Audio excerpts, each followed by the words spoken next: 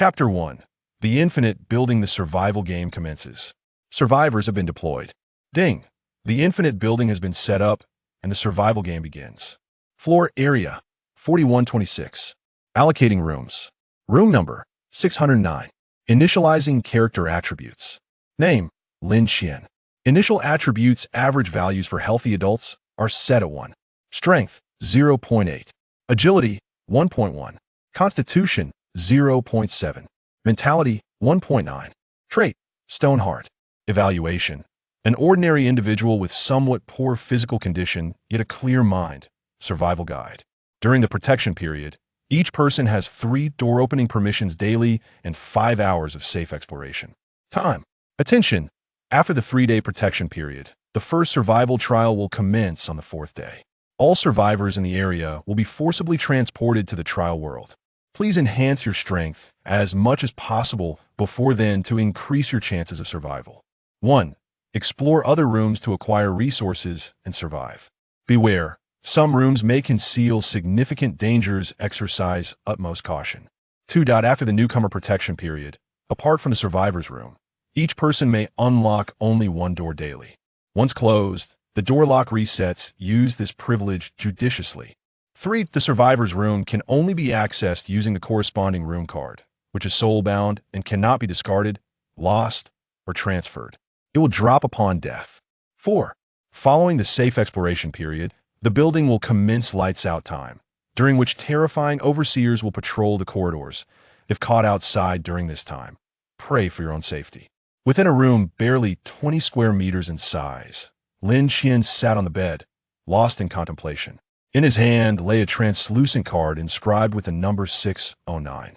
A semi-transparent screen manifested before him, and after a brief silence, it erupted into a flurry of messages. Area channel. Heavens! What is happening? Have I crossed over? Where is this? What is this place? I want to leave. Damn it! Who changed my clothes? Having remained inconspicuous for over 20 years, I have finally found an opportunity to showcase my prowess. Tremble, ignorant humans. Has everyone's belongings been confiscated? Does anyone know the situation outside? Is this some kind of experiment? Are we being treated as lab rats? What the hell?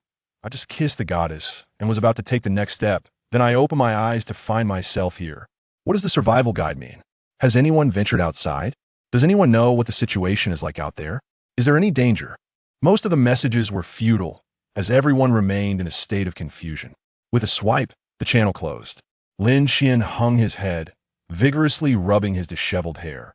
Attempting to organize his thoughts, it was hard to say whether he could accept this abrupt change. Reality lay before him as it was, and if possible, he wished fervently that this were merely a dream. After a prolonged moment of reflection, he took a deep breath and began to survey the room. The 20-square-meter room lay bare, devoid of any significant items to search for. It contained merely a bed and a bedside table, with the rest occupied solely by doors, windows, and emptiness. There was neither water nor electricity, nor a drainage system. The walls and floor were stark white, the material indiscernible, but certainly not ordinary tiles or flooring. It felt neither cold nor warm to the touch, yet it was undeniably hard, reminiscent of a high-strength plastic. The bed was a simple wooden single bed, topped with a thin layer of sponge, lacking both pillows and bedding. Outside the window sprawled a vast expanse of white, resembling a cloud, devoid of any discernible scenery, yet allowing light to filter in, serving as the sole illumination for the room. Notably, the bedside table housed 2 bottles of mineral water and a small bag of compressed biscuits, presumably basic provisions allotted to each individual. The white walls imparted an inexplicable sense of oppression, further compounded by the hospital-like attire he wore, which only added to his discomfort. Nevertheless, Lin Qian remained largely unaffected. An electronic watch adorned his wrist, displaying no date or time, only a countdown, 4 hours and 55 minutes. Evidently, this marked the duration for safe exploration. There is still a long way to go, Lin Qian mused, glancing hesitantly at the door, uncertain of what awaited him outside. Messages continued to scroll rapidly across the regional channel. The populace gripped by panic over the sudden changes in their environment. Few dared to venture out, and those who did were unlikely to share information freely. Yet, there are no other choices. Taking a deep breath, Lin Qian resolved to step outside and assess the situation. Ding! The door lock popped open automatically, and the door swung ajar. Lin Qian cautiously peeked out, scanning both directions, and no sign of anyone was visible, yet the distant murmur of conversation reached his ears. Before him stretched an endless corridor of pure white, its termination obscured from view. Directly opposite was room 608, its door firmly shut, yet the doorknob glowed with a green light. According to the system's description, a lit doorknob indicated a survivor's room. Green for occupancy, red for unoccupied, and if the light extinguished, it signified the survivor's demise. However, entry could not be gained by expending unlocking opportunities. Only a key card could grant access. There was indeed someone inside the adjacent room. Turning his gaze to the neighboring room 607, the closest door to him, he noted that its doorknob was unlit, indicating it was a room open for exploration. Advancing forward, Lin Qian grasped the doorknob firmly and pushed it gently without hesitation. In an instant, sunlight flooded in. A refreshing breeze caressed his face, and the invigorating scent of grass enveloped him. Before his eyes unfolded an expansive grassland, basking under a high, blazing sun. Lin Qian stood stunned for several seconds, slowly regaining his composure. He had envisioned numerous scenarios prior to opening the door, yet none had prepared him for the scene before him. "Wow," he exclaimed, taking in his surroundings, only to discover that the door behind him was embedded within a withered tree, its color rapidly fading as it melded with the trunk. Though the outline of the doorknob remained discernible. How extraordinary! Bending down, Lin Qian plucked a blade of grass, crushed it between his fingers, inhaling its scent, and found it indistinguishable from the grass of reality. That moment, Lin Qian suddenly noticed the nearby bushes rustling. Furrowing his brow, he looked over and found himself locking eyes with a pair of ferocious beastly orbs. Both Lin Qian and the creature were momentarily taken aback. Roar! As if aware of being discovered, the creature let out a furious roar and lunged forward. Its tawny coat was adorned with black stripes, revealing it to be a ravenous tiger. Holy cow! Without a moment's hesitation, Lin Qian swiftly turned, opened the door, and exited the room, slamming the door shut with a resounding bang. The motion seamless. Phew! Phew! Leaning against the door, Lin Qian gasped for breath, still shaken. It was the first time in his life that he had encountered a ferocious beast at such close proximity without any barriers. Coincidentally, at that moment, the door to room 608 slowly creaked open, and a beautiful girl with voluminous curls cautiously peeked out. She wore the same white attire as Lin Qian, indicating that this was likely the standard uniform for all survivors. The two exchanged glances, but neither spoke. Perhaps it was shyness or caution. After a moment of hesitation, the girl retreated into her room, closing the door behind her. Regaining his composure, Lin Qian did not dwell on this brief encounter, his curiosity about the next room piquing significantly. Continuing forward, he arrived at the door of room 605. Noticing the doorknob did not illuminate, he deduced it was an unoccupied room open for exploration. Gingerly turning the knob, Lin Qian was markedly more cautious this time, fearful of encountering another wild beast. However, what greeted him was merely an ordinary hotel room. As he stepped inside, Lin Qian surveyed the surrounding furnishings while cautiously venturing further. Ordinary was perhaps not the most accurate description. This was a luxurious suite. Upon entering, one could see a wine cabinet occupying an entire wall in the dining area, accompanied by a bar. Not far off was an open kitchen, and to the left lay a guest bedroom. Peeking inside, Lin Qian found the guest bedroom unoccupied. He inhaled, sensing a faint, putrid odor emanating from the innermost master bedroom. After thoroughly inspecting the outer rooms and confirming there was no danger, Lin Qian retrieved a meat cleaver from the kitchen, gripping it tightly as he cautiously approached the master bedroom.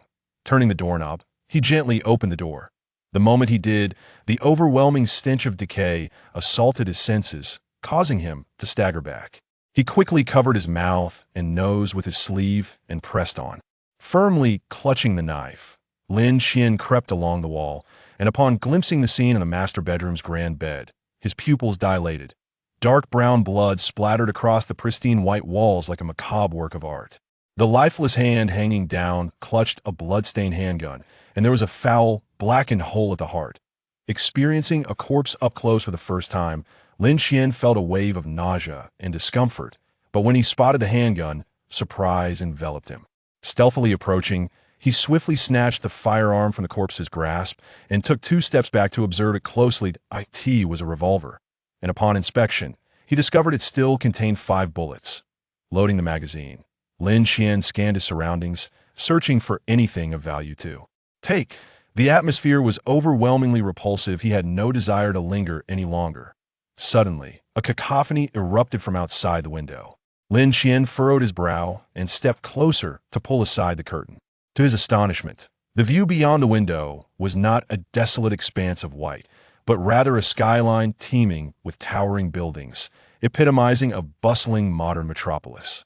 In awe, Lin Qian marveled at how the myriad doors within these colossal structures seemed to bridge the barriers of different worlds, a truly magical sight. Boom! In an instant, an explosion reverberated from outside. Instinctively, Lin Qian turned his head toward the source of the sound and witnessed a fuel truck overturned on the distant road, engulfed in flames that consumed everything around. Shadows of people ablaze scrambled in panic, creating a scene of utter chaos. Wait, something's amiss. Lin Qian's instinct sharpened as he realized the turmoil below was not confined to a single location. Everywhere he looked, people were fleeing in terror. Some were tackled to the ground, their cries for help piercing the air. Vehicles collided, and the streets were awash with blood, and flames' order had evidently disintegrated. A riot? Lin Qian's brow furrowed deeply, and he prepared to lean out the window for a closer look when, unexpectedly, a sound erupted from behind him. Roar. The low, guttural growl echoed, reminiscent of a beast.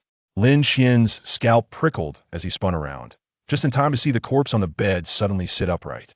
Its decayed eye fell from its socket, and one eye twisted grotesquely, while its blackened, yellowed teeth clicked ominously. Damn.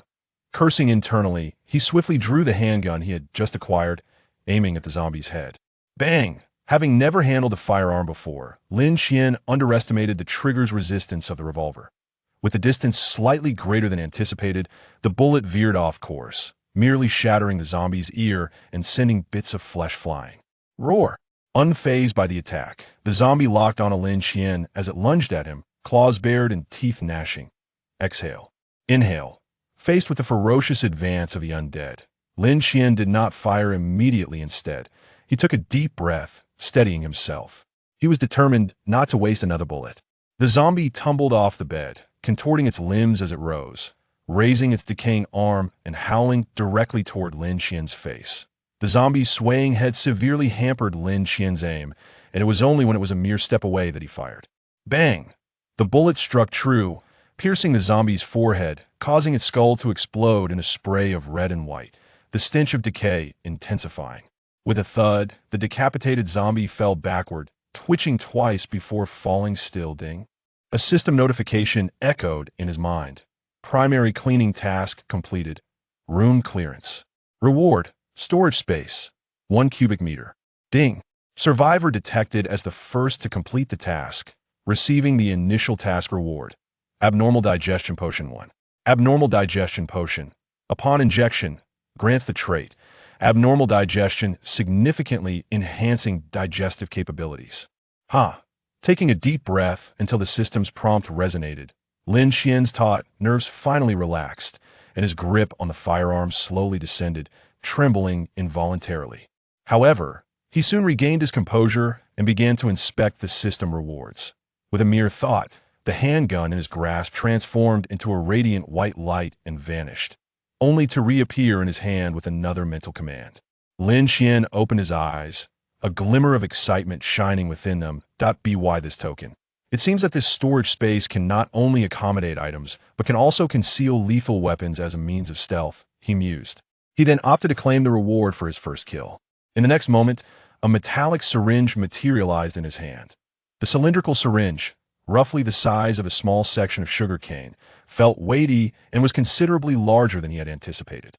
Upon twisting off the cap, the needle was exposed to the air, suggesting that pressing the button atop would initiate an automatic injection. Yet Lin Qian refrained from injecting it immediately instead. He replaced the cap and returned it to the storage space. Who knew if there would be strange side effects post-injection? It was better to be prepared first, AT present. His priority was to meticulously scour the room for any useful items. With a handgun in hand, he remained vigilant against hidden dangers. He opened the wardrobe and unearthed a well-crafted black suit accompanied by a leather holster. Within the suit's pocket, he discovered half a pack of cigarettes, a lighter, a car key, and an identification booklet. Disappointment washed over him as he searched the entire room, even enduring the unpleasant task of rummaging through the zombie's body. Yet he found not a single bullet. Currently, only 3 bullets remained in his gun. It seemed he would have to conserve them. Next, I shall thoroughly scavenge this place, he declared, stepping out of the bedroom and gazing towards the kitchen, where he commenced a thorough search. He emptied the liquor cabinet, taking everything regardless of its utility. The kitchen knives were also packed away under the circumstance that his firearm could only serve as a last resort. These conventional weapons held significant value. Regrettably, despite searching the cupboards and refrigerator, Lin Qian found no food, not even a single can. Is this kitchen merely for show? He cursed inwardly, continuing his quest for provisions. He managed to find a few bottles of drinking water, subsequently rummaging through the guest bedroom's pillows and bedding, a fire mask, a medical kit, and even a fire extinguisher, all of which he packed away. That will suffice for now, if necessary. I can always return later, he concluded, ensuring he had gathered all that was worthwhile before departing with the bedding in hand. The cubic space was limited, and with the bedding stuffed inside, it grew somewhat cramped. Lin Qian, wary of jostling the bottles and jars, opted to carry them in hand since it was merely a short distance back to his room. Upon exiting room 605, Lin Qian distinctly sensed an increase in the corridor's noise. A group of individuals gathered at a distance, engaged in hushed discussions, their demeanor not particularly cordial. He paid them no heed and had no intention of engaging, returning to his room with the bedding. Just before entering, he cast a glance at the opposite room, 608, where the indicator light glowed red, signifying that the girl with the voluminous curls had chosen to venture out into the unknown. Upon entering the room, Lin Qian meticulously extracted all the items from her storage space, categorizing and neatly stacking them in the corner while spreading her bedding on the bed. The once desolate room now bore the semblance of life, adorned with various trinkets. Glancing at her wristwatch, she noted that this outing had consumed a total of 2.5 hours, primarily spent in the diligent search for items, leaving insufficient time for safe exploration. Opening the regional channel once more, she cast her eyes upon the ongoing discussions within. Oh my. The room next to mine is a cold storage, filled with an abundance of fish and meat. I envy you. I'm terrified of what monstrous entities may lurk in the other rooms, and I have yet to muster the courage to open any doors. Why be afraid? Haven't we 3 days of beginner's protection? Something feels amiss. I witnessed a person enter the adjacent room, and after waiting for over an hour, they have yet to emerge. Just moments ago, the red light on their door extinguished. This remark suddenly incited a wave of panic among the participants. What? Could it be that someone has perished? I thought this was merely a social experiment orchestrated by some mysterious organization, but it seems to be all too real. Could it be that we are ensnared in some virtual reality technology, our consciousness stored within a vessel, experiencing nothing but illusions? A bold hypothesis was posited. How do you explain my hemorrhoids then? Are those virtual as well? Doubts were cast upon the speculation. I am seeking self-defense weapons. A baseball bat or sword would suffice. I can trade frozen food for them. I just enter a room resembling a warehouse. There are some steel pipes and wooden sticks. Anyone upstairs interested? Absolutely. That's splendid. Please share your room number. I will come to you. It was only then that Lin Qian noticed an option displaying her room number beneath her avatar in the regional channel. Room 781. Come over and, if possible, bring more steel pipes. We can negotiate the price. The speaker was evidently the one who had accessed the cold storage, having chosen to reveal his room number. Lin Qian shook her head in dismay, realizing there truly existed individuals foolish enough to indiscriminately expose their room information. With weapons in plain sight and knowledge of one's room number, the potential for unforeseen consequences loomed large. After all, in this place, the existence of moral and legal boundaries remained highly questionable. As anticipated, room 781. Brother? Why have you stopped speaking? Room 781. Room 781. Wait. Why has everyone fallen silent? It would be wise for those upstairs to hide. Quickly, the individual opposite is likely retrieving their goods. Some revelers thrived on the chaos. Closing the chat channel, Lin Qian began to ponder her next move. With only one opportunity left to open a door, she knew she must choose wisely. The unexplored rooms were indeed resources, a realization that was gradually dawning upon others. However, the risks and rewards were inextricably linked. Much like the tiger in room 607, had it been a slower contestant, they might have met a regrettable end by now. In contrast, the zombie in room 605, with its lengthy wind-up and revolver, was far easier to dispatch. Should I attempt to slay that tiger? Perhaps it would yield a reward. Gazing at the firearm in his hand, Lin Qian shook his head. Never mind, that beast is no less formidable than the undead. 3 bullets may not suffice. It would be prudent to explore other rooms instead. Having made up his mind, Lin Qian pushed the door open once more and departed the room. Chapter 3. The gamble and the final opportunity to escape. Lin Qian was not inclined to utilize the nearby rooms. Instead, he changed direction and continued forward, all the while remaining vigilant of the movements of the other survivors. After an initial phase of confusion and panic, the group gradually calmed down and joined in the exploration, intermittently shouting in the channel about their discoveries. However, the individuals Lin Qian encountered in the corridor appeared somewhat aloof. Perhaps there were few, like him, who chose to walk this path, and thus those who saw him instinctively adopted an attitude of caution. Lin Qian maintained a serene expression, yet his grip on the pistol concealed within his sleeve was firm, his senses heightened and alert to his surroundings. He quietly noted several room numbers marked with bright red lights, intending to keep a close watch on them later in the channel. After all, these were his neighbors, and a little caution could go a long way. Deciding against venturing further, he paused before the door of room 666, glancing at the countdown clock, which indicated 2 hours remaining. If all went as anticipated, searching a single room should suffice. Resolute, he turned and pushed open the door to room 666. Such an auspicious number, he hoped it would yield something of value. However, before his words could fully escape his lips, a chilling wave of darkness surged towards him as the door opened halfway. Realizing something was amiss, Lin Qian instinctively turned to flee, but at that moment, a dark tendril shot out from the shadows within, swiftly coiling around his neck like a constricting serpent. With a powerful tug, he was yanked off his feet and pulled into the room. Bang! The door slammed shut behind him. The sound of his heels scraping against the floor echoed in the silence as Lin Qian, staring helplessly at the closed door, found himself unable to resist. His cheeks flushed. He gripped the tendril, ensnaring his neck with one hand, his nails scraping against its scaly surface with a clicking sound. It was futile. He had to take a risk. As his vision began to blur, Lin Qian gritted his teeth, drew the gun he had clutched tightly, and pressed it against the tendril coiling around his neck, disregarding the possibility of self-harm, and prepared to fire. Suddenly, the tendril retracted swiftly, and Lin Qian felt a release around his neck, causing him to collapse to the ground. Blood rushed back to his brain, a more intense chill coursing down his spine, and he gasped for fresh air, savoring it until the dizziness began to subside. Struggling to rise, he knelt on one knee, his other hand poised over his gun, ready to fire at a moment's notice. Yet, all he faced was impenetrable darkness, rendering him unable to see anything. Remembering the lighter in his storage space, Lin Qian prepared to retrieve it to illuminate his surroundings. Just then, a flicker of flame ignited ahead of him.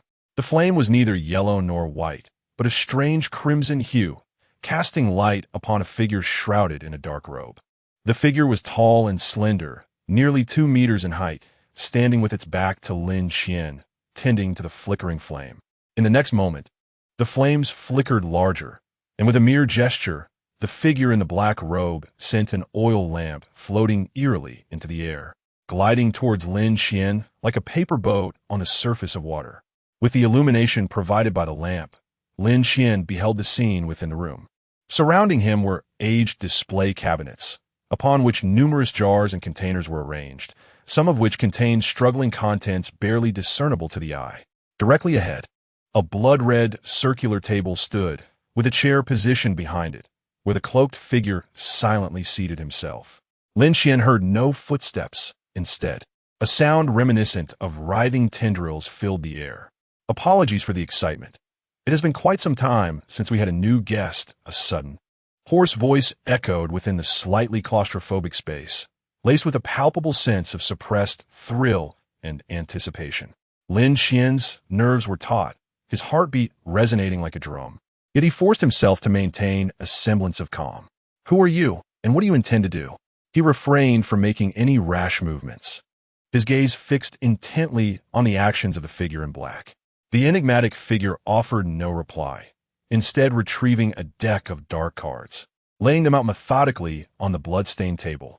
Come now, little one, choose a card, and let us commence our game, he beckoned, his tone imbued with an enticing allure as 7 cards lay aligned before him, the figure rubbing his hands in eager anticipation. Lin Qian chose to ignore the invitation, turning to leave, only to find his path obstructed by layers of display cabinets, with no sign of an exit in sight. A bead of cold sweat trickled down his cheek as he turned back to face the black-robed figure. TSK, TSK, TSK. The figure chuckled strangely. Desist. Until this wager is concluded, you cannot return to that place. Something beneath the black robe writhed in an unsettling manner, sending shivers down Lin Qian's spine. What if I refuse to gamble with you? What then? Lin Qian managed to suppress his rising dread as he posed the question. Nothing will happen, but in the days to come, you shall remain here to keep me company. The figure's tone carried a hint of glee, as if he greatly desired Lin Qian's presence. Surrounded by the glow of the oil lamp, Lin Qian felt no warmth. Instead, an inexplicable chill seeped deeper into his bones. It was no mere illusion. He rubbed his stiff fingers, tightening his clothing around him, and stepped forward. Speak then, what are the rules? It is quite simple. The 7 cards correspond to the numbers 1 through 7. You and I shall each draw a card and compare our values. Should I lose, you may select one of my 3 treasures to take with you. However, if you lose, beneath the shadow of the black robe, Lin Qian faintly discerned a slick, slithering sound, as if something were licking its lips. You must relinquish your very heart. The cloaked figure, after uttering these words, began to chuckle, an uncontrollable anticipation evident in its tone. Come now, let us commence. Lin Qian, without a moment's hesitation, stepped forward and placed both hands upon the table. Yet, beneath this facade of calmness, his heart had already plummeted into despair. Who should draw the first card? Naturally, it shall be I. As the cloaked figure spoke, a tentacle covered in dark scales emerged from beneath the table, hesitating momentarily before finally withdrawing a card. It lifted the edge of the card, revealing a gleeful chuckle, seemingly pleased with its selection. Ah, it is your turn now. A bead of cold sweat trickled down Lin Qian's temple as he exhaled deeply, attempting to steady his nerves and reach for the card nearest to him. Gently lifting it, his pupils constricted sharply upon discerning the number. There were a total of 7 digits, and he had drawn the smallest. This meant he had no chance of victory. In that instant, Lin Qian's heart felt as though it were gripped tightly by an invisible hand, a profound sense of suffocation causing his eyes to widen. Sweat cascading down like rain, soon soaking the edge of the round table. An unfamiliar terror washed over him, a chilling sensation penetrating his skin like tentacles, slowly piercing to the marrow of his bones, rendering him increasingly unresponsive.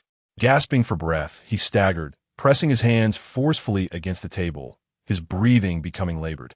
It seems your luck is lacking, does it not? The cloaked figure pressed its tentacle against its own card, leaning slightly forward, revealing a chin resembling gnarled wood. What say you? Shall I grant you a reprieve? If you concede voluntarily, I can lower the stakes. It drew closer, the cloaked figure's form twisting eerily like a great serpent, its presence looming over the round table. The flickering red flames dimmed, and the room gradually descended into darkness. At that moment, Lin Qian felt as if he'd been pulled from the depths of water, his body drenched in sweat, lips pale, trembling uncontrollably. I can demand one of your eyes. How does that sound? One eye, non-lethal. As long as you concede, you may yet survive. As it inched nearer, its voice nearly whispering in his ear, the seductive tone was akin to a lifebuoy tossed to a drowning man. Even Lin Qian found himself persuading his own mind. Surrender. Surrender, and you shall live. Yet, the last vestige of reason cautioned him that this gamble was fraught with peril. From the outset, the cloaked figure had cultivated an atmosphere of assured victory. It laughed while drawing cards, and upon seeing the number, its reaction was unmistakably revealing. To any observer, this was a nearly foolproof scenario. Even more unsettling was the imbalance of stakes. The three treasures it mentioned were entirely unknown to him, while he was compelled to wager his very life. Thus, even in caution, it should be his prerogative rather than its, for the cost of error was irrevocable. Certainly, what perplexes Lin Qian the most is when he became so timid. Merely realizing that the gamble was about to be lost nearly terrified him to the point of losing control. Fear is a natural response. Who does not fear death? Yet, to be reduced to such a state is undeniably peculiar. Various signs have led Lin Qian to entertain a suspicion. This game of chance seems to rely on more than mere luck. For if that were the case, the opponent would evidently have already triumphed. So why go through such effort to coax him into conceding? Lin Qian resolved to take a bold risk. He was not entirely confident, but neither was he recklessly baseless. With great difficulty, he lifted his head and locked eyes with the figure in the black robe, feeling as if a monumental weight rested upon him. Let the cards be revealed. Chapter 4. The trial. At the moment his words fell, the figure cloaked in black abruptly halted. Almost instantaneously, the overwhelming pressure and sense of dread that had engulfed the room receded like a retreating tide. The flickering oil lamp behind Lin Qian, which had dimmed, suddenly flared with a vibrant crimson flame, surging forth with vigor. The sudden radiance seemed to pierce the black-robed figure, which emitted a chilling hiss and hastily retreated to its original position. At the card table, Lin Qian's cards were laid bare, revealing the smallest number, 1. He fixed his gaze upon the black-robed figure, panting heavily, yet the bone-chilling coldness had dissipated. The crimson flames behind him crackled, warming his stiffened body. With a soft thud, a tendril flipped over the card before him. It too bore the number 1. Observing this scene, Lin Qian's tense demeanor relaxed, as though the air had been let out of a balloon, nearly collapsing onto the ground. After a prolonged silence, the black-robed figure finally let out a laugh, though it lacked its previous arrogance. 7 cards floated into the air, ultimately dissolving into a cloud of black mist. Lin Qian caught a glimpse, and to his astonishment, they were all the number 1. Indeed, the figure murmured, slowly rising, its hem fluttering as if searching for something within. You have won this wager. As per our agreement, you may choose one item to take with you. Lin Qian was taken aback, realizing the gambling method was a ruse. Yet the stakes were genuine. This led him to ponder. Had he surrendered earlier, would he truly have lost merely an eye? A single misstep could lead to irreparable consequences. Breathing a sigh of relief, Lin Qian hesitantly regarded the items presented by the black-robed figure. There was not a shred of truth in its words. Could these items truly be without peril? Seemingly sensing Lin Qian's unease, the black-robed figure impatiently flicked its tendril. Hurry and select one to take. Stop your prattling. Lin Qian promptly stepped forward, beginning to examine the options with utmost seriousness. His confidence was not derived from the figure's insistence, but rather from the system prompt that appeared in his mind. Ding! Task completed. The Demon-S Gamble. Courage. Please select your reward. Thump, thump, thump, thump. Lin Qian's attention was drawn to the peculiar, pulsating heart at the center of the round table. He reached out, gently touching it, and information instantly materialized before his eyes. Heart of the Wolf Demon. Upon successful transplantation, gain trait, accelerated regeneration. Next, he glanced at the irregular crystal on his left, roughly the size of a walnut, shimmering with a violet hue, and lightly tapped it with his fingernail. Armor Core. After consumption, gain ability, armor transformation. To his right lay a translucent card, palm-sized. Regulator Identity Card. Upon use, gain identity, regulator. Upon reading this information, Lin Qian's breath caught in his throat. Regulator? If memory serves, he had encountered this term in the initial survival guide. After darkness fell, the regulator would patrol outside. After a long contemplation, Lin Qian resolutely made his choice. This one, Ding. Acquiring a special item, regulator identity card. To be candid, the heart of the wolf demon holds immense allure for Lin Qian. Merely glancing at the phrase super regeneration conjures a myriad of cinematic scenarios in his mind. However, the prerequisite of a successful transplant extinguishes his aspirations. Setting aside the fact that he has no knowledge of any facility that performs such procedures, even if one exists, the chances of failure seem to parallel that of a surgical operation, given the circumstances. In contrast, the method of utilizing these is clearly delineated. It merely requires ingestion. Yet, the scant information provided raises questions. Who knows if there are any prerequisites for harnessing this transformative ability, with the effects remaining a complete enigma. By comparison, the regulator identity card offers the most information that Lin Qian has encountered. After making his selection, a tentacle swept across the round table, reclaiming the other two items beneath the black robe.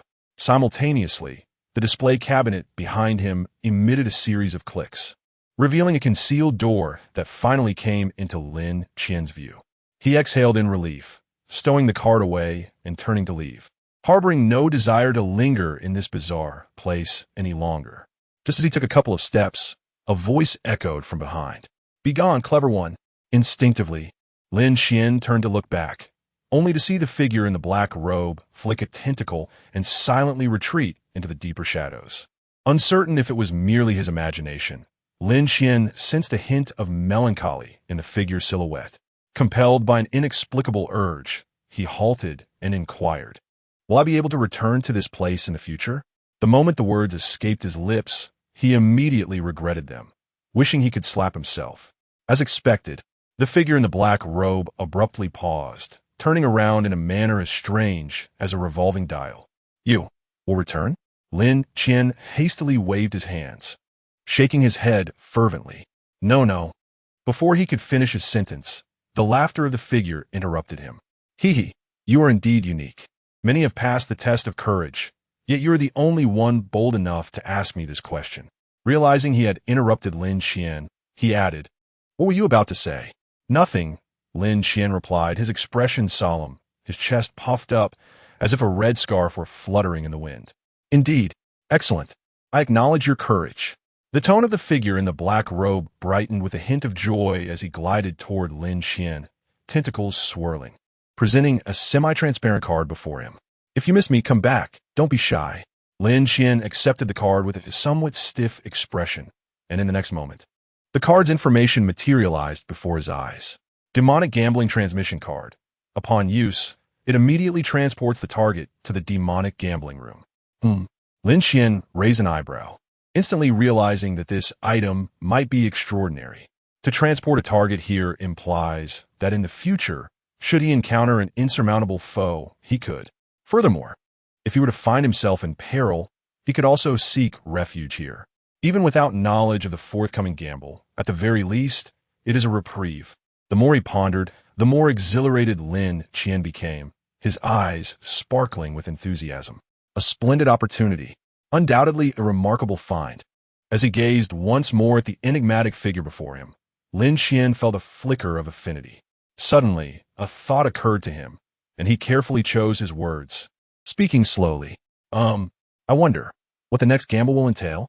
Upon finishing his question, he shyly gestured with his fingers, indicating just a hint of information would suffice, for he was, as he admitted, rather timid. Silence enveloped the air, thick and palpable. After what felt like an eternity, the figure in the black robe finally replied, "I cannot disclose the details of the gamble to anyone." Its voice was cold, tinged with what seemed like anger. As it slowly turned away, Lin Qian sighed at this response, realizing his naivety, and was about to depart. Yet, an unsettling feeling crept over him, prompting him to turn back and scrutinize the cloaked figure, deep in contemplation. The figure moved like a snail, sluggishly inching away, barely covering half a step in that brief moment. Was it hinting at the rules of the next gamble? Lin Qian's eyes lit up, his heart racing. Suddenly, a red light flickered, not from an oil lamp, but from the watch on his wrist. The countdown had dwindled to less than 5 minutes. The lights would soon extinguish. So soon? Lin Qian was taken aback, Although it felt as if ages had passed during the gamble, the actual time spent was likely not extensive. He resolved to return to his room post-haste. "I understand now. Thank you," he exclaimed, turning swiftly towards the door, not neglecting to express gratitude for the figure's subtle guidance. With a twist of his wrist, he pulled the door open, the blinding light momentarily overwhelming him. As he glanced back into the room, he was met with utter darkness. Even a flickering red oil lamp had vanished. This left Lin Qian questioning the reality of his experience. "Never mind, I shall return." With a resounding bang, the door shut behind him. In the darkness, silence lingered for an extended moment before the sound of the figure's retreating movement faded into the distance. Chapter 5.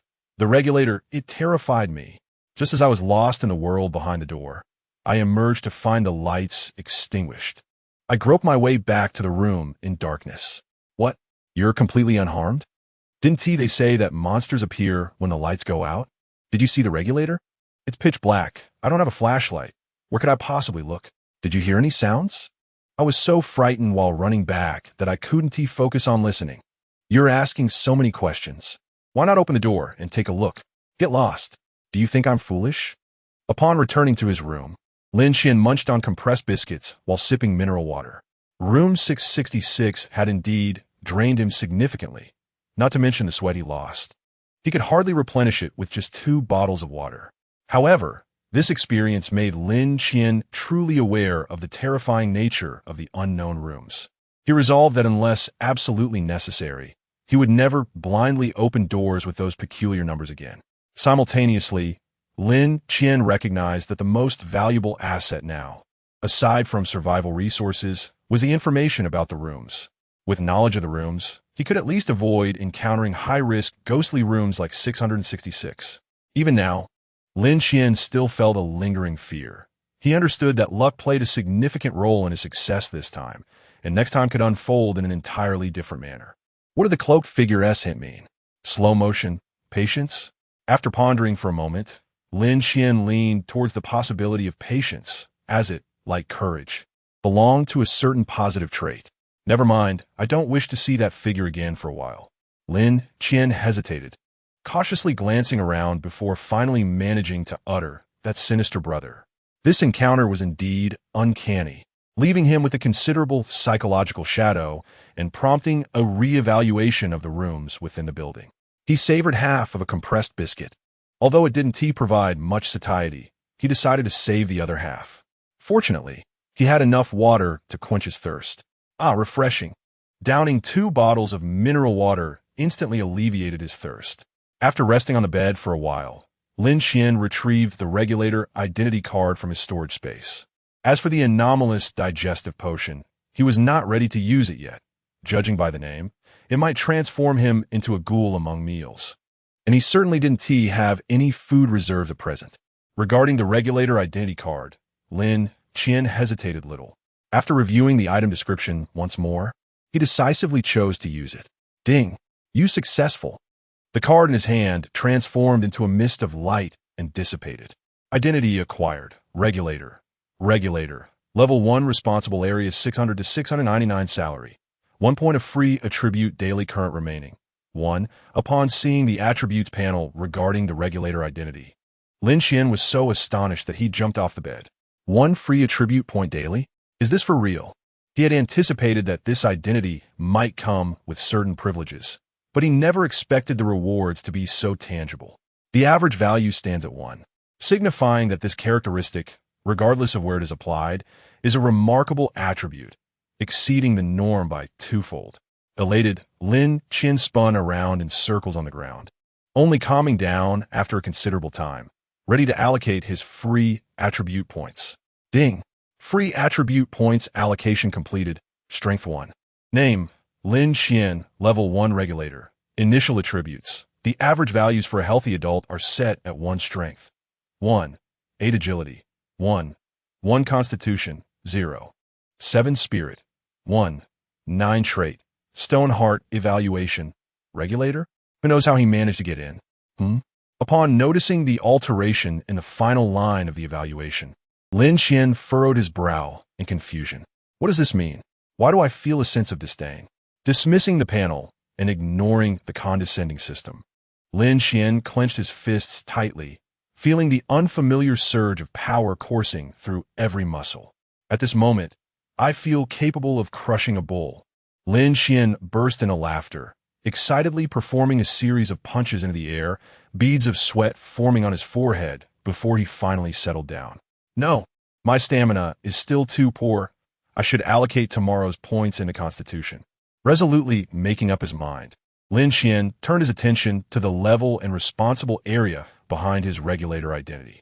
Being level 1 indicates the potential for advancement. I wonder if my salary will increase upon promotion. As for the designated area, Lin Qian glanced towards the door. According to the system's explanation, it should be working hours now. Should I venture outside? His mind was filled with many hypotheses that required confirmation. For instance, if his responsible area was in zone 600, did that imply each 100 corresponds to a designated area, with other areas having their respective regulators? Venturing out certainly carries risks, such as unknown methods of advancement.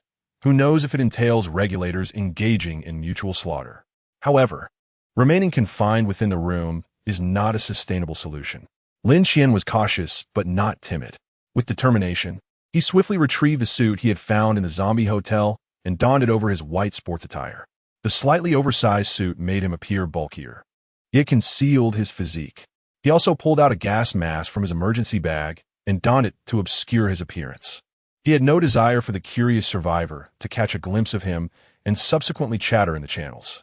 The current situation was ambiguous, yet the system's rules seemed to vaguely suggest a tacit allowance for mutual slaughter. Upon the demise of a survivor, their room card would drop, and the contents of the room would naturally belong to the slayer. It is always prudent to exercise caution. Securing the holster around his waist, he retrieved his revolver from his spatial storage and tucked it into the holster. After several repetitions of drawing the gun until he became proficient, Lin Qian then seized the hand-crank searchlight from his emergency bag and gingerly opened the door. The dim corridor was shrouded in darkness. As Lin Qian opened the door, the light from his room illuminated a vast area, startling him into hastily stepping out and shutting the door behind him. As the door closed, his vision was instantly enveloped in darkness, with the only source of light being the indicator on the survivor's door. Red? At that moment, Lin Qian noticed that the indicator light of room 608 across the hall was glowing red, signifying that the girl with the voluminous curls was not present within. Could it be that she was trapped in some alternate realm behind a door? Lin Qian recalled his own experience in room 666, where only after completing a wager did he regain sight of the exit. Perhaps she too had encountered a similar chamber. Contemplating this, Lin Qian scanned the corridor and was astonished to discover that rooms with bright red lights were not a rarity. Nearly at every interval, he encountered one. Furthermore, he observed that the distribution of these survivor rooms lacked any discernible pattern. Some were adjacent to his own, while others were in close proximity, and there were even solitary rooms surrounded by a dozen others, rendering his intention to delve into the rules of room numbering futile. Creak, creak, taking a deep breath, Lin Qian activated his spotlight, and a flickering beam of white light illuminated his surroundings. However, just as he was poised to meticulously investigate the room numbers ahead, an eerie, scalp-tingling hiss echoed from behind him. Hiss, hiss, hiss, Chapter 6. The great serpent Lin Qian stiffly turned around, the beam of his spotlight shifting to unveil a terrifying creature. It was a massive serpent, reared upright, its jet-black scales glistening ominously as it flicked its dark tongue. Yet, this alone was not sufficient to instill such dread in Lin Qian.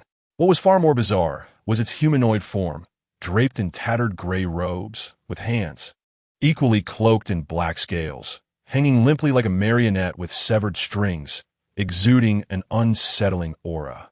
The serpent's human-like torso nearly matched Lin Qian's height, while its formidable head, with 3 prominent ridges, loomed high and then descended menacingly, instilling a profound sense of oppression. Its terrifying vertical pupils fixated on Lin Qian, inducing a chilling sensation that seemed to freeze his very blood. Lin Qian swallowed hard, beads of cold sweat trickling down his forehead. The serpent's head inched closer, until he could taste the bitterness emanating from its tongue, pausing just shy of him. Holding his breath, Lin Qian ceased his spotlight-esque movement, his hand cautiously gliding toward the small of his back. However, just as he prepared to draw his weapon for a desperate confrontation, a sudden rustling echoed from the darkness ahead, the sound of scales scraping against one another gradually fading into the distance. Had it departed? Lin Qian quickly resumed, shaking the spotlight, its flickering light revealing the serpent's retreating form. Beneath its ragged gray robes, a thick tail swayed side to side, scraping against the ground with an audible sound. Seemingly averse to the light, the serpent's head twisted back towards him as the spotlight passed, prompting Lin Qian to halt his movements, frozen in place, listening as the sounds receded. Bang! The door slammed shut with a resounding thud. Lin Qian removed his suit jacket, drenched in sweat, whether from heat or fear, he could not tell. After gulping down half a bottle of mineral water, he collapsed onto the bed. No more. Whoever wishes to venture forth may do so. Initially intent on thoroughly exploring the premises, he abandoned the notion within mere minutes of stepping outside, retreating like a turtle into its shell. Judging by the direction from which the serpent had departed, he surmised it was likely the overseer of Zone 500, its movements reminiscent of a patrol. By inference, there should be a similar overseer in Zone 700, yet Lin Qian had no desire to ascertain its appearance. In that fleeting moment, he experienced a sensation akin to being snatched back from the brink of death. Given the serpent's size, a direct attack from it would likely result in instantaneous annihilation, not to mention any potential extraordinary powers it might possess. Lin Qian distinctly recalled glancing around when he opened the door, noting the absence of anything nearby. Yet upon stepping out and glancing back, this creature had inexplicably materialized before him. Prior to that moment, he had not heard the sound of its tail scraping against the ground as it departed. This indicated that it may have been standing there when he exited, merely concealing its presence through some arcane ability. Sigh. Never mind, let it go. Lin Qian buried his face in the blanket, ceasing all thoughts. Today had been undeniably perilous. After a day of mental and physical exhaustion, he soon found himself deeply asleep upon his bed. When he finally opened his eyes, it was already the following day. He had slept profoundly, only to awaken from hunger. Groggily rising from bed, without fully regaining his senses, he fumbled for the remaining half of a compressed biscuit and began to crunch on it. After finishing his meager meal and drinking a bit of water, Lin Qian felt somewhat revived. Not satisfied, he patted his belly and realized that his appetite seemed to have increased significantly. Yesterday, half a biscuit barely sufficed to sate his hunger. Yet today it felt as if he had eaten nothing at all. Could it be due to that slight increase in his power attributes? Thinking of attributes, Lin Qian hastily opened his panel, and, indeed, the salary for the second day had been credited, granting him an additional point in freedom attributes. Without a moment's hesitation, he allocated this point to his constitution, raising it to 1. 7. As soon as he distributed the points, Lin Qian suddenly felt his heartbeat quicken, followed by a surge of warmth spreading through his body, causing him to sweat profusely within moments. After about a minute or two, the warmth subsided, leaving him invigorated, almost compelled to run several kilometers. He hadn't anticipated that enhancing his constitution would yield a greater reaction than increasing his strength attribute. Afterward, he opened a bottle of mineral water and gulped down half of it, resisting the urge to finish the last bottle in front of him. Resources were scarce. He ought to conserve what little he had. Having depleted his basic resources within just a day, it was evident that he needed to procure food and drinking water today. Glancing at his watch, he noted that there were still 2 hours left until the safe exploration period. With nothing to occupy his time, Lin Qian lay back on his bed, preparing to peruse the chat channel. 781. Brothers, all the meat in my room has thawed overnight. Please place some bids. I'm going to sell it cheap once the save time starts. Spotting a familiar name, Lin Qian raised an eyebrow. This fellow was still alive? Hey, dude, you were still kicking? Someone shared his surprise. 781. Don't even mention it. After I chose to display my room number yesterday, I regretted it instantly. I didn't dare to go outside, terrified of being robbed. So what? Are you not afraid today? 781. Last night, the neighbor privately messaged me. We decided to team up. He has got my back and mentioned he has a gun. Upon reading this, Lin Qian couldn't help but scratch his head. It seemed that he was not the only one fortunate enough to stumble upon a weapon. The moment 781 shared this information, the chat channel erupted like water splashing into hot oil. A gun? Is that for real? Are you kidding? I spent all night carving wooden sticks and barely managed to make 3 wooden spears, while you guys are already armed with firearms. Big shot. I seek to join your team. Big shot. I'm in Area 702. Please take me in. Let us embark on a collective journey, making the exploration of the world beyond the door a tad easier, while also significantly increasing our opportunities to unlock new avenues. After uttering these words, the seemingly absent-minded individual, known as 781, fell into silence, leaving behind a throng of eager inquiries and self-recommendations from those wishing to form a team. Lin Qian, amused, closed the chat channel. It was unclear whether this individual was intentionally causing such a commotion. Surely, an impressive spectacle was to follow. He hesitated, casting a glance at the supplies stacked in a corner. Should I consider exchanging some of these? Setting aside the beverages, which were of little interest, the medical kit alone was undeniably worth a significant trade. Lin Qian promptly dismissed the thought. Only a fool would barter away such a life-saving item. However, certain spirits could indeed serve as alcohol. Yet, Lin Qian preferred to avoid the fray, uncertain of what chaos might ensue. If a scramble for resources were to break out, it could lead to an all-out melee. Perhaps it was best to refrain from involvement. With a sigh, Lin Qian resolved to take a chance and explore the nearby rooms. He glanced at his watch. Over an hour remained. Patience was in order. He certainly did not wish to encounter that monstrous creature again. Lying back on the bed, Lin Qian closed his eyes and surrendered to anticipation. Chapter 7, Death Train, Survival Mission Ding. Safe exploration time is up. Lin Qian, who had been waiting behind the door, promptly pushed it open, cautiously peering towards Area 500. Fortunately, the entire corridor was deserted, devoid of any sign of the giant snake. It seemed that the overseers vacated the area before the safe exploration time concluded. However, their whereabouts remained a mystery.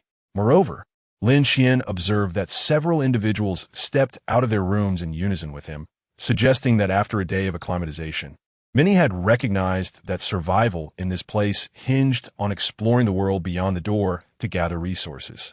It wouldn't be long before individuals might resort to violence over access to the doors. Casting a glance at the opposite door, which still gleamed with a red light, Lin Qian noted that those who had not returned throughout the night were still alive, indicating that lingering in the world beyond the door was not entirely unfeasible. Without further hesitation, he strode purposefully towards the unexplored room 611, his hands nervously rubbing together. Here we go. Taking a deep breath, Lin Qian boldly opened the door and stepped inside. Creak, the harsh sound echoed as Lin Qian entered the realm beyond the door. The moment his foot touched the ground, he felt a distinct tremor. Unintentionally, he stumbled forward, only to hear the door behind him slam shut with a loud bang. Not good. Lin Qian quickly turned back, pushing against the door. Creak, the scene that greeted him made his heart race. This was not a corridor. In the cramped space, a pungent mixture of urine and disinfectant filled the air, with a simple sink connected to a stainless steel toilet. The familiar sight left Lin Qian momentarily stunned. Wasn't this a train toilet? The oldest kind, no less. Beer, drinks, bottled water, peanuts, sunflower seeds, chocolate. Come now, lend me a hand. Just as he was bewildered, a small cart jostled against his waist, propelled by an impatient woman in a blue wig. Though her tone was polite, her expression was laden with annoyance. Lin Qian stepped aside to let the cart pass. At that moment, a system notification appeared before him. Ding!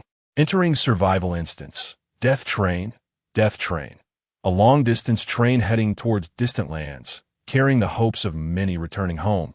But unbeknownst to all, a special passenger has infiltrated the ranks. When night falls, terrible events will unfold. Return conditions. Survive for 24 hours. After meticulously reading the system prompt, Lin Qian fell into a prolonged silence. He never imagined that such an instance-type room existed. Thud! Lin Qian slammed a fist against the toilet door, producing a dull thud. Hey, buddy, are you going in or not? If not, don't block the way. Just then, a young man clad in a leather jacket approached, cigarette in mouth. His words slurred and indistinct, fidgeting with his belt in a rather impatient manner. Curiosity suddenly sparked within Lin Qian. He wondered if this person was genuinely real. He stared intently at the leather-jacketed youth, causing the latter to feel increasingly uneasy. "What are you staring at?" Observing intently, he took 2 steps back, his gaze sharpening with caution as he scrutinized Lin Qian. Lin Qian felt speechless. This man was overthinking the situation. Nevertheless, he offered no explanations and simply made his way toward the train compartment. With a mere thought, a ticket materialized in his hand, indicating his assigned seat. This appeared in the storage space following the system's prompt, leading Lin Qian to speculate that similar task systems must provide essential items, such as this train ticket. As he pushed open the aisle door, Lin Qian was momentarily disoriented. The sight of an elderly gentleman munching on seeds in the aisle seat, a child on the bunk wailing and rolling about, and groups of middle-aged men clustered together playing cards transported him back to a world he knew well, making everything outside the door seem illusory. Yet, he soon discovered stark differences from the real world. Not a single smartphone was in sight. It was as if time had regressed by a decade or more, with everyone passing the time in their own unique way. Navigating through the somewhat crowded aisle, Lin Qian observed the actions of those around him. It felt so authentic. Their mannerisms, conversations, and expressions were devoid of the rigid oddity characteristic of NPCs. This left him pondering the true nature of the infinite building. Was it a hub connecting various worlds, or merely a virtual realm as described by the individual from the channel? With scanned information, Lin Qian found himself at a loss. After traversing 2 train cars, he finally located his bunk, a lower one. The small table was cluttered with fruits and thermoses, while discarded eggshells littered the floor. A neighbor's bunk was occupied by someone sleeping, their face obscured by a cap. Lin Qian perched on the edge of his bed, peering curiously at the passing passengers. Yet he noticed nothing amiss. "Stop looking. That entity 1T appear until nightfall," a sudden voice startled him. He quickly turned to the adjacent bunk. To his surprise, the person removed their cap, slowly rising to reveal a face etched with the marks of time. The individual was gaunt, with graying hair at the temples, yet their eyes shone with remarkable brightness. Lin Qian remained vigilant, subtly reaching toward his lower back. The man regarded Lin Qian's demeanor with mild astonishment. "What? Aren't you here for that thing?" This question left Lin Qian momentarily perplexed. "What thing?" The man paused, seemingly realizing he had mistaken Lin Qian for someone else, and awkwardly attempted to steer the conversation elsewhere. "Ah, my apologies, I mistook you for an adult." Given this reaction and the earlier remarks, Lin Qian's mind raced, connecting the dots with the information from the system prompt, leading to a burgeoning suspicion. Tentatively, he inquired, "Could it be you were also—" Upon hearing this, the man's eyes narrowed slightly, yet he offered no response. Sensing the man's skepticism regarding his identity, Lin Qian carefully deliberated before adding another comment. "I have heard that many lives are lost after darkness falls."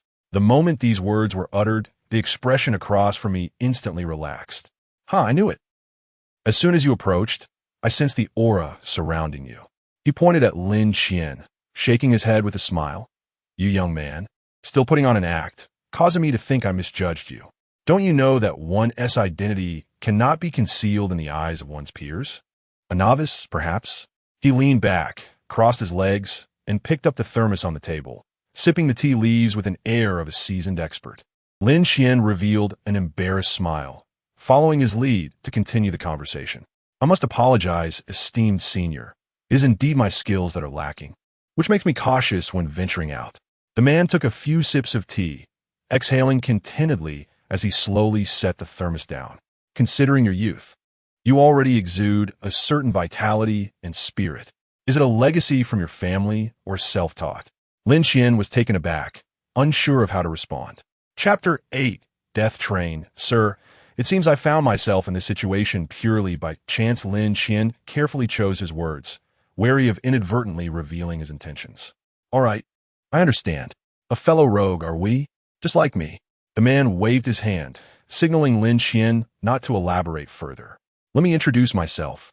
I am Wang Kuei, and in the industry, My peers graciously refer to me as Lord Kuei. You may simply call me Old Kuei. Lin Qian meticulously observed the expression on Lord Kuei's face and noted a distinct air of pride as he introduced himself. He quickly seized the opportunity to flatter him. "Ah, you are indeed that Lord Kuei." He feigned astonishment, widening his eyes as if overwhelmed with excitement. "Have you heard of my name?" Lord Kuei raised an eyebrow, basking in his own glory. "I've heard a little, just a little. Your past exploits are frequently discussed in our circles." Lin Qian leaned in, anxious to divert the conversation before Lord Kuei inquired further about his heroic deeds, leaving no room for probing. "Lord Kuei, do you have confidence in handling that matter?" Lin Qian's foremost concern lay in uncovering the nature of the so-called special passenger mentioned by the system. Initially, he harbored suspicions of encountering a crisis akin to that of a zombie outbreak, given the earlier incident involving a zombie in a hotel room, which naturally led his thoughts in that direction. However, Lord Kuei's presence dispelled those notions. It appeared he was already well informed about the situation. Difficult to say. Nevertheless, you seem like a decent young man. If any danger arises, just stay close to me. With my protection, your life shall be secure." Despite the number of colleagues aboard who were heading towards that threat, very few possessed genuine skills, as the information provided was woefully inadequate. Who could predict what complications might arise? Lin Qian felt bewildered, his mind racing to process the information while still managing to flatter Lord Kuei. "Well then, I shall rely on you, esteemed sir." Lord Kuei waved his hand dismissively, adopting an air of an experienced veteran. When one is out and about, mutual care is customary. Moreover, upon seeing you, I am reminded of my younger self, naive and full of fervor, daring to charge forward without understanding the dangers. We may not possess the deep-rooted heritage of those prominent families, but we are willing to risk our lives in the fray. What those sheltered blossoms? As he spoke, Lin Qian could clearly sense an undercurrent of resentment in the man's tone, revealing a long-standing grudge against those so-called prominent families, tinged with a hint of envy. While accommodating Lord Kuei's sentiments, Lin Qian meticulously organized the information at hand. Firstly, there were likely others like Lord Kuei on the train, all of whom had received prior knowledge and came specifically for that threat. Lord Kuei mistook Lin Qian for a fellow comrade, likely due to the exceptional attributes he possessed, which surpassed the ordinary. This suggested that he was far from an ordinary individual and, indeed, might possess unique abilities. The system's placement here is likely not a mere coincidence. The task's focus on survival rather than eliminating the source of danger suggests that I am currently not a match for that entity. The essence of survival may very well hinge upon this esteemed figure and their fellow companions. Lin Qian massaged his temples, feeling a sense of mental overload. As he was lost in thought, a hand suddenly appeared before him. "Hey, quickly retract it. Don't let anyone see." Lin Qian was taken aback, glancing at the item being offered by the esteemed figure, which turned out to be a stack of yellow paper with red ink talismans. Instinctively, he accepted them, and a system notification echoed in his mind. Ding! Acquired blood talisman. Blood talisman. Effective in suppressing malevolent entities. The stronger the evil, the shorter the duration of effect. Lin Qian was startled. When he looked back at the esteemed figure, there was a hint of astonishment in his gaze. This fellow, could he truly be arranged by the system? Just a little goodwill, and he receives equipment. Counting them, there were a total of 5 blood talismans. Malevolent entities. The system categorizes that as something akin to ghosts or monsters. Numerous scenes from films flooded his mind, causing his complexion to pale slightly. He wasn't particularly afraid of ghosts, but, all right, Lin Qian conceded, he was a tad fearful of them. He clutched the blood talismans tightly, and in the next moment, his hand was heavily slapped by the esteemed figure. "Be gentle. If you damage them, they won't work." Lin Qian quickly relaxed his grip, placing the talismans on his lap and smoothing them out, anxious that any crease might affect their efficacy. "Esteemed figure, I've never used these before. Is there any technique?" Lin Qian subtly inquired about the usage of the blood talismans. "What technique could there be? Just slap it on your forehead with some saliva," was the nonchalant reply of the esteemed figure. Lin Qian understood, then asked again, Wasn't it said there was only one? Why give me these blood talismans? Upon hearing this, the esteemed figure looked at Lin Qian as if he were a fool. You don't intend to use these on that entity, do you? He regretted giving them to Lin Qian. This kid was clearly a naive rookie, utterly clueless. He was even more reckless than he had been in his youth. It was best to extinguish this suicidal notion. The purpose of giving you these was to attach them to those affected, to prevent you from being surrounded and unable to escape. As for that entity, don't even think about it. A novice like you would only be courting death by approaching it. As he spoke, he leaned in slightly, whispering, I have some insider information. I've heard that the commotion caused by that entity previously resulted in the deaths of half a street's worth of people.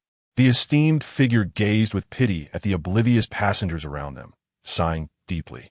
Luring it onto the train is no small feat. It loves to mingle among crowds. The train at least offers limited lateral space. If it can be contained and dealt with, the losses could be minimized. If not, these people might end up perishing alongside us. After saying this, he sighed once more. Nowadays, such entities are proliferating. It won't be long before the truth can no longer be concealed. Lin Qian remained silent, his gaze drifting to a newspaper beneath a pile of clutter. Rumor. The tunnel accident in Iron City was indeed caused by cost-cutting measures, and those who spread panic will face legal repercussions. The parents of children who perished in the reservoir have succumbed to psychological disorders, claiming they can still hear their children calling for them. As for the phantom bus, the truth behind it is rather amusing. With just a cursory glance, Lin Qian was able to surmise the overarching context of the world. A bizarre revival? It seems that someone like Master Kuei is indeed a professional adept at handling such incidents within the industry. However, from his words, it appears he is self-taught, implying that there exists a formal authority, though it remains uncertain whether they are present on the vehicle. If they are, his chances of survival would undoubtedly increase. Given the current information, Lin Qian realized he was of no assistance against that entity. Conventional weapons like a handgun would be utterly ineffective. Lacking any extraordinary abilities, he could at best be considered an enhanced ordinary individual.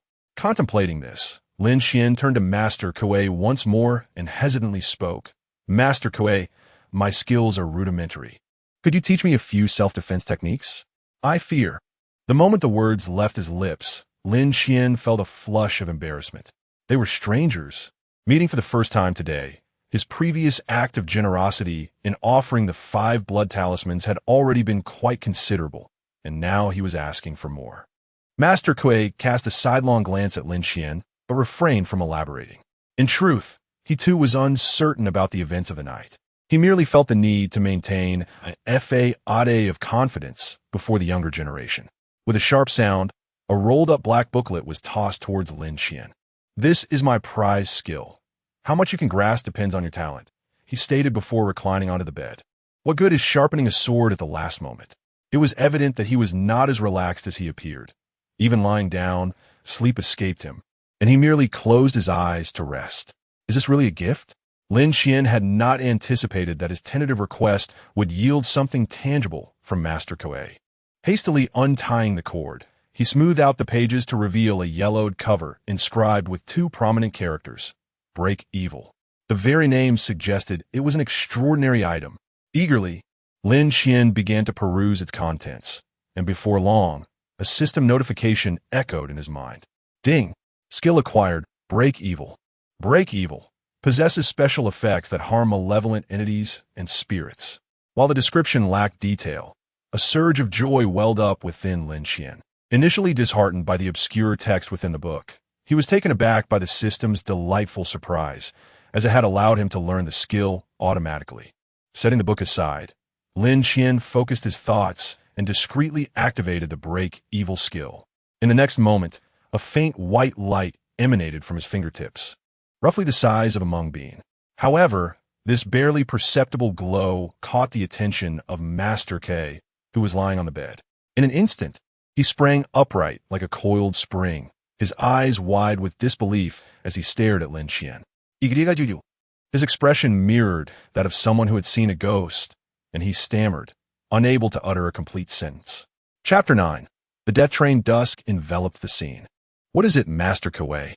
Lin Qian inquired, captivated by the white light emanating from his hands. Noticing Master Kuei's ghostly expression, he immediately felt a surge of anxiety. Master Kuei's face was a canvas of horror. His eyes widened to the point of stretching the fine lines at their corners. He took a deep breath, struggling to regain composure. After decades of rigorous training, I have barely scratched the surface. Yet this young lad has merely glanced at it for 5 minutes. He muttered to himself, and Lin Qian, unable to catch every word, leaned closer and asked, "What did you say, Master Kuei?" Rising to his feet, Master Kuei feigned calmness as he retrieved a cigarette case. "Nothing, just, let me light one." He was a modest stature, standing just under 5'7", and his slightly oversized work jacket obscured his figure, casting a somewhat forlorn silhouette. Lin Qian chose not to dwell on it, instead fixating on the newfound abilities he had acquired. After several attempts to harness them, he suddenly felt a wave of dizziness wash over him, akin to the fatigue one experiences after a sleepless night.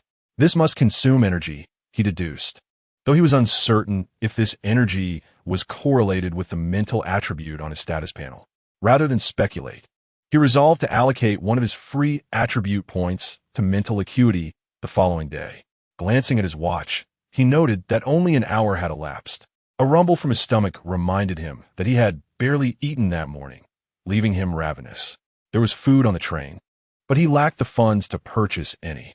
He pondered whether he might borrow a little from Master Kuei. Casting his gaze about, he noticed that Master Kuei had yet to return. The gnawing hunger became unbearable, prompting him to discreetly retrieve 2 empty water bottles from his spatial storage, intending to fill them with water to stave off his hunger. As he strolled along the aisle toward the compartment, he peered through the glass and was surprised to find Master Kuei engaged in hushed conversation with a slightly portly middle-aged man.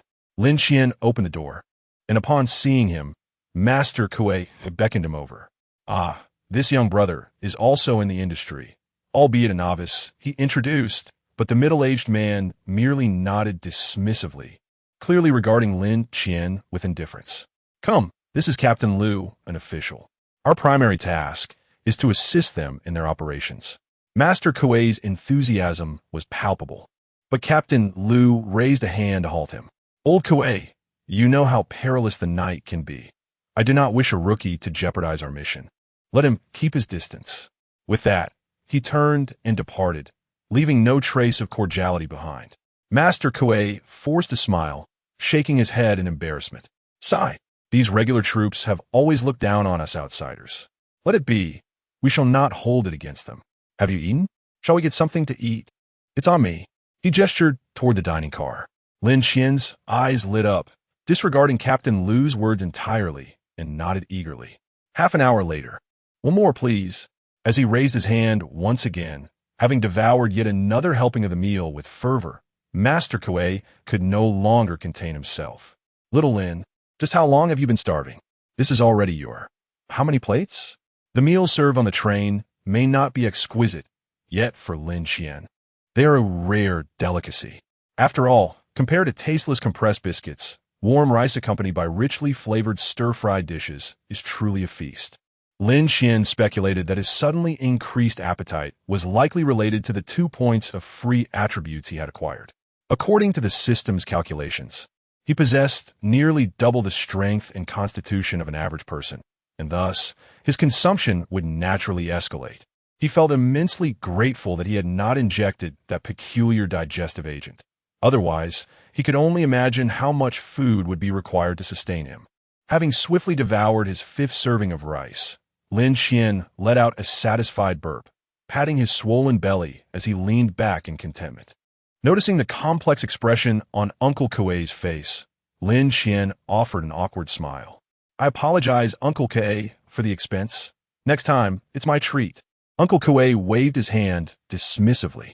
"Order a few boxes of meals. I'm more concerned that you might overindulge. Young man, you certainly have an appetite. Seeing you reminds me of my younger days." With a puff of his self-rolled tobacco, Uncle Kuei gestured grandly and proceeded to settle the bill. After returning to his bunk, it was not long before Lin Qian felt his eyelids growing heavy. The recent attempts to break through had been too frequent, exhausting his energy, and coupled with having eaten too much, he felt somewhat lightheaded. Unable to resist any longer, he called out to Uncle K, "I'm going to sleep for a bit. Please wake me if anything happens." Uncle Kue nodded in acknowledgement. "Go ahead and rest. There's still quite some time until nightfall. I'll call you before it gets dark." Upon hearing this, Lin Qian no longer forced himself to stay awake and promptly fell asleep. He slept deeply, and when Lin Qian finally opened his eyes, the sun was already setting, casting a rosy glow across the horizon. After a few moments of confusion, he abruptly woke up, sitting up straight. Glancing over at the adjacent bunk, he found no sign of Uncle Kue. A cold sweat trickled down his temple as he felt a wave of anxiety. Fortunately, he had awakened in time. Had he woken up after dark, the scene before him might have been far from pleasant. It seemed he needed to be more cautious in the future.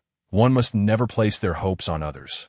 No matter the circumstances, the only reliable entity is oneself. Checking the countdown, he realized he had slept for over 6 hours, which was quite a delay. The train carriage had quieted significantly. After a long day, everyone appeared fatigued, with only a few players still lively, occasionally bursting into laughter. There didn't seem to be anything unusual, or was it simply because it was not yet dark? Looking outside, he noted that dusk was approaching. Clearing his throat, Lin Qian suddenly felt parched upon waking, prompting him to retrieve the 2 empty bottles and prepare to fetch some water. Earlier, when Uncle Kue had called him for a meal, he had forgotten all about filling the bottles in his excitement. At the junction of the carriage, as Lin Qian was filling his bottles, he noticed a man hurrying over from another compartment. He tugged at the bathroom door, but it would not budge. "How long has it been? Why isn't anyone coming out?" The man was clearly distressed, banging on the bathroom door with urgency. "Hey, you in there? What are you doing?" However, no one responded. The man spat in frustration, choosing not to move to another carriage, but instead stood at the door with his arms crossed, clearly waiting for someone to emerge from within. Lin Qian was perplexed. "Are you certain someone is inside? Perhaps the attendant locked it." The man turned to Lin Qian. "I saw someone enter with my own eyes. It has been over half an hour now, occupying the restroom without a hint of resolution." Lin Qian shook his head helplessly. Perhaps they are simply constipated. Just then, Lin Qian's nose twitched unexpectedly. It was not a foul odor, but rather an acrid scent masked by disinfectant. The unmistakable smell of blood. He suddenly became alert, first glancing at the man, and then towards the restroom. To his horror, he noticed crimson blood slowly seeping out from the gap at the bottom of the restroom door, spreading ominously as the train swayed. With a whoosh, darkness enveloped the outside world as the train entered a tunnel, the sound of the tracks becoming sharply defined. Chapter 10. The macabre passengers of the death train. A sudden scream pierced the air, startling the man beside her as he noticed the blood seeping out. "Conductor, train guard," he shouted, calling for help, which quickly drew a crowd. Seizing the opportunity, Lin Qian discreetly slipped away from the throng. As he passed by the berths, he did not pause, but continued to distance himself toward the next carriage. Meanwhile, the urgent knocking of the train guard echoed from behind. "Can anyone inside hear me? We are about to open the door." Lin Qian quickened his pace. At that moment, the lights within the carriage flickered suddenly, and in the next instant, visibility plummeted. Clack, clack. The train speed dramatically decreased, gliding for a short distance before coming to a halt. Emergency lights illuminated, yet the glow remained dim, and the passengers erupted into a cacophony of confusion. What is happening? Why has the train stopped? It's so dark. Daddy, I'm scared. Has there been a power outage? Did we hit something? Lin Qian pressed forward through the crowd, his anxiety mounting. Although he was unaware of what lurked in the restroom, fleeing from it seemed prudent. He intended to hide in the last carriage, doing everything possible to avoid a direct confrontation with the unknown entity. However, some things cannot be evaded merely by desire. As he pushed open another passage door and ran a few steps, Lin Qian suddenly slowed down, coming to a gradual halt. The carriage before him felt eerily wrong. It was unsettlingly quiet, in stark contrast to the chaos of the previous compartments. A tall, thin silhouette sat motionless in the aisle seats, turned away from Lin Qian. He detected a faint, familiar odor, similar to that of the zombie from room 605. the stench of decaying flesh. A sense of foreboding washed over him as he stealthily gripped his revolver and talismans, cautiously backing away. Just then, all the emergency lights in the carriage abruptly extinguished, plunging Lin Qian into darkness. Thud! The sound of a heavy object hitting the floor echoed, as if someone had inadvertently rolled off a bunk, yet no cry of distress followed. Thud! Thud! Two more sounds followed in quick succession. Sweat beaded on Lin Qian's forehead, his heart racing. He retreated step by step, bumping against the passage door. The creaking of the door frame startled him, causing his heart to skip a beat. The clamor of the passengers in the adjoining carriage contrasted sharply with the eerie silence in front of him, as if separated by a thin veil between two worlds. Taking a step back, he slowly closed the door, holding his breath, and turned to retrace his steps. He retrieved a hand-crank spotlight, using its beam to navigate into the preceding carriage. In his panic, he accidentally collided with a passenger's shoulder. "Hey, what are you doing? Are you blind?" The individual grasped Lin Qian's arm, berating him without relent. "I'm sorry." Lin Qian apologized, yet forcefully shook off the grip. With strength far surpassing that of an ordinary person, Lin Qian sent the man stumbling backward, continuing forward without a glance back, recklessly charging ahead and provoking a torrent of curses. "Hey, watch where you're going. Why are you running? Are you insane? You might be a thief. Call the conductor at once." However, in the next instant, a series of thudding sounds suddenly erupted from the rear carriage, and with a creak, the carriage door was flung open. Thud! Thud! The incessant, dull thuds captured the attention of the passengers, who turned their heads towards the direction Lin Qian had come from. "What is happening? Did someone fall?" Curiosity piqued. One individual pulled out a flashlight and shone it at the entrance. Yet, the sight that met their eyes caused every heart to skip a beat. It was a contorted corpse, its neck and limbs twisted at grotesque angles, bulging eyes streaming with blood, and a deathly pale face still etched with a hint of terror, as if it had experienced immense fright before succumbing. "Ah!" A chorus of screams erupted as the flashlight slipped from the grasp of the startled onlooker, clattering to the ground. In a panic, he bent down to retrieve it, frantically redirecting the beam towards the twisted body. Yet, a more horrifying reality unfolded. The corpse had vanished. Where did it go? Where did it go? He shouted, his voice trembling in confusion. In the next moment, a chill suddenly pressed against his back. Crack! A crisp sound of bones fracturing echoed, and the flashlight spun wildly, rolling beneath the beds. "Run! There's a ghost!" Panic erupted among the crowd, everyone scrambling towards Lin Qian's direction. However, the aisle was too narrow. Even 2 or 3 people clustered together would completely obstruct the passage. "Get out of the way! Don't block the path! Don't lock the door! Please, open the door!" In an ultimate state of terror, those nearest to the door were the first to escape the carriage, disregarding the others behind them as they slammed the door shut and locked it tight. "Monsters! Open the door! I'll kill you! I swear I'll kill you!" The trapped passengers, witnessing this, lost all semblance of reason, shoving and striking each other in a frantic bid to escape the carriage. Some pounded on the doors, others on the windows, while some sought refuge beneath the beds, the scene descending into chaos. Yet, amidst this turmoil, none noticed the tall, slender shadow that had silently crept up behind them. With a pungent stench of decay, the gaunt figure slowly raised a withered hand and gently waved it. The next moment, thud! Thud! Like dumplings being dropped into water, a series of contorted corpses plummeted from the ceiling of the carriage, crashing directly into the throng below. Ah! Amidst the harrowing screams, the relentless sound of cracking bones filled the air, and within mere breaths, silence enveloped the carriage. Soon, in the depths of darkness, several contorted corpses silently rose once more, their feet gently lifting off the ground, as if suspended by some unseen force. In the eerie stillness, only the sound of solitary footstep advanced slowly, arriving at the next door, with a familiar sound of a door being struck resonated. Bang! Bang! Each impact more forceful than the last, the metal door frame visibly warped. The passengers in the carriage had all fled in chaos, leaving only a slightly stout middle-aged man behind. His expression was grave. He was none other than Captain Liu, whom Lord Kuei had introduced to Lin Qian. Staring at the banging iron door, he remained unmoved, seemingly awaiting something, until the door's deformation suggested it could not hold much longer, prompting him to act with deliberate calmness.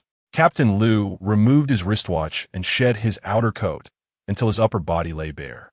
With a sudden thud, he knelt down without warning, fists clenched, his body beginning to tremble violently.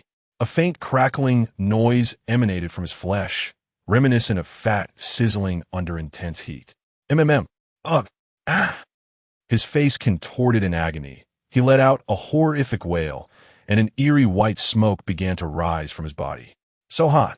So very hot. Amidst the crackling, his once fair skin abruptly split open, revealing charred flesh beneath. Billowing smoke filled the carriage, the acrid scent of burning permeating the air. As tendrils of flame erupted from Captain Liu, growing increasingly fierce. With a tortured scream, flames suddenly engulfed Captain Liu entirely.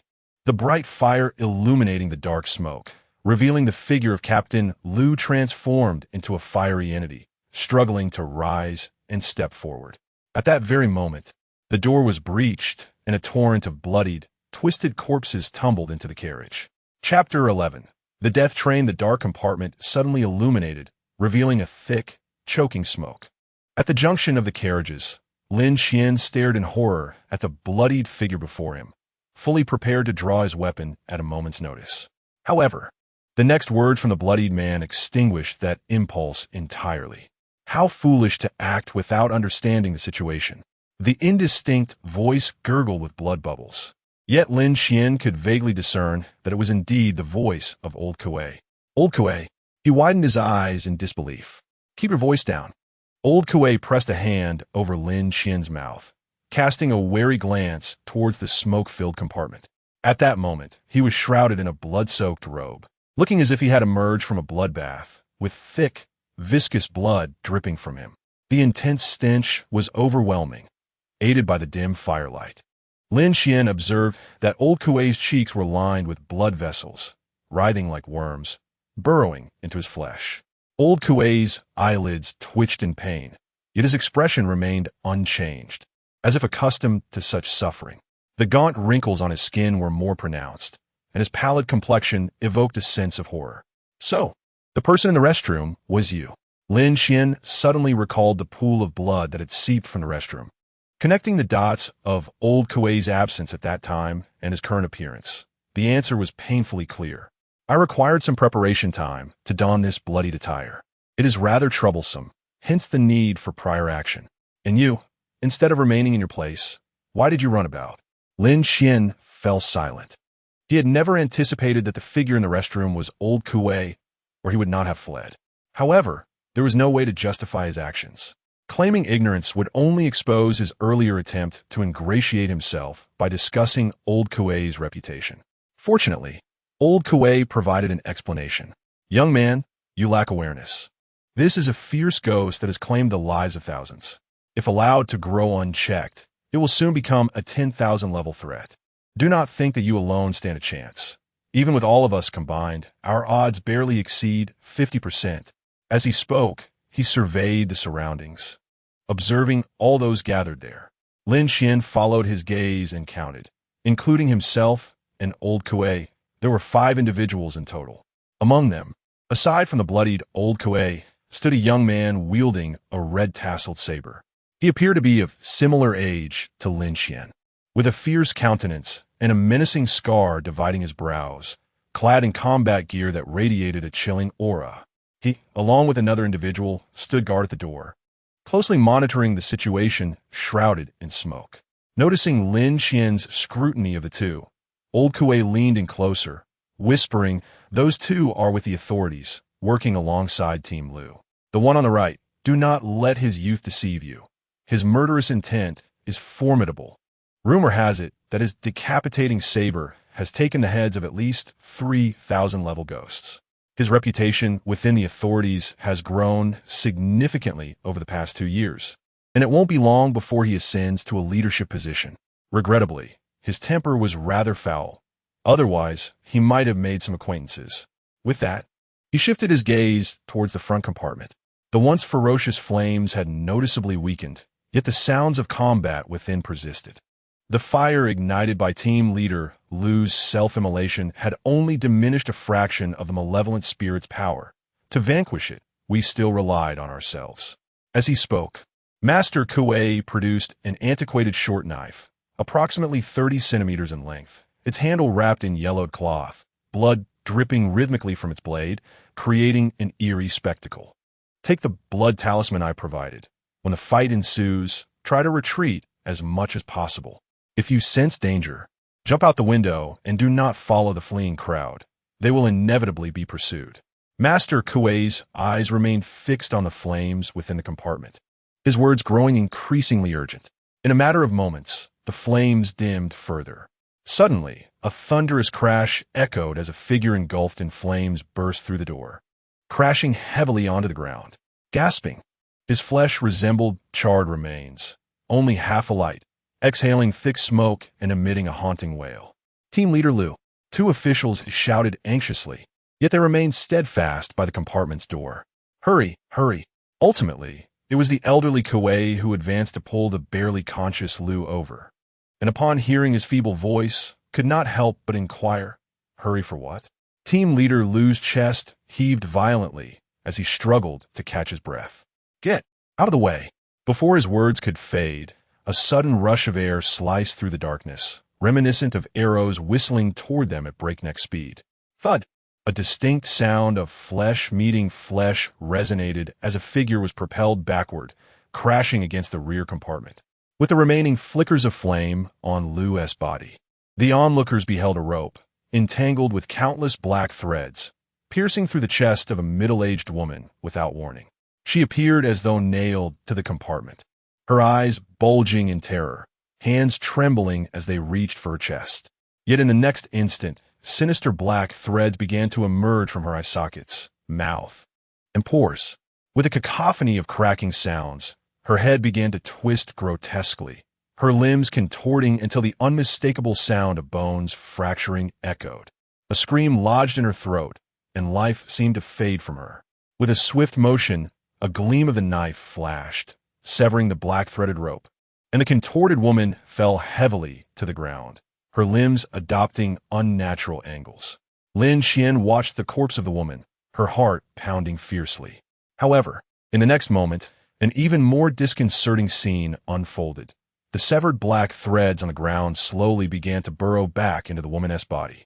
Amidst the grating sounds, the corpse trembled twice and sat upright, as if possessed, her eyes vacant and devoid of consciousness. In a flash, Master Kuei, quick-witted and nimble, affixed a blood talisman to the forehead of the resurrected corpse. A flash of crimson light signaled the activation of the charm, rendering the body immobile. Run! What are you waiting for?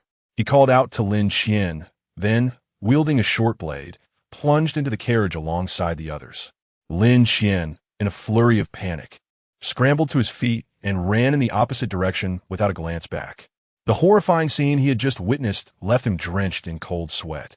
Having seen a living person die before his eyes, only to bizarrely rise again, was a spectacle more suited to a horror film, profoundly unsettling his psyche.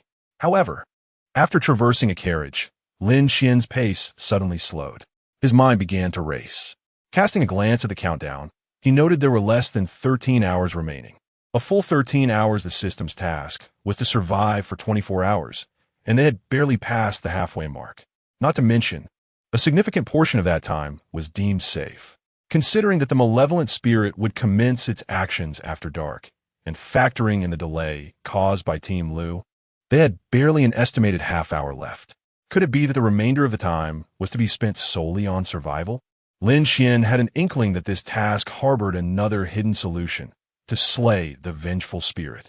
Chapter 12, The Death Train, Stalemate to vanquish the malevolent spirit.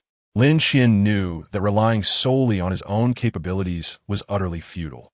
However, he could harness external forces, such as the peculiar abilities of the group, led by Kuei Yi. Through the system prompts and Lu's recent reactions, Lin Qian had already formed a conjecture in his mind. It was highly probable that this group would be incapable of confronting the specter, with an overwhelming likelihood of total annihilation. If that were the case, merely depending on those few individuals to eliminate the vengeful spirit would have rendered the extension of their survival by a mere 10 hours tantamount to a vacation. Should they perish, Lin Qian would find himself bereft of any chance for retaliation. If the narrative were to unfold in a conventional manner, their total demise was inevitable. Thus, the sole variable rested upon Lin Qian himself. He halted, inhaling deeply, and gradually turned around. A semi-transparent card materialized in his hand, inscribed with the same 3 digits, 666. He was prepared to employ every trump card at his disposal, willing to gamble everything. If, in the end, he could not salvage the situation, Lin Qian would attempt to consign the malevolent spirit to the cursed gambling den. If that proved impossible, he would enter it himself. With the prior warnings from the figure in the black robe, Lin Qian was not wholly convinced of his unavoidable doom. Of course, this was a last resort. If at all feasible, Lin Qian wished to avoid returning to that dreadful place. As for whether the black-robed entity could contend with the vengeful spirit, he harbored no concerns. The two were entirely dissimilar, bearing no resemblance to one another. No matter how bizarre the spirit, its methods of attack were tangible and discernible, whereas the tactics of the black-robed demon were utterly incomprehensible.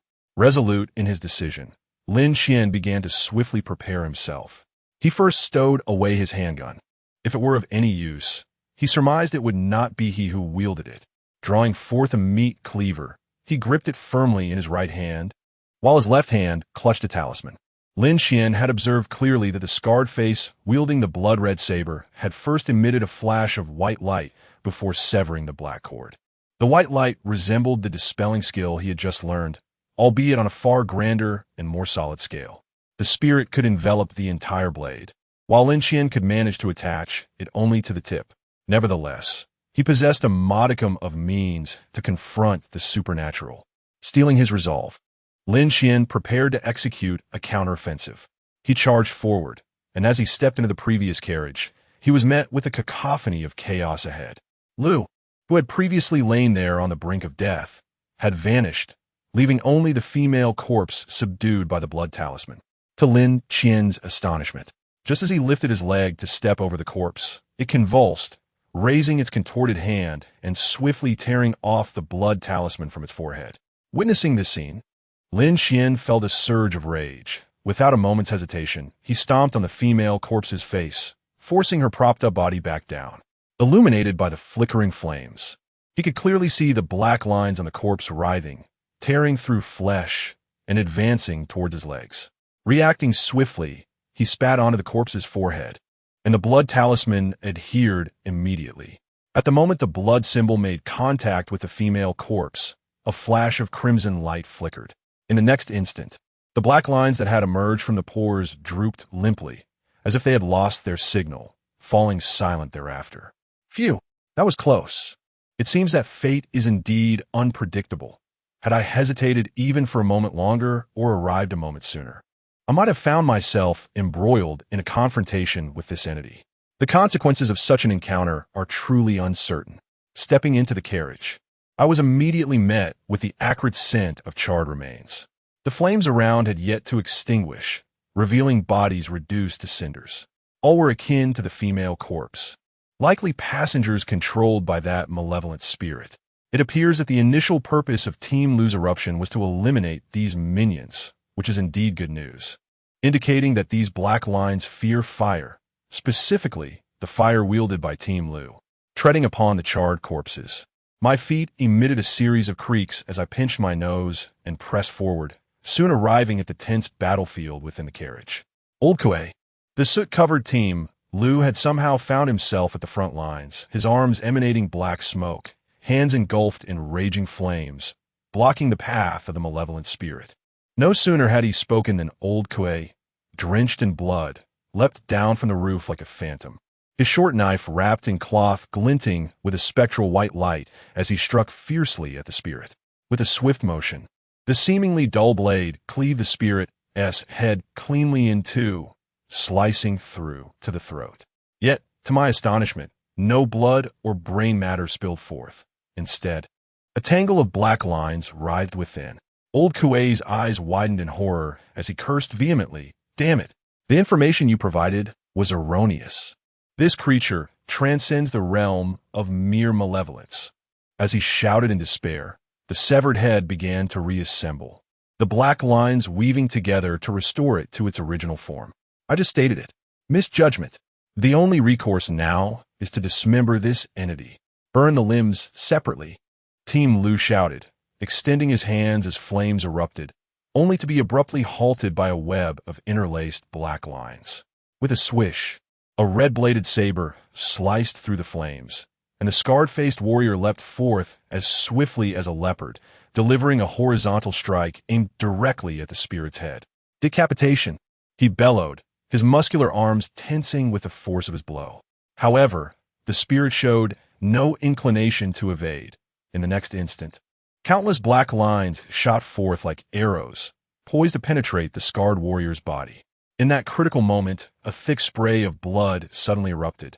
Old Kuei, who had been crouched in preparation to retreat, recognized the peril and immediately unfurled his blood-soaked garments to shield the warrior entirely. The onslaught of black lines, upon contact with the blood-soaked attire, fell limply to the ground as if electrocuted. Seizing the opportunity, Old Kuei yanked the warrior back, retreating to Team Lu's side. It's futile. We cannot handle this. Old Kuei gasped, urging Team Lu in a hushed tone. We must retreat. Otherwise, we shall all perish here.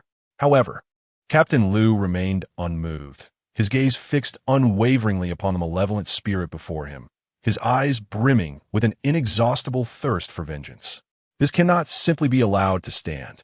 His voice, hoarse and chilling, erupted as he exhaled thick clouds of smoke. The rate of its growth was utterly terrifying. If he failed to vanquish it today, the prospect of encountering it again would render any chance of success even more elusive. Old Kuei clawed at the bloodstains that threatened to envelop his entire face, flinging them away with force. Very well. If you wish to remain, then stay.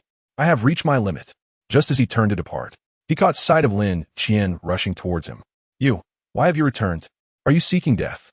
Lin Qian, brandishing a meat cleaver, gritted his teeth as he focused on the ominous spirit locked in a standoff with Captain Lu, his breath coming in rapid gasps. He noticed a charred corpse lying on the ground beside Lu, its form resembling that of a companion who had been with Scarface, reportedly also an official member. In such a brief span of time, yet another life had been extinguished? At that moment, Lin Qian's heart plummeted to the depths of despair. The hope of slaying the demon had grown even more faint. Chapter 13, The Death Train. In a fierce struggle, Scar growled, Captain, cover me. Let us go for another round. He wiped the blood from his face, his gaze fierce as he fixed his eyes on the malevolent spirit ahead. With a fierce shout, he tightened his grip on the red silk at the end of his large knife, holding it diagonally with both hands. His cheeks flushed, resembling a drunken state. He shook his shoulders, planted his stance firmly, and though his actions seemed peculiar, they served to elevate his momentum significantly. Seeing this, Old Kuei sighed and exchanged a knowing glance with Lin Qian. Let fate take its course. With that, he ceased his retreat and, with a swift motion, leaped into the air, hanging upside down from the roof like a bat. Team Lu also unleashed his full power, flames roaring forward once more. His body was taut, and large patches of charred skin fell away, revealing fresh, tender flesh beneath. Kuei and Scar, one above and one below, braved the fire curtain, charging towards the malevolent spirit. With glimmering cold light, the blade cut through the air, severing the spirit's head, while the large knife cleaved its body in half. Captain, Scar, quick-witted and agile, flicked the falling head towards Team Lu. Upon seeing this, Lu immediately redirected his attack, flames erupting from his arms. He leaped up, catching the head with an explosive motion, then crossed his arms tightly, cradling the malevolent spirit's severed head. Give it to me. Burn, he bellowed, as black smoke enveloped him once more. Suddenly, scorching flames erupted from his chest, eliciting a horrific wail from the spirit as its bisected body writhed violently, the black tendrils spiraling out of control. No longer able to mend itself, Scar and Old Kuei seized the opportunity to continue dismantling the spirit's form, striking blow after blow until the two halves lay scattered, unrecognizable. Amidst the flames, the flesh of the spirit's head rapidly dissolved, leaving behind a writhing core resembling a tangled mass of threads. Lu's anguished cries gradually overpowered the spirit's wails, his newly formed flesh crackling under the flames, leaving him disfigured. However, just as Lin Qian believed the situation was turning in their favor, calamity struck. The dismembered limbs of the spirit on the ground began to tremble as if in rebellion. The grayish-white skin enveloped in black tendrils splitting apart, spreading outwards like a net. Not good. Old Kuei sensed the impending danger and hastily retreated, but it was too late.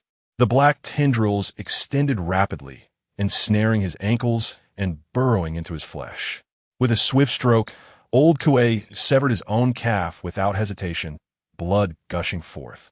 Sacrificing a grievous price for a chance to escape, he shook off his bloodied clothing and retreated quickly. Scar whirled his large knife in a defensive manner, but the encroaching black tendrils forced him to retreat as well. "Captain," he cried, his eyes wide with desperation, as countless impenetrable black threads surrounded Lu, drawing closer like a tightening web.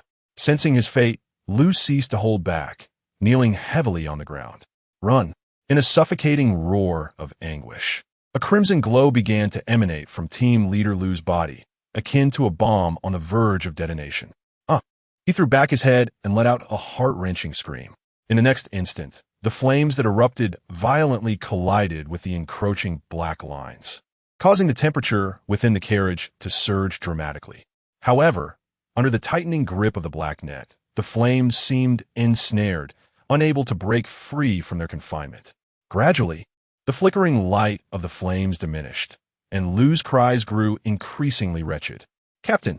Scar, cleaving a path through the chaos, bellowed and surged forward to rescue him, only to be seized by Old Kuei. "He is beyond salvation." At that moment, Old Kuei's complexion was deathly pale. His blood-soaked garments appeared to writhe as they constricted around him, evidently at their limits. "Get away!" Scar glared fiercely at Old Kuei, forcefully shaking off his grip. "Are you seeking death?" Old Kuei, now desperate, shouted in return. Yet, in that fleeting moment of hesitation, the black lines had already enveloped Lu entirely. Amidst the billowing smoke, Lu's anguished wails seemed choked in his throat. His hands clawed frantically at his face, his entire body convulsing in a violent struggle, as if he were enduring unimaginable agony. The sickening sounds of flesh being pierced echoed clearly, blood gushing through the crevices of the black lines, spreading beneath Lu and even emanating steam. The horrific scene left witnesses trembling in fear. Old Kuei grasped Scar, lowering his voice to counsel. "Let us depart. If we linger any longer, it will be too late." Scar's eyes widened in disbelief, unable to fathom that his caring captain would meet such a gruesome end. Seeing him unwilling to heed his advice, Old Kuei felt helpless, sighed deeply, and turned to shatter the window to escape the scene. Scar watched helplessly as the figure of his captain slowly diminished, the black lines stained a vivid red with blood, his struggles growing fainter. Gritting his teeth, tears welled in his fierce eyes, his body tensed, hands clenching his sword tightly. In his line of sight, Lu's once familiar face became increasingly grotesque, entirely overtaken by the black lines, rendering him merely a vessel for a parasitic entity. Suddenly, amidst a violent convulsion, a glowing orb was expelled from the now malevolent Lu's mouth, rolling away with a clatter. The orb, roughly the size of a walnut and reminiscent of a light bulb, illuminated the entire carriage, casting a chilling shadow of the malevolent spirit upon the ceiling. Scar managed a grim smile, fully aware that he would undoubtedly meet his demise. Yet he could not bear to witness the malevolent spirit continue to wreak havoc in the guise of his captain. With a decisive pop, he retrieved a glass vial he had clutched tightly in his palm, uncorked it, and downed the crimson liquid within in a single gulp.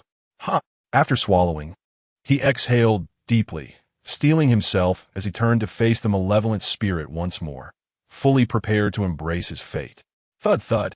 In the next instant, his skin began to flush, veins coursing with crimson fury, and an ethereal mist emanated from his body, as if his very blood were boiling. His muscles tensed, and a blinding red glow erupted from the blade in his hand. Like a vengeful spirit possessed, he appeared more fearsome than the true specter before him. He bellowed in a fit of unrestrained rage. With a sudden burst, his figure vanished from sight, and in the blink of an eye, a blood-soaked arc of the blade descended upon the demon, cleaving it in two without hesitation. Yet, this was merely the beginning. His movements were a blur. The crimson light of the blade swirling impenetrably. The demon faced a relentless onslaught, its form swiftly reduced to disarray, limbs scattering in chaotic abandon. He was consumed by madness, devoid of reason, relentlessly swinging his blade. He sought to obliterate the demon before him into dust, ensuring it could never rise again. Chapter 14. The Death Train.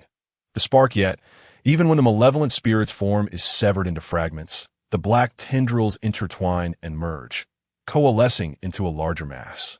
Unconstrained by a corporeal vessel, the black strands move in a chaotic manner, easily entangling themselves. From the current situation, it appears that Scarface has employed a substance with potent side effects, granting him a temporary surge of power. However, he lacks the means to effectively harm the specter before him, and his defeat is merely a matter of time. In an overlooked corner, a pearl emanating a white glow rolls aimlessly until it is seized by a hand. The moment Lin Qian touches the pearl, a wave of searing heat radiates from it, akin to a scalding hot potato, almost causing him to drop it. The next instant, a system notification chimes in. Ability Spark, remaining 73. Upon ingestion, gain Spark ability, Spark type, a special spark with supernatural burning properties, possessing a lower temperature than ordinary flames and unable to spread without special fuel. As he finishes reading the system description, a glimmer of hope lights up in Lin Qian's eyes. Is this the source of Team Lu's power? He glances at Scarface, who is frantically hacking at the spirit. The opponent's movements noticeably begin to slow, leaving Lin Qian little time to hesitate. With a resolute determination, he bites down and swallows the pearl, enduring the searing pain. A sizzling sound echoes from his throat as Lin Qian's expression contorts in agony, forcing himself to swallow despite the excruciating discomfort. The pearl is too large, and a choking sensation overwhelms him. With widened eyes, he slams the back of his head against the wall, gradually managing to push the pearl down. However, the next moment, the system's notification leaves him dumbfounded. Unable to digest, the system's error message reverberates in his mind incessantly. Ignoring the agonizing pain in his esophagus, Lin Qian's heart plummets, and his mind races. What to do? Suddenly, he fixates on the last two words of the notification. Unable to digest. Digest. An epiphany strikes him, recalling a reward item he had previously acquired. Without hesitation, he retrieves an extraordinary digestive potion from his storage space, uncaps it, and sharply injects the needle into his chest. A sharp sting follows as the needle depressurizes, an icy liquid flowing into Lin Qian's body. He shivers from the cold, yet the burning sensation in his abdomen intensifies, the two sensations clashing like fire and ice.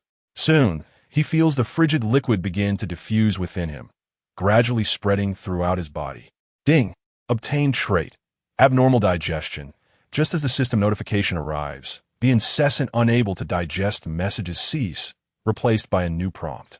Digesting the ember. 1. In an instant, Lin Qian felt the searing sensation in his abdomen diminish significantly. He exhaled deeply, his body collapsing to the ground, only to realize he was drenched in sweat. Glancing at the scarred figure, he noticed the once formidable presence struggling, each mechanical swing of the blade failing to halt the ghost's relentless resurgence. Hurry! Lin Qian fervently chanted within his mind. Digesting the ember. 23. As the digestion process accelerated, a wave of heat surged from his abdomen, as if scalding iron wires were being inserted into his veins. Hiss!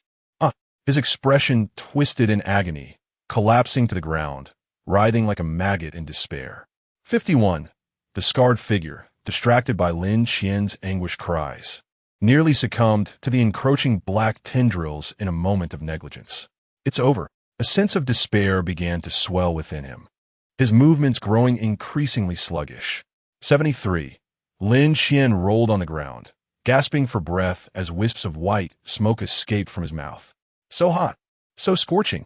He felt as though he had been thrust into a furnace, on the brink of combustion, destined to turn to ashes. Yet, as the digestion neared completion, the intense heat gradually subsided.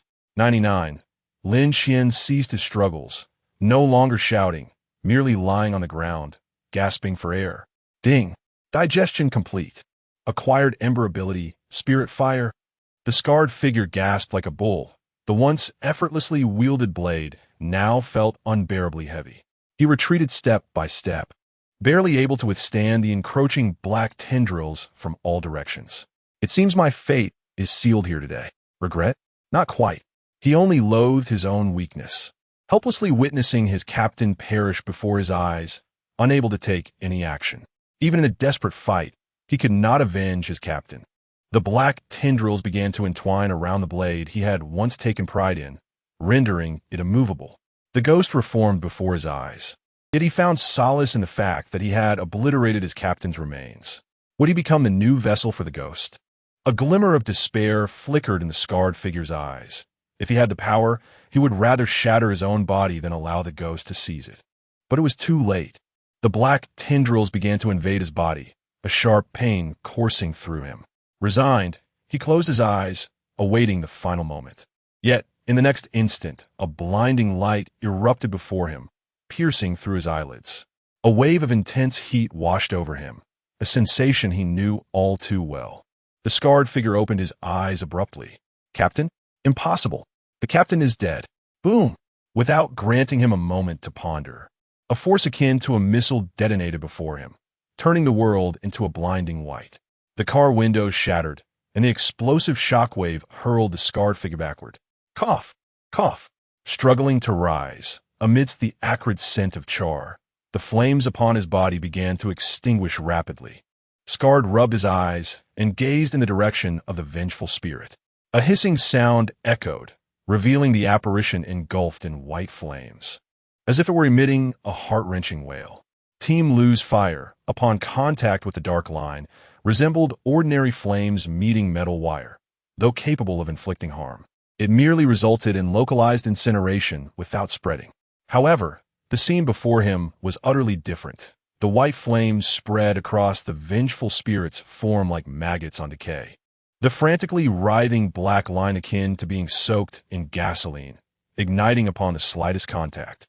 It was visibly apparent that the spirit's body was shrinking rapidly. It had entirely abandoned its assault on Scarred and turned to face Lin Qian behind. At that moment, Lin Qian wore a bewildered expression, his hands still mimicking Team Lu's forward stance. The sudden burst of energy had taken even him, the instigator, by surprise. There was no black smoke, nor the searing pain experienced by Team Lu, leaving his prepared resolve in tatters. Something was amiss. This flame was derived from Team Lu, yet the effects he experienced were entirely disparate. A glance at the panel revealed, Spirit Fire, remaining 6-3. There's still consumption. Chapter 15. The Death Train Exceeding Expectations. A single outburst consumed 10% of the Ember's energy, leaving Lin Qian feeling somewhat at a loss. The dissipated energy was far too excessive. The attack on the malevolent spirit constituted only a fraction of the total, indeed a waste. Yet even so, it inflicted significant damage upon the spirit. Observing its contorted struggles, Lin noted that the density of the dark threads had considerably diminished. The spirit was severing its own burning threads. With keen perception, Lin Qian swiftly discerned the spirit's intentions. He raised one hand, grasping at the air before him, and with a focused thought, an eruption of surging white flames surged forth from his palm, the flames leaping over 2 meters high. Tapping into the faint connection lingering in his mind, the flames gradually coalesced, ultimately transforming into a basketball-sized orb of fire that hovered in his palm. It seemed he had grasped a crucial insight. Lin Qian felt a surge of excitement, enamored with his newly acquired power. However, to avoid unforeseen complications, he resolved to eliminate the malevolent spirit before him. Bolstered by newfound confidence, he advanced boldly, taking 2 steps forward before unleashing a powerful palm strike. The flames roared forth in a sweeping arc, enveloping the spirit once more. Hiss! A multitude of dark threads ignited and disintegrated into ashes, dissipating into the air. The spirit's struggles grew increasingly feeble as the threads scattered, seemingly attempting to flee. Yet Lin Qian was resolute. He fixed his gaze upon the disintegrating mass of dark threads, periodically launching fireballs to ensure their demise. Ultimately, as the cursed corpse adorned with talismans was reduced to charred remains, the essence of the malevolent spirit was utterly obliterated. In the next moment, a system notification chimed in. Ding! Elimination of the threat source complete. Survival task concluded ahead of schedule. You may choose to return at any time. Reward for the kill. Purified stitching threads. Ding! Task exceeded expectations. Rewards upgraded. Rewards obtained. 3 free attribute points. 1 storage space upgrade card. 1 infinite boxing tournament admission ticket. As the system notification faded, Lin Qian, feeling a profound sense of relief, plopped down onto the ground. He retrieved a bottle of water, gulping down nearly half of it. Finally, it was over. With the tension of the moment dissipated, fatigue rushed over him like a tidal wave. Similar to the experience during the previous trial, it seemed that manipulating flames also drained mental energy. With this in mind, Lin Qian decided to infuse a bit more into his mental reserves. The effect was strikingly apparent. It felt as if a peppermint bomb had detonated in his mind, instantly clarifying his consciousness and banishing the overwhelming fatigue that had previously engulfed him. Lin Qian's eyes brightened. Taking advantage of his ample resources, he added a touch more to his mental reserves and closed his eyes, savoring the delightful sensation as if his brain cells were joyfully celebrating. What bliss! He exhaled deeply, preparing to rise. Just then, he noticed the scarred figure struggling to stand nearby, leaning heavily. The man was staring intently at Lin Qian, silent and unyielding. Lin Qian paused, feeling somewhat uneasy under the scrutiny. What is it, brother?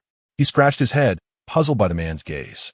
At this moment, the scarred man was covered in bloodstains, his clothes tattered in several places, presenting a thoroughly disheveled appearance.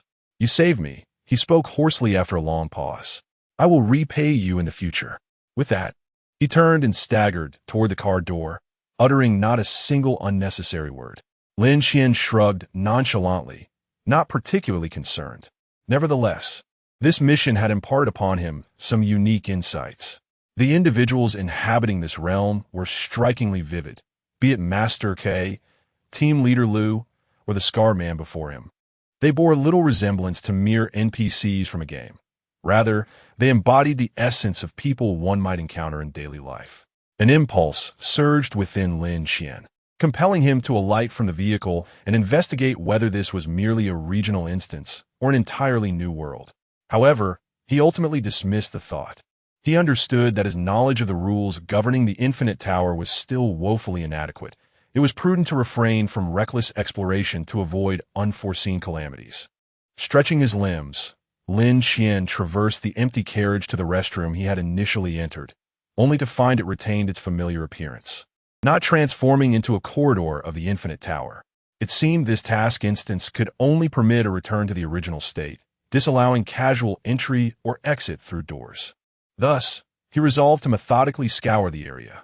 His original intention for venturing out today had been to procure food and drinking water, yet he found himself entangled in this troublesome affair. Fortunately, the crisis had been averted, and the ordeal, though fraught with tension, had concluded without dire consequences. Lin Qian felt an immense sense of relief, grateful he had made the right choice. Otherwise, he might still be desperately evading the pursuit of vengeful spirits. However, his successful escape was largely attributable to fortune.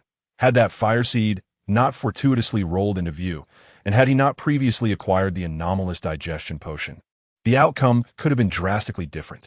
In truth, he had no desire to gamble in room 666 again unless absolutely necessary. In the enveloping darkness, Lin Qian refrained from utilizing the hand-crank spotlight. Instead, a sphere of ethereal flame materialized in his palm, illuminating his surroundings. Remarkably, Although the temperature of this flame was not as intense as that of ordinary fire, its brightness surpassed any conventional illumination, proving exceptionally effective. His objective was clear. He made his way directly to the dining car compartment that Master Kue had previously escorted him to, heading straight for the kitchen area. Upon opening the door, he was greeted by a scene of disarray, with the stove still in disarray, not yet tidied. Opening the cabinets one by one, Lin Qian could hardly contain the smile spreading across his face. The refrigerator was stocked with an array of fish, meat, and frozen foods. And beside it stood a large steamer, still exuding steam from freshly cooked rice and buns. Boiled eggs and neatly arranged meal boxes were placed on a cart in the corner, and Lin Qian spared none of it, gathering everything, including the containers, into his storage space. However, it soon became apparent that the capacity of his storage space was nearing its limits. Recalling the storage space upgrade card he had recently received as a mission reward, he promptly retrieved it and chose to use it. Beep. Storage space upgrade card used successfully. After the notification, Lin Qian checked his storage space again and discovered that its dimensions had all expanded by a factor of 2. Originally, a cubic space instantaneously expanded to 8 cubic units, ample enough to accommodate today's spoils. After thoroughly ransacking the kitchen, Lin Qian set out to search for the crew's supply compartment. It did not take long for him to procure a substantial quantity of beer, beverages, bottled water, instant noodles, and ham sausages. Just as he was preparing to continue his meticulous search, he suddenly heard the sound of numerous vehicles approaching from a distance. Peering out the car door, he noticed a beam of light illuminating the entrance of the tunnel, indicating that someone was drawing near. Lin Qian hesitated momentarily, but ultimately resolved to abandon his exploration. With a mere thought, he chose to return. In a flash, his vision was engulfed by radiant light, and when he opened his eyes again, Lin Qian found himself in his own room. Surveying his surroundings, he felt a sense of astonishment. However, after 2 days of desensitization training, his capacity for endurance had dramatically improved, rendering him unfazed by the situation. Lying languidly on his bed, Lin Qian began to inventory his spoils. The storage space card had been utilized, and the free attribute points were self-evident. With a flicker of brilliance, 2 items materialized in Lin Qian's hand. One was a pitch-black thread ball, no larger than a fingernail, and the other was a semi-transparent card. Chapter 16. Digestive Reward. Purified Thread of the Corpse. Upon ingestion, grants the ability to generate the thread of the corpse after much hesitation. Lin Qian finally steeled himself and tossed the ball of thread into his mouth. Although this substance seemed to have a connection with that malevolent spirit, its repulsiveness was overshadowed by the formidable power of the thread of the corpse, which he had witnessed firsthand. As anticipated, a system notification chimed in the next moment. Digesting. The peculiar nature of the abnormal digestion rendered any concerns about its digestibility moot, and the progress bar began to increment slowly. Simultaneously, Lin Qian felt as though a seed within him was sprouting rapidly. Excruciating pain turned his complexion pale, and his body writhed on the bed. How excruciating! Despite his preparations, the intensity of this pain and the searing sensation of the fire were vastly different. As Lin Qian endured the digestive phase, drenched in sweat, he leaned against the edge of the bed, his chest heaving violently. Extending his hand, he concentrated his thoughts. In the next instant, a thread as fine as a hair slowly emerged from his fingertip, twisting and swaying in the air with a faint sense of detachment. Yet, the speed of its extension was remarkably slow. Akin to squeezing toothpaste, it took an eternity to protrude just a few dozen centimeters. Clearly, there was a long journey ahead to achieve the terrifying potency of the malevolent spirit. With his other hand, Lin Qian grasped and tugged at the black thread, discovering it to be remarkably resilient, comparable to a steel wire. When he brought his fingertip close, igniting it with spiritual fire, the thread sizzled and instantly disintegrated, reminiscent of a firecracker fuse. Lin Qian noticed that the black thread he had created was slightly thinner than that of the malevolent spirit. Yet it demonstrated a greater aversion to spiritual fire. Opening his panel, Lin Qian examined the description of the thread of the corpse. Thread of the corpse no longer consumes the user's flesh and blood after purification, but but must consume the flesh and blood of other beings to gain enhancements. To absorb flesh and blood for enhancement. Lin Qian fell into contemplation, realizing why the malevolent spirit always gravitated towards populous areas. Having completed these reflections, his gaze shifted to the semi-transparent card beside him. Unlimited King of Fighters Tournament Ticket, upon use, instantly teleports to the Unlimited King of Fighters venue and grants one opportunity to participate. Unlimited King of Fighters Tournament? This card bore a resemblance to that cursed gambling casino teleportation card, with a similar function. Although he was uncertain about the nature of this Unlimited King of Fighters Tournament, Lin Qian felt a sense of satisfaction. Regardless of the tournament's content, it seemed far less perilous than the cursed gambling casino. If danger arose again, this card would be prioritized for use. Stowing it away in his storage space, Lin Qian felt elated. Next, he noticed he had unallocated free attribute points. Opening the panel, he was taken aback. Why are there 2 free attribute points? Glancing at his wristwatch, realization dawned upon him. Has it already been the 3rd day? The regulator's salary had been deposited, granting him an additional free attribute point. After pondering for a moment, Lin Qian allocated the 2 points to agility and constitution. In the present day, his methods of attack predominantly fall under the category of the extraordinary. Close-quarters combat is not his forte. Thus, he is not in a rush to enhance his physical strength. After all, he possesses a modicum of free attributes to allocate each day. Lin Qian intends to develop his skills in a balanced manner, ensuring no weaknesses emerge. Following this survival mission, there have been significant changes to his profile data. Name: Lin Qian, Level 1 Regulator. Initial attributes: average values for a healthy adult set at 1 strength. 1. 8 agility. 2. 1 constitution. 2. 7 mentality. 3. 9 traits: stone heart, abnormal digestion abilities, spirit fire, stitching threads of the dead evaluation. Possesses preliminary abilities to confront the supernatural. Yet, a regulator? Who exactly facilitated his entry into this role? Lin Qian silently rolled his eyes. Time flows in cycles. Fortunes rise and fall. Oh, system of mine, I shall make you see me in a new light one day. With that thought, he collapsed onto his bed, closed his eyes, and drifted into a deep slumber. The day had been excessively tense and exhilarating, resulting in considerable physical and mental exhaustion. Once again, he succumbed to a profound sleep. When Lin Qian finally awoke, stretching luxuriously as he got out of bed, he discovered that 2 hours of the 3rd day's safe exploration period had already elapsed.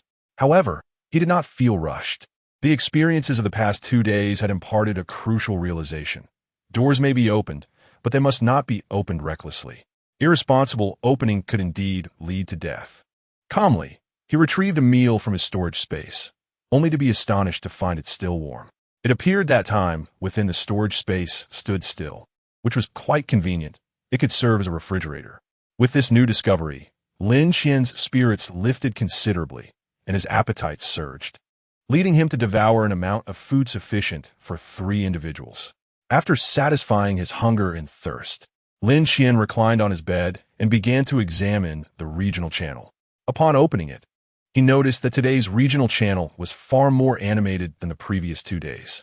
Zombie warehouse, clearing mission, seeking team members. Gather at the entrance of room 952.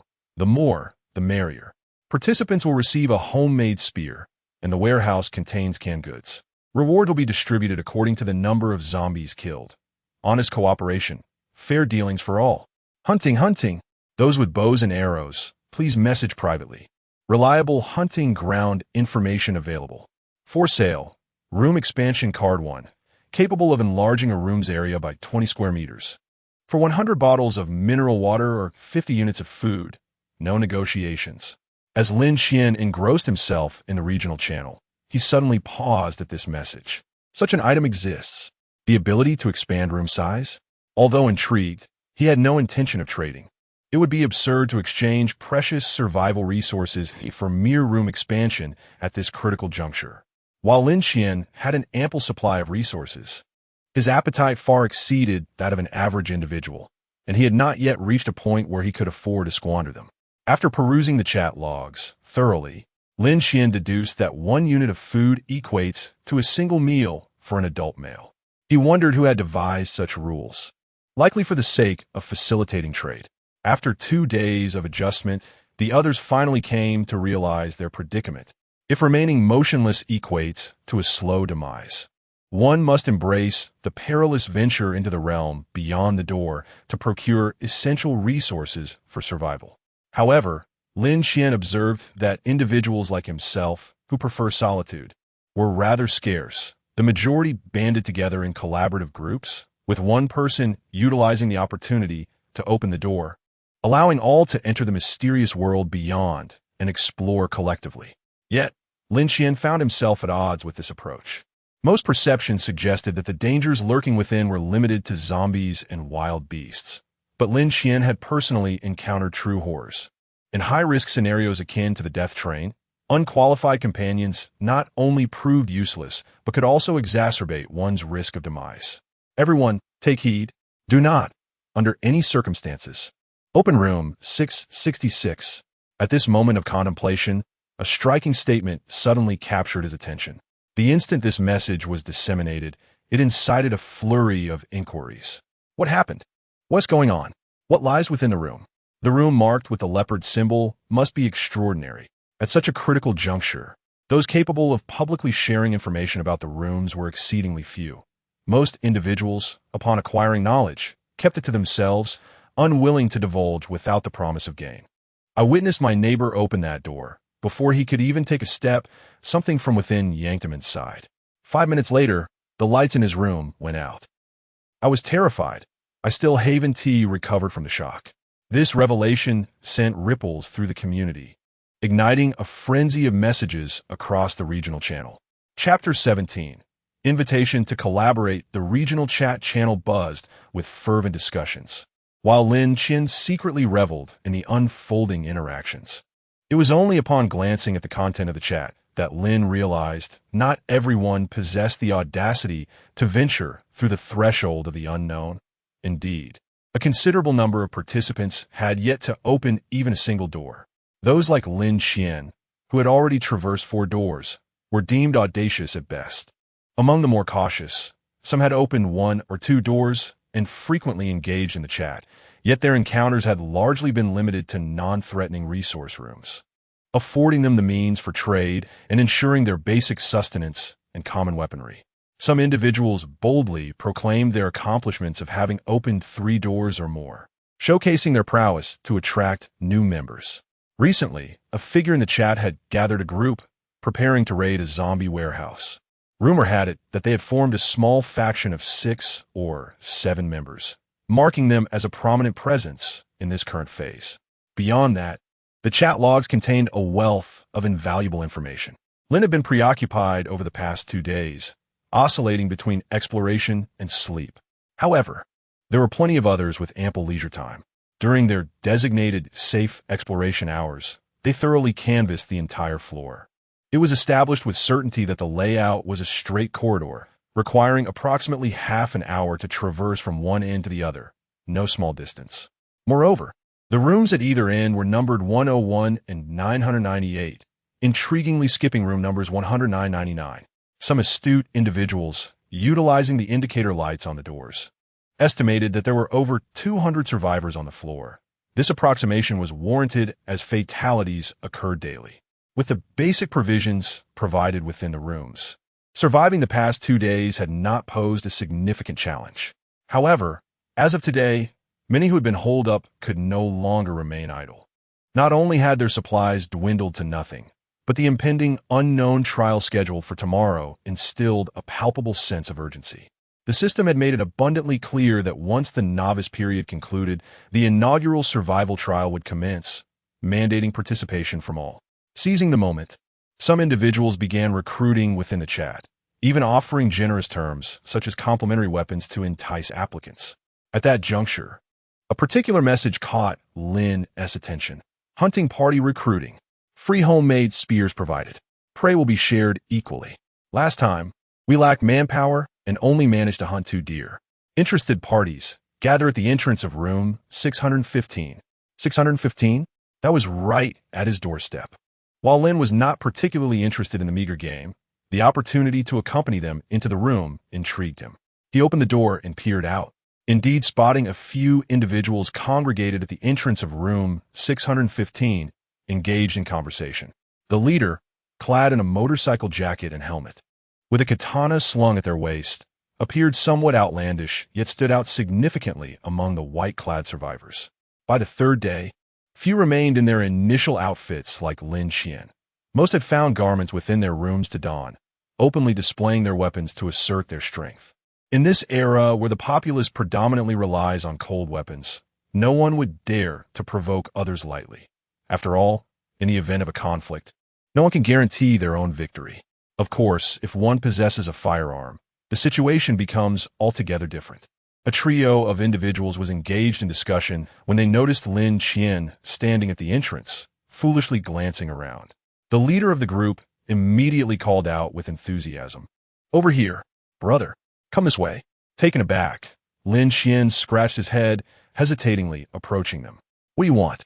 The trio, upon observing Lin Qian's white attire, displayed expressions of disdain and contempt, and given his tall and slender build, they clearly regarded him with little respect. Only the leader stepped forward warmly, extending his hand in self-introduction. "Hello, brother. My name is Apeng, and these two are my good friends. We are about to enter the room for a hunt. Would you like to join us?" With that, he reached out and took a makeshift spear from one of his companions. The spear, fashioned from a mop handle and a fruit knife secured with tape, appeared rather rudimentary, yet Apeng presented it as though it were an extraordinary weapon. "Do not worry about lacking a weapon. If you agree to join us, this spear is yours as a gift. You need not return it. Consider it a token of our friendship." His demeanor was remarkably amiable, yet his face remained concealed within the visor of a motorcycle helmet, obscuring any expression. Lin Qian accepted the spear, inspecting it and noting the haphazard wrapping of the tape, yet he refrained from voicing his thoughts, merely nodding in acknowledgement. "All right, regardless. Even if I merely serve as a bystander, it saves me an opportunity to open the door." Lin Qian had long harbored intentions of exploring the nearby rooms, and this seemed like a fortuitous opportunity. "Ha ha ha. Rest assured, brother, we will protect you." Lin Qian's hesitation was misinterpreted by the other two as cowardice, and the slightly more robust member of the trio stepped forward, delivering a hearty slap on Lin Qian's shoulder. It appeared to be a gesture of comfort. It was devoid of any gentleness, a blatant display of strength. However, contrary to the anticipated scenario of Lin Qian stumbling from the impact, he remained steadfast, his seemingly frail exterior betraying a surprising resilience, as if anchored to the ground. The burly man's hand, on the other hand, throbbed as if he had struck a solid rock. Lin Qian turned back in confusion, his expression one of bewilderment. "You really ought to eat more. You're too thin. Nothing but bones. That hurt." The robust man grimaced, awkwardly attempting to justify his actions. Lin Qian offered an embarrassed smile, though a flicker of coldness flashed in his eyes. These individuals did not appear to be of good character. He subtly contemplated the idea of departing. It was not out of fear. Lin Qian had always possessed a considerable amount of courage, perhaps only slightly afraid of ghosts, a fear he had largely overcome on the death train. Not to mention the inconsequential nature of these individuals. He simply found the situation bothersome, especially when the trouble did not equate to any potential gain, rendering him disinclined to seek out unnecessary complications. Yet, at that moment, a faint voice suddenly drifted from behind him. The three individuals were startled, and upon turning around, they beheld a slender girl gazing timidly at them. Noticing their collective attention, she nervously took a step back. Clad in white, much like Lin Qian, her attire revealed her unfamiliarity with the room, and her demeanor suggested a hint of social anxiety, as if she had summoned considerable courage to approach them. Her appearance was unremarkable, with a flat physique, indicating she was quite young and exuding an air of scholarly innocence, reminiscent of a freshman in university. "I saw the message in the channel. May I join?" The girl's complexion appeared pale, and her lips were chapped, clearly indicating a prolonged lack of sustenance and hydration. "Certainly. Of course you can. Here, as agreed, I shall provide you with a spear." With a swift motion, Apong presented another identical substandard spear. The girl accepted it awkwardly, grasping it in her hands with uncertainty. "Do not be afraid, little sister. I shall protect you." The burly man, noticing the girl's youth and fragility, approached with a smile, attempting to engage her. Apong subtly cast a disapproving glance at the man, prompting him to retreat immediately. Chapter 18. The cave. Lin Qian extended his spear forward. "Never mind. I have changed my mind. I shall return your belongings, and I will not go. Earlier, I harbored some doubts, as the other two were always whispering furtively, deliberately avoiding my hearing. Now, Lin Qian was nearly certain. These individuals harbored ulterior motives. The girl behind him, weighing less than 90 pounds, was met with no hesitation from them, as they readily agreed. While the principle of distribution according to labor is sound, it is the principle of equality that raises concerns, especially since they had previously agreed to an equal division. Even a simple inquiry about whether she could wield a spear would have sufficed, yet no such question was posed. They welcomed all without reservation. Feigning a desire to leave, he tested their reactions. Indeed, upon seeing Lin Qian's intent to depart, Apong grew anxious. "Wait, brother, what is lacking? Do tell." He grasped Lin Qian's shoulder with a polite tone, though his actions were rather presumptuous. The other two, sensing the shift in dynamics, quietly encircled Lin Qian. Lin Qian narrowed his eyes slightly, revealing a radiant smile. "This spear is too crudely made. I fear it may not hold up. Perhaps I should decline." Apong paused, then burst into laughter. "Oh, I was worried for nothing. Hey, come here, lend your spear to this brother." With a sweeping gesture, he took another spear and handed it to Lin Qian. "Here, use this one." Lin Qian accepted the spear, feeling its weight in his hands and noting the solidly affixed spearhead, a stark contrast to the previous one. "How about this? Is it satisfactory? I am generous enough to lend you my brother's weapon." Apeng's lavish gesture seemed to nullify Lin Qian's excuse. "Brother, it's getting late. It seems no one else will come. Why don't we head inside?" urged the burly man beside him, keenly aware of Lin Qian's potential retreat. "Shall we go together?" He draped his arm around Lin Qian's shoulder, grinning broadly. Lin Qian maintained a calm demeanor, though his mind was already calculating. Should he act directly? Perhaps not. It would draw too much attention. Better to follow them inside, seek an opportunity, and ascertain their true intentions. Curiosity gnawed at him. What could be the reason behind this trio's elaborate machinations? He offered no resistance as Apeng tugged him towards the entrance. The two stood quite close. "Miss, do you still have the chance to open the door?" At the threshold, Apeng turned to the girl beside him. "Ah, yes." The girl was initially taken aback, but asking no questions, she dutifully lowered her head and stepped forward to open the door. "Thank you. Ladies first." Apeng gestured for the girl to enter first, while he and Lin Qian followed closely behind. The moment they stepped into the room, the light dimmed abruptly.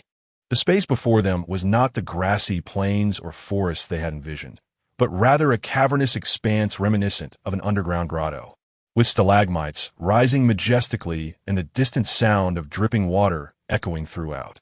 This is a narrow passage, and a distant light emanates from the cave's entrance. Lin Qian glanced back and noticed that the burly man who had entered last seemed to unintentionally block the doorway, grinning broadly as he fixed his gaze upon him. "Come on, brother, don't be shy. You two just move forward," Apeng said, drawing out his katana with a swift motion, the blade gleaming ominously in the dim light. The subtle threat was unmistakable as he pointed the tip of the sword toward Lin Qian. At this moment, even the girl beside him sensed that something was amiss. She looked at Lin Qian with a hint of trepidation, seemingly awaiting his reaction.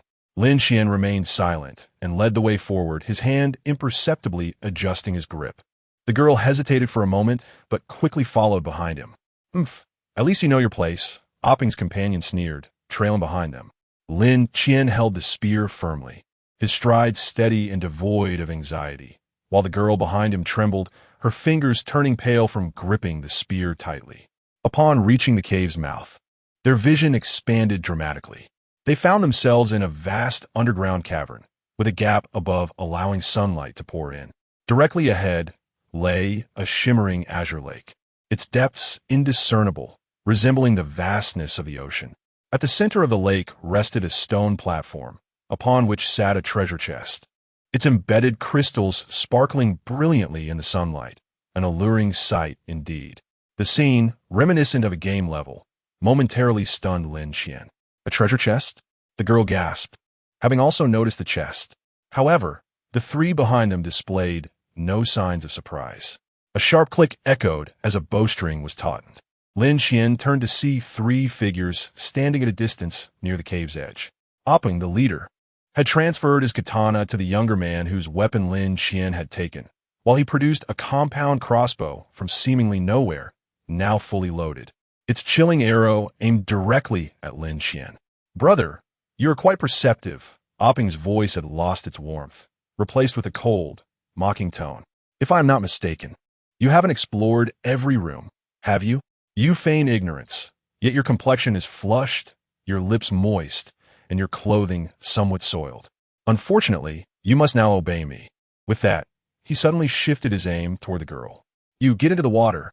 His voice brooked no argument, its icy tone sending chills down one's spine, leaving no doubt about his willingness to shoot. The girl's already pale face turned as white as paper, though she knew not what lay within the water. It was evident from the distance the three kept that great dangers lurked beneath the surface. I, she stammered, trembling, tears welling in her eyes as she looked at Lin Qian, desperately seeking salvation. Lin Qian, exasperated, thought, "Why are you looking at me?" He rolled his eyes and suddenly yanked his arm with force. In the next instant, an imperceptible black thread in the air suddenly tightened. Ouch! Apeng abruptly felt a constriction around his neck, stumbling slightly as his aim wavered. With a swift whoosh, an arrow grazed the top of a girl's head before plunging into the water with a soft splash, barely causing a ripple. "Punga!" The two companions nearby were immediately startled and rushed to his side. "What is that?" He discarded his crossbow and frantically reached towards his neck, finally grasping a taut, straight thread. The strand was tightly wound around his neck. Had it not been for the protective collar of his motorcycle gear, his head might have been severed from his body. In the next moment, a gleam illuminated his hand as a sharp dagger materialized in his palm. Without a moment's hesitation, he wrapped one hand around the thread and secured it with his wrist, then forcefully brought the other hand down. However, the resilience of the thread exceeded his expectations. The blade struck but left it utterly unscathed. Undeterred, he sawed vigorously 2 times, and finally, with a resounding crack, the underdeveloped thread could no longer withstand the blade's assault and snapped. At last, he was saved. Exhausted from his struggle, Apeng collapsed onto the ground, finally lifting the visor of his helmet and gasping for fresh air. "Punga, are you all right?" A young brother quickly supported him, concern etched across his face. Meanwhile, the burly man bent down to retrieve the fallen crossbow. Just then, a crisp click echoed from below. Lin Qian, wielding a gleaming silver revolver, aimed the dark muzzle at the stout man, his thumb gently pressing down on the hammer. In the midst of the opponent's struggles, he had already completed his aim. "It seems you lack a certain sharpness." Chapter 19. The giant crocodile ate gun. How could he possess a firearm? Upon witnessing the revolver in Lin Qian's hands, the three men were instantly filled with dread. Bang! Without affording them a moment to react, Lin Qian shot without hesitation. As his palm barely grazed the crossbow, a bloody hole appeared in the forehead of the burly man, whose body bent forward and fell to the ground, twitching momentarily before lying still. Lin Qian's expression remained serene as he slowly redirected the gun towards the remaining two. Brother, let us talk this over." Peng cowered, frantically waving his hands in terror. "I was wrong. We were wrong." He tossed aside his knife and raised his hands high in surrender. However, Lin Qian uttered not a word. He simply exhaled, closed one eye, and aimed. Bang! Another shot struck true, piercing the center of Apeng's forehead. His helmeted head snapped back violently, crashing against the stone, extinguishing his life. Ding! Survivor eliminated, merging target's storage space. The sudden system notification caught Lin Qian off guard. Upon probing his consciousness, he discovered an assortment of unfamiliar items had appeared in his storage space, which had also slightly expanded in capacity. evidently having absorbed the contents of his adversary's storage. Such a delightful surprise. Lin Qian was elated, although he knew the survivor would drop a room card upon death. He had not anticipated that their storage space could also be plundered. The reason Lin Qian so decisively eliminated Ah Peng was that he had just realized the man possessed a storage space as well. He could not guarantee what the adversary might produce in the next moment, so he promptly eradicated the threat. Having dispatched 2 foes, Lin Qian now aimed his weapon at the last remaining man, whose face had gone pale, trembling like a leaf in the wind. Bro, I didn't tee. Before he could finish, Lin Qian interrupted him. You, go down. He gestured toward the large lake behind them with the gun. Aye. The man's fear intensified at these words, rendering him momentarily speechless. 3, 2. Lin Qian wasted no time and began to count down. The man's legs grew weak, drenched in cold sweat, and as Lin Qian closed his eyes to aim, he desperately shouted, I'll go down. He raised his hands high and slowly made his way toward the lake's edge. Lin Qian remained on high alert, his gun trained on the man the entire time. Upon reaching the lake, the man inhaled sharply a few times, closed his eyes, and finally steeled himself, stepping into the water.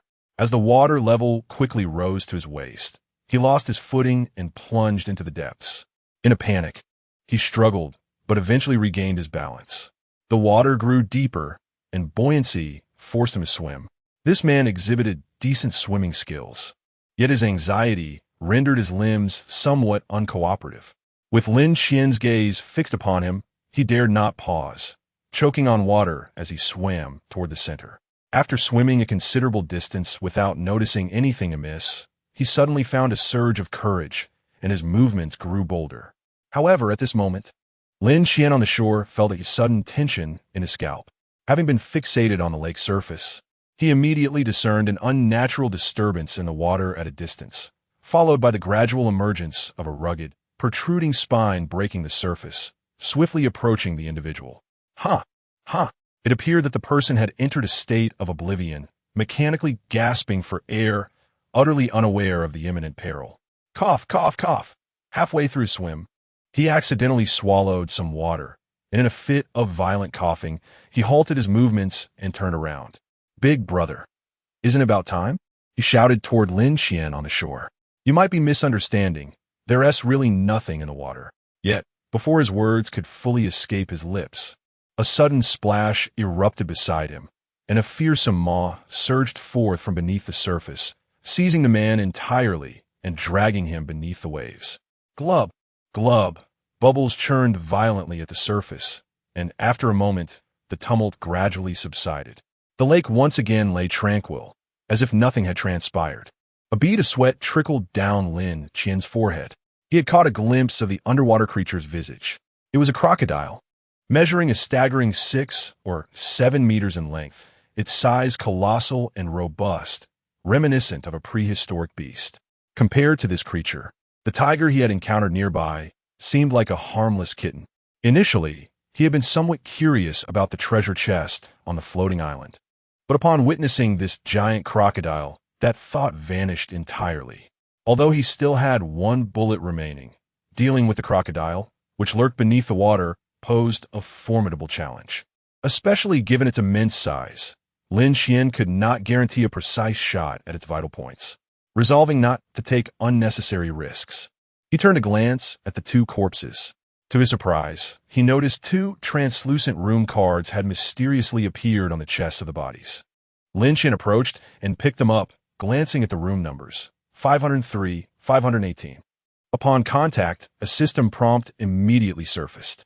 Survivor room card. Grants access to the corresponding Survivor S room. Expires in 3 days.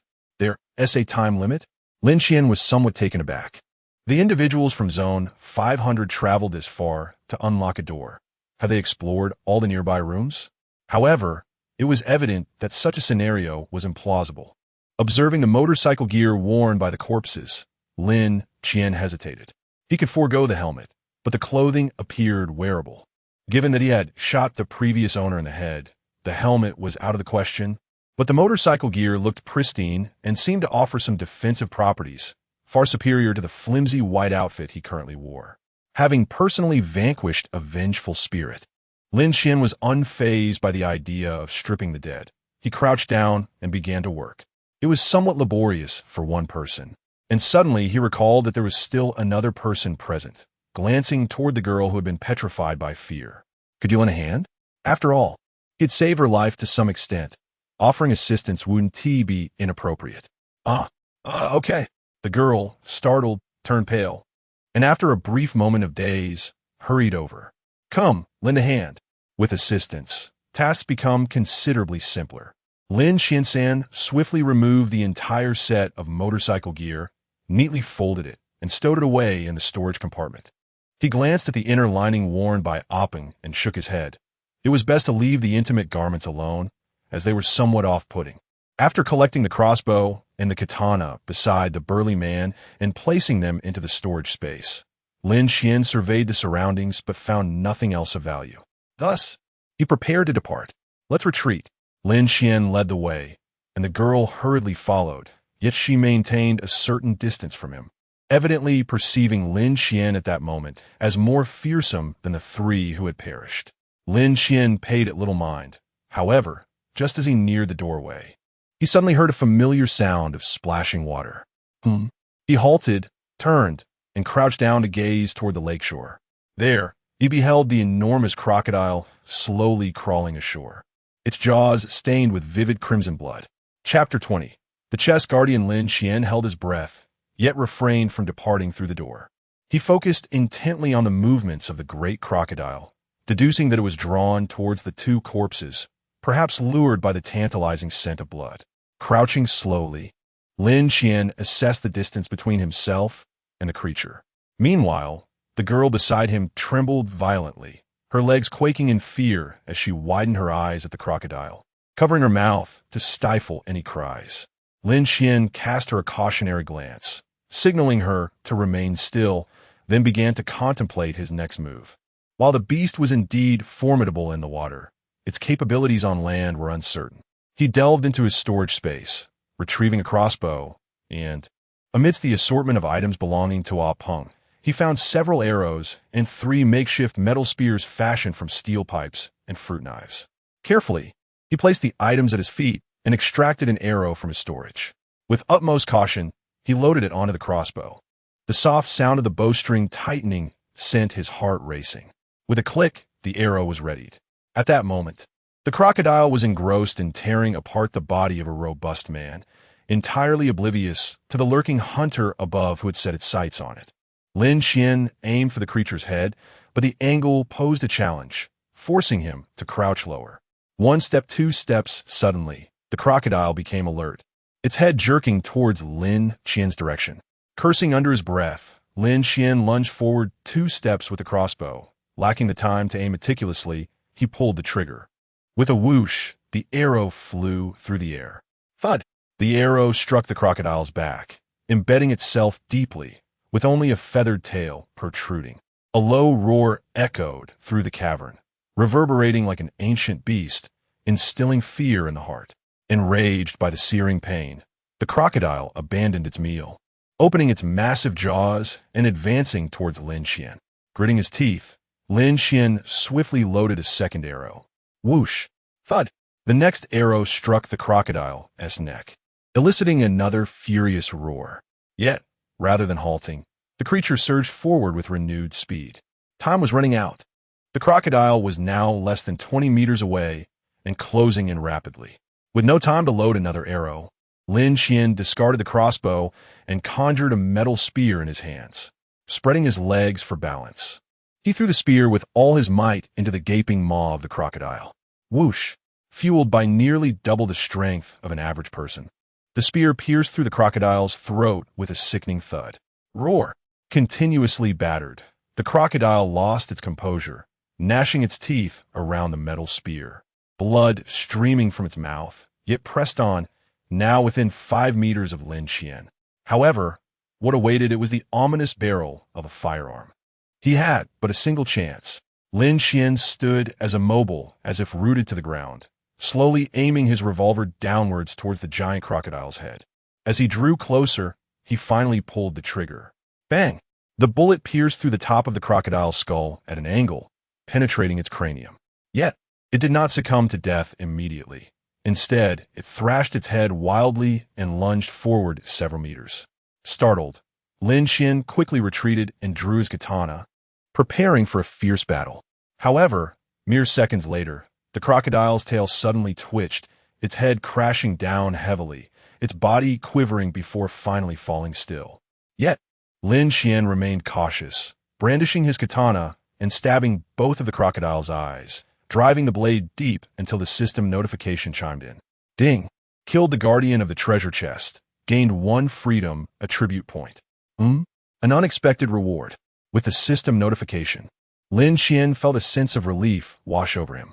He sheathed his sword and wiped the cold sweat from his forehead. The recent peril had left him on high alert, and as soon as he relaxed, fatigue washed over him.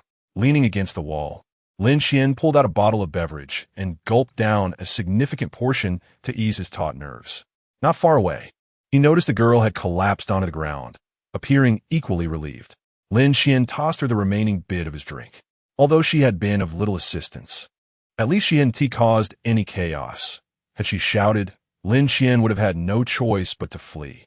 Thank you.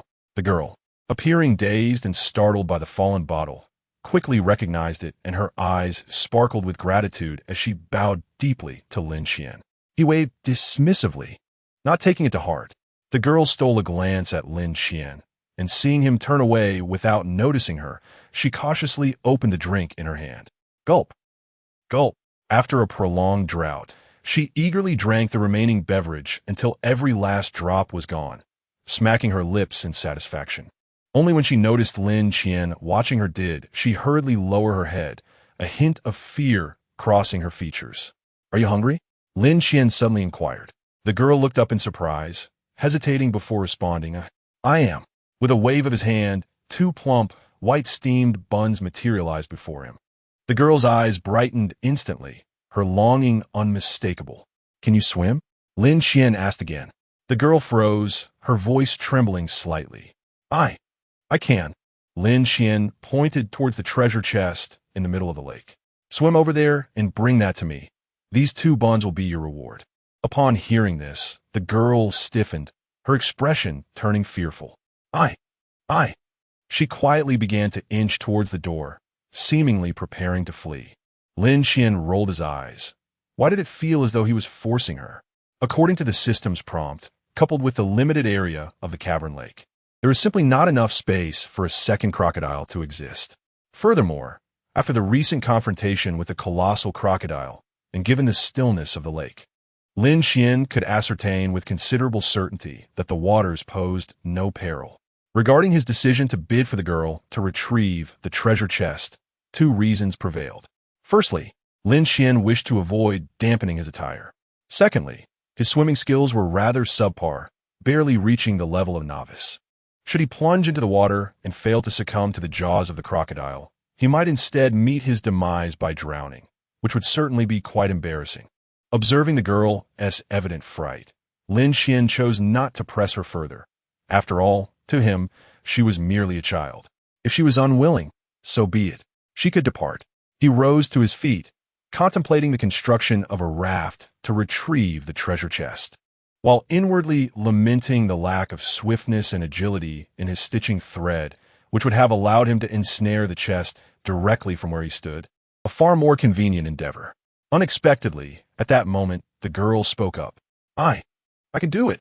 Perhaps it was Lin Qian's non-coercive demeanor or her own hunger that spurred her on, but she ultimately summoned the courage to acquiesce. Lin Qian raised an eyebrow, teasingly inquiring, no longer afraid of the crocodile? The girl's voice trembled slightly. I am, but there shouldn't be any left in there. It appeared she possessed a modicum of common sense. Very well, I shall wait for you on the shore. The girl nodded and cautiously approached the water's edge.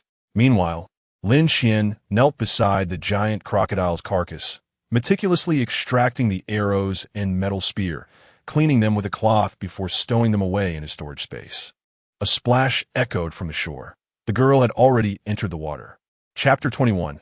Feedback from the stitching thread. The colossal crocodile weighed at least 600 to 700 kilograms, and leaving it here unattended would indeed be a waste. Lin Qian drew his katana and commenced the dissection of the crocodile's carcass, meticulously peeling away the resilient hide to preserve it for future use. As he cut, the flesh would occasionally convulse and curl, reminiscent of a freshly caught fish, still brimming with residual vitality.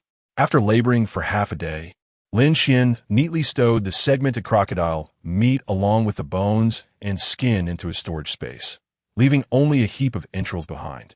Within the innards, he discovered a third-room card, which he carefully cleaned and tucked away, preparing to explore each location once he emerged. However, he harbored little hope, as among the three, only a Peng possessed any significant strength, and his storage space had already been consumed by Lin Qian, leaving little of value.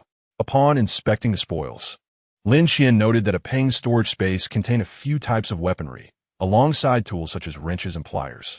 The food supply was scant, consisting of a few cans of beans and biscuits, at most 10 units.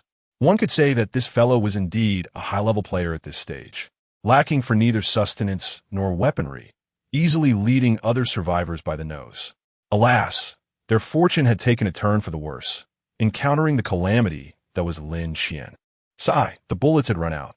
Lin Qian mused while gazing at the revolver in his hand. Although he had a crossbow as a substitute, it could not match the stealth and swiftness of a handgun. He returned the weapon to his storage space and turned his attention to the two corpses on the ground. The body of the robust man was a ghastly sight, half torn apart by the crocodile, with entrails spilling forth. Casting a glance at the girl swimming in the lake, ensuring that she remained oblivious to his actions, he confidently extended his hand. Tentatively, he sent forth the stitching thread from his fingertips towards the corpse. Upon contact with the flesh, Lin Qian immediately sensed a peculiar suctioning sensation emanating from his body. The feeling was strange, yet not unpleasant. Hiss! Lin Qian closed his eyes to savor the moment, realizing that the stitching thread within him was akin to a plant drawing sustenance, slowly growing. Upon opening his eyes, he observed that a small portion of the corpse's flesh had indeed been consumed, yet the pace was still too languid. Initially, he had worried that the process would attract attention, but given this efficiency, it would go unnoticed unless one scrutinized closely. He extended both hands, allowing all 10 fingers to gradually emit nearly imperceptible threads that settled upon the flesh, hastening the absorption process. It felt slightly nauseating to witness the rapid consumption of the corpse. However, in the next moment, feedback from the stitching thread, string 0, 1. The sudden system notification left Lin Qian momentarily stunned. Is it possible to gain strength this way? Upon checking his panel, he confirmed that his strength had indeed increased by 0. 1. Having just slain the crocodile and gained a point in free attributes, he promptly allocated it to strength. And in the next instant, his attributes updated again, bringing his strength to 2. 9 points. Just then, a splashing sound echoed from the shore, as the girl finally returned with a treasure chest, breathlessly donning her clothes. After a while, she returned to Lin Qian, having put her clothes back on. The droplets of water glistened on her skin, her damp hair hung loosely, and remnants of mud and aquatic plants adorned her head, presenting a rather disheveled appearance. She placed the treasure chest before Lin Qian, breathless and struggling to articulate a complete sentence. Huff, treasure, chest, for you. Amidst the faint sound of hissing, Lin Qian did not lift his gaze. He merely nodded, feigning concentration on searching the corpses. The food is over there. 2 steamed buns lay nearby, encased in a plastic container, still exuding warmth. Upon seeing the steaming white buns, the girl swallowed hard. Thank you. She had not anticipated that Lin Qian would indeed honor his promise. After all, even if he were to renege, she had no means to retaliate. You work? I pay in kind. Quite reasonable. Lin Qian replied coolly, remaining absorbed in his task of feeding the stitching thread to the corpses. The girl stepped forward to retrieve the food, and just as Lin Qian assumed she would depart, a sudden sound of eating emerged from behind him. Surprised, Lin Qian turned to see the girl devouring the buns voraciously. When she noticed his gaze, she feared she had interrupted him, immediately halting her consumption. Cheeks stuffed with the fluffy bread, too anxious to chew. Are you not going to eat in your room? Lin Qian asked, not disturbed but curious about how she could eat amidst the chaos of blood and corpses surrounding them. The girl shook her head, mumbling indistinctly, afraid of being robbed. Lin Qian diverted his gaze. Curiosity piqued again. In just 3 days, you have only gone 2 days without food. How could you be this starved? The girl swallowed the morsel in her mouth, lowering her head in embarrassment, her voice barely above a whisper. Before entering here, I was on a diet. Lin Qian suddenly understood. He chose not to engage further with her, continuing his task of feeding. After she had eaten her fill, she did not linger, bidding a quick farewell before exiting the room. It was evident that she still harbored fear of Lin Qian.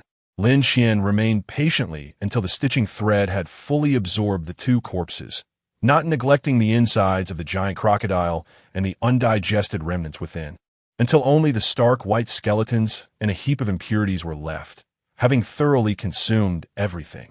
Opening the panel, Lin Qian felt a surge of excitement. Name: Lin Qian, Level 1 Regulator. Initial attributes. Average values for a healthy adult are 1. Strength, 3. 5 Agility, 2. 1 Constitution, 2. 7 Spirit, 3. 9 Traits. Stone Heart, Abnormal Digestion Abilities. Spirit Fire, Stitching Thread Evaluation. Possesses preliminary capabilities to combat the supernatural, but Regulator? Who exactly facilitated his entry into this realm? He had gained a total of 0. 7 in Strength, which brought Lin Qian considerable joy. The flesh and blood of the giant crocodile should also be absorbable. However, given the current instability of food sources, it would be prudent to reserve some for later. The higher his physical attributes, the greater his appetite. Although he had a substantial reserve, Lin Qian still felt a lingering sense of insecurity. After engaging in some light exercise to familiarize himself with his physical strength, Lin Qian finally directed his attention towards the treasure chest. It was not large, approximately the size of a watermelon, yet it felt remarkably weighty, which explained why the girl had struggled with it. The wooden chest was adorned with a glowing white crystal at its center, exuding an air of enchantment. As he reached out to touch it, a system prompt echoed in his ears. Would you like to open the treasure chest? Without hesitation, Lin Qian confirmed his choice. With a soft click, the chest sprang open, releasing a beam of white light. As the luminescence faded, a semi-transparent card remained at the bottom of the chest. He picked it up, and information popped up. Room facility card. Mini hot spring pool. Upon selection, a mini hot spring pool will be generated in the room, automatically replenishing water and cleaning itself daily. Upon reading the card's details, Lin Qian initially frowned, feeling that this item offered little in terms of enhancing his combat prowess, leaving him somewhat disappointed. However, upon further reflection, he considered the daily automatic replenishment of water a stable source of hydration, and realized that he had not bathed in several days, often drenched in sweat, leaving him feeling quite unkempt. With this perspective, he recognized that while the card might not boost his strength, it would certainly enhance his comfort and satisfaction, which was quite commendable in its own right. Resolute in his decision, he thought to himself, tonight, I shall indulge in a hot spring. With the card safely tucked away, Lin Qian joyfully made his way towards the door. Chapter 22. Scavenging the room. Upon exiting room 613, Lin Qian glanced at his watch. Less than an hour remained until the conclusion of the safe exploration period. However, he felt no urgency, for unlike ordinary survivors, Lin Qian held the title of a regulator, allowing him to roam freely even after the lights went out. Yet, his colleagues appeared rather unfriendly, and he sought to avoid encounters with them as much as possible. Choosing not to continue opening blind boxes, Lin Qian navigated to the room of A Peng and his companions, following the room card number. Upon entering, the card vanished automatically, proving to be single-use. As he stepped inside, he first searched the quarters of the 2 aides. As he had anticipated, the rooms yielded little of value. The sole items of note were a few cans and several bottles of water, likely shared with A Peng from his own provisions. Although Lin Qian found the remaining wooden scraps, nails, and tape unworthy of his interest, he collected them nonetheless, adhering to the principle of taking advantage of every opportunity. Finally, he arrived at A Peng's room. As he pushed the door open, he was taken aback. A motorcycle? The scent of engine oil enveloped him, revealing a brand-new off-road motorcycle parked beside the bed, with a spare tire and oil can cluttering the corner, making the space appear cramped. Lin Qian circled the motorcycle in astonishment, his mouth agape before regaining his composure. Goodness, this fellow truly possesses remarkable skills. From the gear Apeng wore, Lin Qian had surmised that he must have accessed some storeroom. Yet he had never imagined that Apeng would manage to bring back a motorcycle from within. What utility could this contraption serve? The key was still in the ignition, and Lin Qian twisted it, attempting to start the engine. With a roar, the motorcycle sprang to life, spewing black smoke from the exhaust. The cramped room was soon filled with noise, prompting Lin Qian to hastily turn off the engine. He hesitated. Should he attempt to take it back? He estimated the storage space available and realized it would not accommodate such a large item. Even if it could fit, he was reluctant to allow it to occupy a significant portion of his limited space without substantial use. Yet, abandoning it felt somewhat regrettable. Despite having predominantly encountered small to medium-sized rooms in recent days, he could not dismiss the possibility of encountering vast landscapes like the 607 room in the future. Should his backpack upgrade once more, allowing ample space, carrying a motorcycle could indeed prove advantageous. Resolved, Lin Qian decided to push the motorcycle back to his own room. However, was this too ostentatious? If he were to do so now, he would inevitably attract attention. Yet, should he wait until after the lights went out? He would be in District 500, where he might encounter Brother Snake. Weighing the options, Lin Qian ultimately deemed Brother Snake the greater threat. So he swiftly gathered the remaining items in a room into his storage space and began to push the motorcycle out of the door. As anticipated, when Lin Qian appeared in the corridor, maneuvering a motorcycle, he instantly drew the gaze of numerous passers-by, akin to a superstar. Whoa, dude, that's impressive. Where did you get that? A man clad in a leather jacket emerged from the room, a baseball bat slung over his shoulder and a large package in his grasp. Upon turning, he spotted Lin Qian, who was engrossed in pushing a cart. What luck? What luck? Lin Qian responded with a cheerful smile. Perhaps noticing Lin Qian's novice attire, the leather-clad man felt no need for caution and approached, curiously caressing the motorcycle. How fascinating. This building truly has everything. He seemed quite enamored with the bike, lingering over it with fascination. After a moment, he raised his gaze to Lin Qian. Is it for sale? Lin Qian was momentarily taken aback, but quickly shook his head. Not for sale. Observing the man struggle with a package that offered no storage space, Lin Qian deemed him less impressive than Brother Peng, pondering what valuables he could possibly possess. The abrupt refusal caused the leather-clad man's demeanor to shift, his expression turning frosty. He cast the package to the ground and lifted the baseball bat, deliberately wiping the blood from it with his sleeve as if to showcase his intent. Let us negotiate. I truly desire this item. While his tone suggested a discussion, the underlying threat was unmistakable. Lin Qian raised an eyebrow, intrigued, and replied, How much can you offer? Sensing an opportunity, the leather-clad man grinned and extended a single finger. 100 units? Upon hearing this, the man burst into laughter. What are you thinking? 100 units? I don't even have that much myself. 1 unit of food, cash on delivery. He not only failed to recognize his own audacity, but even attempted to persuade Lin Qian. Oh, brother, this item is of no use to you. Why not sell it to me as a gesture of goodwill? He edged closer, feigning familiarity, yet provocatively nudged Lin Qian with his shoulder. To his surprise, the seemingly frail figure did not budge an inch, akin to colliding with a steel wall, causing the leather-clad man to stumble back instead. Meanwhile, the commotion had drawn the attention of several nearby survivors, who paused to observe the unfolding scene with a sense of curiosity, eager to see how matters would progress. Lin Qian maintained his cheerful demeanor, not angered in the slightest, and slowly raised his hand, delivering a forceful slap to the leather-clad man's shoulder. All right. To onlookers, it appeared like mere playful banter between friends, yet the impact resonated with a fierce whoosh. With a resounding thud, the leather-clad man found himself unexpectedly toppled to the ground, landing with a thud, legs splayed apart like a child throwing a tantrum in a supermarket when denied a toy. Ouch! He gasped in pain, feeling as though a boulder had struck his shoulder, leaving half his body numb. After a few seconds, He widened his eyes in fury, glaring at Lin Qian as he clutched the bat, attempting to rise and retaliate. Click! However, in the next instant, the cold barrel of the gun pressed against his forehead, causing all the fire within him to deflate as if he were a punctured balloon. Brother, I was merely jesting. He discarded the bat, his lips trembling as he forced a smile. Lin Qian crouched before him, gripping an unloaded revolver, his expression gentle. Not buying anymore? Not buying, not buying. The man in the leather jacket felt the barrel pressed against his head and dared not move, repeatedly uttering his words. Beads of cold sweat forming on his forehead. However, Lin Qian had no intention of letting him off easily. What do you have in your pockets? At this inquiry, the leather-clad man froze, his countenance growing even more pallid.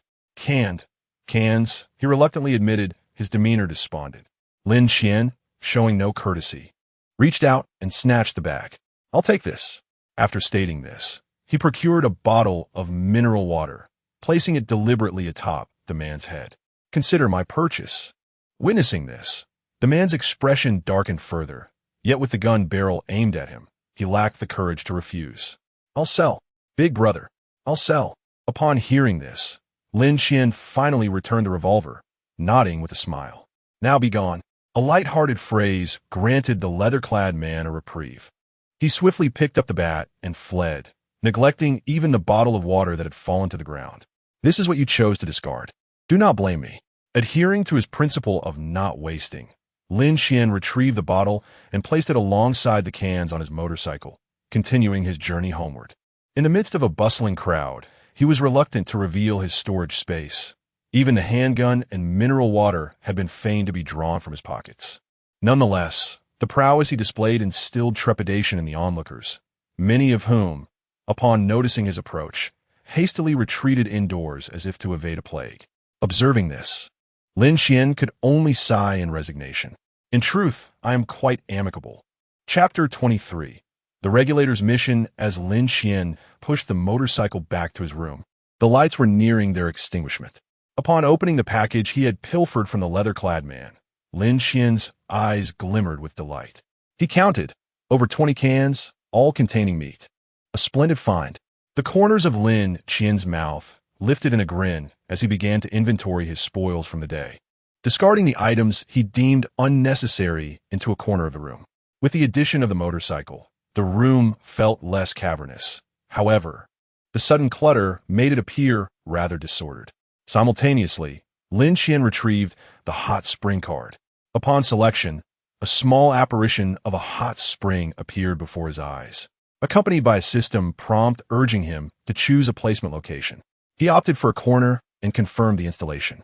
In an instant, a radiant light flickered, and a hot spring, occupying approximately 2 to 3 square meters, materialized within the confines of the room, exuding wisps of steam, its water crystal clear.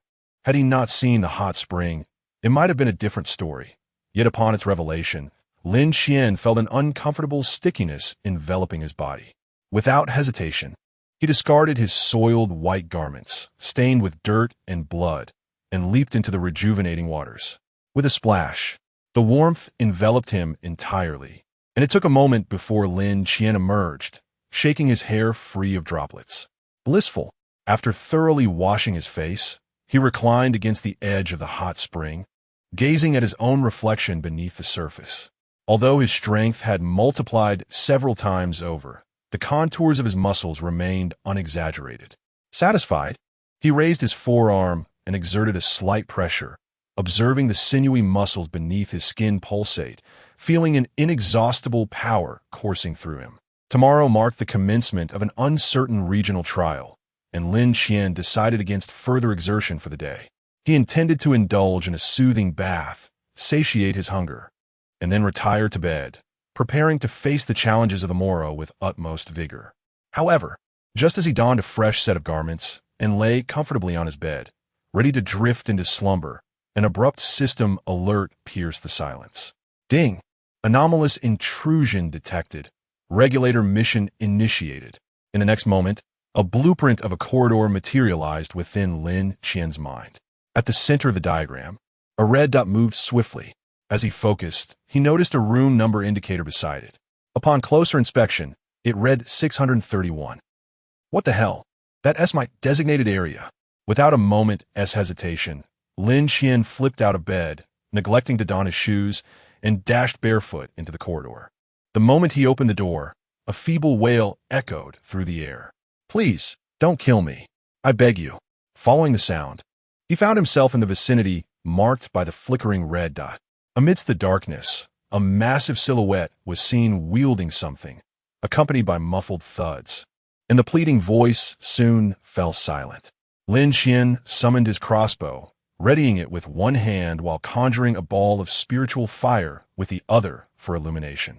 With a swift motion, the darkness ahead was dispelled by the radiant glow of the spiritual flames. As Lin Qian's gaze fell upon the unfolding scene in the distance, his heart skipped a beat. Before Lin Qian stood a formidable figure, his entire body cloaked in a deep blue hue, adorned with jagged scars that crisscrossed like a morbid tapestry. He knelt upon the ground, his powerful form wielding a colossal cleaver, methodically chopping at something unseen. Beneath him, a pair of legs clad in denim trembled in sync with each ferocious swing of the blade. Blood splattered violently, staining the floor and walls with a horrifying crimson. Lin Qian, initially intent on approaching, abruptly halted, an instinctive fear taking root within him. An overwhelming sense of danger emanated from the figure, prompting every fiber of his being to flee. He sensed that any delay would cost him his chance for escape. Yet, just as he discreetly prepared to retreat, the ominous creature suddenly ceased its gruesome task. It raised the bloodied cleaver, slowly turning its head. Lin Qian's expression froze, his gaze locking onto a pair of bloodshot, menacing eyes. The grotesque visage sent a jolt of terror through Lin Qian's heart. It was a severed pig's head, grotesquely stitched onto a headless corpse, an unsettling sight. Upon noticing Lin Qian, the pig-headed monstrosity redirected its attention and rose to its feet, ambling toward him. Lin Qian's eyes widened as he beheld the upper half of a body, now reduced to a pulpy mass, igniting a primal instinct to flee. Without a moment's hesitation, he turned and ran. Yet, the pig-headed creature surged forward, its heavy footsteps crashing like a tank, gaining speed that surpassed Lin Qian's own. Realizing the gravity of his situation, he dashed for the door, fingers already grasping the handle. But the sound of a whistling blade slicing through the air behind him compelled him to instinctively crouch down. As anticipated, the serrated cleaver came crashing down upon the door with a resounding thud, a metallic clash reverberating through the space. The blade ricocheted, yet the door bore no marks of the assault. Seizing the opportunity, Lin Qian rolled to the side, swiftly adjusting his crossbow to aim upward at the creature's head, loosing an arrow with a swift thunk. However, to his dismay, the arrow that had proven lethal against a giant crocodile merely ricocheted off the pig-headed monstrosity's skull, spinning away harmlessly. The pig-headed creature, dragging the cleaver, drew in heavy breaths, slowly lowering its head, its violent gaze fixed upon Lin Qian, a blood-stained grin curling at its lips. In the blink of an eye, the cleaver descended. Lin Qian reacted with remarkable speed, kicking the creature's legs to propel himself backward, narrowly evading the blade's descent. He quickly sprang to his feet, discarding the crossbow for a fruit knife. The pig-headed fiend, quick to respond, lunged forward after its missed strike, thrusting its shoulder as it dragged the cleaver upward. As the blade sliced through the air, Lin Qian awkwardly sidestepped, a few strands of hair severed. An indescribable chill brushing against his face, raising goosebumps along his neck. Fortunately, the enormous cleaver was cumbersome, allowing Lin Qian a brief moment to retaliate. Break the curse. He clenched his jaw, channeling his destructive ability as a faint white light enveloped the entire fruit knife, which was the size of a fist. In the next moment, he crouched low and swung the knife with force, driving it directly into the side of the pig-headed man. With a sickening sound, the blade sliced through the creature's outer skin, creating a gash the length of a forearm, from which a viscous, black fluid gushed forth. However, when Lin Qian attempted to plunge deeper, he found a fruit knife seemingly lodged, unable to penetrate further. Roaring in pain, the pig-headed man turned around, unleashing a powerful punch. Caught off guard, Lin Qian was struck and sent hurtling backward, crashing heavily onto the ground several meters away. Shaking his head vigorously, he fought through the dizziness from the impact and felt a sharp pain in his shoulder as he struggled to regain his footing, eventually stabilizing himself after a considerable effort. When he lifted his head, the agony contorting his face revealed his grave concern. Through experimentation, he had confirmed his suspicions, a life form of an enigmatic nature. Chapter 24. The Pig-Headed Man. Upon witnessing the arrows fail to pierce the hide of the pig-headed man, Lin Qian formed a hypothesis. His experience aboard the death train had granted him a rudimentary understanding of the peculiar nature of such beings. Conventional physical harm proved ineffective against these entities. Even if it had some effect, it was negligible. For instance, the suturing thread Lin Qian had mastered, although far inferior to the malevolent spirits of the train, was barely perceptible, akin to a strand of hair. It took several attempts with a knife before a pong could cut through it. While it seemed less formidable than steel wire, its fineness rendered it exceptionally hard. However, Lin Qian had tested it and found that with the application of the dispelling light onto the blade, mere contact was sufficient to sever the suturing thread instantly. Not to mention the spirit fire, which could incinerate it in an instant. Such abilities to interact with the uncanny were necessary for a fair contest. Yet, the capacity to engage with the supernatural varied in strength. After enhancing his mental acuity, Lin Qian's dispelling light had expanded from the size of a mung bean to that of a fist. However, in terms of solidity, he fell far short of the prowess exhibited by the likes of old Kuei, let alone the blinding radiance that could envelop a large blade, such as that of Scarface. He had experimented and discovered that if the dispelling light strayed too far from his body, it would dissipate immediately, rendering it ineffective on long-range weapons. Due to the diminutive scale of his dispelling light, he was limited to wielding a fruit knife rather than a katana. His tests revealed that his dispelling light could only breach the pig-headed man's skin. Any deeper penetration was utterly futile. He surmised that this pig-headed man was likely far stronger than the malevolent spirit encountered on the train. In fact, had the suturing thread not been so thoroughly suppressed by the spirit fire, that spirit would have posed a catastrophic threat. With this thought in mind, Lin Qian ceased his hesitation and swiftly raised his left hand, which had been illuminating with spirit fire, his palm cupped toward the advancing pig-headed man's spirit fire. In the next moment, flames surged forth from his palm, the pure white tongues of fire erupting violently and enveloping the pig-headed man entirely. Roar! The pig-headed man was instantly engulfed by the spirit fire, emitting agonizing cries and furious roars as he retreated step by step, the air gradually filled with a foul, charred odor, accompanied by the crackling sound of sizzling fat. It worked.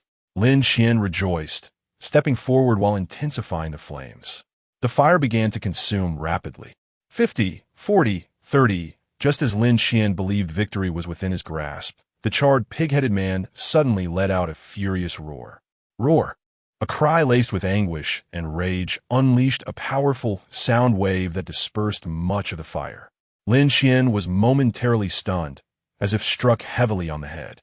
When he regained his senses, he saw the pig-headed man, now devoid of skin, charging toward him wielding a massive cleaver. "This is bad," Lin Qian exclaimed in alarm, urgently channeling all his energy into the spirit fire. However, as the roaring flames once again engulfed the boar-headed creature, despite its body crackling and writhing in agony, it could not be deterred from its relentless advance. The formidable figure, ablaze with fire, charged through the fiery curtain, its blood-red eyes reflecting Lin Qian's expression of sheer terror. Cursed be it! Realizing the flames were futile in halting the beast, Lin Qian wasted no time and turned to flee. He regretted not taking refuge inside when the creature was momentarily repelled by the flames. Otherwise, he would not now face this perilous life-or-death scenario. Damn it! If he ever succumbed to greed again, he would slap himself. He cursed aloud, sprinting for his life. Yet, the howls behind him grew ever closer, the ethereal flames licking at the boarman's form, casting an ever-enlarging shadow of Lin Qian. Suddenly, a massive cleaver swept toward him. Reacting with lightning speed, he rolled forward to evade it, only to hear the sickening thud as the blood-soaked blade struck the wall, reverberating with a heavy hum. Lin Qian was drenched in cold sweat. Had he been a moment slower, it would have been his head that rolled. With a furious roar, the boar-headed creature unleashed its wrath once more, altering the angle of its cleaver to strike downward. One blow, then another, relentless in its pursuit. Lin Qian was like a frightened insect, darting and tumbling in a desperate bid to escape each lethal swing, narrowly avoiding the fatal blows.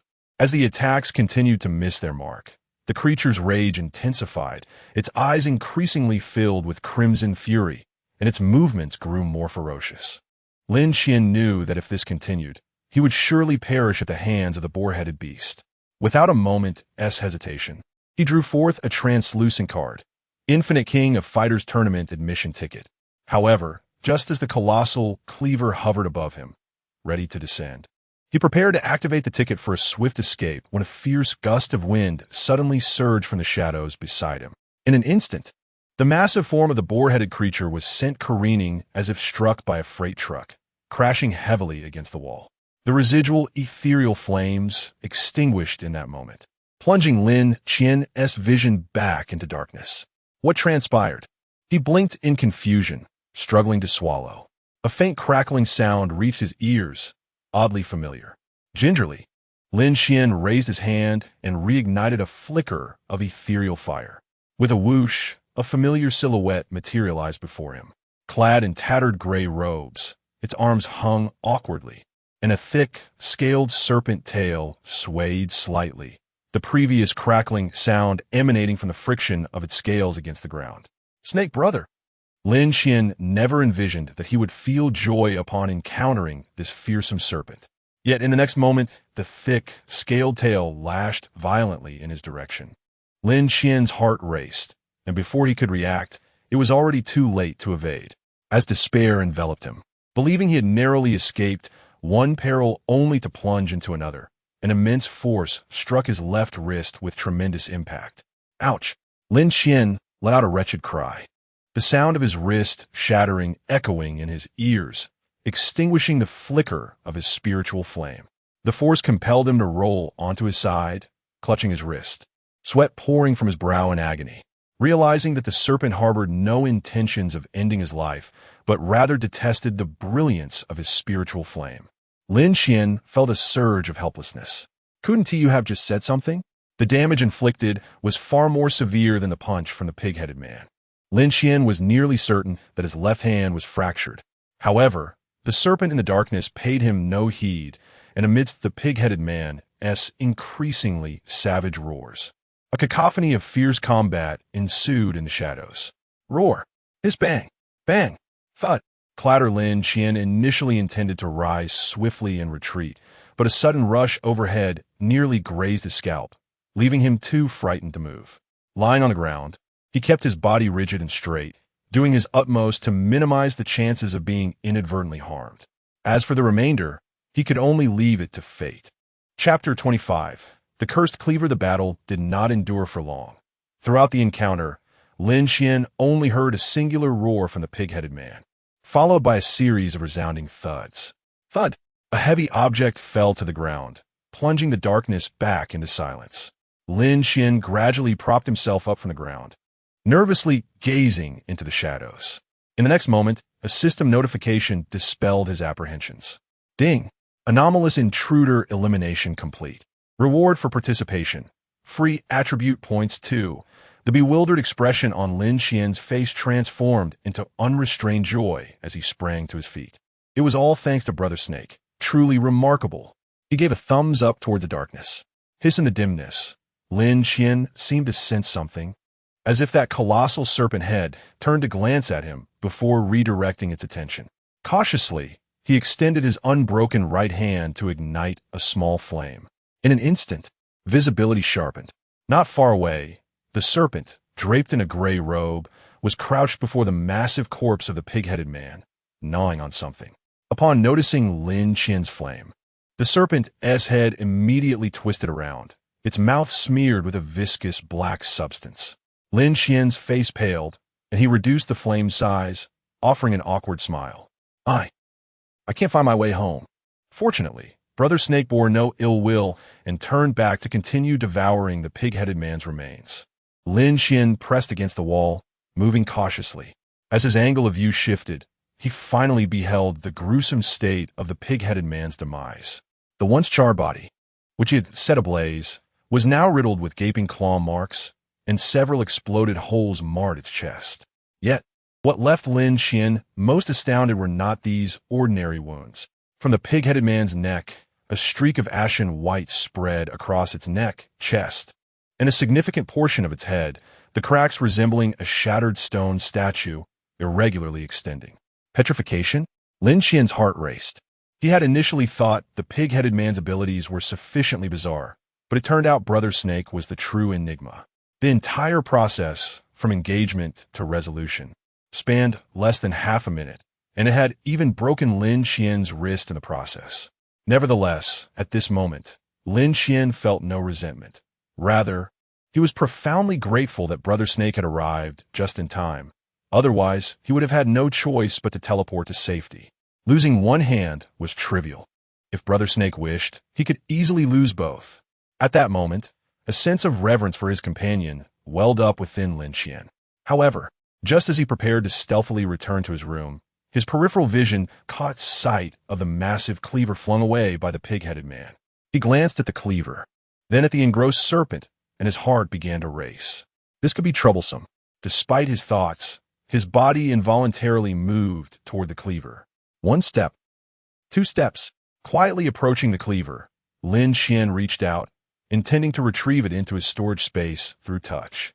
However, just as he was about to make contact with the cleaver, the serpent, still occupied with its meal, suddenly turned its head. Lin Qian's movement froze, cold sweat trickling down his chin to land on the cleaver. With a hiss, the serpent fixated its gaze upon him, its obsidian tongue flickering, while its tail brushed against the ground, producing a rustling sound. Lin Qian felt the prickling of fear at the nape of his neck, frozen in place, unable to move. After an agonizingly prolonged moment, the serpent finally turned its head away, returning to its grisly feast on the corpse of the pig-headed man. Lin Qian exhaled in relief, casting aside his trepidation as he hastily reached for the cleaver, intent on pilfering it and making a swift escape. However, upon contact with the blade, his attempt to stow it in his storage space was thwarted, and instead, a system notification chimed. Ding! This item cannot be stored in the inventory. Following this, item information materialized. Butcher's knife, a cursed cleaver that absorbs fear to grow in power, possessing the ability to touch the supernatural. Before Lin Qian could fully comprehend the item description, he felt a surge of formidable energy coursing through the blade, instantly radiating throughout his body. A shudder ran through him as his muscles swelled, exhaling white vapor, while a crimson glow flickered in his eyes.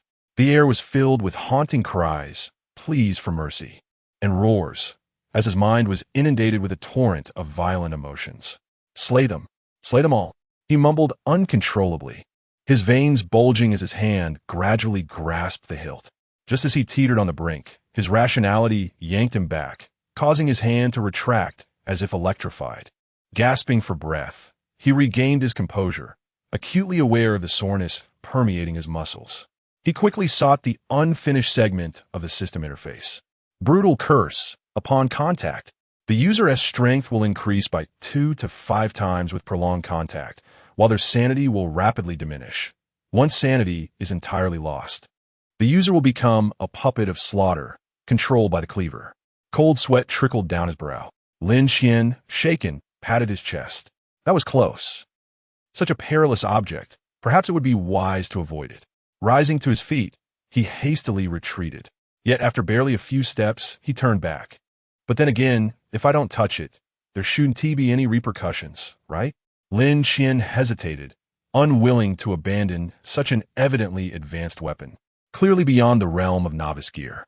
An idea began to form in his mind. Extending his hand, strands as fine as hair, the threads of reanimation, emerged from his palm. Through the enhancement gained from devouring flesh, Lin Qian found his ability to summon these threads significantly bolstered, their resilience markedly improved. Alas, he still struggled to wield them with finesse, relegating them to a supportive role, likely hindered by his mental attributes. Lin Qian had previously noted that mental attributes profoundly affected his control over the threads and spiritual flames, suspecting it was akin to a form of psychic force. A dozen threads intertwined into a single mass, gaining strength as they coiled around the hilt of the cleaver. Once secured, Lin Qian experimentally tugged at them, applying a modicum of force, only to have his expression shift drastically. It was astonishingly heavy, far beyond what he had anticipated. His preliminary estimate suggested it weighed at least 100 pounds. No wonder it had produced such a dull, reverberating thud when it struck the wall. Lin Qian couldn't help but click his tongue. Indeed, it was a supernatural item, defying conventional logic. Casting a glance at Snake Brother, he noticed that the latter had completely disregarded his intentions, which emboldened Lin Qian further. Although it was quite heavy, he found it manageable at that moment. However, he realized that he still needed to enhance his strength attributes to wield it with greater agility. By sheer coincidence, Lin Qian had just acquired 2 points of free attribute points. With a steady income arriving daily, he felt no need to be frugal and decided to allocate both points to his strength. Name: Lin Qian, Level 1 Regulator. Initial attributes: average values for a healthy adult are set at 1. Strength, 5. 5 Agility, 2. 1 Constitution, 2. 7 Spirit, 3. 9 Traits: Stony Heart, abnormal digestion abilities, Spirit Fire, stitching threads of corpses evaluation. A robust individual capable of initially confronting the supernatural, yet far from deserving the title of a regulator. How did he manage to infiltrate this role? The evaluation has changed, albeit slightly.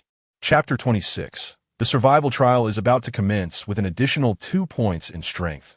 Lin Qian effortlessly hefted the slaughtering knife. Indeed, as long as he did not directly touch it with his flesh, the curse could not take effect. Holding the knife aloft like a fish, he scrutinized it closely, using his fractured hand to roast the jagged blade, which was smeared with bits of flesh and blood, over the ethereal flame. However, to his astonishment, the remnants clung to the blade as if they were part of it, entirely unaffected by the spiritual fire. Simultaneously, Lin Qian sensed that his spiritual flame had no effect whatsoever on the knife. Absorbing fear?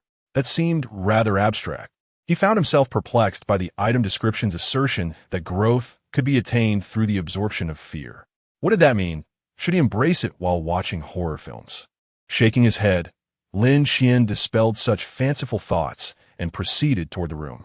As he reached the doorway, he suddenly recalled the deceased survivor and walked over to the corpse. As expected, a semi-transparent room card lay quietly upon the disfigured body. 677, not far off, and still within my jurisdiction. Since it has already emerged, I might as well scour the area before departing. After all, as a regulator, encountering other regulators would merely be a matter of equal standing. From Snake Brother's demeanor, Lin Qian had formed a preliminary judgment that the other regulators were aware of their shared status and would not initiate an attack without cause. However, he had no intention of provoking these individuals. After all, the absence of an offensive approach did not equate to an inability to attack, and his hands remained as nimble as a green tongue. Lin Qian was confident that should he recklessly attempt to irritate Snake Brother, the latter would not hesitate to indulge in a feast of retribution. He opened the door to room 677 and stepped inside. Nothing particularly remarkable caught his eye. Apart from a hodgepodge of food items, the room was cluttered with wooden planks evidently dismantled from cabinets, along with a handsaw. The floor was strewn with wood shavings, and beside it lay a makeshift wooden shield crafted from a door panel and several handles. The craftsmanship was commendable, though luck clearly eluded him. From the state of the room, Lin Qian sensed that this individual possessed some potential, albeit accompanied by misfortune. Even that pig-headed creature would flee if confronted, and Lin Qian was exceedingly confident that, endowed with the identity of a regulator, he stood among the apex of survivors at this stage. After all, the daily increment of free attribute points was indeed extraordinary. Lin Qian had long since noticed that acquiring free attribute points seemed more challenging than he had anticipated. Besides the salary of a regulator, he had amassed a total of 6 points. 3 points were gained from the task of stitching corpses, a reward won through a perilous encounter that hinged on fortuitous circumstances. 1 point from the giant crocodile, which, while not as perilous, still required considerable effort. Even a well-equipped small team like a Peng sought to divert the crocodile's attention to seize the treasure chest, underscoring the creature's formidable nature. The last 2 points were freshly acquired, equally stemming from his identity as a regulator. Lin Qian increasingly believed that his decision to choose the regulator identity card was indeed a sagacious one. In the long run, he would undoubtedly outpace all others by a significant margin. Of course, provided one acts with caution. After thoroughly ransacking the room, Lin Qian returned home. Upon entering his chamber, he placed the butcher's knife in the corner and unloaded various pieces of timber. It was only then that he realized, almost unwittingly, he had gotten himself into quite a disheveled state. After shedding his garments, he quickly immersed himself in the hot spring to cleanse himself, casually draping on a garment afterwards. Lin Qian then began to tend his fractured wrist. The freshly acquired timber proved to be useful. He selected a suitably sized board and positioned his broken wrist upon it, preparing to secure it. Suddenly, an idea flashed through his mind. He promptly closed his eyes, manipulating the suturing thread to weave through the flesh and reach the site of the fracture. As the suturing thread was entirely integrated with him, its movement within his body caused him no discomfort. He wrapped the thread around the fractured area, tying and tightening it, gradually realigning the bone. Enduring excruciating pain, Lin Qian felt the bones shifting within the flesh, slowly mending the fracture. Once the broken ends aligned perfectly, he wound the suturing thread around the bone repeatedly, securing it until the wrist no longer swung limply with movement. The procedure was a success. Lin Qian wiped the cold sweat from his brow, satisfaction blooming on his face as he observed his wrist. He had not anticipated the suturing thread possessed such capabilities. At that moment, he felt a surge of joy, realizing there were countless applications of the suturing thread yet to be explored. For instance, should he ever be wounded by a blade, regardless of the depth of the cut, as long as his internal organs remained unharmed, he could swiftly manipulate the suturing thread to stitch and staunch the bleeding. Lin Qian speculated that if his mental attributes reached a certain level in the future, he might even perform intricate tasks, such as instantaneously stitching severed blood vessels. The more he pondered, the brighter his eyes shone, considering the suturing thread's remarkable immunity to ordinary physical attacks, once it matured to a certain scale. And he could summon a multitude of threads. Could he not protect his internal organs or even form an external armor? Shaking his head, Lin Qian halted his wandering thoughts, acknowledging that achieving such feats was still far beyond reach. Yet, it ignited within him a fervent anticipation for the future. Although the interior of his wrist was adequately stabilized, any slight movement still elicited sharp pain. However, perhaps due to his enhanced constitution, the swelling was not overly pronounced. He used a knife to split the wood into strips the width of his fingers, crafting a 2-layered splint to reinforce the wrist, securely fastening it with the suturing thread, thereby completing the external protection. Now, he would not inadvertently strain his wrist. Lying back on his bed, Lin Qian sighed.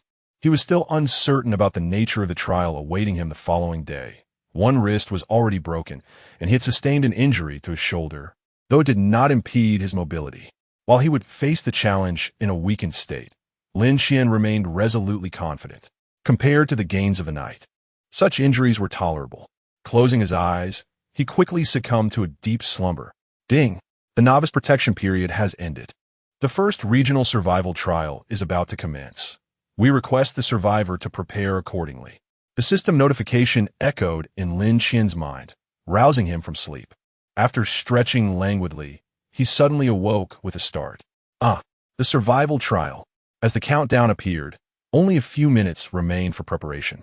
Fortunately, there was ample time. Lin Qian swiftly rolled out of bed and glanced at his wrist, noting that the swelling had completely subsided and the pain had significantly diminished. Though he still could not move freely, his recovery was quite rapid, likely due to his physical constitution. After checking his status panel, he noticed that a point of free attribute had been credited, but he chose not to utilize it immediately, opting instead to allocate it after entering the trial world.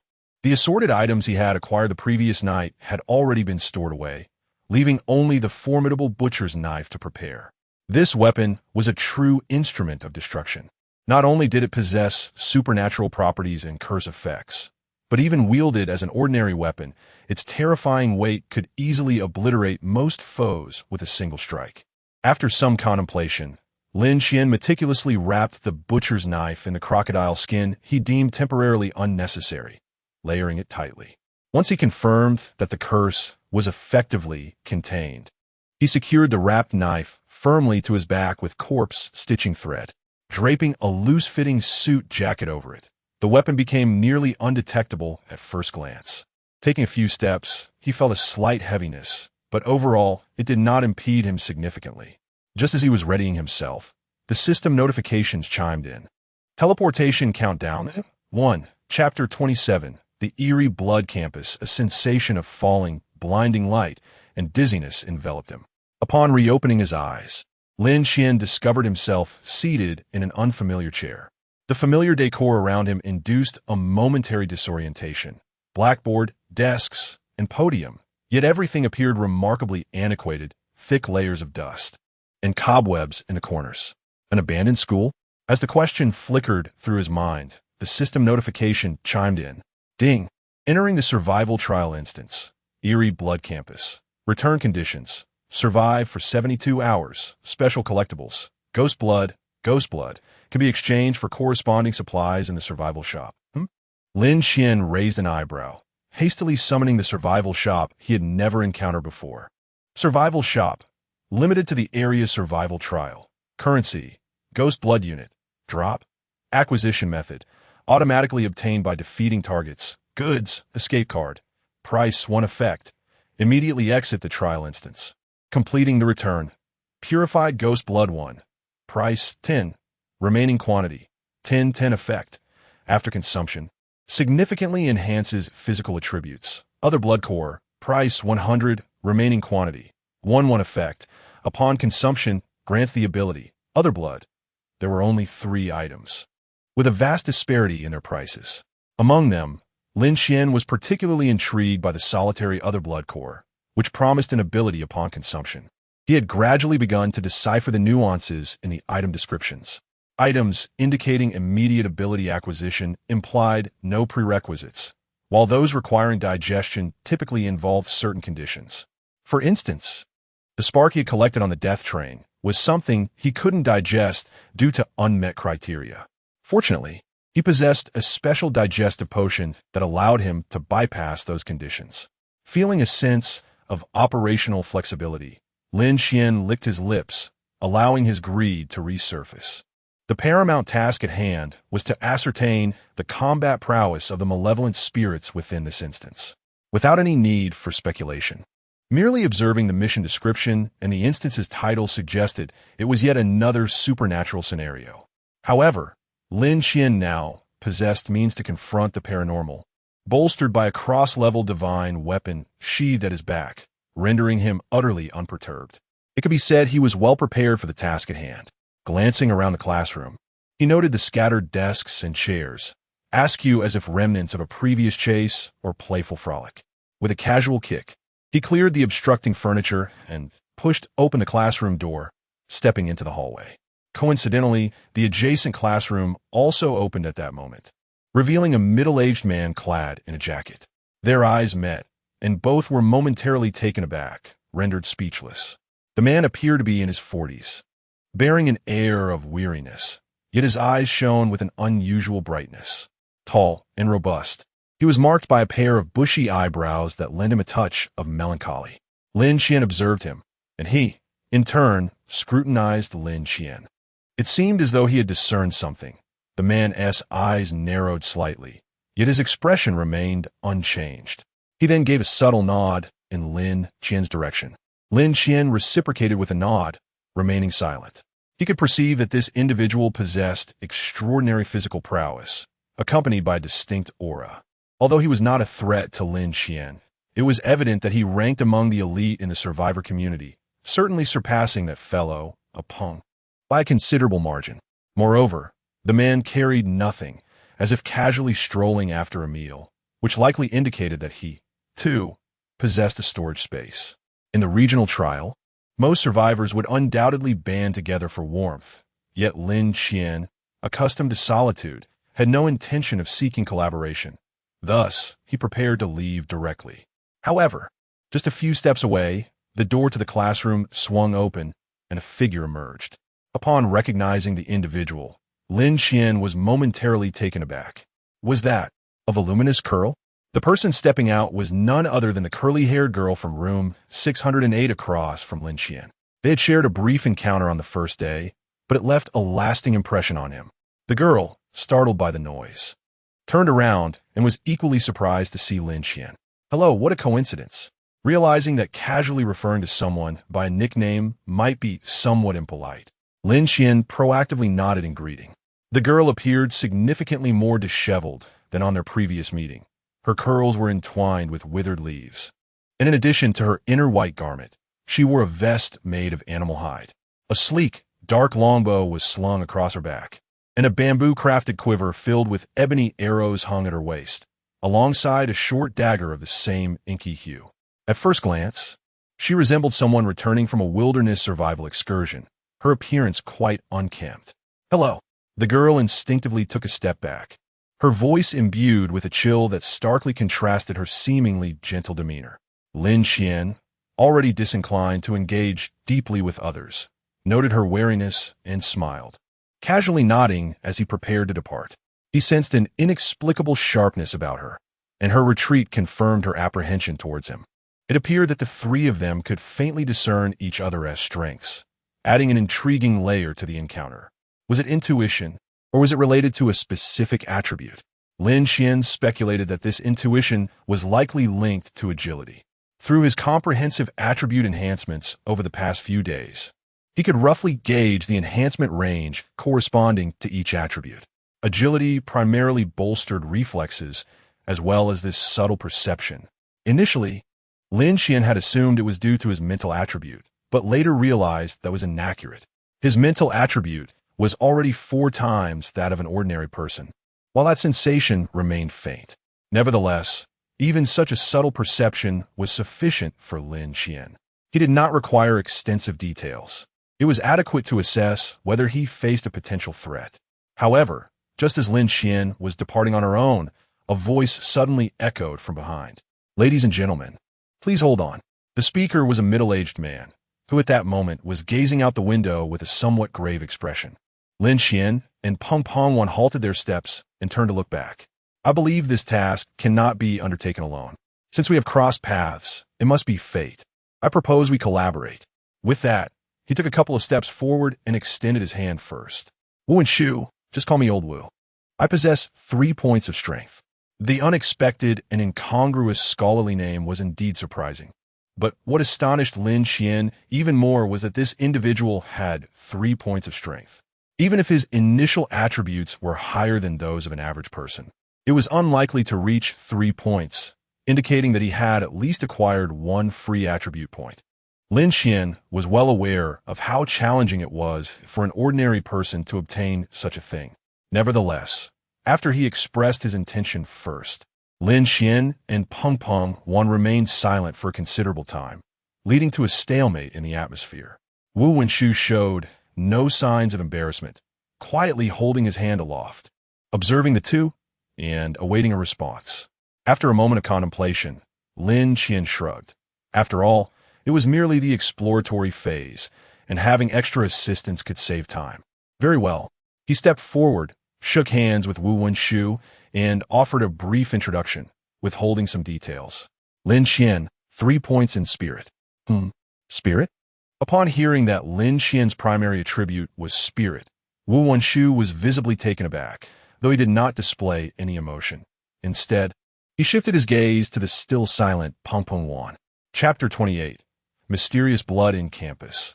The trio, shortly after Xiaqing and Lin Qian expressed their sentiments. The girl with the curly hair finally spoke. She merely introduced herself, leaving the two to assume that neither wished to divulge too much about themselves. Then Lao Wu, believing the conversation had reached a lull, was about to continue discussing their collaboration when, in the next moment, two words emerged from her throat, almost as if forcibly extracted. 3 o'clock. An extended silence ensued. Noticing she seemed to have more to say, Lin Qian and Lao Wu stared at her, blinking in anticipation for her to elaborate. Yet, the longer they waited, the more indifferent Xia Qing appeared.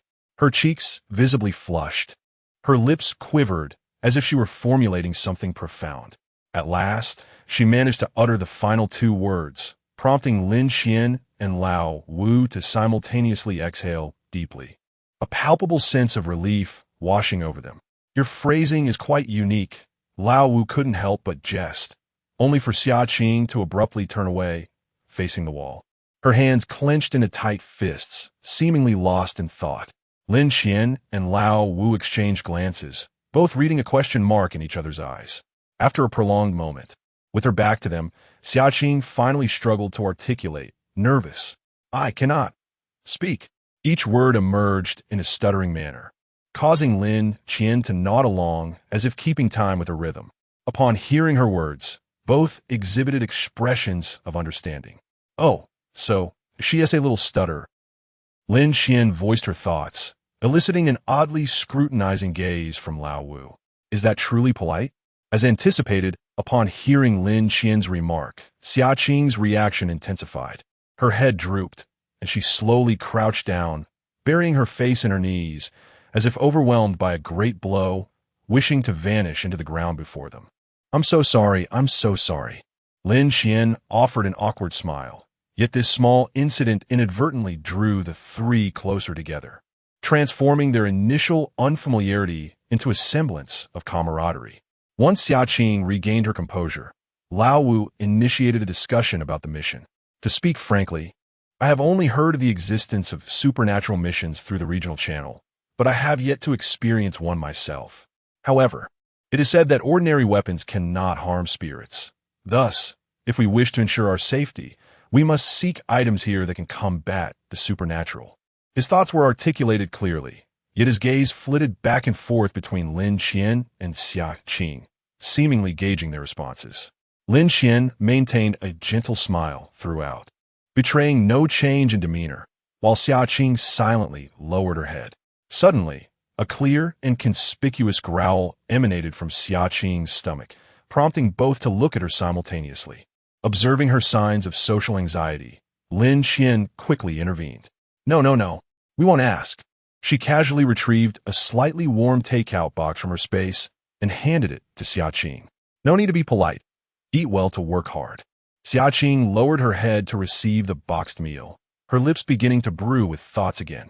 Lin Qian once more intercepted the conversation. No need for thanks. She quickly averted her gaze, locking eyes with old Wu across the table, only to observe the corners of his mouth twitching involuntarily. I continued, disregarding Xia Qing, who had silently moved aside to eat. After all, she could not partake in our discussion. Old Wu and Lin Qian resumed their previous topic.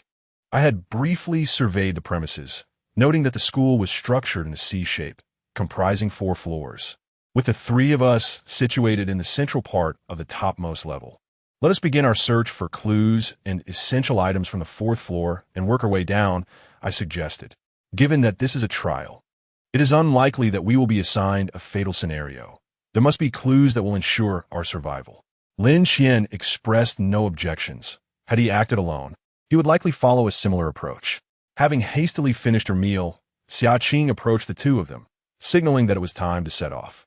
The 3 maintained a subtle distance from one another, indicating a lingering wariness.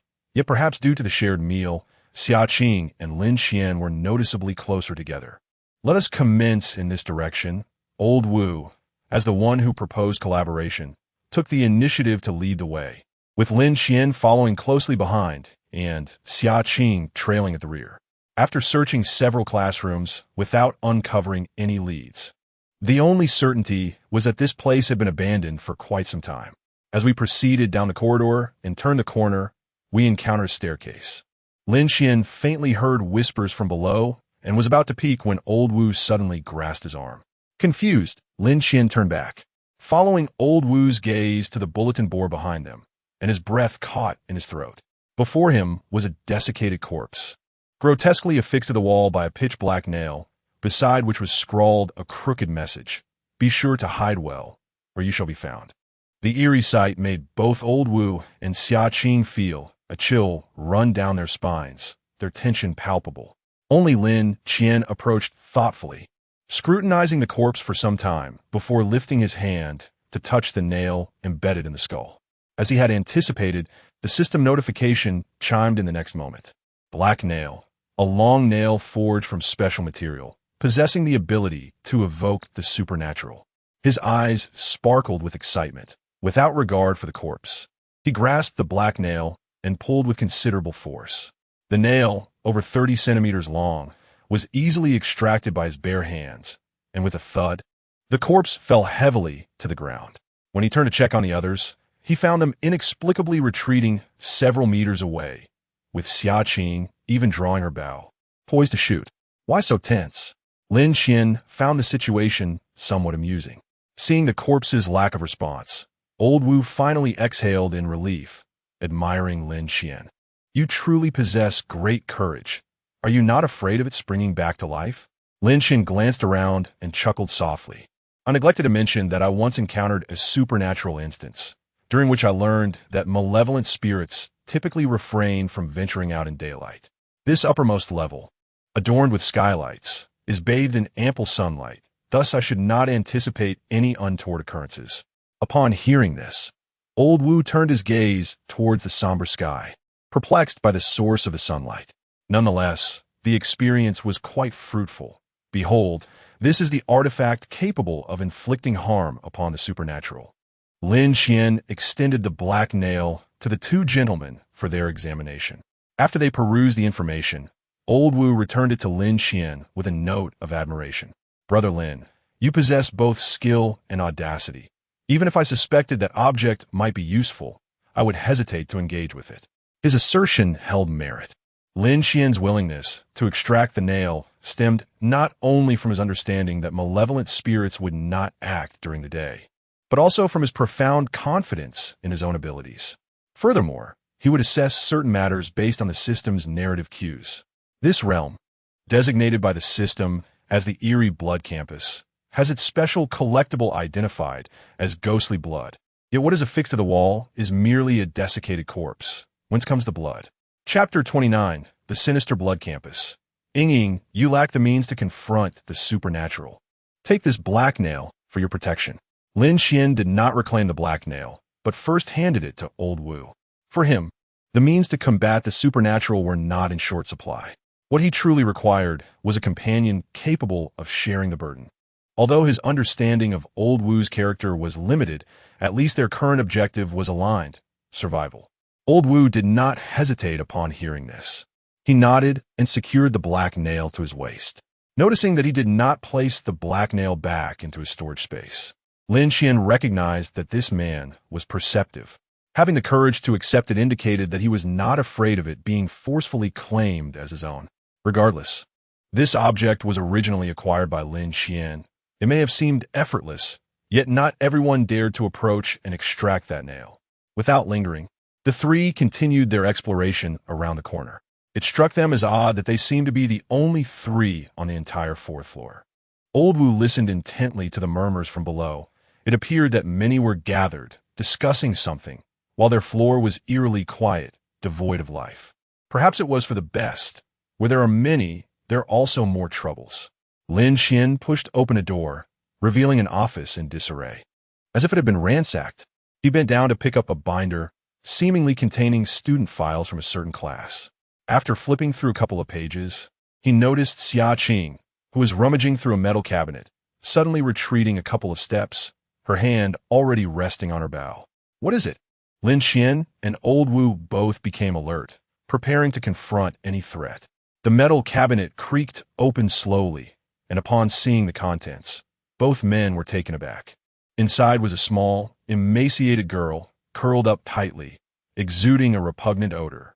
Her hair was dry and brittle, her complexion pale and gaunt, and aside from her school uniform, she was draped in an oversized black robe. The robe was intricately stitched with golden threads, resembling a modified Taoist garment, clearly not ordinary. What is happening? Is she alive? Old Wu tightened his grip on the black nail with one hand, while the other, unbeknownst to him, had drawn a jet-black pistol. He whispered to Lin Qian, seeking clarification. I'm not sure. Let me take a closer look. Lin Qian discreetly grasped a fruit knife and took a couple of cautious steps forward. Be careful, Old Wu softly cautioned, readying himself for any eventuality. Little sister, why are you hiding here? Lin Qian inquired tentatively as he approached the cabinet. However, the girl did not open her eyes. She merely trembled, muttering inaudibly, You can't see me. You can't see me. Seeing her demeanor, Lin Qian relaxed his vigilance slightly and reached out to touch the girl. Yet, just as his hand brushed against the black robe, an unexpected system notification echoed in his mind. Black robe, a protective garment crafted through special techniques, capable of effectively shielding against the probing of malevolent spirits, possessing a degree of resistance to supernatural attacks. Lin Qian was taken aback. This was indeed a special item. Meanwhile, the little girl seemed to sense the warmth emanating from Lin Qian's palm, her trembling body gradually relaxing as she cautiously opened one eye to steal a glance at him. Are you Uncle Xie's colleagues? She uttered timidly, her voice quavering with a hint of tears, as if afraid of disturbing something terrifying. Lin Qian was taken aback. Uncle Xie? Colleagues? Although he was unsure of the circumstances, he gently nodded to gain the girl's trust. Indeed, we have arrived late. Upon hearing this, the little girl seemed to find solace, her body collapsing limply as tears streamed down her cheeks. They're all dead. They're all dead. The teacher is dead. Uncle Xie is also dead. Wu. Lin Qian instinctively cradled her in his arms, yet as he made contact with her skin, a chill gripped his heart. She was cold. The little girl felt icy to the touch, devoid of warmth, akin to a lifeless being. He cast a glance at Old Wu and Xia Qing, signaling them to keep their distance, while he gently conversed with the girl. What is your name? Ying.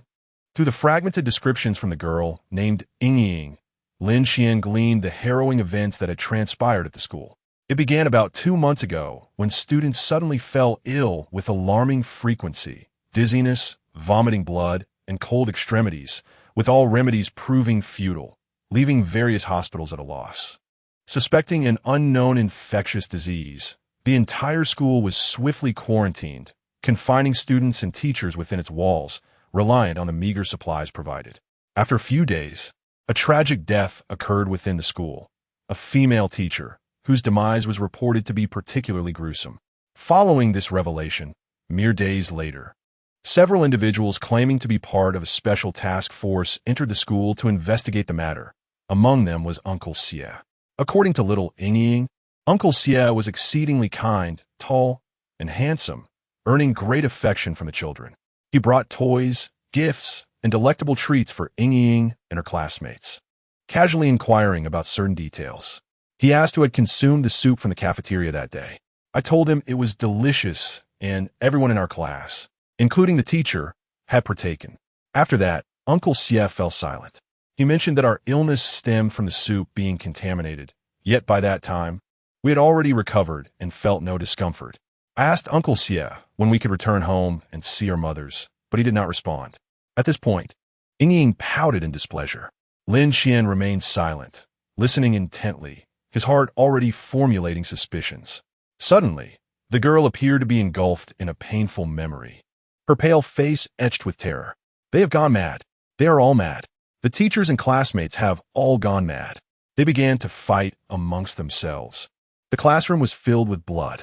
I was so scared, so I hid. It was only when the outside world fell silent that I dared to stealthily emerge.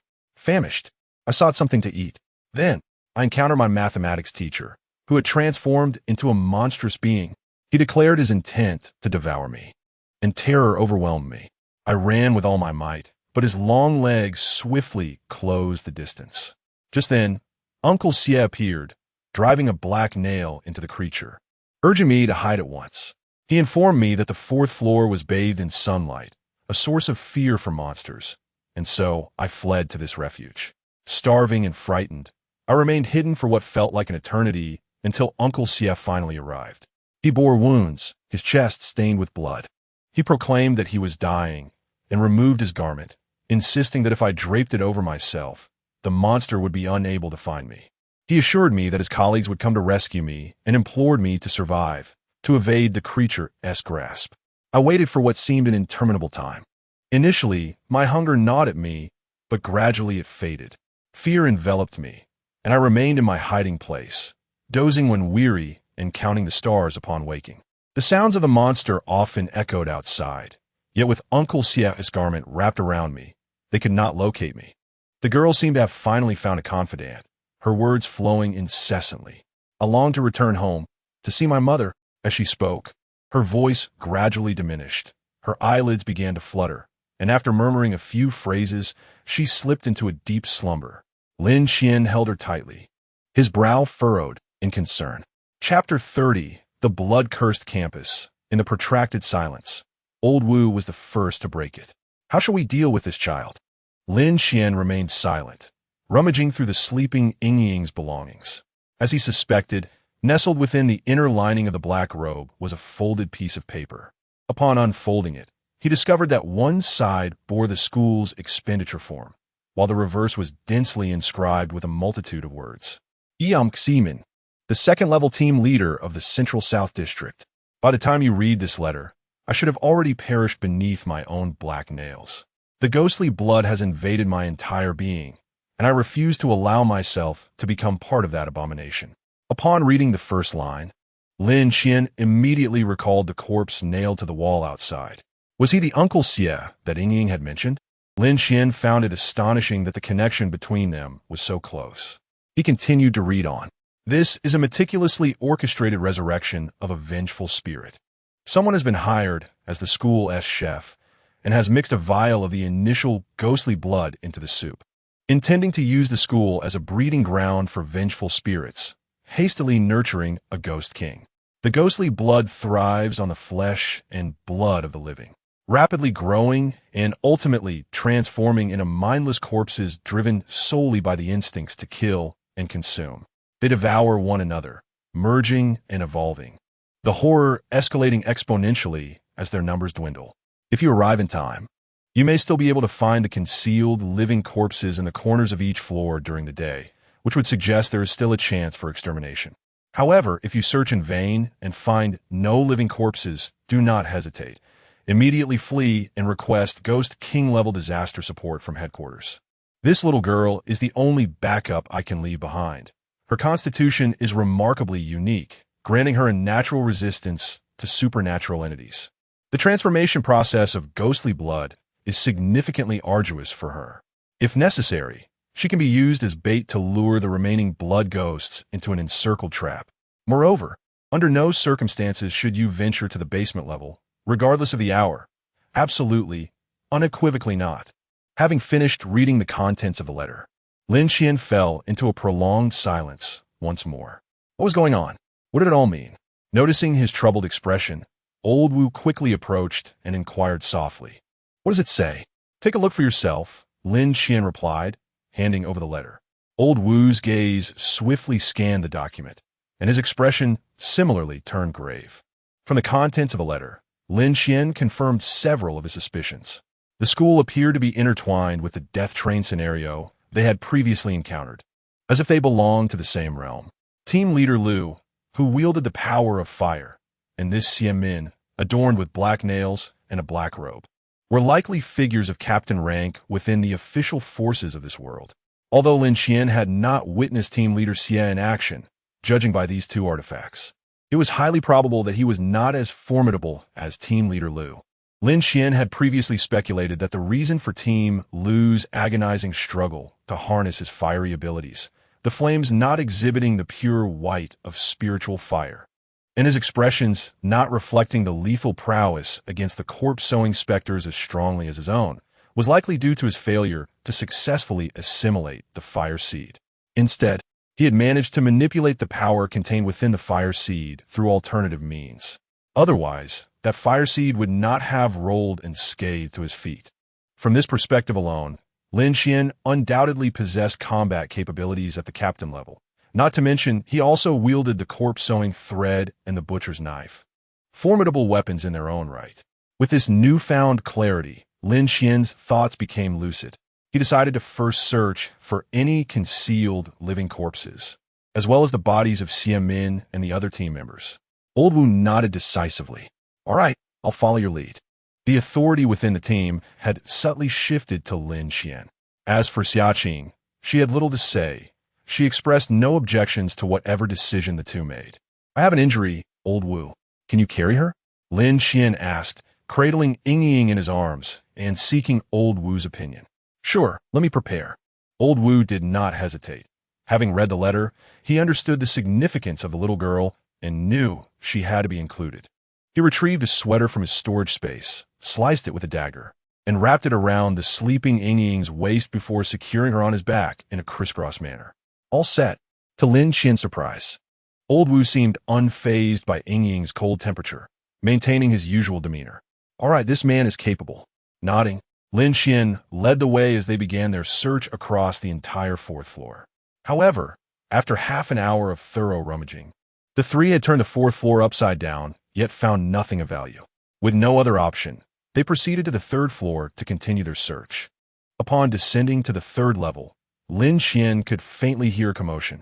Peering ahead, he saw a group of individuals constructing a barricade with desks and chairs, effectively blocking the corridor and preventing anyone from passing through.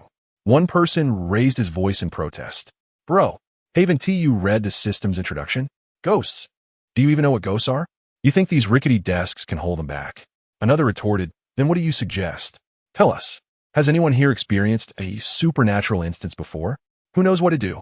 Are we just going to sit here and wait to die? 3 days. 3 days. We won't survive a single day. We will all perish. We are all going to die. The man constructing the barricade shouted passionately, his face flushed, teetering on the brink of a mental breakdown. However, he was not alone in his despair. Many others around him were similarly close to unraveling. The man arguing with him, provoked by the outburst, angrily kicked down the newly erected barricade. Don't block the way. You're being a nuisance. You're asking for trouble. In an instant, the two were embroiled in a scuffle, their bodies toppling the makeshift desks and chairs, creating a scene of utter chaos. Surrounding them were a dozen individuals, most clad in white, their faces pale, some crouched in corners with their heads in their hands, while others silently prayed, enveloping the atmosphere in a profound sense of despair. Lin Qian cast a fleeting glance at them, choosing to disregard their presence entirely. The group occupied the positions of 2 classrooms in a C-shaped corner. Given the passage of time without incident, there seemed to be no cause for concern. Search over here, Lin Qian instructed, bypassing the 2 classrooms to commence her investigation in the third. The sudden appearance of the 3 individuals, who remained utterly indifferent to the crowd, immediately drew the attention of many, even causing the 2 engaged in a scuffle to instinctively pause. Hey, where did you lot come from? Someone shouted, their tone far from amicable. Neither Lin Qian nor Old Wu acknowledged the remark, feigning ignorance. However, Xia Qing was gripped by social anxiety, her nerves fraying. Upon noticing the bow and arrows slung over her shoulder, a glimmer of interest sparked in a nearby onlooker's eyes. Beautiful lady, what did you acquire that bow? The man who had just disrupted the furniture line stepped forward with a disarming smile. Xia Qing took a few anxious steps back, her lips quivering. After several attempts, she failed to utter a coherent response, prompting the man's impatience to surface. Given your delicate appearance, you hardly seem like someone who wields a bow with proficiency. I have a handcrafted spear. Why don't we trade? Sensing her potential reluctance, he quickly added, I'm a member of the shooting club. My archery skills are quite remarkable. This bow will undoubtedly perform differently in my hands than in yours. Besides, you could join us, and I would ensure your safety. As he spoke, his gaze began to appraise Xia Qing's figure, a satisfied grin creeping onto his face. Even if one must meet their end, it is preferable to savor life as pleasures first, yet, in the next instant, his smile froze in place. Lin Qian and Old Wu simultaneously raised their pistols, aiming directly at the man's head. With a click, Lin Qian pulled the hammer of a revolver. Does the shooting club teach how to shoot? Chapter 31, The Deceptive Blood Campus. Conflict, Copper Coinsore brothers, please. Do not be agitated. The man's countenance turned ashen as he found himself at the mercy of two guns. Trembling, he raised his hands and retreated, forcing a smile. You may search inside. I will keep watch at the door. Old Wu gestured to the two and took his position, gun in hand, to deter any rash movements from the group.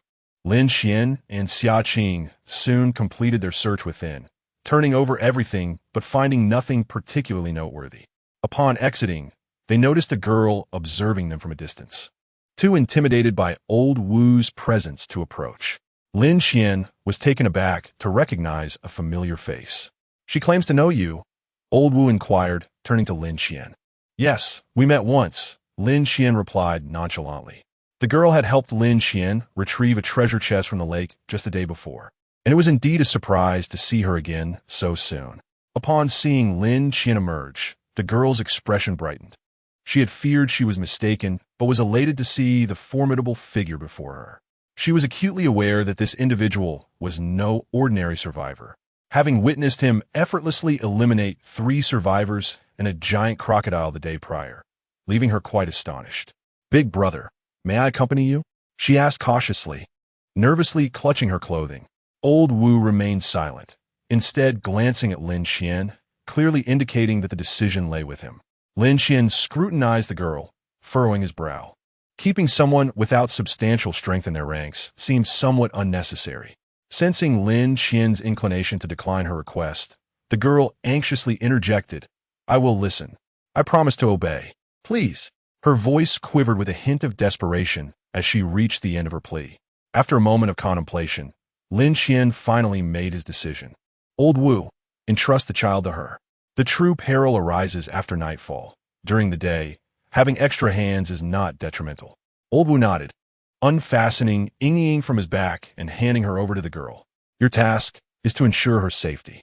Remember, do not touch the black robe she wears unless I command it. With that instruction, Lin Qian turned and resumed his search. The girl's expression brightened, and she quickly embraced Ying, but she soon felt the chilling temperature emanating from the child, causing her steps to falter momentarily. Stay close. Old Wu's voice resonated, jolting the girl from her thoughts as she hurried to keep pace with the trio. Having searched a significant portion of the 3rd floor, they had yet to encounter any living corpses or colleagues of Xiamin, but they did come across several survivors. Some huddled in classrooms, while others guarded stairwells. Observing the situation, noticing Lin Qian and his group searching, some speculated they might possess knowledge of something significant and attempted to engage them. However, under the intimidation of Old Wu's firearm, these individuals instinctively kept their distance, refraining from interference. Before long, the 3rd floor was thoroughly searched, yet still yielded no discoveries. Lin Qian's brow furrowed, a sense of foreboding settling within him. According to the words of Xiamin, if the scattered living corpses cannot be found, it signifies that the blood demon has merged into a formidable individual. However, if that were indeed the case, what necessity would there be for trials? Everyone might as well await their demise. Lin Qian firmly believed that the system would not issue tasks that were destined for failure. There must still be a glimmer of hope.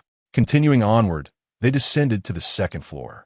As they made their way down the staircase, Lin Qian quickly observed that there were more survivors on this level. A multitude lingered in the corridor and in the distance. A group appeared to be embroiled in a heated dispute. Let us go and see, Lin Qian signaled, and without a word, the group stealthily approached the gathering.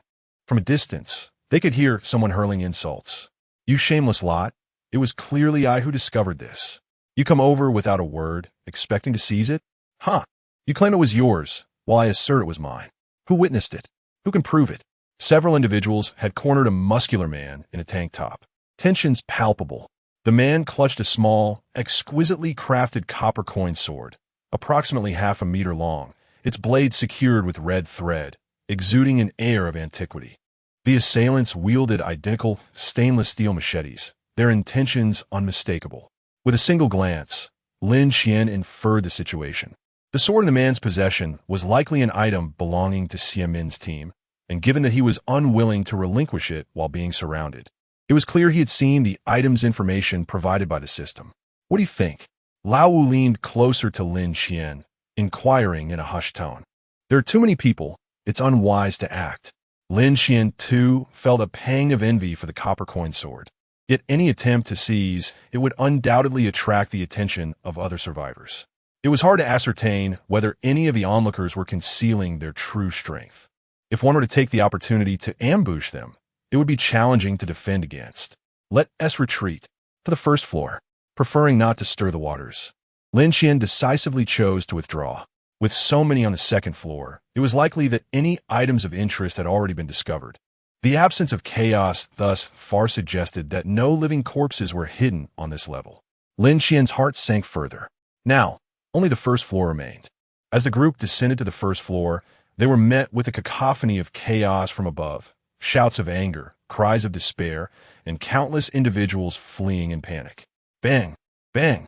Suddenly, the sharp report of 2 gunshots reverberated, silencing the crowd for a brief moment before it erupted into a chorus of screams.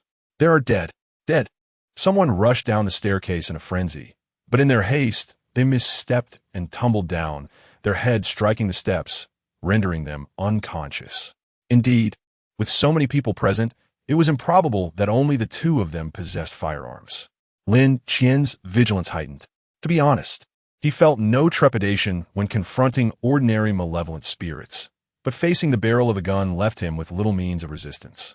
At that moment, Old Wu beside him suddenly gestured, and in the next instant, a police bomb shield, approximately the size of a half-door, materialized and thudded heavily to the ground.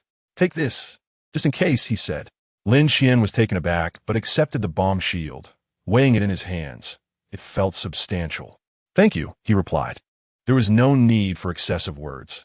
Although their time together had been brief, a basic understanding had already begun to form between them. The material was reinforced, capable of withstanding only small-caliber rounds. Old Wu cautioned, to which Lin Qian nodded, stowing the shield into his storage space. You two should refrain from carrying it. Without a storage space, it would impede your movements. In the event of a gunfight, take cover behind us, Old Wu explained to the 2 women. Xiaoqing had no objections, merely nodding gently, while the girl holding Yingying appeared flabbergasted, quickly waving her hands to express that it was no trouble at all. After a brief period of preparation, the group resumed their exploration of the first floor. Chapter 32. The Blood-Soaked Campus. The first floor was unexpectedly devoid of the lively atmosphere that characterized the second floor. Even fewer souls roamed the halls than on the third. The corridor lay eerily empty, devoid of any human presence. This absence was, however, quite rational. After all, the first floor was closest to the underground, which, according to Xiamin's hints, had likely transformed into a den for vampires. Without sunlight, even daytime posed significant dangers. As night fell, the absence of sunlight would embolden the vampires to emerge from below in search of prey, making the first floor the first to be affected. Be cautious. With so little sunlight, there should be something here, Lin Qian mused, sensing that the first floor might hold some discoveries. Yet, no sooner had he spoken than a terrified scream echoed from a distance. A ghost!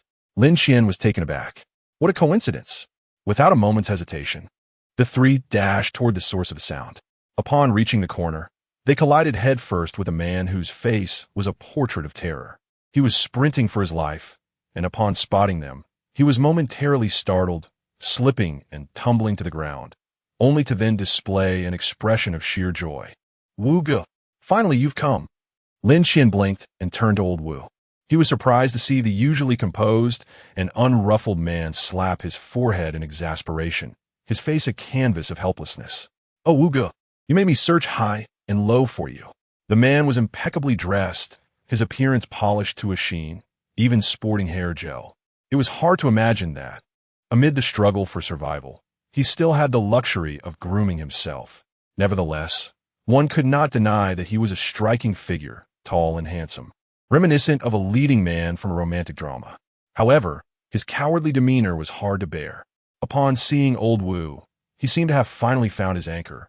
Shuffling forward to cling to Old Wu's leg, his mouth stretching into a wide grin as he began to wail.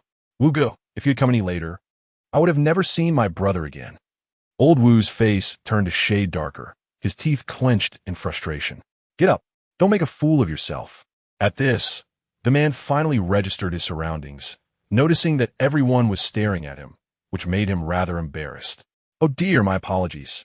He quickly rose, brushing off his trousers, and as his gaze swept across the group, it suddenly froze on Lin Qian's face. Oh, a fellow traveler. His eyes lit up, as though encountering a familiar face in a foreign land, instantly filling with warmth. He extended his hands toward Lin Qian for a handshake. Hello, hello. With a loud smack, Old Wu delivered a hefty slap to the back of his head, causing him to stumble slightly. Stop talking nonsense. He shot a glare at the man before turning to Lin Qian with an apologetic expression, explaining, This fellow is my neighbor. He has been trailing behind me as a sort of lackey.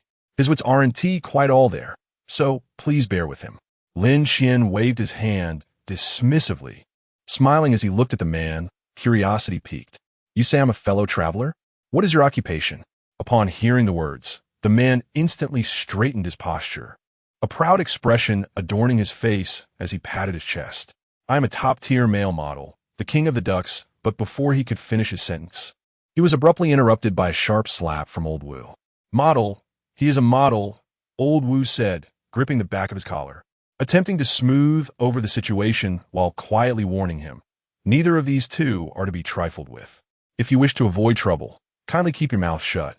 Upon hearing this, the man promptly sealed his lips, obediently falling silent.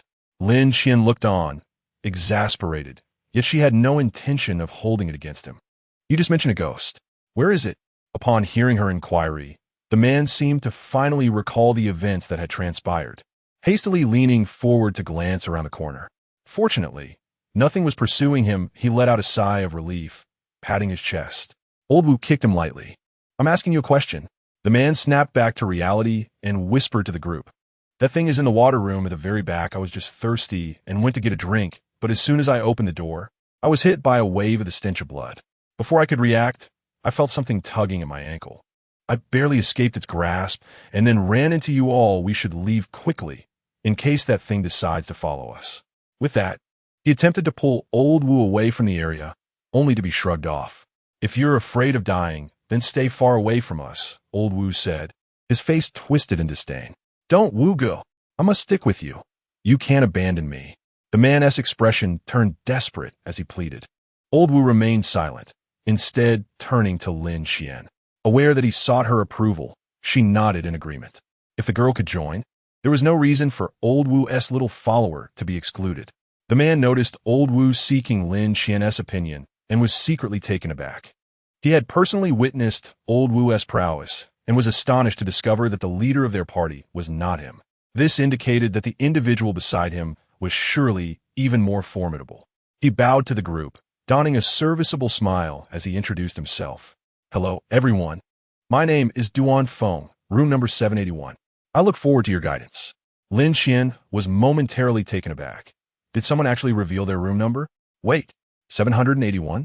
Suddenly, she felt a sense of familiarity with that room number. After pondering for a moment, Lin Qian abruptly clapped her hands. Oh, it's you, the one who opened the cold storage. The only person in the area channel who chose to display their room number, she barely managed to suppress the urge to call him a fool. Duan Feng nodded cheerfully. That's right, it's me. Lin Qian was astonished, feeling a curious sense of coincidence. She then turned to Old Wu. So, the guy with the gun you mentioned in the channel? Old Wu wore a face of utter disillusionment, the wrinkles on his forehead appearing to deepen at that moment. It's me. Unable to contain herself, Lin Qian burst into laughter, utterly surprised to find that these two were a duo. Soon, he noticed the girl beside him, holding Ying, who had been silently bowing her head. Ah, I still do not know your name. Let us introduce ourselves. As the girl lifted her gaze, a look of surprise crossed her face, as if she had not anticipated being acknowledged. I am Su Yun, and my room number is 570. Under Duan Feng's lead, everyone inexplicably began to share their room numbers. Lin Qian also took the opportunity to introduce himself again. I am Lin Qian, room 609. Observing Xia Qing, who appeared visibly anxious and was nervously moving her lips, he decided to assist her by speaking on her behalf. She is Xiaqing, residing across from me, in room 608. Xiaqing let out a sigh of relief, casting a grateful glance at Lin Qian. He waved his hand dismissively, indicating it was no trouble at all. Lastly, there was Wu Wanshu, whose room was adjacent to Duan Feng's, numbered 779. The group had now expanded to 5, and with Duan Feng's loquacity, the atmosphere had considerably lightened. Chapter 33. The Blood Demon in the Water Room. Be cautious, that creature is inside. At the entrance of the water room, Duan Feng nervously trailed behind Old Wu, speaking in hushed tones. Why are you following me? Old Wu's forehead bulged with veins, wishing he could slap Duan Feng. I'm here to help. Even if I lack combat prowess, I can at least shield you from gunfire. Duan Feng thumped his chest, but Old Wu quickly restrained him. You'd be better off stepping aside. Not complicating matters is already a significant help. In front, Lin Qian signaled for silence, and everyone immediately quieted down. Perhaps I should take the lead. After all, my primary attribute is strength, Old Wu suggested, brandishing a riot shield as he approached Lin Qian. No need. Just stay back and support me, Lin Qian replied, drawing a fruit knife and peering into the darkened water room, faintly hearing heavy breathing. He extended his hand, and with a flourish, pure white spiritual fire ignited from his palm, illuminating the room. The display of extraordinary ability left several onlookers agape, but their attention was quickly captivated by the horrifying scene within the water room. In the corner lurked a grotesque, twisted creature, its flesh a bloody mess, glaring hungrily at the entrance like a predator. It bore no human semblance, resembling a large, skinned gibbon. Its arms were long, dragging on the ground, and its head appeared as if it were a haphazardly mashed piece of meat. Even more repulsive were the countless red, worm-like entities writhing across its body, producing a nauseating squelching sound. Moreover, the ground surrounding the creature was littered with these red filaments, marking its territory and forming an eerie nest. Lin Qian's pupils constricted, not out of fear of the creature's appearance, but rather from an unsettling sense of familiarity with those red threads. It resembles the blood-soaked garment of the Great Lord. Images from his mind collided with the scene before him. The garment also featured similar red strands, albeit less dense and prominent than those present now, which sent chills down his spine. Blood demon, blood garment. Could there be a connection? While he pondered, Old Wu's urgent voice broke through. Watch out! In an instant, Lin Qian felt a blur before him, followed by a bloody claw lunging at his face. He recoiled just in time, the bloodied claw emerging from the shadows, its writhing red threads thrashing violently, causing his scalp to prickle. A bead of cold sweat dripped from Lin Qian's forehead. What incredible speed! He was fortunate to have reacted swiftly. Otherwise, he would have surely been injured. It appeared that even the reflected sunlight had an effect on them, but other light sources proved ineffective. Observing the overcast sky, Lin Qian contemplated. Logically, moonlight is also reflected sunlight. I wonder if it would have any impact on them, due to the previous train being halted within the tunnel. This matter could only be confirmed later tonight. Just then, Old Wu retrieved several flashlights from the storage space. I have infrared and ultraviolet spotlights. Let us see if they prove effective. Since the monster was unable to emerge, the group stood at the entrance and commenced their experimental phase. The results, however, were somewhat disappointing, as the creature showed no response whatsoever. It appeared that the sun in this world possessed some unique energy. If only there were a mirror, they could manipulate it. Unfortunately, neither of their storage spaces contained a sufficiently large mirror. Then we shall confront it directly, Lin Qian declared, leaving the others momentarily stunned. Confront it directly? With what? Old Wu raised the black nail. With this? ISNT, that rather perilous? The black nail measured merely 30 centimeters in length and was as thick as a chopstick, hardly comparable to a dagger. How could such a tool contend with the creature lurking within? Lin Qian let out a chuckle, shedding his oversized suit jacket, and with a flick of his mind, he commanded the stitching thread to unravel the butcher's knife strapped to his back. With a resounding clang, the marble floor cracked under the weight of the weapon.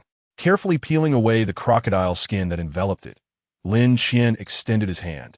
and the black stitching thread swiftly coiled around the handle of the knife. The others recoiled in trepidation, their scalps tingling. What kind of sorcery is this? Old Wu furrowed his brow, increasingly convinced of Lin Qian's unfathomable depth. The rewards from clearing the supernatural dungeon were indeed extraordinary. Without further explanation, Lin Qian hefted the butcher's knife, swinging it vigorously to gauge its heft. The knife, weighing over 100 pounds, whistled through the air, prompting the group to retreat a few more steps. That knife, it's still stained with blood. Duan Feng, hiding behind Old Wu, gnashed his teeth and pointed at the blade. Is this fellow even human? The group was collectively astonished by Lin Qian's bizarre methods, yet only Xia Qing remained unfazed, blinking her eyes contemplatively, lost in thought. Gripping the butcher's knife, Lin Qian ignited the spiritual fire for illumination and plunged directly into the dark water room. A fearsome growl erupted from the creature upon Lin Qian's entrance, its bloodied arms raised high, lunging forward with ferocity. Lin Qian was well prepared, his legs rooted firmly. He twisted his waist, muscles taut, and with every ounce of strength he swung the butcher's knife. Ha! The wind howled as the not-so-sharp edge of the knife struck the airborne monster, cleaving it in two with brute force. Thick, viscous blood splattered forth, staining Lin Qian's once refined visage with a hint of savagery. The severed halves of the monster thudded to the ground. Yet they continued to claw and attempt to crawl toward Lin Qian. Unyielding, Lin Qian raised the butcher's knife, delivering a series of strikes, each blow combining chopping and slamming, reducing the creature to a mere pile of flesh. Ding! Low-level blood demon slain, obtained ghost blood too. It was only upon hearing the system notification that he finally ceased his assault. As he exited the water room, those outside instinctively took 2 steps back. Lin Qian regained his composure and glanced down, only to see himself drenched in blood, resembling a villainous figure emerging from a horror film. He paid no mind to it, instead directing the others. You should split up and search. There are likely similar creatures lurking on the entire first floor. Eliminate them all, otherwise, it will be more difficult to deal with them come nightfall. As long as you remain in areas where sunlight can reach, you will be safe. Avoid the temptation to approach the monsters, and you will surely encounter no trouble. The 4 took flashlights from Old Wu and began their separate searches. Lin Qian, however, chose to sit down for a moment, taking a brief respite before splashing his face with a bottle of mineral water. These low-tier blood demons were not particularly challenging to slay. Their only notable trait was their tenacity, requiring a few extra strikes to bring down. Summoning the exchange interface, Lin Qian opted to spend a drop of ghost blood to acquire a return card, and in the next instant, a semi-transparent card materialized in his hand.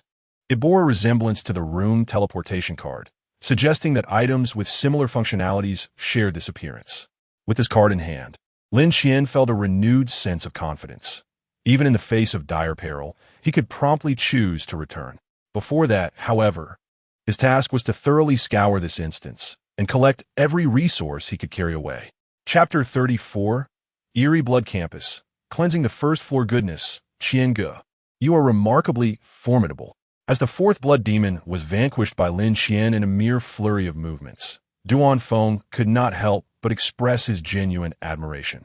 Wiping his face with the damp towel handed to him by Su Yun, Lin Qian waved his hand dismissively. These are merely minor adversaries. The real peril lies in the basement, which will reveal itself when night falls. From the 4 blood demons, they had collected a total of 7 drops of ghostly blood. Without further ado, Lin Qian exchanged them for 4 return cards, distributing them among his companions. It is getting late, and danger may arise at any moment. Take these. If you encounter peril, use them to return immediately. The group was taken aback, particularly Su Yun, who hesitated for quite some time before daring to accept her share. Astonished that she was included. What are your plans, Brother Lin? Old Wu inquired, pocketing the cards without uttering any words of gratitude, focusing instead on Lin Qian's intentions.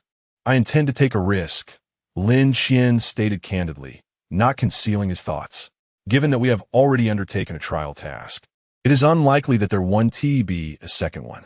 The difficulty of the next task will certainly escalate. Thus, this presents a valuable opportunity for rapid enhancement of our abilities. To survive in the infinite building, strength is paramount. Old Wu nodded in agreement, acknowledging Lin Qian's perspective. I will accompany you. Although I may not contribute much in combating the supernatural, I can assist in managing other troubles. Old Wu was not merely speaking in vain. During the recent encounter with the blood demons, the commotion had attracted a group from upstairs seeking to investigate. Duan Feng attempted to obstruct them, but was easily pushed aside, ultimately requiring Old Wu to brandish his firearm to deter them. Lin Qian felt fortunate to have encountered such reliable companions. The survival task in this area was unlike standard dungeon quests. With more people came more complications. Although Lin Qian was strong, he still preferred to exercise caution when faced with small factions, especially with armed survivors in the vicinity. Though Old Wu lacked experience and means in dealing with supernatural entities, he was adept at handling fellow survivors. A casual glance revealed that Old Wu's hands bore calluses, coupled with his quick reflexes and keen observational skills, suggesting a background in military or law enforcement. As for Xia Qing, Lin Qian had yet to witness her skills firsthand, but his instincts told him she possessed exceptional abilities. Her agility likely exceeded 3 points, and her perceptiveness was strikingly acute. Even the hidden Ying and the 3 blood demons encountered were first detected by her sharp senses. The remaining 2 companions, however, were less noteworthy. Duan Feng, tall and physically decent, was merely a robust, ordinary person, lacking any form of enhancement. Su Yun, with average physical capabilities and a timid disposition, was obedient and perceptive, gently soothing Ying back to sleep during her 2 awakenings. After a long day of exertion, hunger set in. They found a relatively clean classroom and began their meal. Throughout their time together, the group had grown more comfortable with one another, shedding the initial coldness of their first encounters. In the team, only Lin Qian and Old Wu possessed storage space, and the 2 swiftly retrieved various foods, leaving the remaining 3 in a state of bewilderment. Lin Qian first changed into a fresh outfit, then produced an array of meal boxes, fluffy white buns, and canned meat, while Old Wu unveiled packages of barbecued meat and fruits, all neatly wrapped in foil. The food they brought forth formed a small mountain atop the assembled desks. In an instant, the classroom was filled with enticing aromas, accompanied by the sounds of eager swallowing. Duan Feng, fortunate fellow that he was, had a cold storage room right next door. He sold half of its contents for resources, while the remainder was cooked and stored in his storage space. Lin Qian and Old Wu, heedless of appearances, voraciously devoured the barbecued meat while engaging in indistinct chatter. The remaining 3, however, were more restrained, savoring their food with careful deliberation. Lin Qian observed that the higher one's attributes, the greater the appetite seemed to be. Surprisingly, despite his imposing stature, Duan Feng did not consume as much as Xia Qing. Before long, they were satiated, and after a brief respite, they began to deliberate on how to confront the encroaching night. It seemed impossible to exit the teaching building. I had just attempted it, and whether through the main entrance or a window, an invisible barrier obstructed the way, likely a restriction of the dungeon's area. Upon hearing Old Wu's words, Lin Qian fell into contemplation. It seemed they had no choice but to select a defensible location. The 4th floor? That would not do. Think about it. When night fell, the blood fiends would emerge to feed, and everyone would rush to the safety of the 4th floor. The blood fiends would undoubtedly pursue them upward. As the light outside grew dimmer, a sense of urgency enveloped the group. I have a bold idea. Lin Qian lifted her head, her eyes gleaming with a hint of excitement. You mean? Old Wu furrowed his brow, suddenly gripped by a sense of foreboding. We should find a place to hide on the 1st floor tonight. Lin Qian rubbed her hands together, barely able to contain her eagerness. If any blood fiends search for us, we will eliminate them swiftly to avoid attracting more. While a multitude of blood fiends ascends the stairs, we will block the access to the basement. When the sun rises tomorrow, these fiends will have no choice but to seek refuge in the shadows. At that point, we can take them down one by one, making it as easy as slicing vegetables. He grew increasingly animated, oblivious to the paleness that spread across the faces of his companions. Isn't that a bit too risky? Old Wu ventured hesitantly. always sensing a wild streak in Lin Qian. But he hadn't anticipated such an audacious plan. What is there to fear? After all, we all have escape cards. If danger arises, we can teleport back immediately. Lin Qian's reasoning was sound. Then let us do it. What do we need to prepare? Old Wu, after a moment's hesitation, resolved to follow Lin Qian into this madness. The blood fiends in this supernatural dungeon were not true supernatural beings. They resembled monsters with formidable healing abilities, entities that could be obstructed. Having just cleared the blood fiends on the first floor, Lin Qian had already tested that even ordinary weapons like the katana could inflict harm upon them, though their wounds healed at a remarkably swift pace. In contrast, the cleaver rendered them incapable of healing altogether. There were 2 staircases. Our immediate task was to seal one and leave the other as an exit for the blood fiends. Lin Qian turned to Old Wu. We shall take the lead, utilizing the storage space to stow away these chairs and benches, then release them again near the staircase. Old Wu nodded in agreement. All right, I shall follow your lead. Duan Feng also demonstrated great enthusiasm. I can assist as well. Although I lack storage space, I possess strength. He struck a pose, showcasing his muscles. Enough chatter.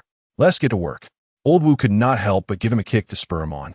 Noticing that Su Yun and Xia Qing also wished to join in, Lin Qian quickly intervened. You two can sit this one out. Su Yun, just take care of Ying, and Xia Qing, keep an eye on those people upstairs. If anything stirs, alert us.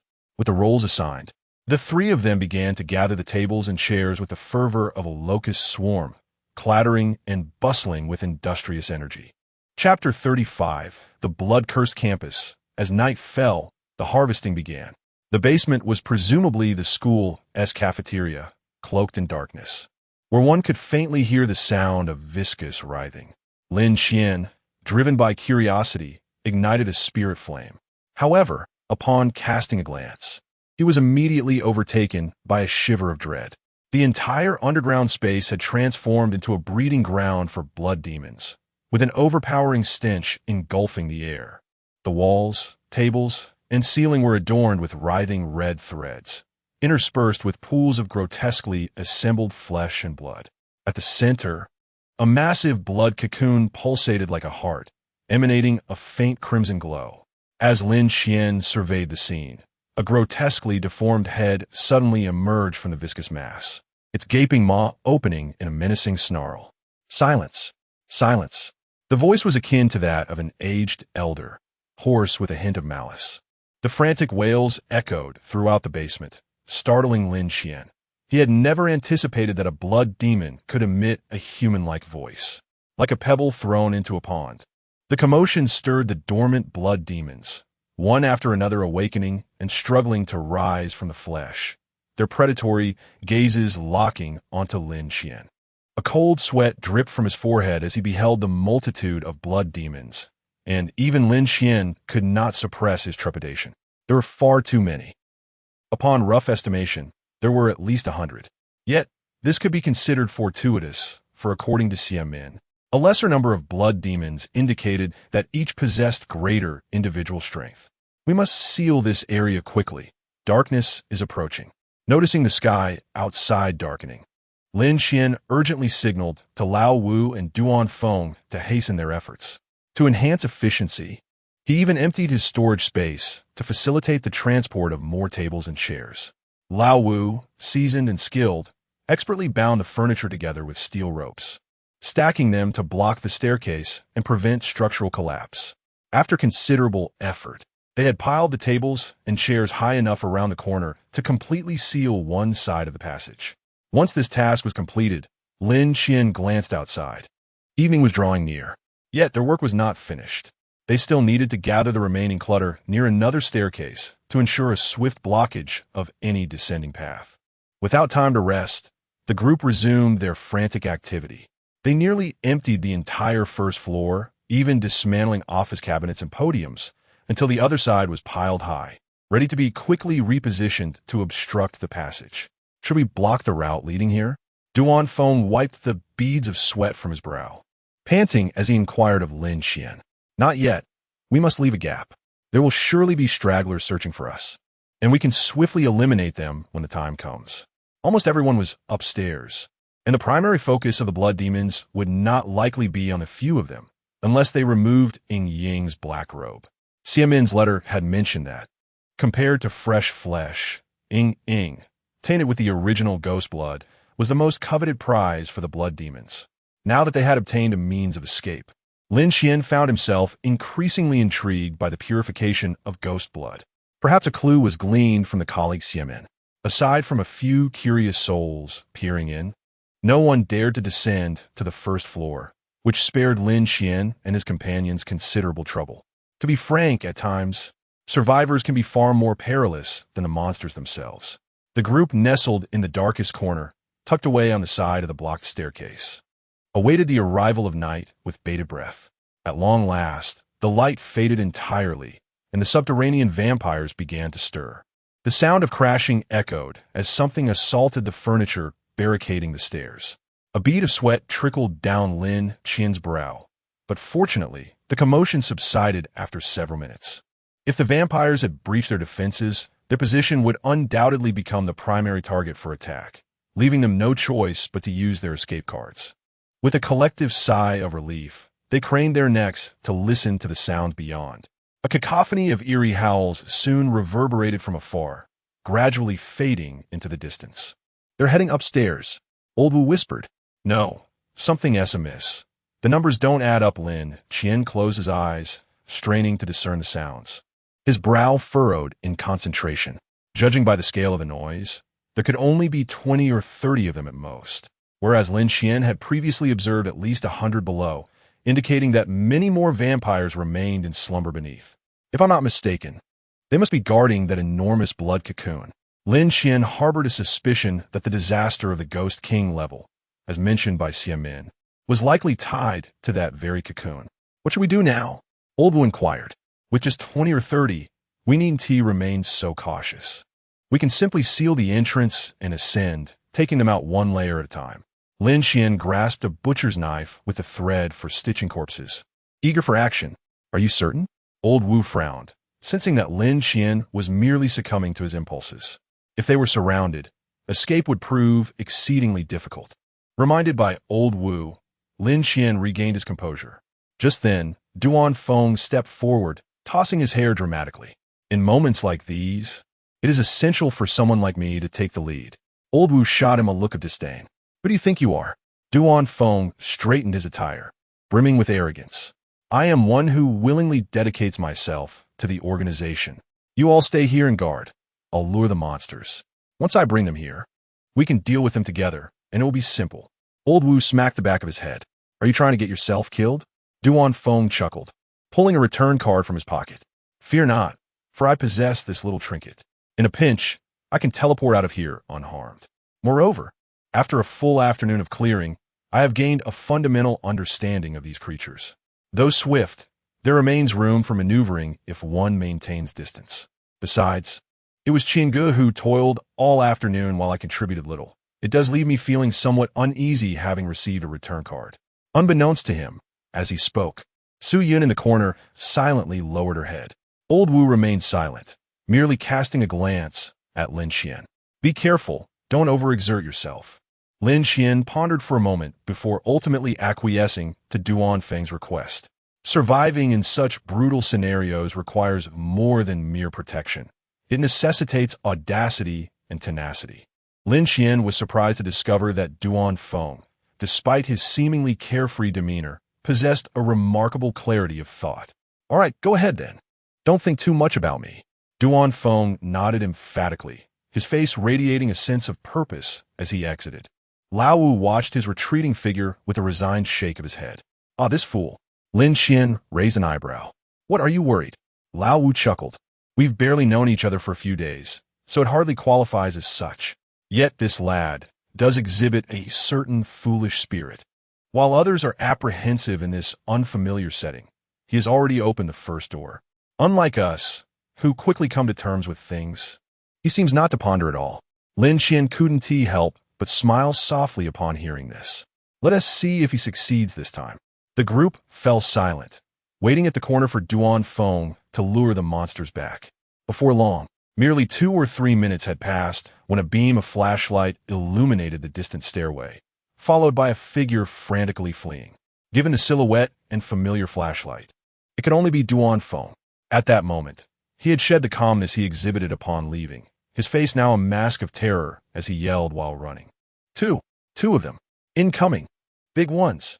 In the next instant, two grotesque, misshapen figures lunged from the stairway.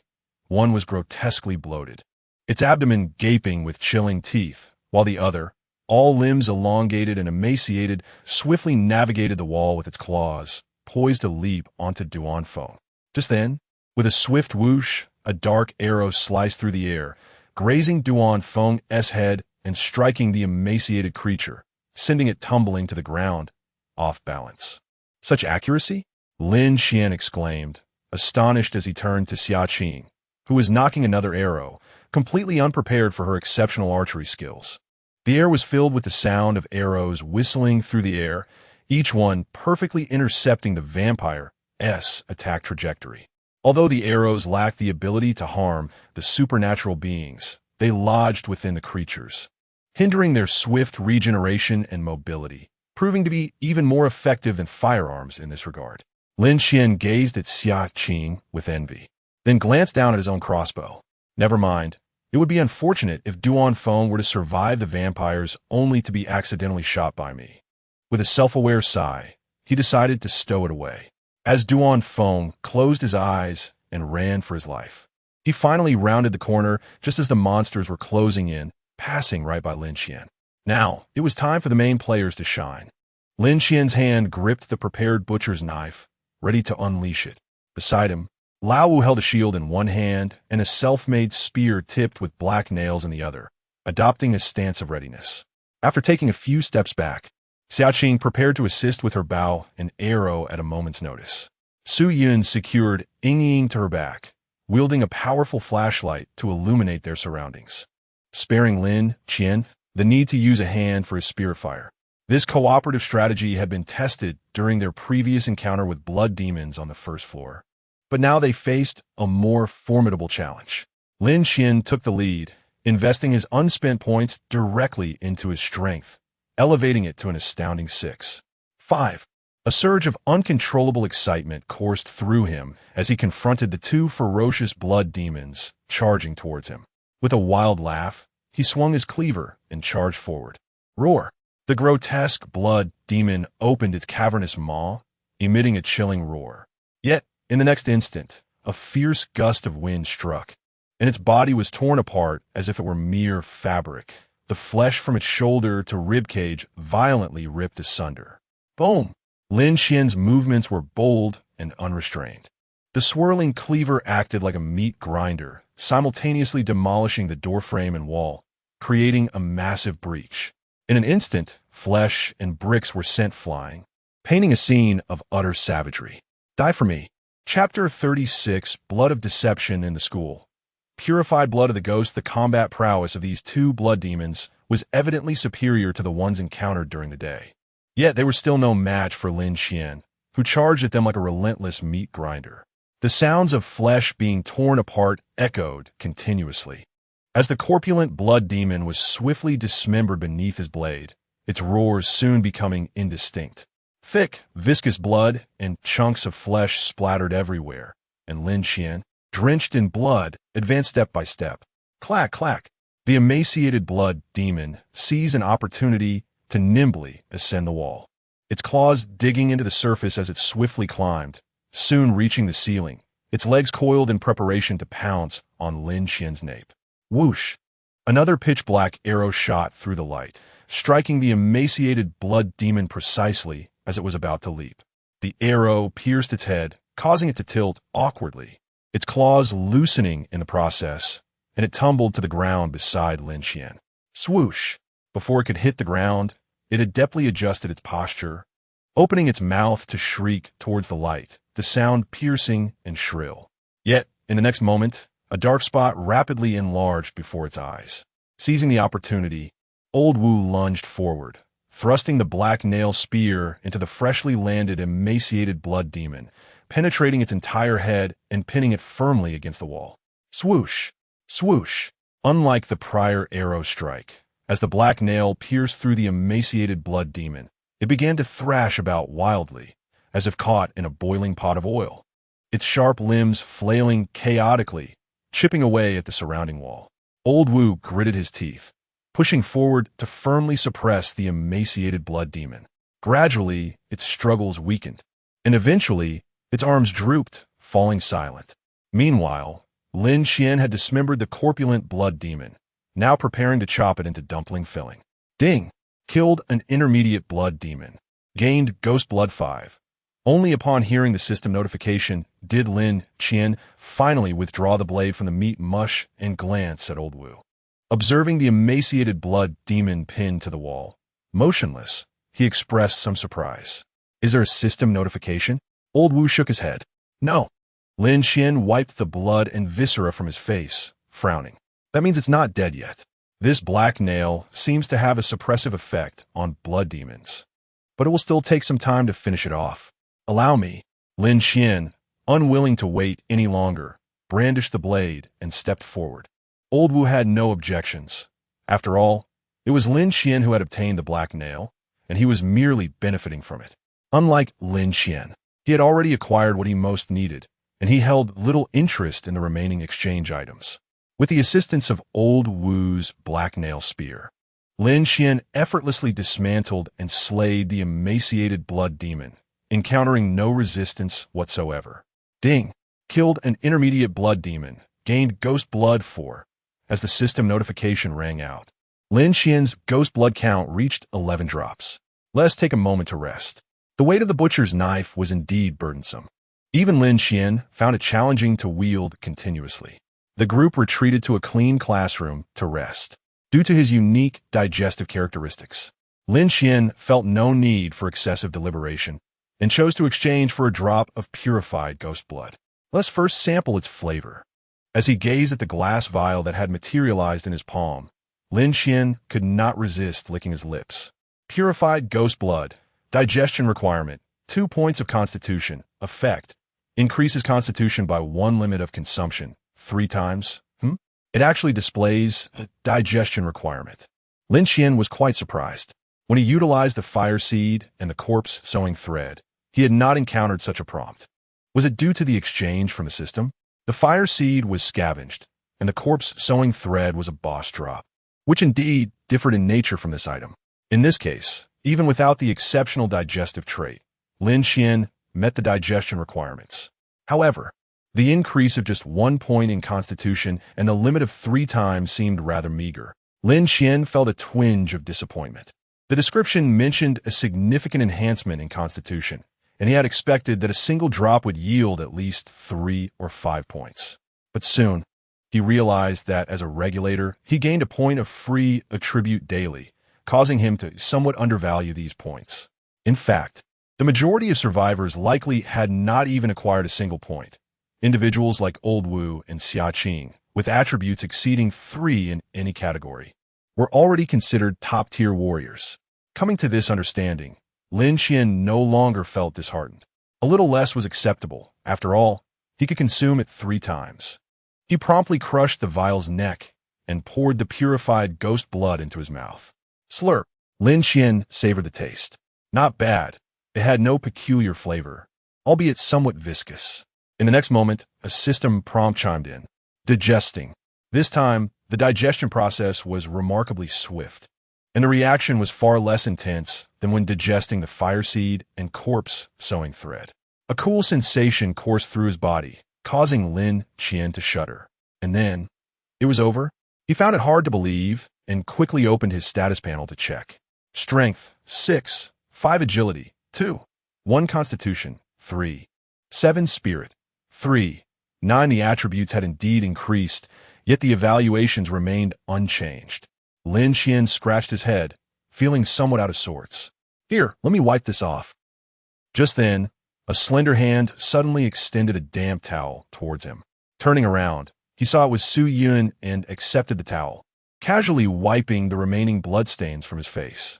Su Yun was carrying the now sleeping Ying on her back, her expression somewhat anxious. Each member of the team had their specific roles. Even Duan Feng took the initiative to engage in crucial monster drawing tasks, while she felt quite superfluous. Thus, She proactively assumed logistical duties, assisting Xia Qing in retrieving arrows and helping Old Wu wipe down his shield, fearful of being deemed unnecessary by the others. Lin Qian returned the soiled towel and, curious, inquired, since you obtained the card, why not choose to return directly? Upon hearing these words, Su Yun was momentarily taken aback, her anxiety escalating. After much hesitation, she finally managed to utter a phrase. What will we do next after returning? Lin Qian couldn't help but chuckle in response. All right, quite candid and perceptive. He continued, forget about this for now. Please tidy up the remnants in the corridor, ideally consolidating them into a single room to clear a pathway, lest someone inadvertently slips. Upon hearing Lin Qian's instructions, Su Yun was initially startled, but soon her expression brightened. Although the task was somewhat gruesome, it signified Lin Qian's acknowledgement of her presence. Thank you, she expressed gratefully, bowing deeply to Lin Qian, her voice trembling. Be gentle. Careful not to drop the child. Lin Qian's reflexes kicked in as he quickly stepped forward to support her. Not out of sense of obligation, but out of concern for the little one on her back. My apologies. Realizing her excitement had gotten the better of her, Su Yun's cheeks flushed a deep crimson. Noticing Lin Qian starting to clear the pathway with his tools, Duan Feng felt a surge of restlessness. I shall assist as well. Lin Qian shot him a glance. You sit. Duan Feng immediately complied, returning to his seat, hands clasped between his knees, his posture upright and attentive. Chapter 37. The Cursed Blood Campus. The colossal blood demon approaches. It's here. It's here. A tremendous beast. My goodness. Its appearance is utterly terrifying. From a distance, the shrill cries of Duan Feng reached Lin Qian and his companions, who immediately braced themselves, ready to confront the impending threat. This marked the sixth wave of monsters they faced that night. The previous waves had consisted of solitary blood demons, which they easily dispatched with the controlling effects of the Black Spike Spear. Meanwhile, Lin Qian had collected 17 drops of ghost blood, but refrained from exchanging them for purified ghost blood. Instead, he aimed to amass 100 drops to acquire the rare blood core, an item of limited availability, with only one in existence. However, Lin Qian was not concerned about being outpaced by others. As of now, the count of purified ghost blood remained at 9, with the missing drop being the one he had exchanged. While others desperately hid from the blood demon's relentless pursuit, Lin Qian's group had formed a streamlined operation, each member playing their part to maximize efficiency. Suddenly, a series of dull thuds echoed from the stairwell. The group turned to see Duan Feng, who had been sprinting ahead, now wearing an expression of utter terror. Glancing back, they beheld a massive shadow taking form. When the creature came into view, even Lin Qian could not suppress an exclamation of shock. What on earth is that monstrosity? The creature's head resembled a grotesque amalgamation of tumors, its size immense yet lacking a lower body. A single colossal arm, swollen and grotesque, dragged its deformed body across the ground, its speed surprisingly swift. The thudding sounds were the beast's hand colliding with the ground, sending shivers down their spines. As the creature pursued Duan Feng, an eerie wailing began to resonate in their ears. Wah! Play with me! Play with me! Upon realizing that the haunting cries emanated from the colossal blood demon, Lin Qian felt a chill run down his spine. He had previously heard blood demons produce sounds reminiscent of human voices while blocking the basement, but he never anticipated encountering one firsthand. Prepared for an unusual confrontation, he sensed something was amiss. His warning, however, was somewhat superfluous. The creature's size alone indicated it was unlike any they had faced before. Duan Feng, in a panic, dashed past the others, crashing against the wall before retreating into the farthest corner classroom, clearly terrified. Lin Qian brandished his weapon, stepping forward to confront the creature. Wah! Thud! Thud! Play with me! The terrifying creature emitted a child's wail, adding an unsettling layer to its presence. Nonetheless, Lin Qian remained unfazed. As a colossal hand swung towards him, he swiftly dodged back, narrowly avoiding the blow. Seizing the opportunity, he lunged forward and swung his weapon downward with all his might. With a satisfying slice, The blade cleaved through the creature's massive hand, leaving a gaping wound, and its cries turned piercingly shrill. Wah! As Lin Qian was about to commence a frenzied onslaught. An unexpected force surged from beneath his feet, propelling him into the air. Reacting swiftly, he utilized inertia to execute an agile somersault, intending to land gracefully. However, he had forgotten the hefty butcher's knife still clutched in his grasp. The knife flung away with him, yanked at his arm, and in that moment of surprise, Lin Qian lost his balance, tumbling awkwardly 2 meters away. The knife skidded across the ground, producing a jarring screech of friction. Witnessing Lin Qian being so decisively upended for the first time, Old Wu realized the gravity of the situation. Rather than retreating, he steadfastly held his explosive shield forward, determined to buy Lin Qian precious moments to regain his footing. After sustaining a blow from Lin Qian, the giant's blood demon seemed to lapse into a frenzied state, wildly flailing its enormous hand and indiscriminately assaulting the surrounding walls. Boom! Boom! In an instant, the doorframe shattered, bricks flew, and dust billowed. The terrifying force gouging a gaping hole in the wall, leaving one to shudder at the thought of enduring such power. Old Wu felt a chill creep over him, yet he gritted his teeth and pressed on.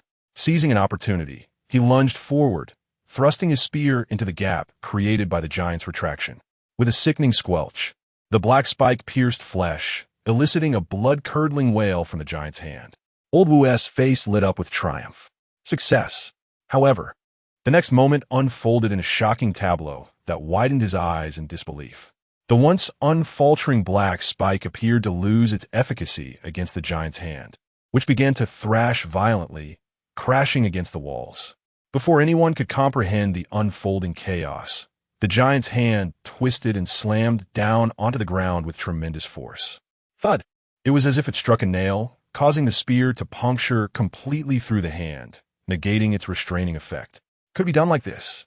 Old Wu nearly had his eyes pop out in astonishment, but the next instant, the giant's hand swept towards him with alarming speed, landing a heavy blow against the shield. He barely had time to grunt before he was sent hurtling backward. Crash! Old Wu collided heavily with the wall, his head spinning, an iron taste flooding his mouth. Damn it! He cursed under his breath, gradually sinking to his knees, struggling to recover. Seeing the situation deteriorate, Xiaqing swiftly initiated a barrage of supportive fire, her dark arrows piercing into the giant's hand, yet they bore no effect whatsoever. Play with me. Lin Qian rose once more, gritting his teeth as he fixed his gaze on the rampaging giant's blood demon, his mind racing. The disparity in strength was insurmountable. A direct confrontation was futile. His eyes shifted to the black spike spear that had been flung aside, a glimmer of inspiration igniting within him. This weapon undoubtedly affected it. Otherwise, the reaction would not have been more intense than the wounds he inflicted. It merely required time to take effect. He needed to find a way to retrieve it. Resolving his course of action, Lin Qian decisively opened his interface and allocated a recent point of free attribute to his mental prowess. In an instant, clarity enveloped his mind, and the world before him appeared distinctly sharper. As he observed the colossal palm swinging towards him, Lin Qian swiftly retreated to evade the impending strike. Amidst the thunderous sound, he seized the opportunity to whirl around, forcefully brandishing the slaughter knife, and then deftly manipulated the corpse-sewing thread to release the handle. With a whoosh, the blade flew from his grasp, slicing through the air to pierce directly into the chest of the giant palm blood demon. With a sickening squelch, the knife penetrated the creature's body without obstruction. A more anguished wail erupted as the giant palm blood demon, in excruciating pain, hastily withdrew its hand to extract the embedded slaughter knife. Seizing this moment, Lin Qian flicked his wrist, sending the corpse-sewing thread flying to precisely ensnare the black-spiked spear. He swiftly retracted it, drawing the spear into his hand. With determination, he planted the spear against the ground, forcefully stamping down to break the wooden shaft, then picked up the black spike. In a fluid motion, he surged towards the giant palm blood demon, thrusting the black spike forcefully into the flesh of the massive hand. He then delivered a powerful kick, driving the spike completely into the demon's flesh, leaving no trace behind. Utilizing the recoil, he deftly rolled back to create distance, executing the sequence of actions with breathtaking agility. A chilling scream of terror erupted from the giant palm blood demon in the following moment. Chapter 38, Blood-Cursed Campus. Injured boom. Boom. After the black nails pierced the colossal palm, the blood demon was so consumed by rage that it neglected even the cleaver at its chest. Wildly thrashing its hand, smashing everything in its path, Lin Qian, caught off guard, was swept away once more, tumbling into the classroom.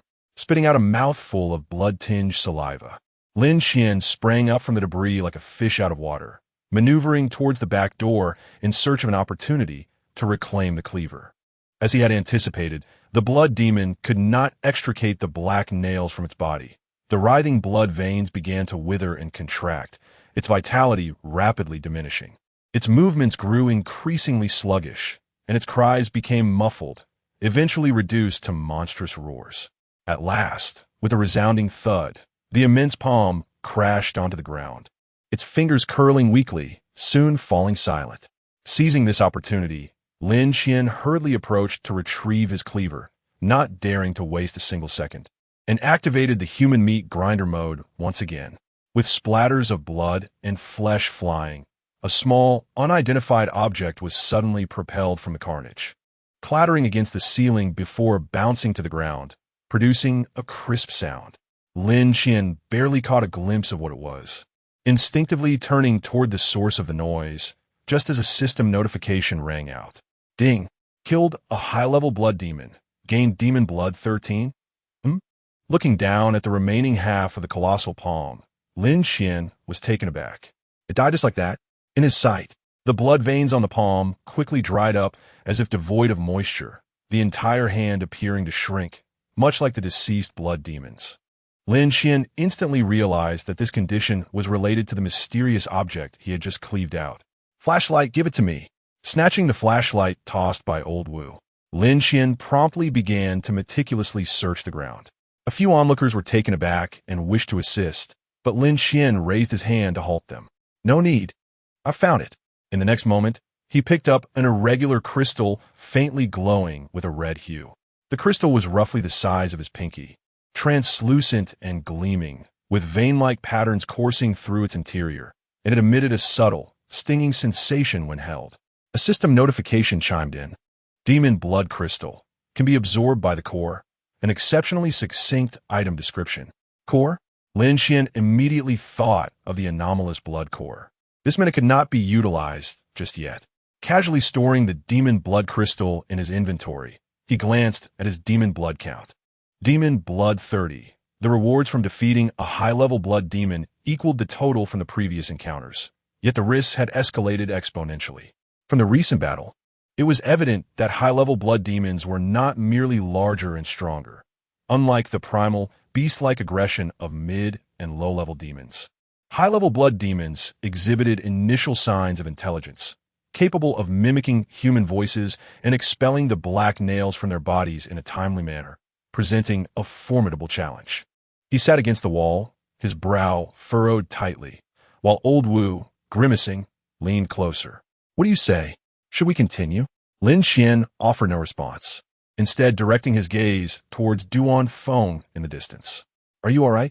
Duan Feng's complexion appeared somewhat pale as he struggled to rise. Not really. I feel a bit unwell. At that moment, Su Yun, standing behind him, trembled as she pointed at his back. Be behind. Duan Feng paused, quickly grasping his clothing and turned to look behind him. What is it? While he pondered, Lin Qian and the others could see quite clearly. As he turned, a gaping wound, several centimeters long, oozed blood from his back, and more horrifyingly, writhing red threads were visible around the wound, sending chills down their spines. Old Wu's expression changed dramatically as he rushed forward. When did this happen? Duan Feng was taken aback. What's wrong? I didn't see anything. His tone was laced with evident fear. Look for yourself. Old Wu retrieved a stainless steel thermos, using its reflective surface to show Duan Feng. Upon seeing the injury on his back, Duan Feng was immediately startled. Another scream escaped him as he staggered back, mouth agape. It's over. I didn't even realize I was attacked. Lin Qian's face also darkened. It was certainly not the blood demon's giant hand. The wound appeared to have been inflicted by a sharp weapon. How had they not noticed it earlier? In a panic, Duanfeng looked to Old Wu. Am I infected? Will I die? Old Wu's brow furrowed deeply as he exchanged a glance with Lin Qian. They simultaneously recalled Xian Min's letter. It seemed he had succumbed after being wounded by the blood demon, ultimately choosing to perish beneath his own black nail. Lin Qian glanced at the black nail in his hand, then at the bewildered Duanfeng. Shaking his head, he dismissed the notion. He could not bring himself to do such a thing. Duanfeng had put himself at risk for the sake of the entire team. What should they do? As his mind raced, a sudden spark of inspiration struck Lin Qian. He reached out, conjuring a blood talisman from thin air.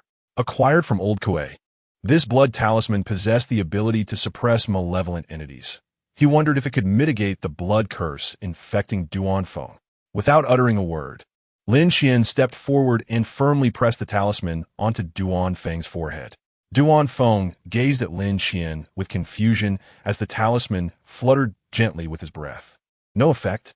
Noticing the talisman did not radiate a crimson glow, Lin Qian felt a weight in his heart. He quickly removed it, gripping Duanfeng's shoulder to turn him around, and pressed the talisman onto the writhing wound. With a swift motion, the talisman adhered firmly to the injury, a familiar red light flickering to life. Phew, thankfully it worked. Lin Qian exhaled, his tense emotions easing slightly. Hiss, it's so hot. What is this? Duanfeng felt a searing pain emanating from the wound, desperately trying to turn and see, but the angle made it impossible, causing him to pace anxiously in place. Don't move around. As soon as Lin Qian spoke, Duanfeng immediately became obedient, standing silently beside him with his mouth shut and remaining motionless. This talisman can temporarily suppress the wound, he explained with a grave expression. Therefore, Old Wu's words trailed off, the implication unmistakable. Lin Qian nodded.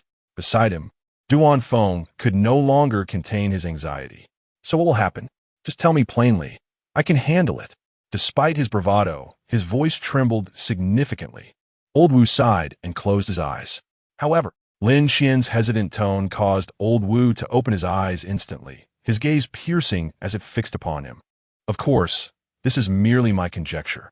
Seeing the glimmer of renewed hope in his expression, Lin Qian hastily added a disclaimer. To speak plainly, Old Wu conveyed his stance. Based on my previous deductions, the abilities of this core are likely related to or influenced by ghostly blood. Lin Qian carefully organized his words, for he was not deceiving.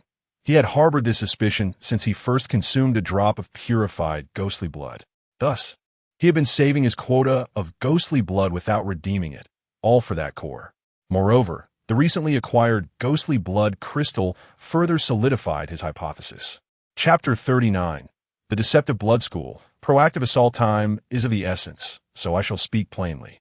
Utilizing the core of the otherworldly blood may, albeit with a slim chance, resolve the issue of the ghost blood infection. However, the odds are minimal. Previously, we vanquished all the blood demons and acquired a total of 45 drops of ghost blood. 5 extraction cards cost 5 drops, while I exchanged 10 drops for the purification of ghost blood, leaving us with 30 drops remaining. Originally, my plan was to discuss the distribution of resources after dawn. Yet, given the current predicament, we must alter our strategy. In my estimation, we must amass 100 drops of ghost blood by tonight. Therefore, we can no longer remain idle. We must take the initiative. This entails greater risks and potentially higher rewards, though the benefits are mine to reap while the risks are shared among us all. Lin Qian spoke calmly, and the others listened in silence, revealing no emotions. The reason for my assertion is that even if we gather 100 drops of ghost blood, only I can utilize the core of the otherworldly blood. That is a prerequisite. Lin Qian is no philanthropist. Despite our relatively pleasant cooperation, we have only known each other for less than a day, so I must lay the groundwork for transparency.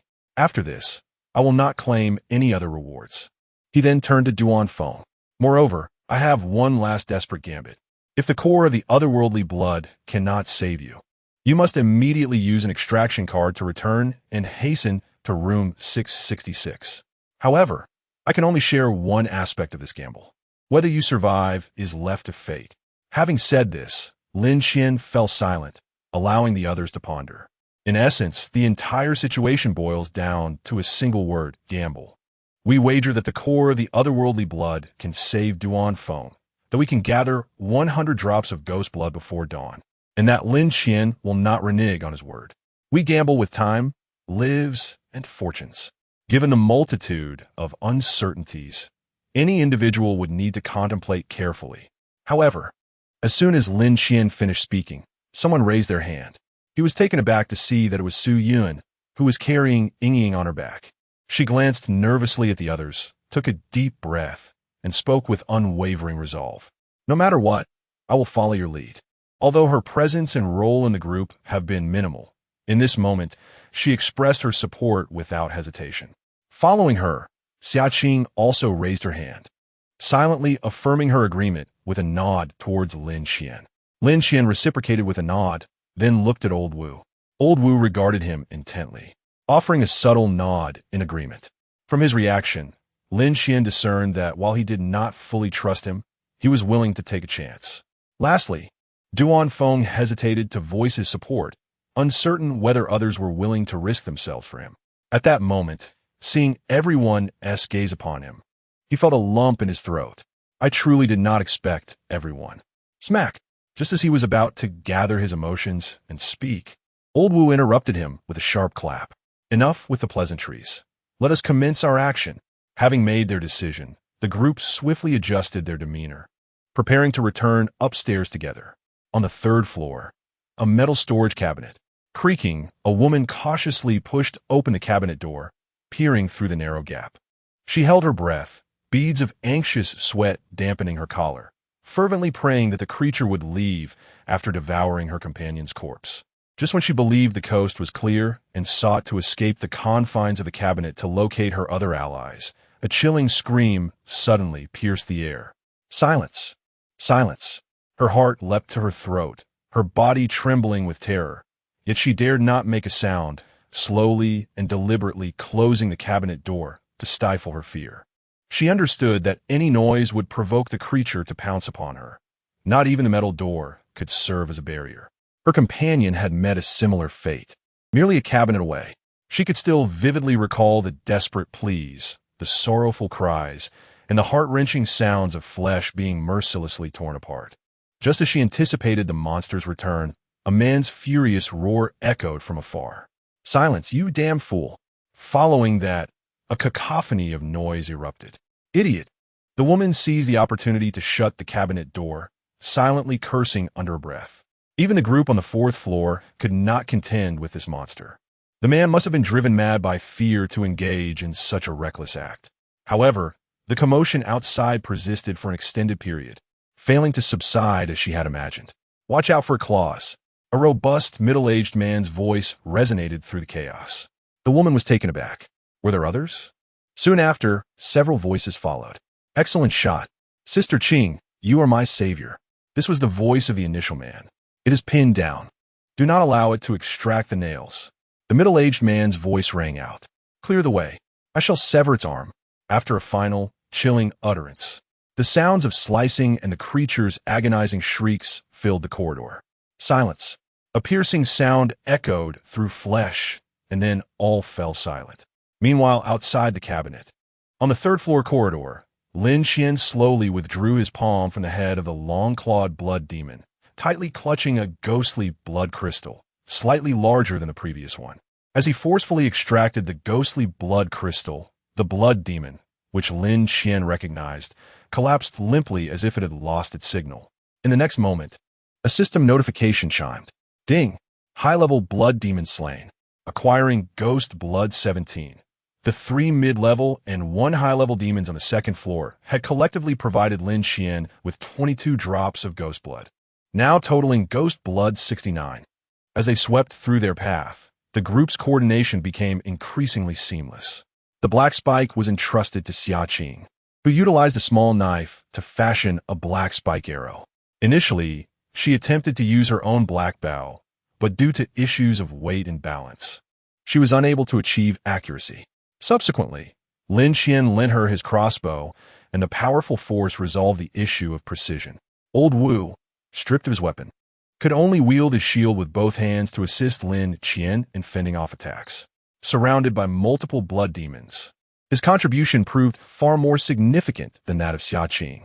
As for Duan Feng and Su Yun, the two novices could only hold the blood talisman and wooden shield provided by Lin Qian, trailing behind at a distance to guard against any possible escapees. Particularly for Duan Feng, after sustaining an injury, his gait was markedly unsteady, appearing weaker than Su Yun. It seemed that there was only this one on the third floor. The rest must have retreated upstairs. Retrieving his shield, Old Wu wiped the blood from his face and gasped, "Let us take a break." Lin Qian was hardly in a better condition, exhausted to the point of feeling like a lifeless dog. It seemed dawn was approaching. After casting a glance out the window, Old Wu plopped down onto the ground. Just as Lin Qian was about to speak, he suddenly noticed Xiaqing drawing her bow, aiming at something behind him. "Who is there?" Chapter 40, The Deceptive Blood Campus. Ascending to the fourth floor, please. Do not take action. I'm a living person. With a creaking sound, a cabinet door swung open, and a woman emerged, her hands raised slowly, her voice trembling slightly. Upon recognizing her as a survivor, the taut nerves of the group instantly relaxed. Lin Qian cast a fleeting glance in her direction before promptly averting his gaze, remaining silent. Xiaqing gradually lowered her bow and arrow, silently retreating back into the ranks. Noticing the indifference from the group, the woman took the initiative to approach and engage in conversation. "You all must not have come down from the fourth floor, right?" Her words were merely an attempt to break the silence. She had fled down from the fourth floor herself, well aware of Lin Qian and the others' previous presence there. "I heard from some who managed to escape that there is someone on the first floor who has been luring the monsters down." As she spoke, her gaze instinctively drifted toward Duan Feng, lingering in the crowd's rear, clearly indicating she had witnessed the process of him drawing the monsters firsthand. While speaking, she subtly edged closer to the group, seemingly eager to integrate herself into their team. "What is the situation on the fourth floor?" Suddenly, the blood-soaked young man at the center of the group spoke, his tone calm. "Oh, currently, nearly all the survivors are on the fourth floor, led by a fellow named Su Mian." Realizing she was being queried, the woman hastily responded. From the reactions of the others, it was evident that this young man was the leader of the group, and if she could win his favor, she might be able to join their ranks. They could surely defeat the monsters head-on, far surpassing the ineffectiveness of those upstairs. As she pondered this, a look of grievance suddenly crossed her face. They forced me to come out and attract the monsters, threatening me that if I disobeyed, they would kill me." Tears fell at the opportune moment, smudging her heavy makeup and accentuating the darkness beneath her eyes. She seemed to have forgotten her own disheveled appearance, oblivious to anyone's attention to her fleeting expressions. "How many people are there?" Lin Qian turned back, casting her a glance and directly interrupting. Many people, aside from those who found places to hide. All the remaining survivors are with them." The woman's emotions were cut short, and she momentarily faltered, yet she dared not evade Lin Qian's inquiry. "Why were you made to attract the monsters?" Lin Qian rolled his eyes inwardly, feeling that asking was akin to not asking at all, yet he pressed on.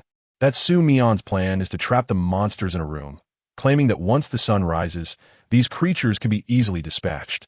At this revelation, Lin Qian's expression shifted. He was surprised that someone had conceived a strategy similar to theirs. "How do you intend to trap them?" He continued to probe. "Su Mian and another individual possess special abilities that allow them to absorb objects into their bodies and then release them again. It's quite bizarre."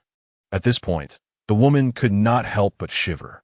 Lin Qian exchanged glances with Lao Wu, both perceiving the mutual incredulity in each other's expressions. Wasn't this merely a storage space? The way she described it was so eerie that, had he not possessed the same ability, he might have been thoroughly deceived. At first, their plan progressed smoothly, successfully trapping 2 monsters within the confines of the classroom. However, soon after, a multitude of creatures surged forth from the 4th floor, and she swallowed hard.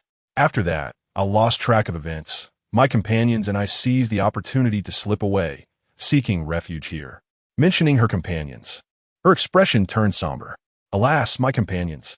Yet, Lin Qian seemed entirely disinterested in her continuation, rising to stretch her limbs and gesturing to the others. Let us head to the fourth floor. Upon hearing this, Old Wu and the others remained nonchalant, but the woman before them changed color. Don't go. She stepped forward, gripping Lin Qian's arm tightly. Lin Qian turned back with a cold demeanor, only to find the woman's face etched with concern, her eyes brimming with tears. The fourth floor is swarming with monsters. If you go up there, you'll surely perish. Her voice trembled, filled with genuine emotion. To her astonishment, Lin Qian simply shook off her grasp without a moment's hesitation. As the group turned to leave, the woman, undeterred, followed closely behind. You must believe me. The fourth floor is truly off limits. Hey, wouldn't it be better to stay on the third floor? Watching them ascend the stairs, she stood frozen in place, dumbfounded. Just then, at the rear, Duan Feng suddenly turned his head, a blatant sneer on his pale face. Sister, your expression is utterly dismal. If I'm still alive when I get the chance, I shall impart some winning strategies to you, absolutely. Stop rambling. Hurry up. Hey, we're coming. Before he could finish his sentence, Old Wu interrupted him, hastily following after the group. As she watched their figures disappear, the woman remained rooted to the spot for a long moment, before suddenly clenching her teeth, a glimmer of hatred surfacing in her eyes, her earlier pitiful demeanor vanishing entirely. Go, go. It would be better if you all died. What are you pretending for? Clearly, staying on the third floor with me would be the safest option. Why seek death? In a fit of rage, she berated them a few times, only to recall her own predicament, glancing around at the encroaching darkness, shivering involuntarily, and quickly retreating into the cupboard. Meanwhile, on the fourth floor, back at the initial point, Lin Qian felt no sense of familiarity. The stench of blood was far more potent than on the other floors, and faint sounds of flesh being consumed echoed in the darkness. The beam of the flashlight swept across the area, illuminating a blood demon feasting not far away, its body hunched into a C shape, adorned with multiple arms, resembling a grotesquely oversized insect. Upon noticing the group, it abandoned its half-eaten meal and, swaying, charged towards them. Whoosh! In the next instant, the bowstring twanged, and a black spike shot straight into its body. With a thud, the hideous blood demon collapsed, offering no resistance whatsoever. Lin Qian stepped forward, skillfully dispatching it with ease. After chopping the flesh, she flicked the butcher's knife, wiping the blood from her face, and collected another 4 drops of ghost blood. Ghost blood, 73, as expected. It was of little value. Having slain numerous vampires, Lin Qian had long since discerned the patterns. Irrespective of their size, the greater the vampire's offensive prowess, the more blood they would yield upon defeat. These vampires, grotesque in appearance, each followed a distinct evolutionary path. The ones before him, though repugnant to behold, possessed neither speed nor strength. They were merely fodder of the lowest caliber. Were it not for the necessity of gathering blood, Lin Qian would scarcely bother to draw his blade against such wretches. Just as he prepared to seek his next quarry, he was abruptly halted by a hand from Xia Qing beside him. Casting a puzzled glance, he noticed her expression was one of grave concern, her brow furrowed. Her ears twitched slightly as she directed her gaze towards the distant corner. There, many. In truth, she need not have alerted him. Lin Qian had already caught the cacophony emanating from around the corner. Roars, hisses, howls, and muffled cries. Upon preliminary estimation, there were at least a dozen or more. They seemed to be colliding with something, intermittently producing thunderous sounds. What to do? Should they engage? Chapter 41. The Deceptive Blood Campus. A cacophony of over 10 bloodthirsty demons congregated, and should Lin Qian choose to launch a frontal assault, he would be on the brink of facing the most perilous battle of the night. To exacerbate matters, he distinctly detected the presence of higher-tiered demons among them, and not merely one. What to do? He turned his gaze towards the window, where the first light of dawn began to dawn. If a decision was not made soon, it would be too late. Once the demons retreated underground, there would be no opportunity left. Damn it! It was time to gamble. Lin Qian gritted his teeth, a steely glint flashing in his eyes. Hearing his words, the others were momentarily taken aback. They had not anticipated Lin Qian would truly make such a choice. After all, there were more than a dozen demons. Given their combat prowess, confronting 3 mid-tier demons or even a single high-tier demon simultaneously would already be an extreme challenge. This. Old Wu was about to voice a concern when he was interrupted by Duan Feng. There was no need for everyone to put themselves in such peril for my sake. It burdens my conscience. His complexion grew paler, his tone even more frail. The blood talisman at his wound had just expired, and Su Yun had applied a new one. You think too much. I do this for my own sake. Lin Qian shot him a glance, speaking candidly. The merciless rules of the infinite tower resembled a colossal beast perpetually lurking, poised to devour you at any moment. One's formidable speed must keep pace with the escalating danger. Otherwise, everyone would be no different from Duan Feng in his current state. Secure the escape card and follow my lead, acting as the situation dictates. Time was of the essence. There was no room for idle chatter. Lin Qian seized the slaughter knife and charged forth. Xia Qing followed closely behind, while Old Wu hesitated for a moment before hastily catching up. As they rounded the corner, Lin Qian's eyes widened in horror at the sight before him. A multitude of grotesque demons were huddled together, relentlessly battering against a massive door at the end of the corridor. Bang! Bang! The resounding thuds echoed, and the plaster around the doorframe had crumbled away. Yet the door stood resolutely unmoved. Soon, the demons sensed Lin Qian's presence and swiftly redirected their attention towards him. Delicious! Delicious! A grotesquely oversized high-tier demon. Its body withered and its head alarmingly large, revealed its blood-stained teeth, a ghastly grin spreading across its face. Delicious! It staggered towards Lin Qian, its head colliding against the walls due to its unstable center of gravity, sending bricks flying, yet its speed intensified, charging forth with ferocity. Under its lead, the horde of demons surged towards Lin Qian, their cacophony reminiscent of an army in full charge. Leaping, crawling, rolling on the ground, various grotesque and hideous demons jostled together.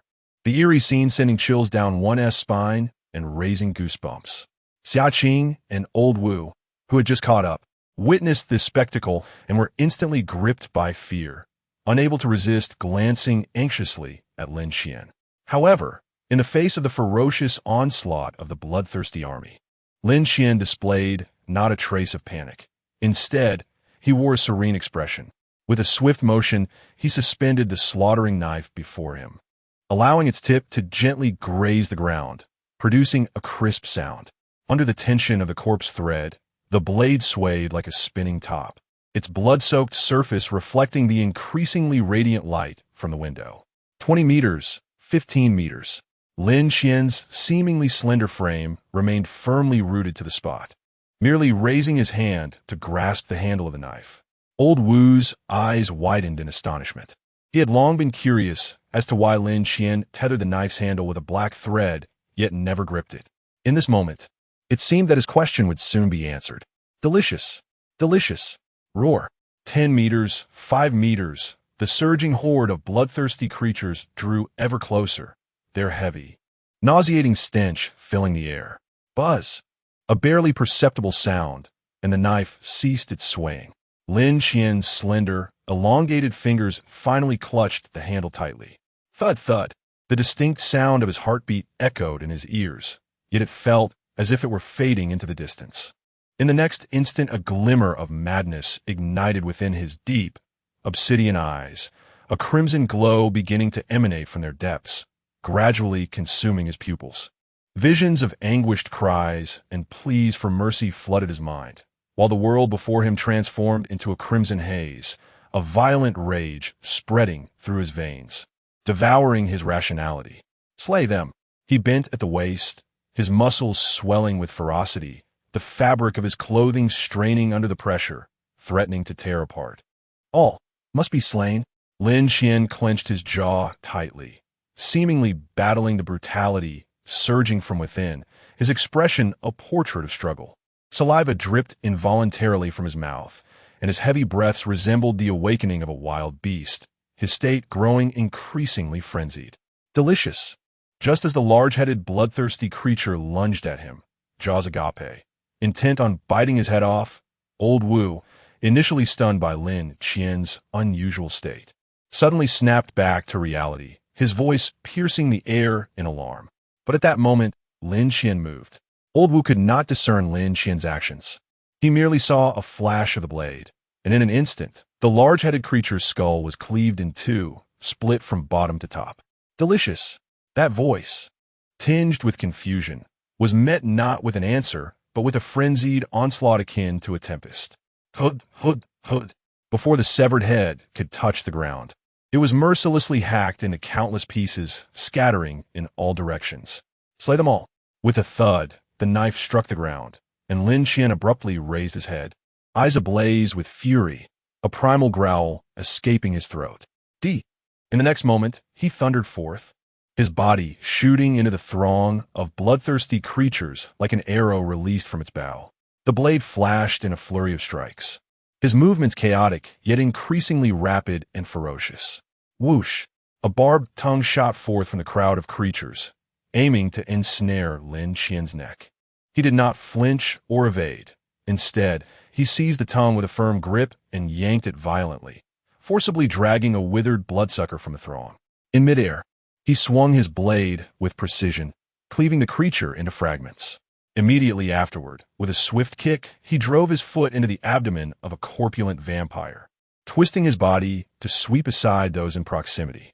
The slaughtering knife followed suit, delivering a relentless barrage of blows that echoed with a series of sickening squelches, flesh and blood splattering everywhere.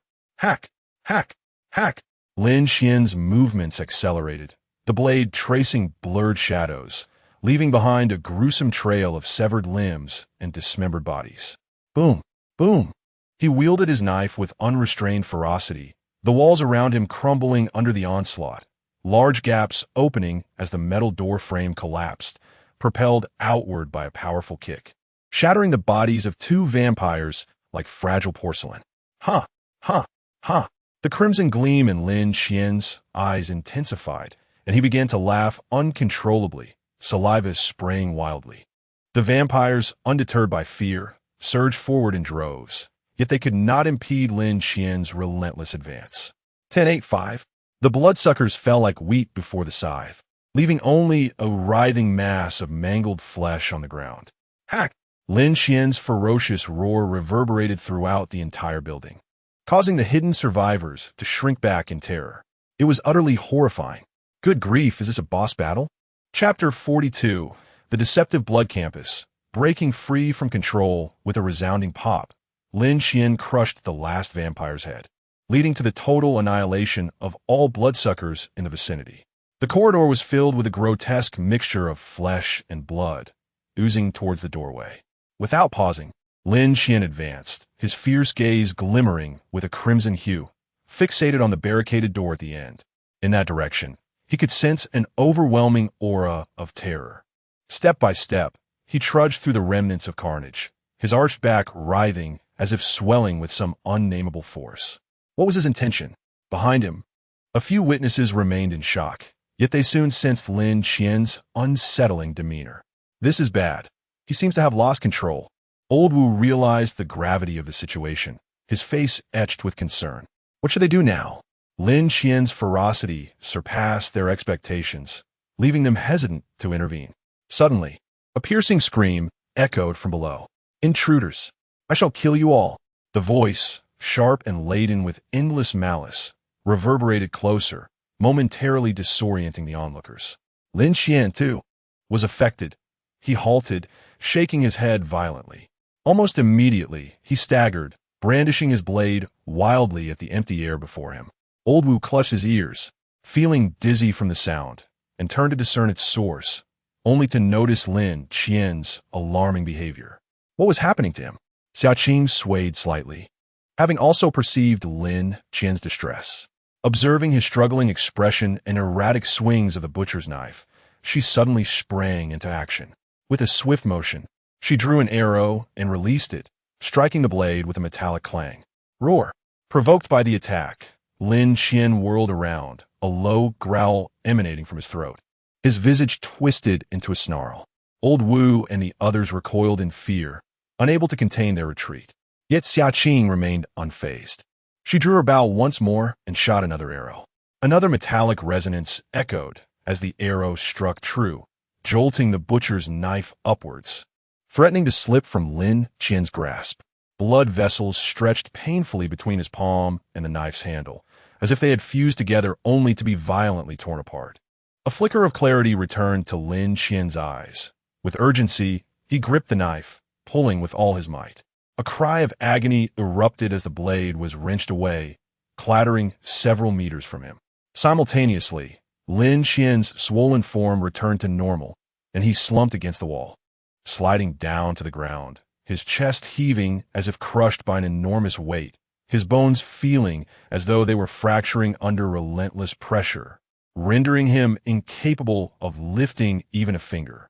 He strained to glance at Xiaqing and the others, but his body succumbed, collapsing face first into the mud.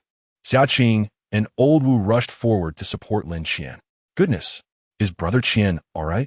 Duanfeng's complexion had turned as pale as a sheet of paper, yet he still found the time to worry about Lin Qian. Fortunately, it was merely a fainting spell. Lao Wu gently touched Lin Qian's neck and breathed a sigh of relief. Come, lend a hand. Let us carry him inside.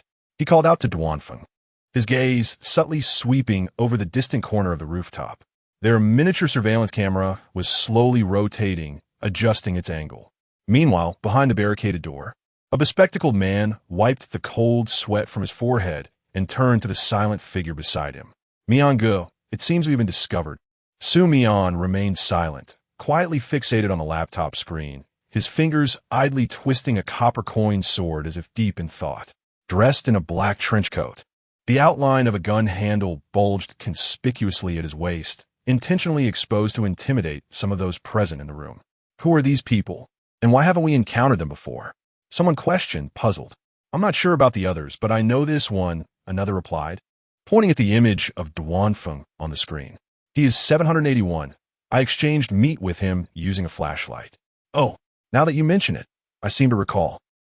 After a few exchanges, the room fell into a prolonged silence. Clearly, everyone was still reeling from the shocking and bloody scene captured by the surveillance. Among them, the most visibly affected was a man cowering in the corner. He clutched his head with both hands, mumbling incessantly, "It can't be him. How can it be him?"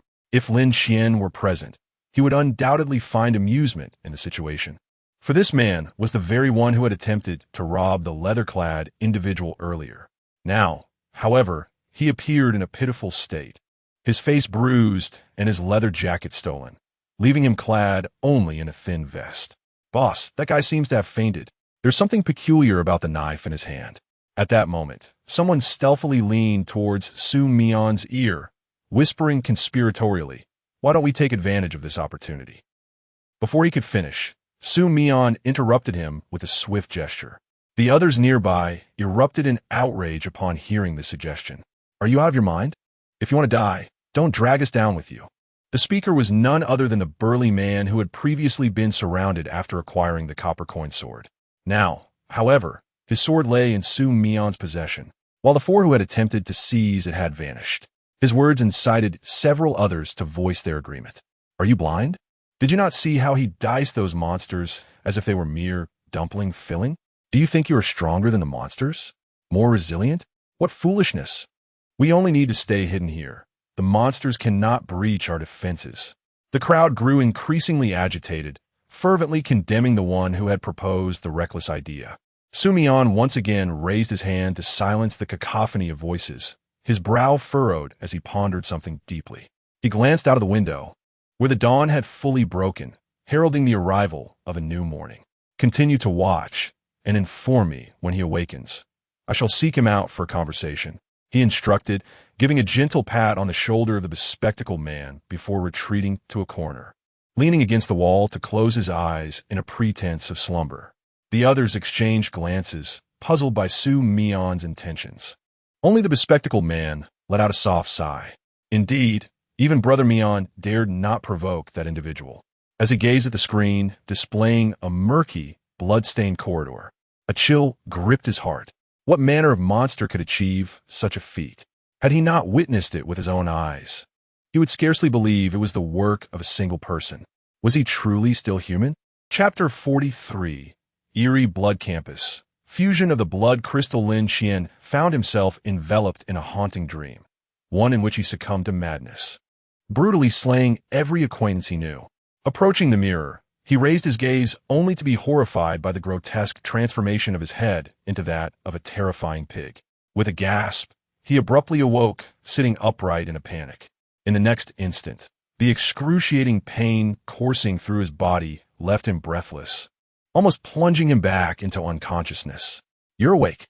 Su Yun, who had been dozing beside Lin Qian, quickly rose and rushed to support him upon hearing the commotion. "How long have I been asleep?" Lin Qian clenched his teeth, forcing himself to speak despite the agony, struggling to inquire. "From the countdown, it's already past noon." Su Yun glanced at her wristwatch and replied, "What about Duan phone?" The realization that he had slept for such an extended period sent a jolt of anxiety through Lin Qian. He asked, "Fine. Wu Ge wouldn't he let him sleep and is guarding the door." Su Yun reassured him. Relieved by her words, Lin Qian exhaled, his body drenched in cold sweat. With Su Yun's assistance, he managed to lean against the wall and steady himself. With a mere thought, the system panel manifested before him. Ghost blood, 168. Staring at the balance of ghost blood, Lin Qian was momentarily stunned. So much. How many have I slain? He strained to remember, but found his recollection halted at the moment when the large-headed blood demon lunged at him, after which everything faded away, as if he had lost consciousness. As he stood in bewilderment, Su Yun discreetly passed him 2 blood crystals. "I found these while searching inside," she said. Lin Qian accepted them, understanding the significance. To have unearthed 2 high-tier ones was remarkable. The average yield from mid-tier blood demons was merely 4 or 5 drops, but high-tier ones yielded around 15, meaning these 2 would amount to nearly 30 drops. Calculating, he realized he had amassed a total of 95 drops, almost enough to forge a blood core. The thought of the blood core ignited a fervor within him. He promptly accessed the exchange interface and selected his redemption. Ding! Exchange successful. With great effort, Lin Qian lifted his palm, and in the next moment, a red crystal the size of a ping-pong ball materialized in his hand. The crystal was evenly faceted, glimmering with a soft light, revealing a liquid swirling within, refracting a dreamlike spectrum of colors. Without hesitation, Lin Qian tilted his head back and swallowed a whole. Gulp. After a laborious swallow, he closed his eyes, patiently awaiting the completion of digestion. Digesting blood core. With a pop, Lin Qian sensed something within him shatter, followed by an eruption of heat akin to molten lava, slowly permeating through his limbs and bones. Ugh! In an instant, it felt as though he were seated on an electric chair, his face flushed, teeth clenched, and veins bulging in his neck. Witnessing his terrifying reaction, Su Yun was taken aback, instinctively stepping back. What is happening? At that moment, Old Wu happened to walk in. Upon seeing Lin Qian's condition, he rushed forward to support him. He consumed something? Su Yun stammered in response. Realizing what had transpired, Old Wu quickly opened the exchange interface, and indeed, the number behind the hat turned to 0. Understanding that Lin Qian must have integrated the Old Wu felt a wave of relief wash over him, though he firmly held Lin Qian's shoulders to prevent him from thrashing too violently and risking further injury. This digestive process was significantly longer than the previous one involving the fire seed, and the agony was incomparable. Lin Qian felt as though every fiber of his nerves was being scalded by waves of boiling seawater, akin to a torturous ordeal. Digestion complete. At last, the melodious system notification rang out like celestial music. Lin Qian's struggling body suddenly stilled, though his chest heaved with intensity. Observing this, Old Wu also released his grip and wiped the beads of sweat from his forehead. To be honest, had Lin Qian not been gravely injured, Old Wu would have struggled to hold him down. Lin Qian hung his head, drenched in sweat, his eyelids drooping from weakness. "How are you? Are you all right?" Old Wu inquired with concern. Huff, huff. Lin Qian remained silent, merely gasping for breath. Just as Old Wu's heart began to race with worry, Lin Qian unexpectedly curled his lips into a triumphant smile. It was the delightful surprise brought forth by the system notification. Ding! Ability acquired. Blood gains evolutionary abilities, allowing the acquisition of attributes and characteristics through the consumption of flesh capable of healing injuries. Current characteristics, none. Ding. Detecting a mergeable characteristic. Do you wish to merge? Lin Qian paused for a moment, then promptly chose to merge. Comincing merge. As the notification chimed, Lin Qian suddenly felt a searing sensation enveloping something within him once more. The pain contorted his face again. But fortunately, it did not last long, concluding after a mere few seconds. Ding! Merge successful. Devouring ability enhanced. Acquired characteristic. Capable of solidifying blood into threads. Strength influenced by the blood. Can consume flesh through bloodlines as a substitute for eating. The continuous notifications echoed in Lin Qian's mind, leaving him momentarily stunned. He never anticipated that could merge with the ability. What an extraordinary occurrence. However, it was indeed fortunate that they could gain attributes through the consumption of flesh and shared a similar effect. Had they not been able to merge, choosing which ability to develop primarily would have posed a dilemma. Lin Qian extended his hand, attempting to manipulate the bloodline. Yet in the next instant, puff! To Lin Qian's utter astonishment, almost the moment his intent was activated, several blood lines shot forth from his palm, dispersing to pierce through the insulated ceiling above. Taut and straight. Holy cow! Lin Qian was taken aback, retracting his neck. This was astonishingly powerful. To describe the former stitching thread as akin to squeezing toothpaste, the current blood thread resembles a forceful stomp upon the tube, erupting with a velocity exponentially greater. He tugged at it with considerable effort. It proved resilient. Drawing a knife, he made a swift incision, and with a slight exertion, it snapped with a decisive crack. Its strength paled in comparison to that of the stitching thread. Lin Qian furrowed his brow, but it soon relaxed again. A quantitative change leads to a qualitative transformation. Simply adding a few more strands would suffice. It is not beyond enhancement. The system's introduction is not to be dismissed. The strength correlates with the potency of the blood. He subsequently experimented with both spiritual fire and dispelling techniques, discovering that the blood thread lacked the stitching thread's aversion to flames, yet remained utterly defenseless against dispelling, breaking at the slightest contact. As for the agility of mental manipulation, it was comparable to the stitching thread, as Lin Qian's mental attributes were not sufficiently elevated. No matter how hard he tried, his control felt clumsy and somewhat unresponsive. Fortunately, the blood thread differed from the stitching thread in that it possessed a launching process and was not constrained by the dimensions of a spool, allowing for unlimited extension. Of course, it bore its own drawbacks, as excessive force could lead to a state of anemia. Chapter 44, Cunning Blood Campus, Consumption. Gurgle Lin Qian, engrossed in experimenting with his newfound abilities, was suddenly overtaken by an overwhelming hunger. It was not merely a desire for food, but an insatiable yearning that seemed to resonate within every cell of his body. He craved sustenance. Panting heavily, Lin Qian turned to gaze outside the door. There, a mass of flesh and blood lay piled together. With a swift flick of his hand, dozens of bloodlines shot forth, piercing directly into the mound of flesh. Absorb! With a mere thought, a faint crimson glow began to flow along the bloodlines, akin to a straw drawing in and swallowing the energy from the flesh. Simultaneously, accompanied by wisps of white smoke, the pile of flesh rapidly diminished, as if melting away like snow. Lin Qian exhaled a sigh of relief. Leaning back with his eyes closed, a look of bliss adorning his features. A tingling sensation washed over him. He could distinctly feel his body being rapidly restored, the agonizing pain gradually soothing until it vanished entirely. Once the discomfort had dissipated completely, the system's prompt echoed in his mind.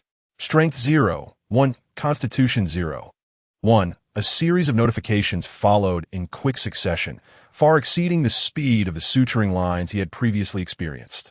In mere breaths, Lin Qian had consumed the entirety of the blood and flesh before him. The unexpectedly immense gains ignited a spark of excitement in his eyes. Eagerly, he rose to his feet, his sudden movement startling those around him. However, Upon noticing his agility and lack of injury, their shock gave way to acceptance, and they refrained from intervening. Lin Qian strode purposefully outside, stepping into the muddy mass of flesh, inhaling deeply as he spread his arms wide. Whoosh, whoosh, whoosh.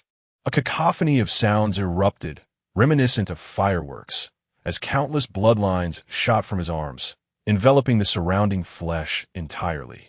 Absorb, he silently commanded, and in an instant, crimson light converged from all directions, causing the flesh to dissolve rapidly. Strength 0, Strength 0, 2, Constitution 0, 2. In the blink of an eye, Lin Qian's panel was inundated with system notifications, his attributes skyrocketing as if they were being recharged, a dazzling display to behold. He closed his eyes, reveling in the euphoria of each cell being nourished, feeling the pain he had previously endured finally yielding its rewards. It was worth it. Soon, the system alerts ceased, and Lin Qian opened his eyes to find himself enveloped in a thick mist created from the dissolved flesh, accompanied by a pungent odor. Coughing, he stumbled back, hastily retracting the bloodlines into his body and retreating from the foggy area. Opening his attribute panel, he gazed at the new values, his heartbeat quickening uncontrollably. Name, Lin Qian, Level 1 Regulator, Strength, 9, 6 Agility, 2, 1 Constitution, 5, 8 Spirit, 4, 9 Traits, Stone Heart, Abnormal Digestion Abilities, Spirit Fire. Otherworldly Blood Evaluation, a warrior of otherworldly blood with immense potential. However, as a regulator, he is lamentably weak with a strength of 3, 1 and a constitution of 2, 1. Following this wave, Lin Qian experienced an impressive enhancement of 5, 2 in his attributes. He raised his arm, clenched his fist with determination, feeling the terrifying power coursing through his muscles, with faint traces of red energy swirling beneath his skin. His injuries had completely healed as he flexed his wrist. The discomfort from his previous fractures had vanished entirely, ushering him into his prime state. At this moment, Lin Qian felt as though he could shatter a bull with a single punch, a surge of eagerness to find a challenger to test his newfound strength. And this item. He extended his hand and retrieved 5 ghostly blood crystals of varying sizes from his storage space. If memory serves, these could be absorbed by the core of otherworldly blood. Absorb. With a mere thought, an abundance of bloodlines surged from his palm, enveloping and consuming the 5 ghostly blood crystals. Soon, their contours rapidly diminished, a chill coursing through Lin Qian's hand and into his body, prompting an involuntary shiver. Ding. Absorption complete. Acquired otherworldly blood trait. Ghost blood. Ghost blood possesses the ability to suppress supernatural entities. The suppression strength increases with the number of ghost blood cores absorbed, enabling the sensing of nearby ghost blood. Suppress the supernatural? Lin Qian initially believed he could derive another boost in attributes from the ghostly blood crystals, only to unexpectedly gain a new trait of otherworldly blood. Suddenly, he detected a familiar scent wafting through the air, his nostrils flaring instinctively. Turning to the adjacent classroom, he pushed the door open and stepped inside. Upon entry, Lin Qian was taken aback by the pallor of Duan Feng's face. The latter sat on the edge of the bed, clutching the curtain, his body swaying precariously as if he might collapse at any moment. Upon seeing Lin Qian, Duan Feng wearily lifted his gaze. "Qian, brother, you're awake?" His speech was fragmented, oblivious to the drool trailing down the corner of his mouth. Damn, how could it deteriorate so rapidly? Lin Qian hurried over, grasping Duan Feng's arm to inspect his back. He noticed that the talisman affixed to the wound had lost its efficacy, with the writhing red lines evidently showing signs of spreading. As Lin Qian tugged Duan Feng, the latter's head drooped, his body dangling like a sack of sand. Lin Qian had no time for further inquiries. He swiftly pressed his hand against the wound. The bloodlines extended outward, and upon contacting the squirming red lines, they immediately ceased their movement. A similar suppressive effect to that of blood talismans. Lin Qian contemplated, but it was insufficient. He directed the bloodlines to continue their advance until they pierced into Duan Feng's flesh. Half-conscious, Duan Feng shuddered in response to the excruciating pain, attempting to struggle, but Lin Qian firmly pinned him to the ground with a swift motion. Don't move. Upon hearing his voice, Duan Feng's struggles diminished significantly, yet his body continued to convulse uncontrollably, his face pressed against the ground, emitting muffled sounds of distress. Harnessing his acute perception of the ghostly blood, Lin Qian extended the bloodline into all infected areas of Duan Feng's wounds, directly absorbing it. With a hissing sound, a plume of white smoke billowed from the wound, causing Duan Feng to cry out in pain, his body arching like a cooked shrimp. Lin Qian retracted the bloodline, rose to his feet, and glanced down at Duan Feng. It's done. Now only superficial wounds remain. With some time to recuperate, you will be fine. In his perception, the aura of ghostly blood had vanished from Duan Feng's body, indicating a successful procedure, although the process of resolving the issue diverged from his expectations. The outcome was nonetheless favorable. Thank you, Brother Qian. I'm eternally grateful for your life-saving grace. Duan Feng lay on the ground like a beaten dog, panting heavily, yet he did not forget to express his gratitude to Lin Qian. Enough! Enough! Lin Qian hastily interrupted his ramblings. There's no need for you to remain in this state. Why not use a departure card to return and recuperate? He suggested with a furrowed brow. Absolutely not. To his surprise, upon hearing this, the seemingly lifeless Duan Feng summoned an unexpected surge of strength, defiantly rejecting the suggestion. We share life and death. We endure hardship together. I seek no. With a resounding thud, the door slammed shut, leaving Duan Feng alone, still sprawled on the floor. I have not finished speaking yet. Chapter 45, Deceptive Blood in Campus. Su Mion's transaction, it had to be this way. Whether he could survive depended solely on his own fortune. After Lin Qian completed the surgery, taking advantage of Duan Feng's unconsciousness, Old Wu assisted him in suturing the wounds on his back and performed a rudimentary bandaging. After discarding the disposable gloves, Old Wu wiped the sweat from his forehead. Lin Qian sat in a corner, silently observing the butcher knife he had just retrieved, desperately attempting to recall the memories of that time. But ultimately, it was all in vain. Old Wu approached, cautiously glancing at the knife. This item could not be stored in the storage space, and I dared not touch it recklessly. So the only option was to find a nearby place to guard it, lest it be stolen. If the knife could be taken away, Old Wu would certainly not risk staying here, exposed to potential ambush.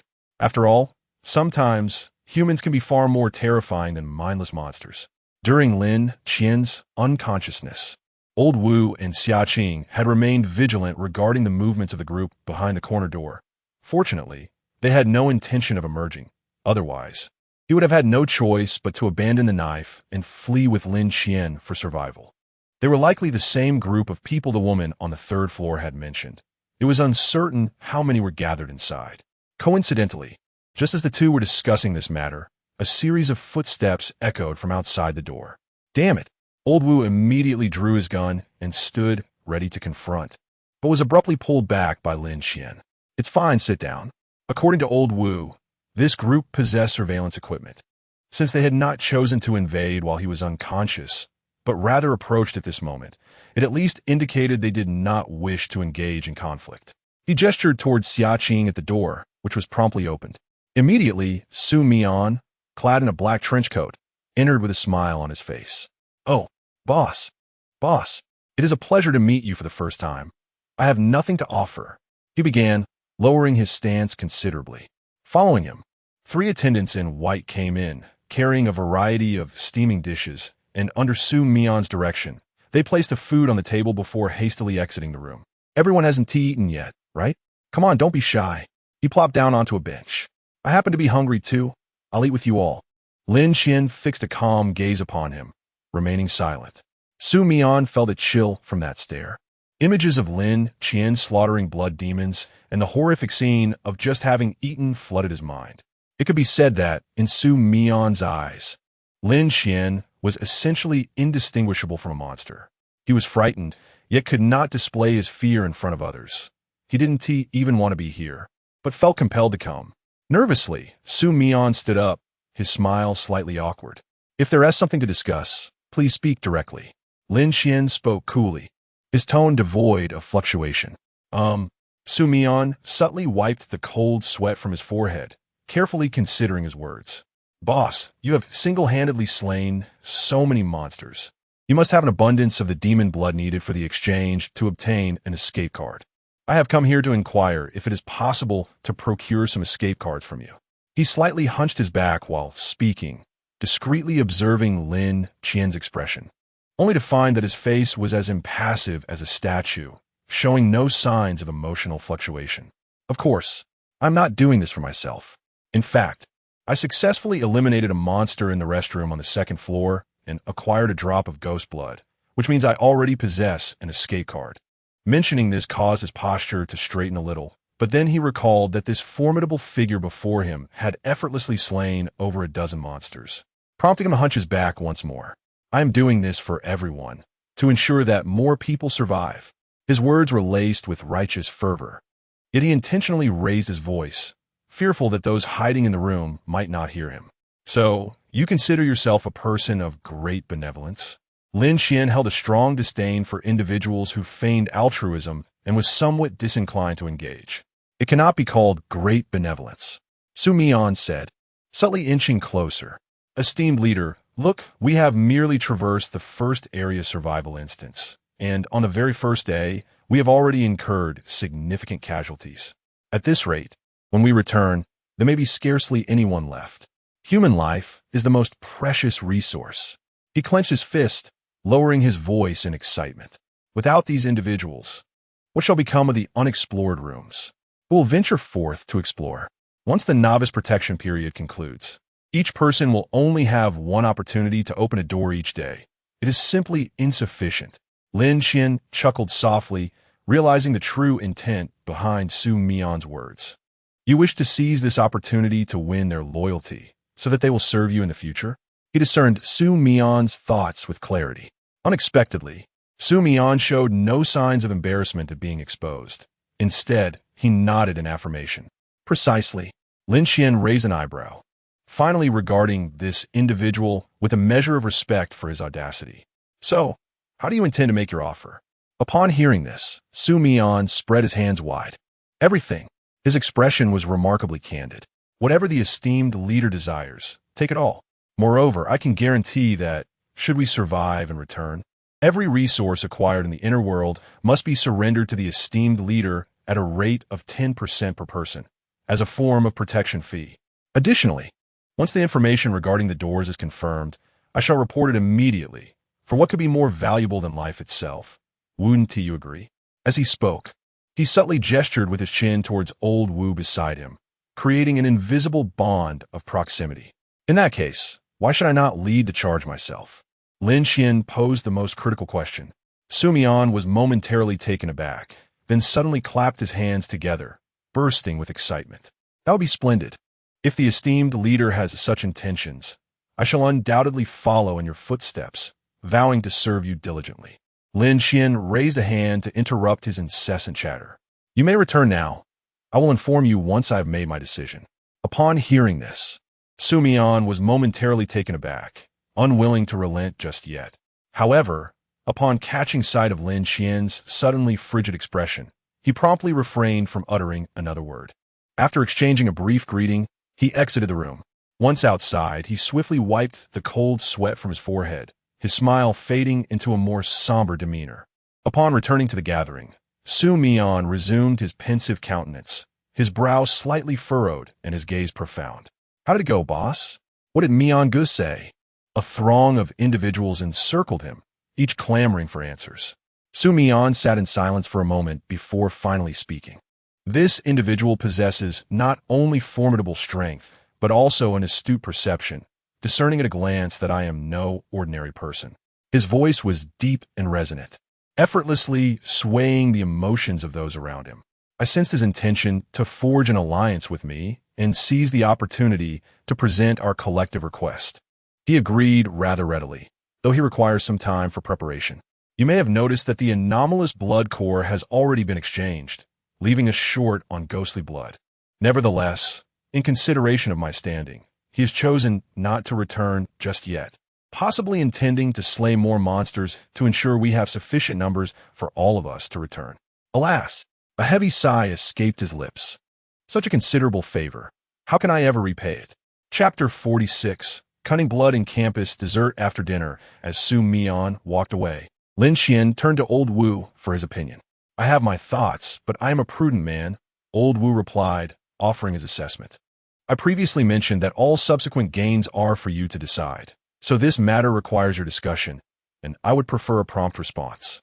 Lin Qian directly disclosed the remaining quantity of ghost blood to Old Wu, prepared to honor her promise. Old Wu gazed at Lin Qian intently, seemingly taken aback, then shook his head with a chuckle. We are not fools. Your adherence to the agreement indicates our fortune in encountering a principled and formidable individual. However, should you choose to ascend without humility, that would be a lack of recognition. You executed all the deeds, and the monsters were vanquished solely by your hand. Our contributions are negligible and unworthy of sharing the spoils with you. Simply surviving in this scenario is already a monumental favor. We cannot shamelessly request more. Furthermore, consider why that group is willing to offer such a substantial price. Is it not because they witnessed your prowess firsthand, and thus are willing to part with a piece of their flesh to forge an alliance with you? Were we in their position, we might not receive such an opportunity. Lin Qian listened quietly to Old Wu's words, contemplating in silence for a moment. Have you discussed this among yourselves? Old Wu nodded. I consulted Xiaqing, and her thoughts aligned closely with mine. As for Duan Feng, your perilous rescue of his life requires no inquiry. The two shared a tacit understanding, deliberately omitting any mention of Su Yun, as her contributions to the team had not reached a level warranting opinion. In that case, I shall handle the remaining ghost blood according to my own thoughts. Lin Qian stood up, stretched her limbs, and opened the exchange interface, directly opting to redeem 6 drops of purified ghost blood. In an instant, the ghost blood balance plummeted to 8 drops. She unscrewed 2 vials and tilted her head back, pouring the contents into her mouth. The reaction was even more subdued than the last time. Lin Qian felt as though she had swallowed a block of ice. The chill fleeting. Checking her attributes, she confirmed that her constitution had silently risen from 8 to 7. 8, though the evaluation remained unchanged. This is a fine item. Lin Qian tossed the remaining 4 vials of purified ghost blood to Old Wu. He instinctively reached out to catch them and, upon inspecting the information, was momentarily stunned. Such a precious item. For me? He asked incredulously. You and Xiaqing each take 2 vials for now. Further exchanges can be made later. If your constitution reaches 2 points, drink it immediately. In this place, strength is the foundation of everything.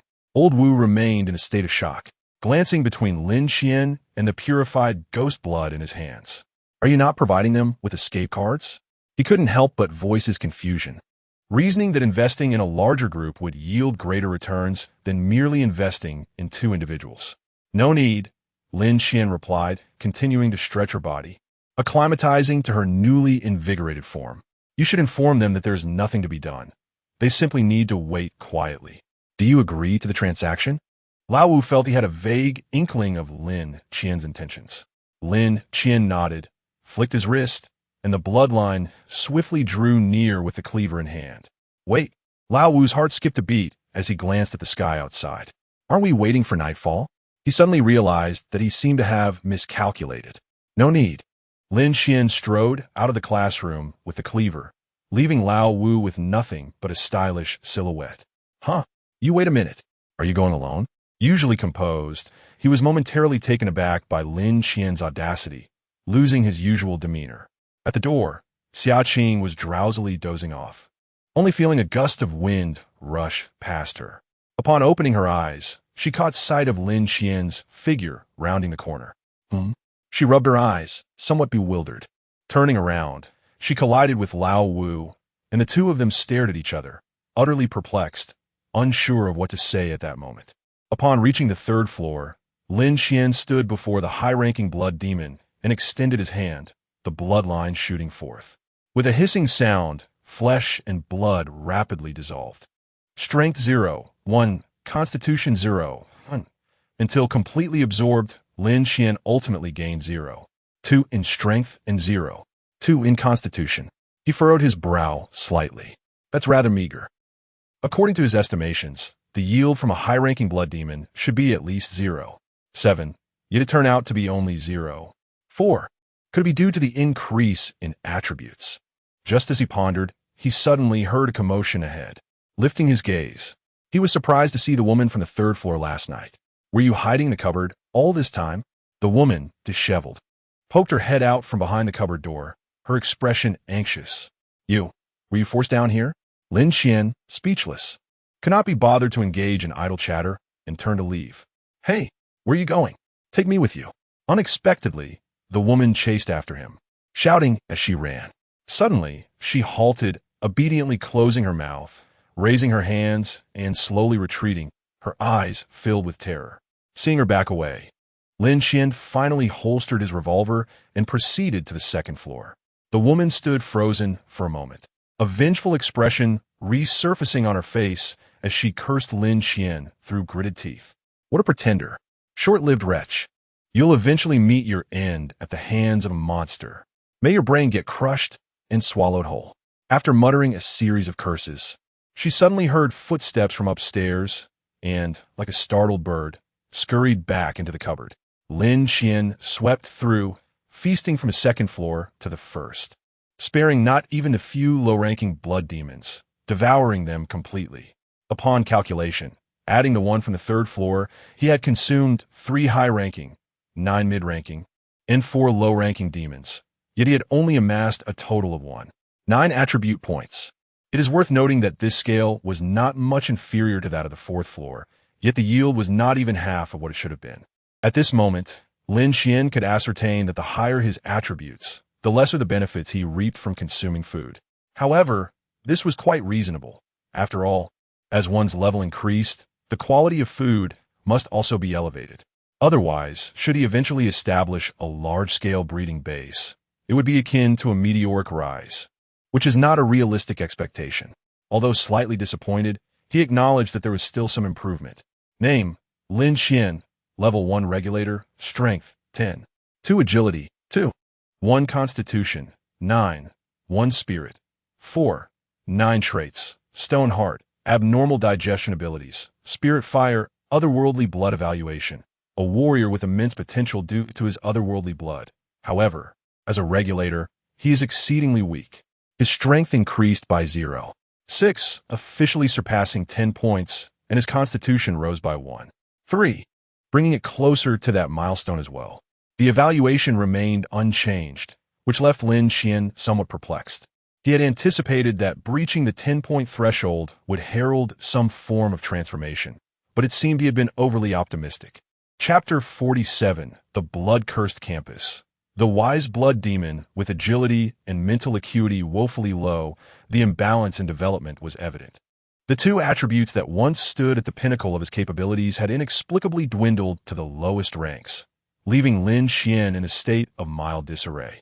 Henceforth, he resolved to allocate his future attribute points primarily to these 2 areas.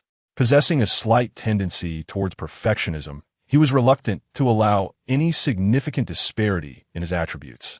However, before addressing that, he needed to properly deal with the gathering of blood demons.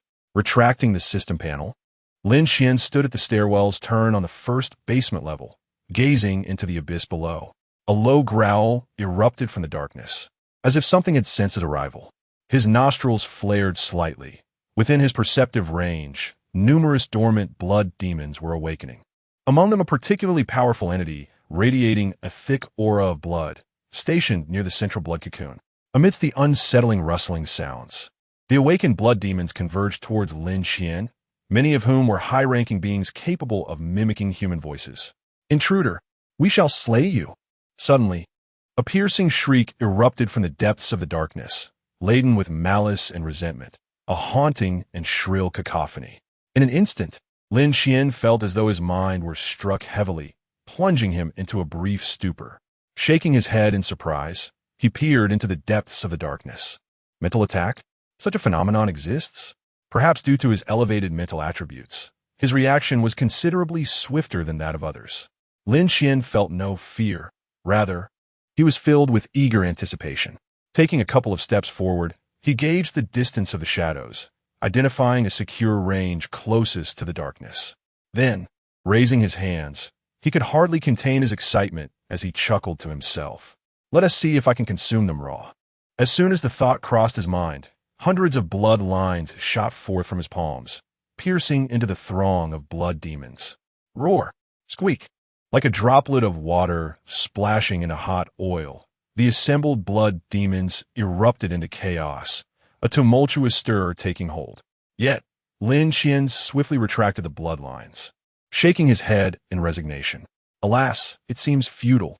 Even the most dim-witted of blood demons would not remain stationary, waiting to be devoured after being struck by the bloodlines. With a sigh, Lin Qian brandished the slaughter knife from the ground once more. It appears I must process them before indulging. Lifting his gaze, Lin Qian's eyes glimmered with an insatiable hunger for sustenance. With a resounding crash, the marble steps beneath him shattered under immense force, propelling him into the darkness like a cannonball. Roar! The crimson glow of the bloodlines flickered as they swept through the horde of blood demons, amidst the whistling and the incessant sound of slicing. Flesh and blood splattered everywhere, severed limbs flying through the air. With a thud, a contorted severed arm was hurled from the darkness, landing at the base of the steps, still writhing in its futile struggle, just as it caught a glimmer of sunlight. It had not even registered the warmth before the pursuing bloodlines yanked it back into the shadows. He closed his eyes, utilizing his sensitivity to the blood of the undead to gauge the surrounding onslaught. With grand, sweeping motions, he wielded his slaughtering knife while simultaneously unleashing bloodlines in all directions. The force of 10 enabled him to massacre the horde of blood demons as if he were a relentless meat grinder, with the encroaching fiends falling one after another like a torrential downpour of shredded flesh. Lin Qian, undeterred, did not shy away from the attacks. He violently retaliated while feasting on the bloodlines, his wounds mending instantaneously as they formed. Strength 0, 1. Constitution 0, 1. The system notifications rang continuously in his ears. Yet as the speed of slaughter increased, the frequency of the alerts began to diminish. He pressed forward, treading upon the blood and flesh that barely reached his calves, delving deeper into the darkness, step by step. Eventually, the knife encountered resistance, and the roars around him gradually morphed into a cacophony of disjointed human-like sounds. Punish! Punish! I will tell the teacher. Get away! Find me! Find me! A chorus of anger, malice, age, and youth intertwined, creating an illusion of a bustling human voice that left one feeling disoriented and fearful. Lin Qian had previously suspected that the cryptic utterances of these high-ranking blood demons might be fragments of memories from deceased individuals within the school. Now it appeared his conjecture was indeed accurate. With the arrival of the higher-tier blood demon into the fray, Lin Qian's invincibility began to wane, forcing him to fight while retreating. The bloodlines proved far more agile than the corpse-sewing threads. He deftly controlled the distance of his attacks while absorbing the surrounding flesh and blood, with some blood vessels on severed limbs still writhing, swiftly transforming into gas and being completely absorbed. This was a new discovery for Lin Qian. He no longer needed to pulverize the blood demons into minuscule pieces. A simple division into similarly sized segments, rendering them defenseless, sufficed for direct absorption, significantly enhancing his efficiency. Just as he was methodically engaging in guerrilla tactics, perhaps realizing that all the blood demons would eventually be eradicated, the most formidable entity at the center could no longer remain passive. Useless, you bunch of worthless wretches. A venomous shriek pierced the air, causing Lin Qian's pupils to constrict sharply. It was not due to a mental assault. Rather, the content had changed. This creature possessed intelligence. He suddenly recalled the crooked script etched upon the wall by Xiamin, which had puzzled him before, but now seemed to offer an answer. However, before he could fully recover from his shock, he sensed the entity moving, and swiftly, extremely swiftly, accompanied by a piercing howl. Something in the darkness was rapidly approaching. Lin Qian was caught off guard. In the next moment, a terrifying force collided with his chest, sending him hurtling backwards like an arrow loosed from a bow, shattering a multitude of glass pieces and crashing heavily to the ground. Coughing, A mouthful of blood surged up his throat, causing him to raise his head. Before he could rise, he sensed the entity charging towards him with alarming speed. The intruder. Death. After a fleeting moment of dizziness, a sudden chill coursed through his abdomen as something pierced his belly, an immense force driving it into the ground. Lin Qian exhaled sharply, and in the next instant, he felt his body being lifted as a cold, formidable hand grasped his head, seemingly intent on tearing him apart. Suddenly, a voice filled with confusion emerged. A faint red glow flickered as numerous blood tendrils emanated from Lin Qian's wound, entwining the arm of the intelligent blood demon. The oppressive force of the ghostly blood began to exert its influence, engaging in a fierce struggle against the adversary. In that brief moment of respite, Lin Qian swiftly retracted the blood tendrils from his hand and, with a resounding clap, firmly grasped the cursed butcher's knife. In the next heartbeat, he slowly opened his eyes, a dangerous crimson glow rapidly spreading within his pupils.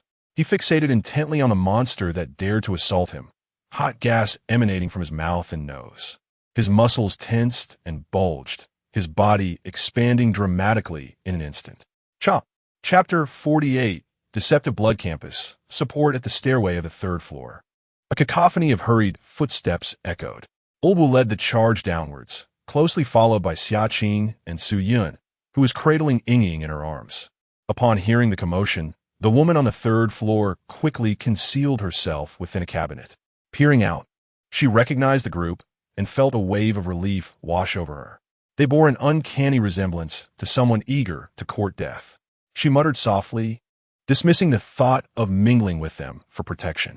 However, the next moment, 4 or 5 more individuals descended the stairs in quick succession, with the leader clad in a trench coat, wielding a shotgun, exuding an urgent and somewhat bewildered demeanor. The instant she recognized the man's features, a cold sweat broke out over her, and she instinctively sought to retreat, but it was already too late. Su Mian raised his gaze, locking eyes with the woman. He came to an abrupt halt, his brow furrowing as if he were trying to recall something. Oh, it dawned on him. An expression of sudden realization crossed his face. The woman's complexion turned ashen as she frantically gestured. It's not me. It's not. Before she could finish her sentence, Su Mian raised his hand and fired a shot. Bang! In that instant, the woman's body flew backward like a rag doll, crashing heavily against the cabinet door before sliding down ineffectively. Cough! Gurgle. The woman stared in disbelief, her eyes wide as she struggled to rise, her legs frantically pushing against the ground, attempting to speak but only managing to produce gurgling sounds. Blood seeped from multiple wounds, staining her garments crimson. She desperately pointed a trembling finger at Su Mian, her face once again contorted with malice, as if cursing him. What nonsense are you babbling? Just die already. Su Mian flicked the smoking barrel of his gun, disregarding her completely, and turned to the others who had followed him down. Hurry up. To the first floor, observing Su Mian, who was panting heavily, Old Wu furrowed his brow slightly. What happened? He inquired, referring to the recent gunfire. Su Mian took a moment to catch his breath, straightening his posture. That woman had another fool with her before, who voluntarily sought to attract the monsters. They managed to slip away under our cover, leading to a failed plan and the deaths of many. Ultimately, they were cornered in a room and couldn't escape. I thought they both perished at the hands of the monsters, but it seems one survived, which was rather fortuitous. Let us not dwell on that. He waved his hand dismissively, adopting a nonchalant demeanor, then turned to gaze into the pitch-black basement. You spoke too quickly just now. I didn't quite catch it. Are you implying that powerful individual ventured in here to slaughter monsters for us to exchange for an escape card? Su Mian's voice rose in disbelief, clearly incredulous.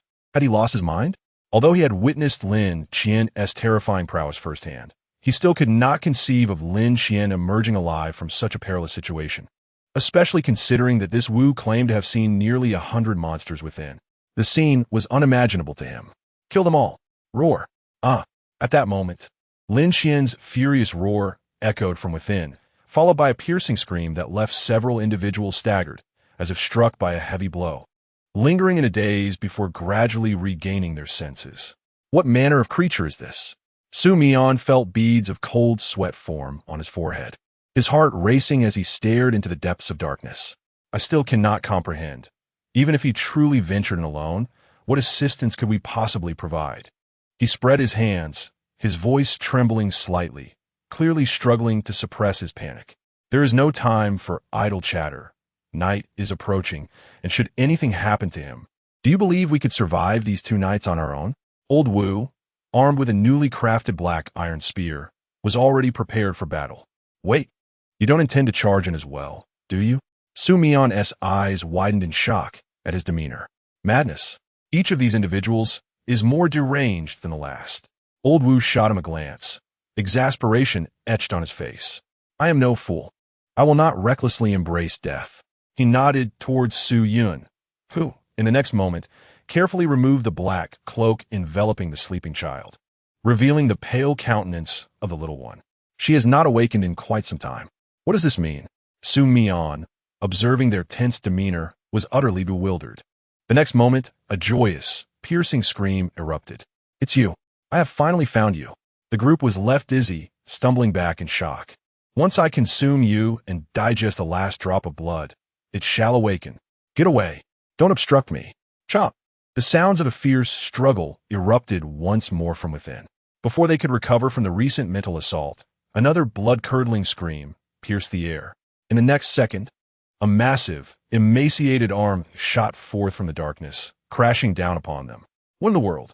Su Mian recoiled instinctively, only to see the terrifying arm writhing towards him. Damn it! In a swift response, Su Mian and Old Wu struck simultaneously, their weapons pinning the arm to the ground, immobilizing it completely. However, the next moment, a rush of air signaled yet another threat. They turned to see a shadow hurtling through the air, crashing into the wall with a resounding boom. Chop! The shadow sprang to its feet, shattering marble beneath its foot. It was none other than Lin Qian, brandishing a butcher's knife. Blood-soaked and disheveled, his eyes glowed crimson, muscles coiling like roots across his frame, towering at nearly 2 meters, a sight far more terrifying than any ordinary monster. Once again, a piercing scream echoed through the air, leaving a few in a daze. Yet, in a frenzied state, Lin Qian remained oblivious, resolutely wielding his slaughtering knife as he charged into the darkness once more. The others could not help but swallow hard. Is it truly necessary for us to engage in such a perilous battle? Su Mian's lips trembled slightly as he struggled to maintain his composure, already harboring thoughts of retreat. It was utterly terrifying. Compared to the chaos wrought by Lin Qian, the initial class blood demon they had taken half an hour to defeat seemed trivial and unworthy of comparison. No sooner had he spoken than a massive, monstrous figure surged forth from the shadows. In sheer terror, the group attempted to evade, yet the creature had a singular focus, barreling towards Su Yun, who was clutching Ying. This is bad. Old Wu's eyes widened in alarm as he sought to intervene, but it was already too late.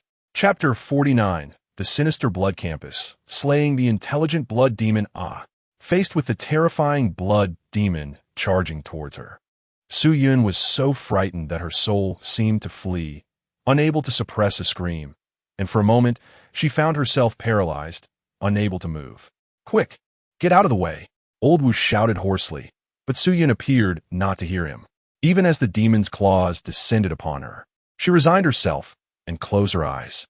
It's over. Just as Old Wu's heart sank in despair, an unexpected turn of events unfolded. In the next moment, Su Yun's body transformed into a burst of white light, vanishing from the spot, while the still unconscious Ying in her arms began to fall towards the ground. The blood demon's sharp claws lunged towards Ying with ferocious intent, but at that critical juncture, a fair hand suddenly reached out from his side, seizing Ying's clothes and yanking her back from the clutches of the demon. Boom! The claws missed their target, and the immense force shattered the bricks, leaving 5 deep scratches that extended from the wall to the ground. Xia Qing, propelled by momentum, rolled several times across the ground, her arms tightly protecting Ying. Just as she came to a halt and intended to rise urgently, she found the blood demon had already approached, its claws descending once more. Hiss! Ignoring the searing sunlight, The demon emitted wisps of white smoke, its tentacle-like blood vessels writhing wildly as its massive claws lunged toward Xiaqing's head. Annoying insect! Xiaqing's expression changed drastically. Just as she prepared to evade, the demon let out a piercing shriek, causing her focus to waver momentarily. By the time she regained her senses, it was already too late. With less than a second to react, she chose a single course of action. Unlike Su Yun, who opted to use a departure card, she forcefully tossed Ying towards Old Wu. Xiaqing did not look back. Instead, she closed her eyes, bracing for the impending attack. Boom! However, the next moment, a tremendous crash resounded from behind her. The anticipated assault did not strike Xiaqing. Rather, a piece of flying tile grazed her cheek. Dazed, she turned to see that the terrifying blood demon had been kicked into the wall by Lin Qian, its flesh exploding in a grotesque display, leaving only a pair of thrashing legs protruding from the wreckage. Slash! Lin Qian's face contorted with rage, veins bulging, as he mercilessly pounded the blood demon beneath him with fists and blades in a primal frenzy. Bang, bang, bang. Xiaqing was too close, and before she could evade, her cheek was splattered with a foul, sanguine ichor. Realizing the situation, she hurriedly got to her feet. Old Wu extended a hand, pulling her up to the first floor, his gaze filled with lingering trepidation. You have an astonishing amount of courage to reach out like that, he remarked, having witnessed the scene unfold in vivid detail. Xiaqing had reacted quickly. When the blood demon emerged, she was already prepared to dodge. However, as she was about to move, she saw Ying in peril, losing her protection and on the verge of falling into the demon's grasp, prompting her to discard her bow and arrow and leap forward recklessly. Su Mian appeared silently at her side, admiringly wishing to pat Xiaqing on the shoulder. Truly remarkable. Before Su Mian's palm could descend, Xiaqing instinctively recoiled like a startled bird, swiftly evading his reach while casting a wary glance in his direction. Su Mian's hand froze midair, seemingly taken aback by Xiaqing's intense reaction, and he awkwardly rubbed his stomach. The talents surrounding the boss are truly remarkable. He shifted the conversation, turning his attention to Lin Qian, who was relentlessly hacking at the vampire, unable to suppress a sound of admiration. Goodness, this fellow is incredibly fierce. That creature barely stirs. Yet he continues to strike? Perhaps sensing his thoughts, Lin Qian gradually slowed his movements, turning his head with a fierce glare directed at Su Mian. Su Mian's expression shifted in alarm as he involuntarily gasped, his unfinished words caught in his throat. Old Wu, standing nearby, also appeared quite distressed, beginning to retreat slowly. Wait a moment. What do you two mean by stepping back? Su Mian sensed that the situation was becoming precarious, swallowing hard, and also starting to back away cautiously. As he observed Lin Qian, he suddenly realized that the latter's focus was not on him, following Lin Qian's line of sight. He turned to see a bald lackey beside him, whose face was now ashen, lips trembling, and his trousers shockingly damp. Is he staring at him? Su Mian's understanding dawned. He must have been attracted by the smell of urine. At that moment, a thunderous crash echoed through the air. Lin Qian's expression twisted in anguish as he forcefully slammed his head against the nearby wall, sending bricks flying once more. With a series of resounding impacts, Lin Qian's low growls gradually diminished in intensity. He tore the butcher's knife from its place, his body collapsing onto the ground like a deflated balloon. Breathing heavily, every muscle in his body screamed in familiar agony, a tormenting pain consuming Lin Qian as he felt as though countless steel needles had pierced through him. Even the slightest movement was excruciating. Gritting his teeth, he grasped the remnants of the ghost still melting under the sun, desperately urging his bloodline to surge forth. As smoke rose, the flesh dissolved rapidly, and Lin Qian's body began to heal. Damaged muscles knitted together swiftly, fractured bones slowly mended, and even the gaping wound in his abdomen gradually vanished. A crowd began to gather, observing as Lin Qian, who had just moments ago been utterly incapacitated, quickly regained his strength and rose to his feet with an impassive expression. Though his clothes were tattered and his body smeared with blood, he stood silently, emanating an unspoken yet formidable presence. He nodded slightly at Old Wu and Xiaqing, but said nothing. Having learned from past experiences, Lin Qian, despite the urgency that necessitated the use of the butcher's knife, managed to cling to the last vestiges of his rationality, thus retaining memories of everything that transpired thereafter. Had it not been for old Wu's timely intervention with Ying diverting the vampire's attention, he would have indeed found it exceedingly difficult to escape from the onslaught of the intelligent vampire and a dozen high-ranking ones. It was unexpected that the intelligent vampire's desire for Ying would reach such an audacious level as to disregard the effects of sunlight, thus granting Lin Qian the opportunity to effortlessly extinguish it. After all, he harbored no fear of the sun. As he gazed once more into the pitch-black underground, Lin Qian's eyes were filled solely with greed and excitement. The remaining few high-ranking vampires were hardly a concern. After effortlessly dealing with them, it would be a delightful time for feasting. Moreover, Lin Qian's greatest curiosity lay with the blood cocoon. Would the last drop of blood lead to awakening? This implied that whatever resided within could very well be the ultimate adversary. Lin Qian recalled the words of the intelligent vampire as he stepped deeper into the darkness. "Boss, what else do we need to prepare?" A subordinate quietly inquired, approaching Su Mian from behind. "What are you asking for?" Su Mian gritted his teeth and nudged him in the chest with his elbow. "Even if I knew, I couldn't tell you. That is the unspoken understanding between us brothers." Chapter 50, Cursed Blood Campus, Ghost Infant Name. Lin Qian, Level 1 Regulator, Strength 14. 5 Agility, 2. Une Constitution, 13. 2 Spirit, 4. 9 Traits, Stone Heart, Abnormal Digestion Abilities, Spirit Fire, Otherworldly Blood Evaluation, a blood warrior possessing basic combat capabilities. His fighting prowess pales in comparison to any random Level 2 Regulator's hound. It is truly perplexing how he attained the status of a regulator. Such shamelessness is astounding. System, you are being verbose. Upon witnessing the change in evaluation, Lin Qian initially felt a flicker of joy, but upon reading the content, his expression fell. His suspicions were confirmed. Indeed, the higher the attribute points, the lesser the gains from consumption. The more than 70 blood demons he had vanquished yielded a mere total of 8. 5 attribute points, of which only the intelligent blood demon accounted for 2. 3, not including the costs of healing his injuries. Ultimately, absorbing mid-tier blood demons barely resulted in a 0. 1 gain, with only high-tier demons providing consistent output. Lin Qian realized that he now required higher-grade materials. Now, only remained. He slowly approached the pulsating blood cocoon at the center, a surge of anticipation building within him. According to the words of the intelligent blood demon, he surmised that some dormant creature resided within. Should it awaken, its terror would undoubtedly surpass that of the intelligent blood demon. The immense blood cocoon flickered with a faint red glow, pulsating veins converging at this point as if supplying nourishment to the cocoon. However, having absorbed all the flesh and blood from the entire underground layer, the lack of a target caused the veins to writhe with increasing urgency.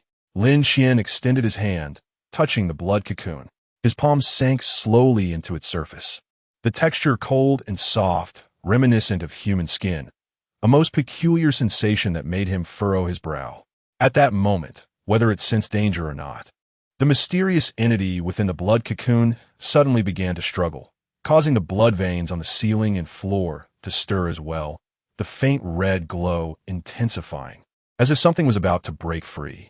Lin Qian's gaze sharpened. Without a moment's hesitation, he seized his blade and plunged it directly into the blood cocoon. A splatter of thick, viscous fluid gushed forth from the incision, and simultaneously, Lin Qian was once again besieged by the wrathful curse. His form rapidly expanded, bones creaking under the pressure of muscle, a fierce red glint igniting in his eyes. However, having experienced the previous 2 episodes, Lin Qian had become somewhat accustomed to the eruption of the curse. He clenched his teeth, steeling his mind, suppressing the initial wave of malevolence, and dove headfirst into the blood cocoon, launching a frenzied assault. With a resounding splat, the interior of the blood cocoon saw Lin Qian barreling through with unrelenting force. His attacks indiscriminate, akin to a meat grinder as he forged his way toward the center. Suddenly, a colossal hand materialized within his line of sight. The hand glided swiftly within the blood cocoon, and in an instant, it swung towards Lin Qian. With a dull thud, the impact resonated. Lin Qian's head was struck with a forceful blow, leaving him dizzy and disoriented. As he stumbled, he fell into a blood cocoon with a dull thud. In the next moment, a piercing cry of an infant echoed through the air, causing Lin Qian to struggle to his feet, only to be assaulted again by the horrific sound waves that sent his mind reeling. What on earth is this?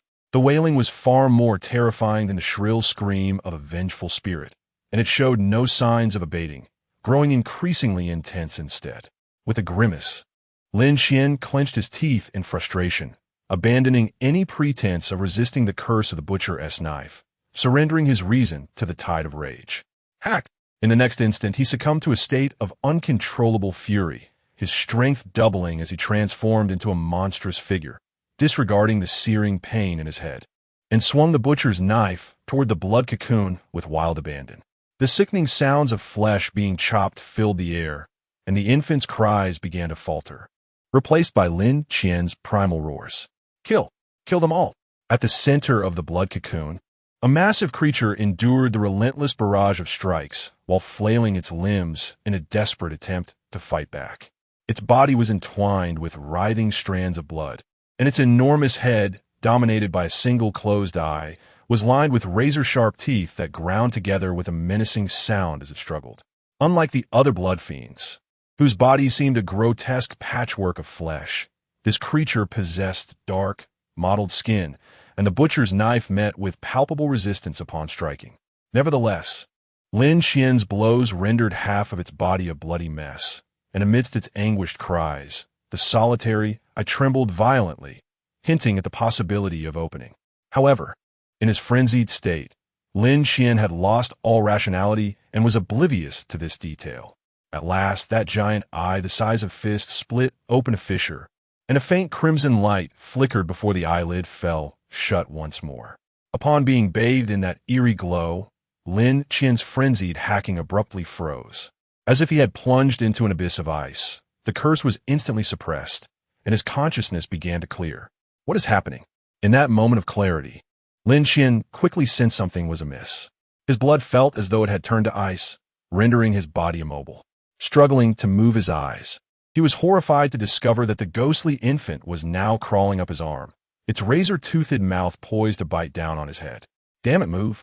Soaked in cold sweat, Lin Qian's mind raced with curses as he willed his body to respond. 1 second, 2 seconds. The infant's movements were agonizingly slow, as if savoring a delicacy, inching closer to his head. Lin Qian's vision was increasingly filled with the grotesque maw.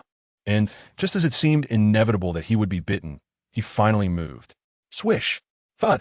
He plunged the knife into the throat of the wretched infant spirit, and without the protective layer of dark, mottled skin, the blade penetrated deeply, dragging Lin Qian's entire arm into the creature's maw. The infant spirit seemed taken aback by Lin Qian's swift recovery, letting out a piercing wail as it attempted to sever Lin Qian's arm with its bite. Reacting with remarkable speed, Lin Qian flung a chaotic assortment of items from his storage space into the creature's mouth to impede its gnashing jaws. With every ounce of strength, he manipulated the blood threads to erupt within the infant spirit's body. The threads burst forth like fireworks, piercing through the creature's flesh and sinew. A fierce determination spread across Lin Qian's face as he bet everything on this moment. Absorb! In an instant, the infant spirit emitted a garbled shriek, its thrashing power causing Lin Qian's body to sway violently. Ignoring his injuries, he clung to its teeth to avoid being thrown off, while his legs wrapped around the creature's neck, pouring all his energy into controlling the blood threads that feasted upon the spirit's flesh and blood. Strength 0. 2. Constitution 0. 3. Chapter 51. The Cursed Blood Campus. Eradicating the source as the system notifications echoed in succession. The ghostly infant's struggles intensified. Lin Qian gritted his teeth, occasionally struck by the flailing limbs of the ghostly child. The terrifying force compelled him to stifle a groan, blood erupting from his mouth and nose, his bones and organs suffering severe trauma. Yet, in the next moment, the nutrients acquired from his consumption swiftly healed his injuries. This cycle repeated, and Lin Qian clung to the ghostly infant like a stubborn adhesive, refusing to relent. At last, the intensity of the ghostly infant's struggles began to wane. Lin Qian's heart leapt with joy, believing that this creature was on the verge of succumbing. However, as he lifted his gaze, he beheld the bloodied single eye beginning to tremble, attempting to open once more. Damn it, not again. Fear surged through Lin Qian, and he wasted no time, swiftly grasping the eyelid of the ghostly infant with force, simultaneously manipulating the blood threads to forcibly stitch the gaping eyelid shut. Realizing it could not open its eye, the ghostly infant grew frantic, desperately writhing to escape the control of the writhing bloodlines, crashing through the blood cocoon and thrashing violently on the ground, voraciously gnawing on the debris it had stuffed into its mouth. Boom! Boom!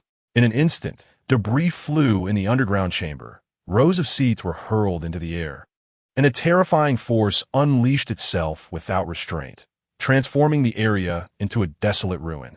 Lin Qian felt as if he were taming a frenzied wild bull. Dizziness enveloped him, and his body endured relentless assaults. He gritted his teeth, acutely aware that he could not afford to lose consciousness, for doing so would spell certain doom. Thus, the ghostly infant rampaged indiscriminately, akin to a plow tearing through the earth, while Lin Qian steadfastly clung to its head, fervently absorbing its flesh and blood. Eventually, the infant's once vibrant, dark skin began to shrivel, collapsing onto the ground like a deflated balloon, gradually falling silent. In the next moment, the system notification finally resonated. Ding! Dangerous source eradicated. Survival trial in the area concluded ahead of schedule. Return at any time. Kill reward obtained. Purified original ghost blood. Kill reward obtained. Ghost eye ability crystal. Ding! Task exceeded expectations. Reward upgraded. Personal contribution reward. Free attribute points 9. Strange coins 1. Regional collective reward. Free attribute points 3. A cascade of notifications flooded Lin Qian's mind, and the tension that had gripped him began to dissipate. Moments later, he staggered to his feet, finding only a withered, dark, ghostly skin at his feet. Though his physical injuries had healed, the exhaustion of his spirit remained palpable. Fortunately, the generous rewards from the task offered some solace to his weary heart. Opening his attribute panel, Lin Qian sought to ascertain his current status. Strength, 17. 6 Constitution, 16, a total gain of 6. 1. All derived from this ghostly infant. This did not account for the frequent healing expenditures incurred during the struggle. Otherwise, the rewards would have been even more astonishing. In light of the principle that greater attributes yield diminishing returns, Lin Qian could almost assert with confidence that the profit from this ghostly infant would far exceed the combined gains of all remaining blood demons. Feeling a sense of relief, Lin Qian glanced once more at the system's awarded free attribute points. Remaining free attribute points, 13. Lin Qian was momentarily taken aback. The personal contribution reward, along with the collective regional reward, amounted to 12 points, leaving the solitary point as the regulator's salary. Had the clock truly struck past midnight on the second day? Unbeknownst to him, he had been entangled with the ghost baby for such an extended period. 13 free attribute points were indeed a veritable windfall. Lin Qian had no intention of hoarding them and promptly proceeded to allocate them as per his prior strategy. 5 points into spirit and 8 into agility. Lin Qian endeavored for balance, directly addressing his weaknesses. In the next instant, his mind felt as if it were immersed in a frigid spring, banishing all fatigue and murkiness. He discovered that his auditory and visual acuity had sharpened remarkably, allowing him to mentally simulate the surrounding environment even in the dark. A comprehensive update of attributes had occurred. Name, Lin Qian, Level 1 Regulator, Strength, 17. 6 Agility, 10. 1 Constitution, 16 Spirit, 9. 9 traits, Stone Heart, abnormal digestion abilities, Spirit Flame, unusual blood evaluation, a battle-hardened warrior of the anomalous blood. His combat prowess is sufficient to serve as a hound for a Level 2 regulator. A piece of good news, the evaluation had changed. For the first time, Lin Qian had gained the system's recognition. His eyelids twitched involuntarily. Hound? What does the system mean by that? As he pondered existentially, a sudden sound of footsteps reached his ears. A group of individuals had gathered at the staircase of the basement, peering curiously in Lin Qian's direction. Lin Qian casually tucked away the ghostly skin and approached them. These faces were unfamiliar, many donned in white garments, presumably survivors who had rushed down from the fourth floor. Upon seeing Lin Qian approach with a slaughter knife in hand, everyone instinctively held their breath, parting to create a passageway. As he navigated through the crowd, Lin Qian finally spotted Old Wu and Xiaqing among them, including Su Mian and the others. All those who had previously guarded the staircase appeared pallid and dazed, some even still unconscious. Clearly, the cries of the ghost baby had inflicted an unbearable assault upon them. Even with nearly 5 points in spirit, Lin Qian struggled to withstand it, relying solely on the curse of his slaughter knife to counteract the effects, let alone them. What was the situation? Was it resolved? Su Mian's gaze was unfocused, and he barely stood upright with the support of others. Old Wu also looked at Lin Qian with bewilderment. Evidently, he too had just seen the system prompt. Exceeding expectations. What does that mean? 3 points? Su Mian let out a strange cry, then looked around. Everyone had received it. The people nearby were equally unable to contain their excitement, nodding vigorously like a group of chickens pecking at grain. Goodness. Su Mian was stunned, stiffly turning to gaze at Lin Qian. His memories lingered only at the moment before the ghostly infant emitted its wail. Yet now, witnessing Lin Qian standing before him unscathed, he could hardly fathom the events that had transpired. Qian father. He forcefully pushed aside those who supported him, suddenly dropping to his knees with a grave and solemn expression. Just as Lin Qian reached out to embrace the awakened Ying, Su Mian's unexpected outburst startled him. What are you doing? Lin Qian took a step back, regarding Su Mian with a look of incredulity. What are you all standing around for? Kneel before Qian father. Su Mian commanded, veins bulging on his forehead, gesturing for everyone to kneel alongside him, his words punctuated by fervent fervor. Thud! Thud! At his command, 7 or 8 individuals in the crowd immediately knelt, while many others appeared utterly bewildered, seemingly incapable of grasping the unfolding situation. Su Mian paid no heed to the indifferent ones. Instead, he swiftly turned, his countenance filled with reverence as he gazed upon Lin Qian, raising his hands high in a devout gesture. I bow in gratitude, Qian father, for the life-saving grace. Chapter 52. The mysterious blood in the campus. What is happening, boss? Were you not supposed to resolve this together? The burly man leaned closer to Su Mian, unable to suppress his curiosity. You truly overestimate me.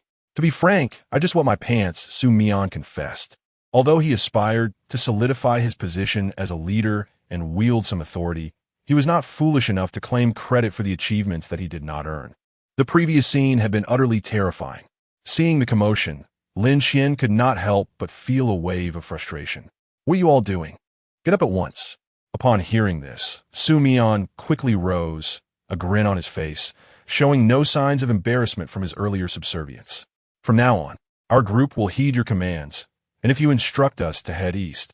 Stop! Lin Qian interrupted, raising a hand to halt Su Mian's words. I merely fulfilled our agreement. I have no desire to mingle with a large group. At his words, the amusement in Su Mian's eyes deepened. He had accurately surmised that Lin Qian, an extraordinary being, was indifferent to the notion of leadership, focusing instead on the development of strength. However, Lin Qian did not require their assistance, whereas Su Mian needed Lin Qian. Previously, he had established his authority through the weapon he wielded, swiftly securing his position. Should Lin Qian become his ally in the future, their relationship would wield a far greater intimidation than any firearm. Any attempts at persuasion or bribery relied heavily on the foundation of formidable deterrence. After bidding a polite farewell to Lin Qian, the group vanished in a flash of white light. Overwhelmed with thoughts, Lin Qian shook his head, still harboring an aversion to individuals like Su Mian. I, on the other hand, have changed my perspective on him, Old Wu suddenly remarked. He is an astute individual, capable of making the most prudent decisions in the shortest time. Previously, when he sought Su Mian's assistance, the latter had only hesitated for a few seconds before acquiescing. Even if he had his doubts, he raised them only upon arrival, knowing well that all matters are reciprocal. There is no situation in which one can demand assistance from others while being incapable of reciprocating. Lin Qian, unaware of the events that transpired, comprehended the situation only after old Wu's explanation. You all may return. I must go and awaken that rascal Duan phone. As old Wu spoke, he deftly removed the black spike from the spear and returned it to Lin Qian. Keep it. It's a gift for you. Lin Qian shook his head, for he had already acquired the ability to suppress the ghostly blood, rendering the black spike somewhat redundant. Old Wu, not one to be overly sentimental, expressed his gratitude and limped upstairs. Xia Qing appeared weary, and noticing her drooping eyelids, Lin Qian promptly urged her to return and rest. Soon, the entire teaching building was left with only Lin Qian and the girl in his arms, Ying. With a sigh, Lin Qian realized, after his attempts, that he could not save Ying.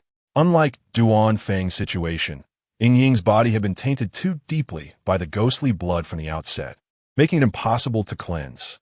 Yet, the girl possessed a unique constitution, maintaining her reason and lucidity to this day. Lin Qian remained uncertain whether she would ultimately transform into a monster. However, the system indicated that all sources of danger had been eradicated, allowing us to confidently ascertain that no issues would arise in the short term. Uncle Qian, how did they all vanish in an instant? Just as Lin Qian hesitated on how to arrange for Ying, the little girl suddenly spoke up. Lin Qian was taken aback and found himself both amused and exasperated. Be good, call me brother, he gently encouraged Ying. Brother Qian, she replied cheerfully. All right. Lin Qian fell silent, cradling Ying as they exited the teaching building. As I had anticipated, the regional restrictions were lifted following the completion of the task. Standing on the overgrown cobblestone path, Lin Qian gazed up at the sky. The morning light was faint, yet still shrouded in a haze reminiscent of smog. At that moment, a brilliant light suddenly illuminated the distance as several motorcycles approached the school. Lin Qian cautiously retreated back into the teaching building, observing from afar. Under his watchful gaze, the vehicles halted at the school's entrance, and a squad of armed soldiers disembarked, their synchronized footsteps echoing as they spread out to secure the perimeter. The door of a rugged vehicle swung open, revealing a burly man clad in a coat. His muscular physique was evident, even beneath the loose fabric, and he wore sunglasses, frowning as he surveyed the direction of the teaching building. Captain Hu, this elementary school is the last outbreak point in the quarantine zone. Before the situation spiraled out of control, a secondary team had a record of attendance, led by a captain named Xiamin. The man, known as Captain Hu, removed his sunglasses, unveiling blood-red eyes. His nostrils flared slightly as a hint of doubt flickered in his gaze. Are you certain this large-scale infection incident was caused by ghost blood? The person beside him paused, glancing at the documents in hand. Indeed, Captain Hu's eyes narrowed slightly. That seems inconsistent. I can only sense the presence of two individuals. No sooner had he spoken than he suddenly froze. One has vanished in an instant. He looked toward the entrance of the teaching building, where a frail figure limped out. Alert! The soldiers immediately raised their weapons, aiming at the figure. Hold on. Captain Hu raised his hand, signaling for calm. He stepped forward alone, approaching the figure. As he drew nearer, he realized it was a little girl, causing his brow to furrow involuntarily. He silently regarded Ying, who gazed back at him, their eyes locked in a silent standoff, neither intending to break the silence. Suddenly, the little girl reached out, handing him a crumpled piece of paper. Captain Hu took it and quickly scanned the contents, his expression growing increasingly grave. It's man-made. He glanced back at Ying, only to find her swaying unsteadily, her eyelids drooping, grasping the collar of the little girl as clothing. Captain Hu lifted her as one would a chick, taking her along with him. Search the teaching building for any clues. I shall see which deity has managed to complete my task. After issuing the command, he did not linger for a moment, tossing the unconscious Ying into the back seat before driving away from the scene. Infinite Building, Room 609. Upon his return, Lin Qian promptly shed his garments and plunged into the hot spring with a splash, exhaling a sigh of relief. Finally, a chapter had come to a close. Who was that individual, able to sense me from such a distance in an instant? As Lin Qian soaked in the warmth of the spring, he pondered the imposing figure. Never mind. Opportunities to learn more would inevitably arise in due time. Shaking his head, he chose to refrain from speculation, opting instead to explore the mysteries gradually in the future. Having confirmed that this scenario and the death train scenario belonged to the same realm, he knew that he would encounter similar scenarios again. This particular venture had yielded extraordinary rewards, not only an abundance of attribute points, but also various other prizes.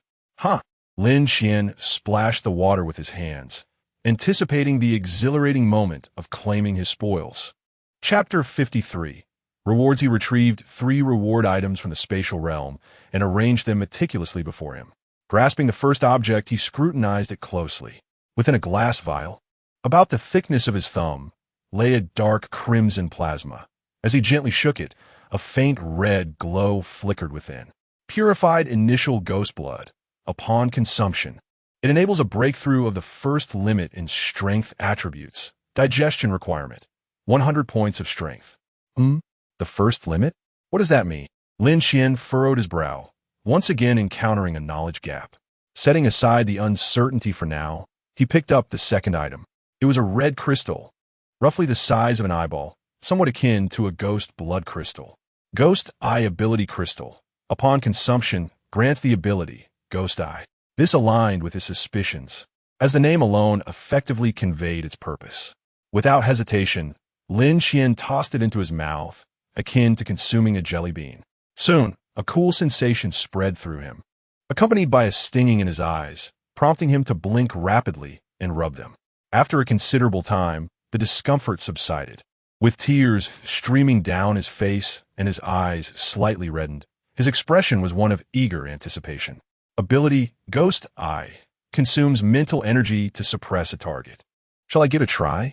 Lin Qian pondered, his thoughts coalescing into action as he endeavored to activate the Ghost Eye ability. In an instant, as the Ghost Eye was unleashed, he felt as though his brain had been momentarily drained, followed by a crimson glimmer surfacing in his gaze. It swept across an area of about 2 to 3 meters before vanishing in an instant. Is that all? Although he had no target to discern its effect, Lin Qian, having personally experienced the power of the Ghost Eye, understood its formidable nature. However, the range fell a tad short. He massaged his temples, feeling a heaviness in his mind akin to the aftereffects of overusing his previous abilities. Can I only activate it once with nearly 10 points of mental energy? The consumption is too steep. Such expenditure must be reserved as a trump card, not to be recklessly employed.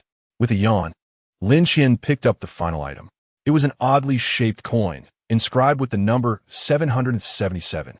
Strange coin. Could be used to purchase items in a peculiar shop. The description was blunt and devoid of useful information. Instead, the number etched into the coin caught his attention. 777. The peculiar shop must refer to room 777. Recalling his unsettling experience in room 666, Lin Qian shivered involuntarily and hastily returned the coin to his storage space. Preferring not to see it, unless absolutely necessary, he would never approach any door marked with a leopard number again. Time for sleep. After accounting for everything, Lin Qian dried himself off and promptly nestled into the soft embrace of his blankets. Before long, the rhythmic sound of his deep, even breaths filled the room. Upon awakening from a restful slumber, Lin Qian stretched languidly, his joints cracking in satisfaction. Glancing at the time, he discovered that there remained over an hour of safe exploration time. It hasn't been long since I fell asleep. By the time of my return, it was already morning. Lin Qian deduced, based on the salary disbursement occurring at midnight, that the safe exploration period likely commenced around 8 o'clock in the morning, lasting a total of 5 hours. This would place the current time at approximately 11 o'clock, perhaps due to an enhancement in my mental attributes. I felt a notable acceleration in the recovery of my energy. Rising to my feet, Lin Qian experienced a refreshing surge, despite the brevity of my slumber. All traces of fatigue had been swept away, and my mental fortitude was fully restored.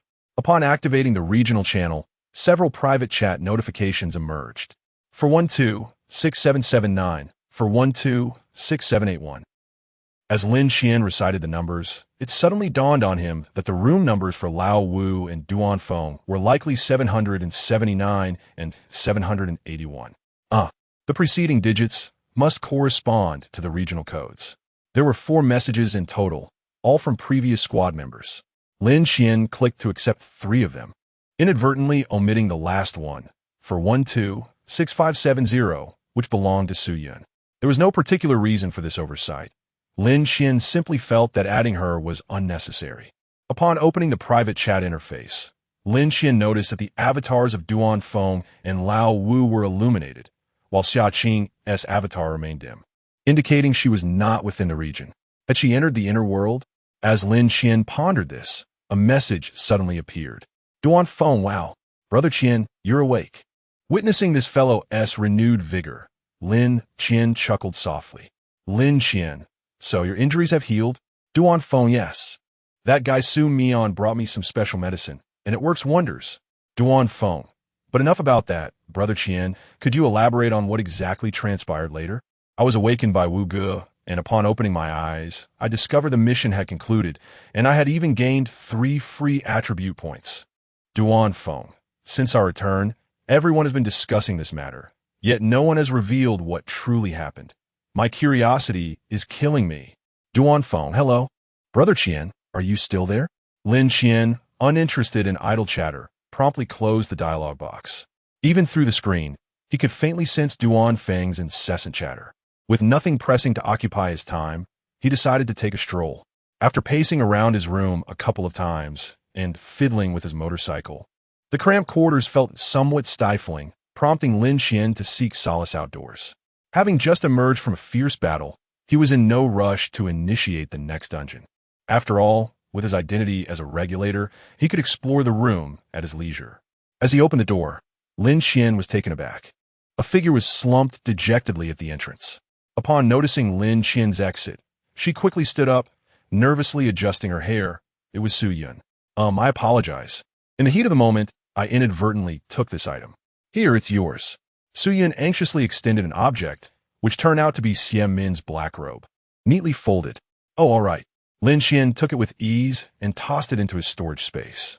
To be honest, had Su Yun not returned it, he might have nearly forgotten about its existence. Nevertheless, it was indeed a personal gain. Having one more item was certainly preferable to having one less. As he was about to depart, he noticed Su Yun displaying a hesitant demeanor. Is there something else? Lin Qian inquired, his brow furrowing. No. I merely wish to express my apologies. I feel utterly inadequate for not safeguarding Ying and for using the disengagement card without permission. Her voice dwindled, and her eyes began to glisten with unshed tears, laden with guilt. Lin Qian waved his hand dismissively, indicating that it was of no consequence. Is there anything else? He asked, his gaze calmly fixed upon Su Yun. No, nothing more. Perceiving Lin Qian's apparent disinterest in further conversation, Su Yun dared not linger and silently turned away. Qiandad. At that moment, a spirited voice echoed from a distance. Lin Qian did not need to look back. He could surmise the identity of the speaker from afar. Hee. Su Mian trotted up to Lin Qian, abruptly saluting in a rather awkward manner. Report. Lin Qian felt a wave of fatigue wash over him. Speak. Su Mian stepped back a couple of paces and produced several items. We have accounted for our gains and selected a few items worthy of your consideration. Initially disinterested, Lin Qian's attention was suddenly piqued as his gaze swept over the items. Room expansion card 2, storage space upgrade card 1, military night vision goggles 1, fragmentation grenade 2. Noticing the subtle shift in Lin Qian's expression, Su Mian felt a surge of delight. He discreetly cast a glance at Su Yun's departing figure, inwardly scoffing. You are given an opportunity, yet fail to seize it. Clinging to the powerful is an art you ought to learn. Chapter 54, 777. What a relief. After utilizing 2 room expansion cards, Lin Qian's living space has been expanded to 60 square meters. What was once slightly cramped has now transformed into an exceptionally spacious area. The storage capacity has also received an upgrade, with dimensions increasing by 1 meter in length, width, and height, culminating in a total volume of 27 cubic meters. With ample space, Lin Qian has stored his motorcycle and other sundries within the storage area, alleviating the persistent scent of machine oil that lingered in the room.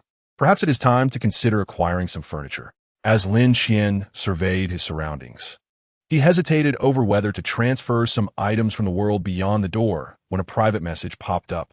9:31, Su Mian, Qian Dad. I have made some inquiries regarding the matter you asked about. Although the individual in question has perished in the school instance, his neighbor witnessed him entering room 777 and subsequently exiting shortly thereafter, with no indication of being unable to leave the room. Upon reading Su Mian's lengthy message, Lin Qian fell into contemplation. He had casually requested Su Mian to look into the situation surrounding room 777, not anticipating such swift results. Lin Qian understood. And please refrain from calling me Qian Dad in the future. It sounds rather peculiar. Su Mian acknowledged. May I then address you as Qian instead? Lin Qian did not respond, tacitly agreeing, and moments later, another message arrived. Su Mian, you haven't dined yet, have you? My neighbor is a chef, and the room is equipped with pots and stoves. His culinary skills are quite commendable. I will compile the current menu for you shortly. Feel free to place your orders, and I shall act as your food courier. Lin Qian raised an eyebrow, tempted by the prospect, as it had been quite some time since he savored freshly cooked meals. Lin Qian, sounds good. After indulging in a sumptuous lunch delivered by Su Mian, the safety exploration period was nearing its conclusion. Lin Qian donned his night vision goggles leisurely, contemplating the situation. Just in case, he fastened the cursed butcher's knife, sheathed in crocodile skin, to his back. Once the lights dimmed, Lin Qian opened the door and stepped out of his room. He glanced towards the direction of the 500 district, finding the corridor desolate, with no sign of Snake Brother. Redirecting his focus, he made his way directly to room 777. He declined Su Mian's offer to send someone to assist in exploring room 777. Since it was referred to as a shop, there must be goods available. If his coins could indeed purchase something, then information about the items should remain undisclosed to anyone else. Navigating without obstruction, Lin Qian encountered no other overseers and arrived promptly at the entrance of room 777. Taking a deep breath, he consumed his one daily opportunity to open the door without hesitation and pushed it open. Dinkling. As the door swung ajar, a clear chime resonated in his ears, reminiscent of a typical shop announcing the arrival of a customer. Standing at the threshold, Lin Qian peered inside, discovering the room brilliantly illuminated. At its center was a massive window, adorned in a manner akin to a pawn shop, with a wooden counter strewn with a haphazard collection of yellowed papers, devoid of any human presence. He stepped inside, closed the door behind him, and attempted to open it once more. Once Lin Qian confirmed that he could open the door at any moment, the tension within him began to ease slightly. It appeared that Su Mian's information was indeed precise. Not all leopard houses were as perilous as 666. As he surveyed his surroundings, he noted that the front hall where he stood was rather small, while behind the counter stretched a long, narrow corridor that seemed to vanish into darkness, faint sounds echoing within. Who could be visiting at this hour? A hoarse voice grew closer, sounding as if someone were speaking through their nose. No, don't call out. Not now. Suddenly, the tone shifted to one of panic. The next moment, a sharp and harrowing scream erupted from the darkness, a wave of terror crashing toward Lin Qian. His complexion changed drastically. Just as he intended to turn and flee, the swiftly approaching sound wave struck him, making his head feel as though it had been struck by a heavy hammer. Darkness enveloped him, and a powerful wave of dizziness overcame him. He staggered, grasping the door handle to maintain his balance, barely preventing himself from collapsing. At that moment, a burst of white light suddenly erupted before Lin Qian, and shortly after, a small figure hurriedly emerged from the luminous cloud, anxiously gazing at him. This is bad, this is bad. Upon noticing Lin Qian's reaction, the diminutive figure expressed confusion, its previously anxious demeanor turning to surprise. Lin Qian gritted his teeth and vigorously shook his head. While the dizziness had somewhat subsided, his vision remained clouded with double images, obscuring the appearance of the newcomer. This sensation felt eerily familiar, akin to the cries of a ghostly infant, an assault on the mind, yet far more potent. After a considerable time, his vision finally aligned, and the dizziness dissipated. Wiping the cold sweat from his forehead, Lin Qian instinctively looked down, only to be startled by a pair of bulbous yellow eyes staring back at him. Oh my! His nerves tensed instantly, and he instinctively reached towards the cleaver at his back. You're not hurt? The next moment, the hoarse voice inquired with incredulity. Not sensing any malice from the figure, Lin Qian relaxed slightly, yet remained vigilant. What do you mean? He did not grasp the newcomer's intent. He had just recovered. How could they claim he was unscathed? How could someone like you, a newcomer who has just arrived, withstand the attack of the screaming bug without fainting? The small figure stared intently at Lin Qian, curiously inching closer. It barely reached Lin Qian's knees, its skin glossy and wrinkled, with an oversized head, sunken cheeks, and alarmingly large eyes adorned with a hint of white fuzz. Its pointed ears stood erect, and sparse white fluff scattered atop its head, rendering its appearance quite grotesque, resembling a large-faced cat that had been stripped of its fur. Sniff, sniff, it brought its nose close to Lin Qian, inhaling deeply, only to retreat 2 steps in astonishment. You, carry the scent of that fellow. It stared incredulously at Lin Qian. Have you ever entered room 666? Lin Qian was taken aback by the question. How do you know? He could never have imagined that such a thing could be discerned. You won the bet. How is that possible? Upon hearing Lin Qian's instinctive response, the bald creature appeared even more astonished. As if seeking some answer, it extended its short hand towards Lin Qian. Lin Qian instinctively attempted to evade, but it felt as though the air had become thick, rendering him immobile despite his efforts. What the hell? His eyes widened as he could only watch helplessly as the creature tiptoed to touch the back of his hand. The moment that frigid palm made contact, Lin Qian felt as though an unseen pair of eyes were probing into all his secrets. I see. A mysterious glimmer sparkled in the creature's eyes, and its puzzled expression gradually softened. Raising its head, it looked at Lin Qian with a hint of delight, as if it had discovered a hidden treasure, appearing particularly amiable. I never expected that after all these years, I would once again encounter a stone-hearted person. Chapter 55. The Stone-Hearted? Upon hearing the words of the bald creature, Lin Qian was momentarily taken aback, recalling the stone-hearted trait that had accompanied him from the very beginning on his panel. Isn't it clearly stated in the traits section of your panel? The bald creature circled around Lin Qian, rubbing its short hands together while scrutinizing him. This is an exceptionally rare talent. Lin Qian felt a surge of astonishment. You can see my panel? He swiftly grasped a crucial point in the creature's words. An exceptionally rare talent? Lin Qian gazed at the bald creature. Are you implying that my stone-hearted trait is a rare gift? He had always believed that this stone-heartedness represented his steadfast composure. But now it seemed far more complex than he had initially perceived. The bald creature nodded. Extremely rare. Our linguistic nuances differ. Hence the translations of the panel may have subtle distinctions. All I know is that the talent you possess is referred to as a stone-hearted person in our realm. This ability grants you formidable immunity against mental attacks and manipulations, and as your mental attributes escalate, your immunity will progressively intensify. It is precisely for this reason that you emerged alive from room 666 and triumphed in a gamble. That gamble was never about luck, but rather whether the participants could maintain their rationality amidst mental suggestions. Suddenly, it burst into a fit of high-pitched laughter. Hee hee hee. I can only imagine that fellow never anticipated encountering a stone-hearted person. I would love to see the expression on his face after losing the wager. Lin Qian furrowed his brow, the weight of the creature's revelations pressing upon him. He needed time to assimilate the information. Without a doubt, the creature continued. Retaining composure in the face of danger may not seem like a unique gift. Many can achieve it through experience or training, and it is not uncommon. True talent, however, cannot be cultivated through mere training. It continued to elaborate, its excitement slightly tempered. No wonder you, as a newcomer, were able to withstand the onslaught of the screaming insect. As it spoke, the bald creature produced a uniquely designed weapon that resembled a trumpet, its mouthpiece sealed, its surface pitch black and exuding a mysterious glow. Could this possibly be the source of the earlier sonic attack? Observing the creature's fondness for the weapon, Lin Qian harbored a suspicion. What exactly was this screaming insect it mentioned, hidden within the gun?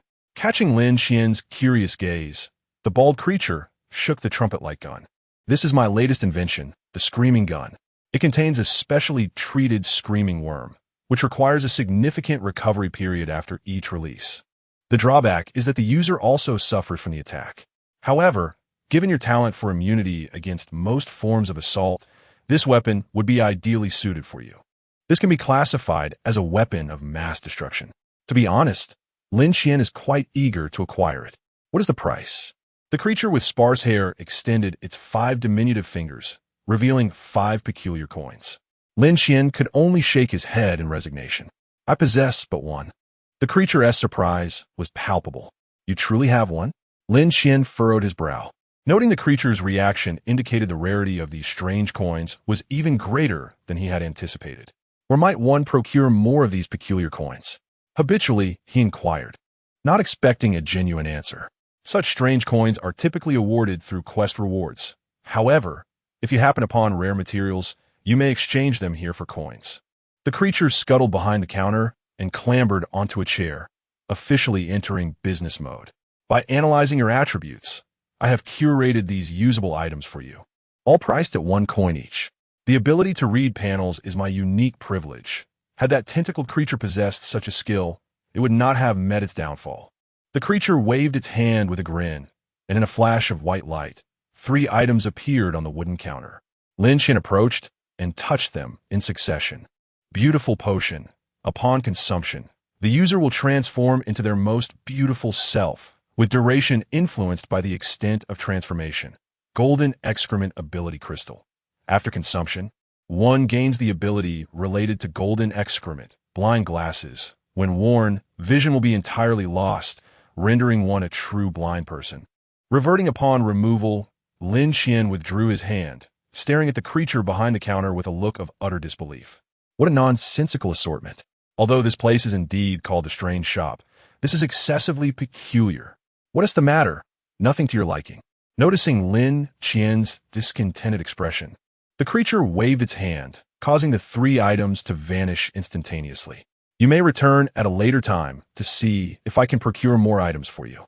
However, do not harbor excessive hopes. The number of items I have available before the first limit is indeed quite scant. Upon hearing the familiar term, Lin Qian's interest peaked. What does the first limit entail? The creature's loquacity made Lin Qian reluctant to depart. Once your attributes reach 100, you will hit the limit and further growth will be impossible. At that juncture, one must utilize special items to break through the limit to continue progressing. This aligned closely with Lin Qian's own conjectures. Speaking of which, I must caution you, until your mental attribute surpasses the first limit, it is best to avoid any association with room 666. That individual is undoubtedly aware of your talents and will certainly devise means to eliminate you before you have the chance to mature, thereby extinguishing this significant threat. After all, the demonic species excels in mental control abilities, and you are somewhat of their nemesis. Upon hearing this, Lin Qian's eyelids involuntarily twitched. Recalling how he had previously clutched the card to room 666 as a last resort for survival, a wave of trepidation washing over him. Could it be that all of that fellow's previous performances were merely a ruse to deceive me? Lin Qian felt a chill in his heart. This building was indeed fraught with peril, and a single misstep could lead to a fate worse than death. With this thought, his gaze towards the bald creature shifted. Tinged with suspicion, how much of this creature's words could be trusted? Temporarily suppressing his chaotic thoughts, Lin Qian waved his hand and retrieved the dark green, ghostly infant skin from his storage space, placing it upon the counter. You mentioned earlier that rare materials could be exchanged for gold coins. I wonder if this item qualifies? Upon the prospect of business, the bald creature immediately perked up. Reaching out to touch the cold, ghostly infant skin, a mysterious glimmer flashing in his eyes, as if he were assessing its value. Soon, he withdrew his hand and held up 2 fingers to Lin Qian. 2 coins. Lin Qian did not hastily acquiesce, but instead pose a question. What can be purchased with 3 gold coins here? After a moment of contemplation, the bald creature provided his answer. The 3 items you saw earlier can all be taken together. Without hesitation, Lin Qian reclaimed the ghostly infant skin and turned to leave. Farewell.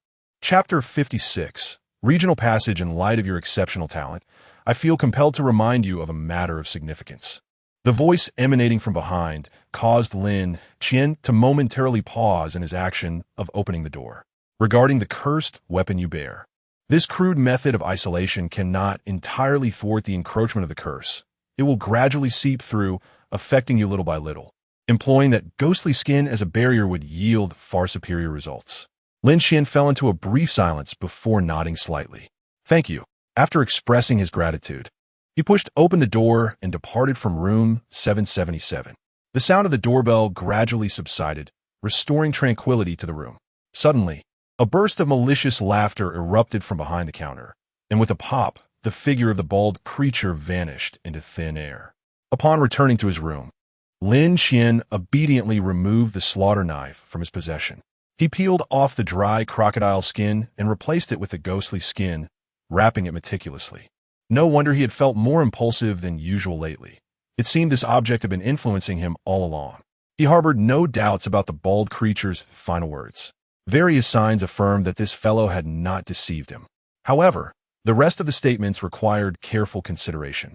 Lin Qian took out paper and pen, beginning to meticulously dissect the information at hand. Although this journey did not yield any substantial enhancement, it deepened Lin Qian's understanding of the circumstances within the infinite building. Clans, worlds. These entities did not appear to be mere NPCs. Each possessed their own backstories.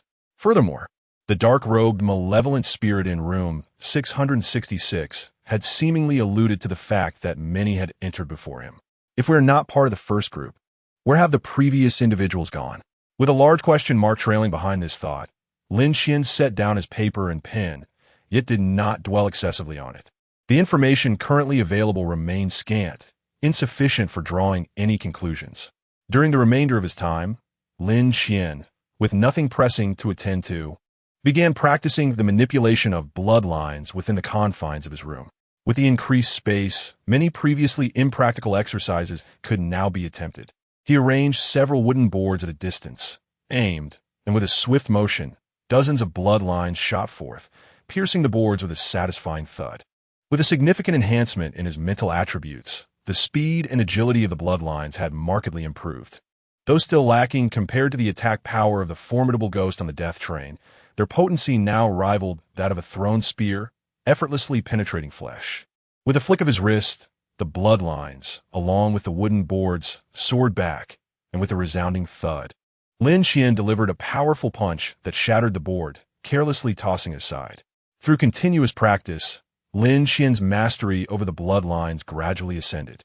Uncertain of how much time had passed, he eventually sensed a palpable fatigue settling over his mind, prompting him to cease his practice. After a quick shower, he retired to bed for the night. The following day, Lin Qian was stirred awake by a series of system notification sounds. Ding! The first regional survival trial has concluded, and the regional passage has been opened. Connections established. 4127, 4128. The vacant rooms within the region will be randomly reassigned. The second regional trial will commence in 15 days. Please strive to enhance your strength and endeavor to survive before then. Lin Qian sat on his bed, disheveled hair framing a look of bewilderment on his face. What was happening? Why was there only now a notification? Could it be that we concluded the trial prematurely, and we must await the conclusion of the other regions before receiving a collective announcement? Upon opening the regional channel, it was similarly in an uproar. However, according to Su Mian's statistics, after the eerie Blood Campus instance, only about 60 survivors remained in their region, rendering it far less vibrant than it had been at the outset. Wow, an upward staircase has appeared at the end of 998. I'm at 101, and the staircase descends. This must lead to the other regions. Should we consider exploring these other areas? Let us not act rashly. Who knows what the situation is like in those regions, and whether they will welcome newcomers. Indeed, there are no established rules or laws here. If you venture there, a mob could easily overpower you, seize your room card. Who would you rely on for vengeance? What should we do then? Pretend this doesn't exist? I believe it's best for everyone to refrain from acting impulsively today and avoid exploring rooms haphazardly. No one knows how the inhabitants of the other regions will react. At that moment, Lin Qian received a private message. Su Mian, Brother Qian, what instructions do you have regarding this matter? Lin Qian, handle it as you see fit. Lin Qian held little interest in the opening of the region. Rather, he was intrigued by the notification regarding the reassignment of the vacant rooms. What did vacant rooms signify? Did it refer to rooms where tasks had been completed or those where survivors had perished, losing their occupants? Speculation could yield no answers. So Lin Qian resolved to investigate personally.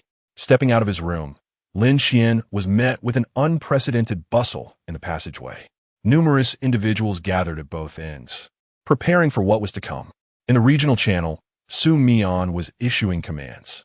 Besides temporarily halting exploration of the rooms, he advised against recklessly entering other floors and organized members on both sides to prepare for potential encounters.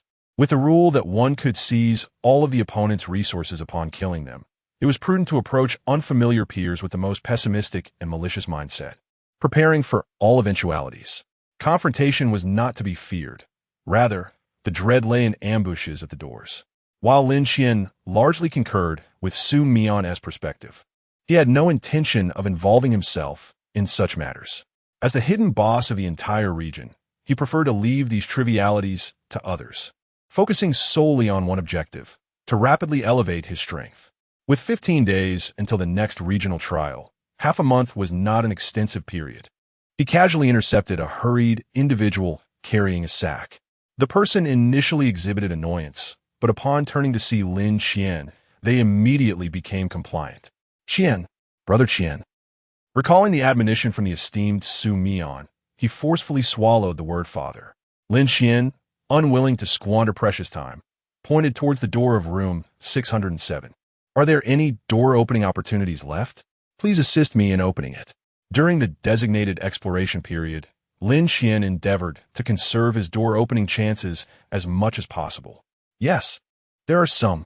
The individual wasted no words. He tossed aside the sack and effortlessly twisted the doorknob to push the door open. Once again, he was greeted by the familiar expanse of the grassland, the gentle breeze caressing his face, invigorating his spirit. All right, you may attend to your own matters. Lin Qian casually called out as he stepped inside. Understood, Brother Qian. Should you require anything, do not hesitate to instruct me. As if having struck a windfall by aiding Lin Qian, the man wore an expression of astonished delight, bowing respectfully before Lin Qian. Then hoisting the sack and departing with a lightness in his step, his strength seemingly amplified. Who would have thought? I, Lin, have returned once more. Standing anew in this familiar location, Lin Qian felt an inexplicable surge of emotions, akin to the sensation of returning to exact vengeance after achieving great success. He drew in a deep breath and shouted to the heavens, Huzi, come forth to receive guests. Chapter 57. Returning to familiar grounds, defeated the guardian of the treasure chest. Earned 1 free attribute point. Upon opening the chest, Lin Qian received a notification from a system. Acquired room facility card. Constant temperature planting plot. Lin Qian was momentarily taken aback. Another room facility card? A planting plot? His eyes brightened at the thought. If he were to obtain vegetable seeds, he could indulge in fresh produce within his own quarters. Although he was not currently in want of food, who wouldn't desire a taste of something exquisite? After collecting the bloodline, only a well-preserved tiger skin remained on the ground. Lin Qian planned to later find someone to transform this tiger skin into a carpet to place beside his bed, serving as a memento. The remains of the tiger yielded Lin Qian a total of 0. 3 in strength attributes, which he estimated to be roughly equivalent to a high-level blood demon, still posing a certain degree of danger. Along with the salary from the regulator, Lin Qian gained an additional 2 free attribute points. Opening his panel, he allocated both points to his mental attribute. At last, all his attributes surpassed the 10-point threshold, reaching a new echelon. Name, Lin Qian, Level 1 Regulator, Strength, 17. 9 Agility, 10. 1 Constitution, 16 Mentality, 11. 9 Traits, Stone Heart, Abnormal Digestion Abilities, Spirit Fire, 18. Other Blood, Bloodline, Ghost Blood. Ghost Eye Evaluation, a battle-hardened warrior of the Other Blood, adept at combating the supernatural. His combat prowess is sufficient to serve as a hound for a Level 2 Regulator. The evaluation underwent a slight modification, though it remained largely unchanged. Stowing away all his spoils, Lin Qian surveyed his surroundings, discovering the vast expanse of this place. Yet aside from the tiger, there appeared to be no other creatures. An endless prairie stretched before him, devoid of boundaries. Lin Qian, please keep an eye out for vegetable and fruit seeds. Upon exiting room 607, Lin Qian casually sent a message to Su Mian. Su Mian understood. By the way, when do you intend to dine? I shall prepare the royal kitchen in advance. One must admit, Su Mian was quite astute. Tasks assigned were never met with excessive questions. Lin Qian, no need. Having taken a day of rest yesterday, Lin Qian was resolved to thoroughly explore the inner world today. In such a realm, diligence was always a prudent choice. Upon arrival at the door of room 605, Lin Qian employed his usual tactic, stopping a passerby to assist him in opening the door. Following the eerie blood campus incident, the entire area recognized this living legend. Requiring no further explanation, the individual promptly stepped forward to open the door. No changes? Upon entering the room, Lin Qian scanned the surroundings, his brow slightly furrowing. A putrid stench emanated from the inner bedroom, and while the layout remained familiar, it was evident that someone had entered after Lin Qian, having removed various items from the cabinets, leaving a chaotic scene in their wake. He distinctly recalled that after slaying the zombie, the system had indicated the completion of a primary cleaning task. A primary cleaning task, which implied the potential existence of intermediate and advanced tasks. Lin Qian was uncertain, yet he felt an instinctive method of verification stirring within him. Enduring the foul stench, Lin Qian entered the bedroom, employing the bloodline in an attempt to absorb the remains of the zombie. The decaying flesh and blood dissolved at an astonishing rate, within mere seconds. All that remained on the ground was a mere skeletal frame. There were no rewards to be had. This was somewhat anticipated by Lin Qian, as, given his current attributes, even a tiger would yield only 0.3, let alone a feeble zombie whose combat capabilities were inferior to those of an ordinary person. Approaching the door, he knocked on the wall, the sound resonating lightly, indicating it was not a load-bearing wall. Stepping back 2 paces, Lin Qian delivered a powerful kick. Boom! With a resounding crash, bricks crumbled and fell, creating a breach in the wall. After a few more kicks, the opening was wide enough for him to crouch through. Peering outside, he discovered a dimly lit corridor of the hotel. Emerging through the breach, Lin Qian casually donned his night vision goggles and began to explore the corridor. Suddenly, he heard a noise from the adjacent room, indicating the presence of zombies. Thud! With decisive swiftness, Lin Qian kicked open the door, only to find 2 bloodied zombies staggering towards him. One of them tripped over a table lamp on the floor, struggling to crawl. Having experienced the blood demon incident, Lin Qian felt a certain apathy towards encountering zombies again. With a flick of his wrist, the bloodline shot forth, piercing through the 2 zombies with dozens of tendrils, their bodies rapidly disintegrating, their low growls ceasing abruptly. How tedious! Noticing the absence of any system notification, Lin Qian felt a twinge of frustration. Thud! Thud! The echo of his kicks resonated through the dark corridor, as Lin Qian continued to scour the area, effortlessly absorbing any zombies he encountered and collecting items of interest, as if on a leisurely outing. Oh, what a treasure! At last, in one of the guest rooms, Lin Qian discovered an item that piqued his interest. It was a somewhat antiquated double-barreled shotgun, yet still functional. Its previous owner had chosen to end their life in the bathroom, leaving a gaping hole in the back of their head, effectively eliminating any chance of becoming a zombie. A far more brutal method than the revolver owner who had shot themselves in the heart. After rummaging through his backpack and finding 2 boxes of shotgun shells, with ample ammunition, over 50 rounds, Lin Qian felt elated. He would no longer have to intimidate others with an empty revolver. Reloading the shotgun, he stored his spoils as inventory and continued his door-kicking exploration. Soon, he had thoroughly searched the entire hotel floor. Unfortunately, it seemed that the hotel had a low occupancy rate with many vacant rooms. Lin Qian only managed to collect a few sets of bedding for replacement, with little else worth taking. Fortunately, the hotel comprised several floors, and Lin Qian decided to explore upwards first, intending to investigate the upper areas before gradually making his way down, ultimately exiting the hotel. With a swift strike of a fire axe he had found, he severed the chain on the corridor door, stepping onto the 2nd floor of the day. As soon as Lin Qian took a step, A series of low growls echoed from a distance. Turning towards the source of the sound, he beheld a horde of zombies meandering through the corridor, all of them lunging towards him simultaneously. With a sharp furrow of his brow, Lin Qian noticed one particular zombie at the farthest end that was markedly different from its counterparts. It was swiftly closing the distance, its speed akin to a jog.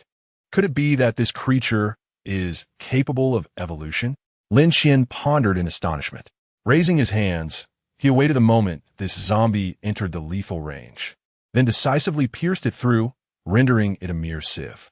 After absorbing all the zombies in the corridor, Lin Qian finally received the first system notification. A physique zero. A wave of relief washed over him, stirring a profound emotional response. Thankfully, his efforts were not in vain. Even the legs of a mosquito are flesh. Moreover, the accumulation of quantity leads to a transformation in quality. The sheer number of zombies was evident, and if he were to absorb them all, the rewards would undoubtedly be substantial. Chapter 58. The guests. Oh, dear brother. You must handle that with care. This is no mere fire poker. It can backfire. In front of room 101, a group of 7 or 8 men squatted in a row, their hands clasped behind their heads, their faces etched with fear and regret. They lamented their folly in succumbing to the persuasion of that so-called dog brother, who proclaimed that the new area was a territory teeming with resources. Those who dared to seize the initiative would be deemed the leaders. Alas, in their hubris, they had rushed to the forefront, foolishly sounding alarms to demonstrate their prowess, only to find themselves met with a gunshot that shattered their skulls, their lifeless bodies now lying nearby, still warm. You crave authority, do you not? Seize it then. Su Mian had somehow procured a stool and sat down boldly opposite them, observing their reactions with an increasingly incredulous expression. Are you implying that this dog brother is considered a significant figure on your floor? His disbelief was palpable. Indeed. There are few like you who wield firearms. Our entire floor boasts only a handful of such fortunate souls. A young man with disheveled yellow hair, who squatted at the front of the line, eagerly responded. His face bruised and battered, his right arm twisted unnaturally. Any movement sent waves of pain coursing through him, as he had been brutally beaten. The instigator of this was a tall, lanky lackey behind Su Mian, who had not anticipated that this group would be as fragile as paper. They crumbled at the slightest touch, their resolve dissipating under pressure. He overlooked the fact that his own strength exceeded 4 points, with full force. How could an ordinary person withstand such might? Feeling the disdainful gaze of the lanky lackey, the yellow-haired youth instinctively recoiled, unable to mask his fear. Monsters. They're all monsters. Something is amiss. I want to go home. I ask, you answer. Su Mian pressed the gun's barrel against his forehead, his tone devoid of warmth. The young man, drenched in cold sweat, nodded vigorously. How many people are currently on your floor? Fewer than 200. Su Mian's heart sank, his eyes narrowing slightly. What is the nature of your area trial task? It involves surviving on an island for 3 days, where numerous ferocious beasts roam. On the very first day, over a dozen perished and many more sustained injuries. As if recalling a horrific scene, his voice trembled. What sort of beasts? Su Mian inquired, unwilling to relent. Wolves, tigers, lions, pythons, oh.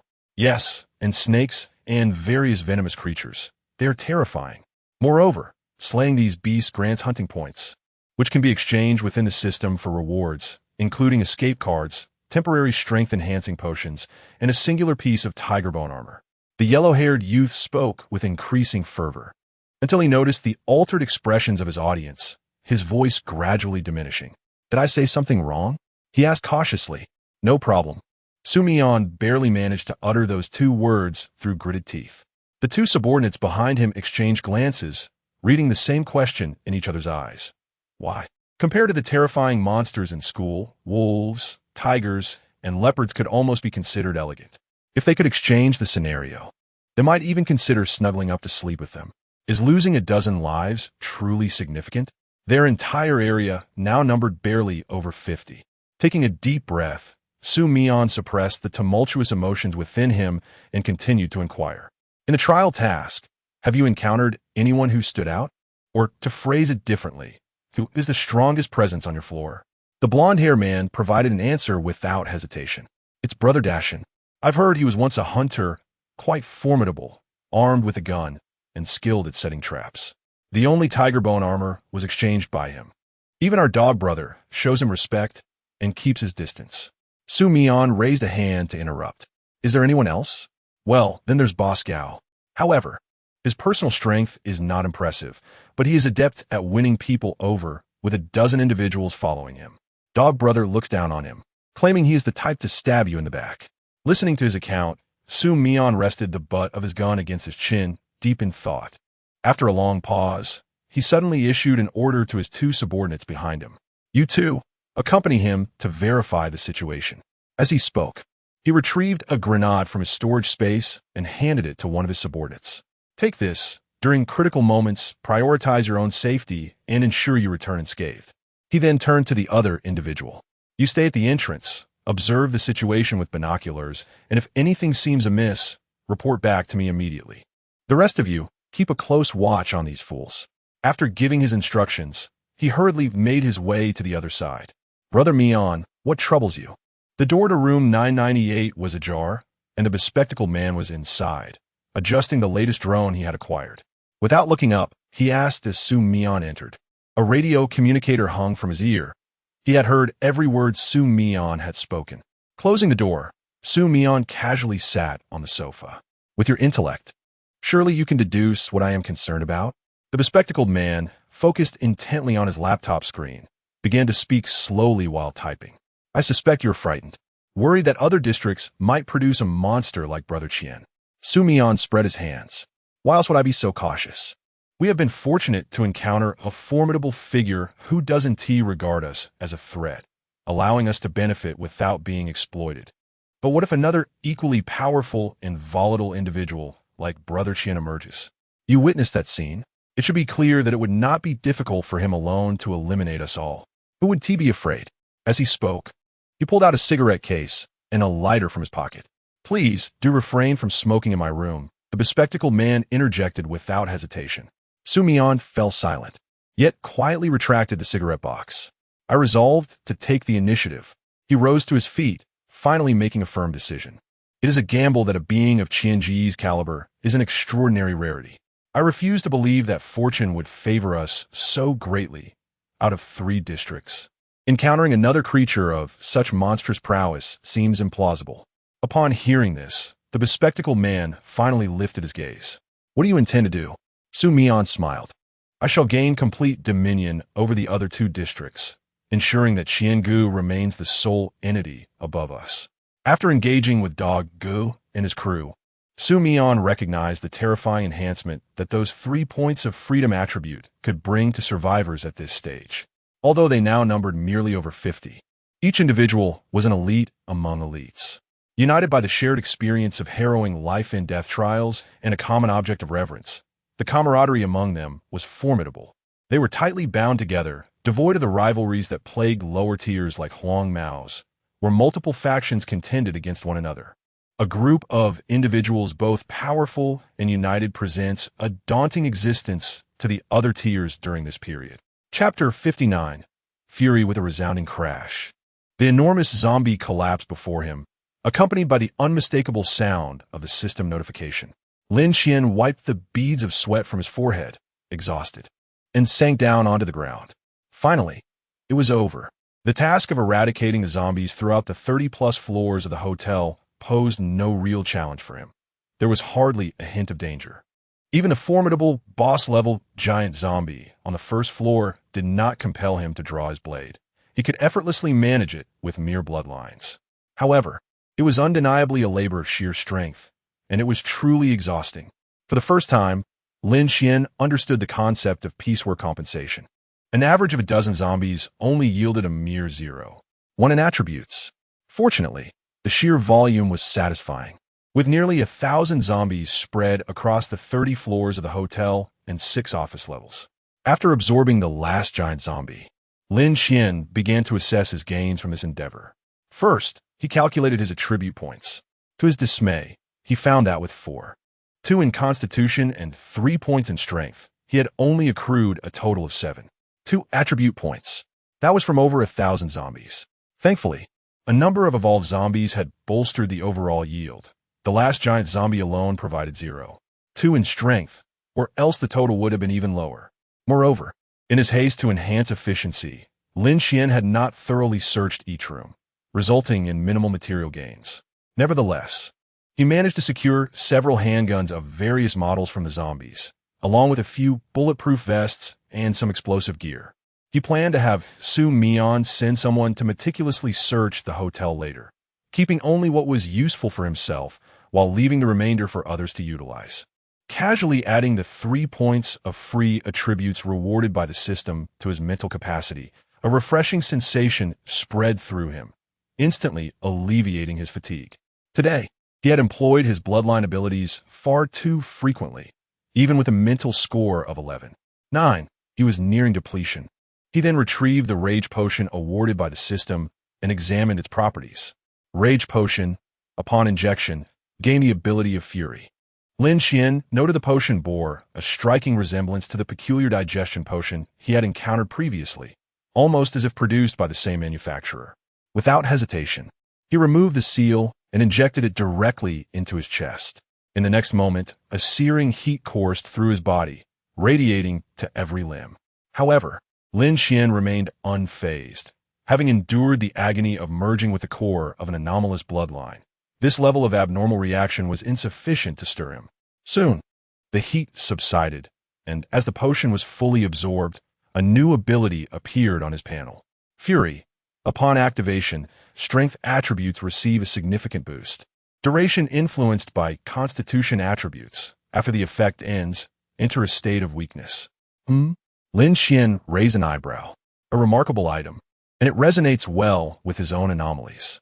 His physical strength and constitution attributes are developing at an astonishing rate, and coincidentally, this ability feeds on these two attributes. Isn't that a remarkable twist of fate? However, it remains uncertain whether it can stack with the curse effect of the butcher's knife. If it can indeed combine, my explosive power would reach an incredibly formidable intensity. Well, I shall test it once I return to my room. Resolute in his decision, Lin Qian took a moment to review his updated panel attributes. Name, Lin Qian, Level 1 Regulator, Strength, 20. 9 Agility, 10. 1 Constitution, 20. 2 Spirit, 14. 9 Traits, Stone Heart, Abnormal Digestion Abilities, Spirit Fire, 18. Alien Blood, Bloodline Ghost Blood. Ghost Eye, Frenzy Evaluation, a battle-hardened warrior of alien blood. Adept at combating the supernatural, possessing formidable explosive power, his combat prowess is already sufficient to surpass that of a Level 2 Regulator's Hound. With all attributes of strength and constitution surpassing the threshold of 20, Lin Qian felt a warm satisfaction in his heart, realizing that all his previous efforts have been worthwhile. Time to clock out. Heading home, glancing at the time, he noted that it was already past the safe exploration phase. This is the advantage of being a regulator. While most would choose to spend the night in the other world, Lin Qian had no such worries. I wonder where Snake Brother has gone. It's been days since I last saw him, and I find myself missing him. Upon returning to the corridor of the Infinite Building, Lin Qian looked around. Yet he still did not see any trace of Snake Brother. Could it be that I am the only regulator left on this floor? Approaching his room, just as he was about to open the door, he suddenly heard a commotion in the distance. Following the sound, he noticed a beam of light illuminating Area 700, where someone hurriedly burst through a door, being pursued by another figure. Lin Qian's senses sharpened, peering through his night vision goggles. He could only discern two figures grappling with each other, creating quite a ruckus. A conflict among survivors? It didn't seem likely. Yet, the system had not issued any regulator tasks, nor had the previous positional map appeared. Could it be that the lack of notification was due to it being outside my jurisdiction? Just as Lin Qian pondered this, the two figures entangled in combat had already determined a victor. The one who had been at a disadvantage suddenly produced an object from somewhere and viciously stabbed it into his opponent. In the next moment, Lin Qian observed the wounded figure staggering to his feet, swaying as if intoxicated, attempting to remove the mysterious object embedded in his body. The scene became increasingly familiar to Lin Qian, prompting him to step forward. It was only when he saw the downed individual conjure a shield out of thin air, preparing to charge his adversary into the door, that he recognized this familiar figure. Old Wu. His exclamation startled Old Wu in the darkness, causing him to react sharply. "Who goes there?" Old Wu quickly turned, gun drawn, and aimed in Lin Qian's direction. However, in the next moment, a second figure surged from within the door, colliding forcefully with him and bringing him to the ground, hands gripping tightly around his neck. Gurgle, gurgle. Was it merely an illusion? Lin Qian faintly perceived the sound of bubbling water, as if someone were drowning. Blast it! Realizing the gravity of the situation, Lin Qian dashed towards Old Wu, deftly unfastening the ghostly skin from the blade. Swish, swish, swish. The crimson radiance of the bloodline pierced through the darkness, instantaneously penetrating the eerie figure that had seized Old Wu. Splurt, drip, drip. An unsettling sound caused Lin Qian to furrow his brow, as if some liquid were gushing forth from the puncture hole. Furthermore, within his perception, the bloodline felt as though it had pierced through a water-filled human skin balloon, more fragile than a decaying corpse, devoid of any sensation of bone or muscle resistance. Absorb, with a thought, yet there was no response. What was happening? It was the first time encountering something that could not be absorbed, leaving Lin Qian in utter bewilderment. He hastily manipulated the bloodline to ensnare that figure, and then pulled with great force. Splurt, crash. However, in the next instant, the scene before Lin Qian left him utterly astonished. He witnessed the outline of that body bizarrely swell into segments under the immense tug of Lin Qian, and then, akin to a water balloon being squeezed to the point of bursting, the skin ruptured, showering Old Wu with an unknown liquid. Ding! Abnormal intruder eliminated. Reward obtained. Free attribute point 1 Chapter 60. Swiftly allocating attribute points at the moment the system notification echoed. Lin Qian's heart skipped a beat, followed by an indescribable ecstasy. Such fortuitous events truly existed? He momentarily disregarded the spluttering Lao Wu and swiftly directed his attack towards another shadow affected by the black nail. With a sharp sound, the shadow shattered as blood sprayed across the air. Ding! You have slain an anomalous intruder, earning a reward. Freedom attribute point 1. Another notification chimed in identical fashion. Cough. Cough. Thank you. Lao Wu, looking disheveled and drenched, appeared as though he had rolled in mud, with his face smeared with dirt and water plants. Hush! Lin Qian hurriedly interrupted Lao Wu's gratitude. Observing the door beginning to close automatically, he reached out to halt it. Peering into the world beyond the door, he discovered a fishing village nestled by the riverside, surrounded by dilapidated wooden houses emanating a strong odor of decay. The moonlight was shrouded in mist, and the distant sound of rushing water resonated as several figures slowly emerged from the depths, aimlessly wandering about. The mission required the elimination of all cursed villagers. With that black nail of yours, I managed to slay quite a few during the day, but I hadn't anticipated there would be so many in the water, all crawling up after nightfall. Lao Wu quickly regained his composure and approached Lin Qian, succinctly outlining the situation within the door's realm. A cleansing task?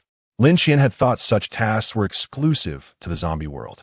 The village was eerily silent. Not a single living soul could be heard. No clucking of chickens, barking of dogs, or even the chirping of insects. Only the sound of muddy footsteps echoed along the shore, creating an extraordinarily bizarre atmosphere. However, Lin Qian's eyes sparkled, and his heart raced uncontrollably. Lao Wu, lend me a hand. He suppressed his excitement and firmly patted Lao Wu on the shoulder. Please draw a few more over here.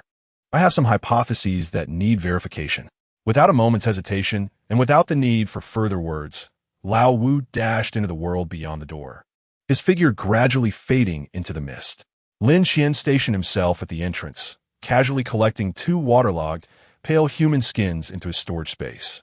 Under his scrutiny, these skins bore no flesh or blood tissues, reeking of strong odor. Moreover, the garments adorning these skins were not of modern design, but resembled ancient coarse linen attire. Given the dilapidated architectural style of the fishing village, Lin Qian surmised that this world likely had an ancient backdrop. Suddenly, he recalled the pig-headed creature he had encountered earlier. That monster was bare-chested, wearing tattered, blood-soaked coarse trousers, similarly not reflective of modern fashion. At the time, he hadn't given it much thought, but now, upon reflection, it seemed to align closely with the clothing styles of these human skins. That creature had also emerged from the world beyond the door. Could it, too, be part of a cleansing mission? The more Lin Qian pondered, the more fervent his anticipation grew. Any previous uncertainty regarding future developments evaporated in an instant, replaced by a sense of urgency and purpose, as if a multitude of tasks awaited his attention. Just then, Lao Wu finally returned, bursting forth from the thickening mist, followed by 4 or 5 clawing villagers. Previously, the two were dispatched with alarming swiftness, and this was Lin Qian's first opportunity to scrutinize the visage of these water ghost villagers. Their forms were grotesquely corpulent, encrusted with mud and aquatic vegetation, their eyes resembling the lifeless orbs of deceased fish. Though devoid of flesh and bone, their movements were surprisingly swift. It was no wonder that Old Wu had fled in such a disheveled manner, armed solely with a black nail, a supernatural weapon whose suppressive power required time to take effect. He could easily manage one, but multiple foes were surely beyond his capability. Hurry, hurry, hurry. Observing Old Wu attract such a multitude, Lin Qian could not suppress the upward curve of his lips, his beckoning gesture more fervent than that of any seasoned salesperson. Old Wu charged forth, while Lin Qian sidled aside, positioning himself by the doorway, controlling the bloodline to prevent the door from closing automatically. Soon, the first water ghost villager barreled out after him. With remarkable alacrity, Lin Qian's other hand shot forward, the bloodline darting out with precision, ensnaring the creature before he yanked it back forcefully. With a splatter, the familiar scene unfolded, the skin ruptured, and murky water gushed forth. Ding! Anomalous intruder eliminated. Reward: 1 free attribute point. With a swift flick, Lin Qian discarded the flayed skin as the second one followed, closely behind. Whoosh! Splatter! Ding! Lin Qian executed his actions with the finesse of a factory worker on an assembly line, swiftly dispatching the final water ghost clad in a raincoat, earning yet another 5 free attribute points. He turned, barely able to conceal his exhilaration as he gazed at Old Wu, who instantly grasped his meaning. I'm nearly ready for a break. With that, he plunged back into the realm beyond the door. Hold on to the nail, just in case. Lin Qian tossed the black nail to Old Wu, who caught it effortlessly before vanishing once more into the thick fog. This time, Lin Qian waited a bit longer, and when Old Wu finally reemerged, he was accompanied by 4 water ghosts. Ha! They have finally arrived. Lin Qian could not restrain his laughter as he returned to his post. After a series of effortless maneuvers, another 4 free attribute points were credited to his account. I'm on a roll. Ha! Lin Qian beamed with joy, reminiscent of the exhilaration from exploiting glitches in a game to level up. Old Wu, visibly fatigued, sat down for a brief respite before launching himself into action once more.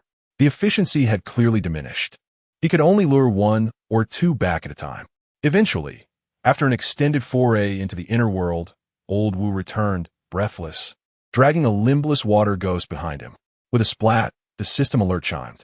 Just as Old Wu collapsed onto the ground, a renewed vigor surged through him. I just received notification that the task is complete. He looked at Lin Qian, his expression somewhat stiff. The system rewarded me with a weapon.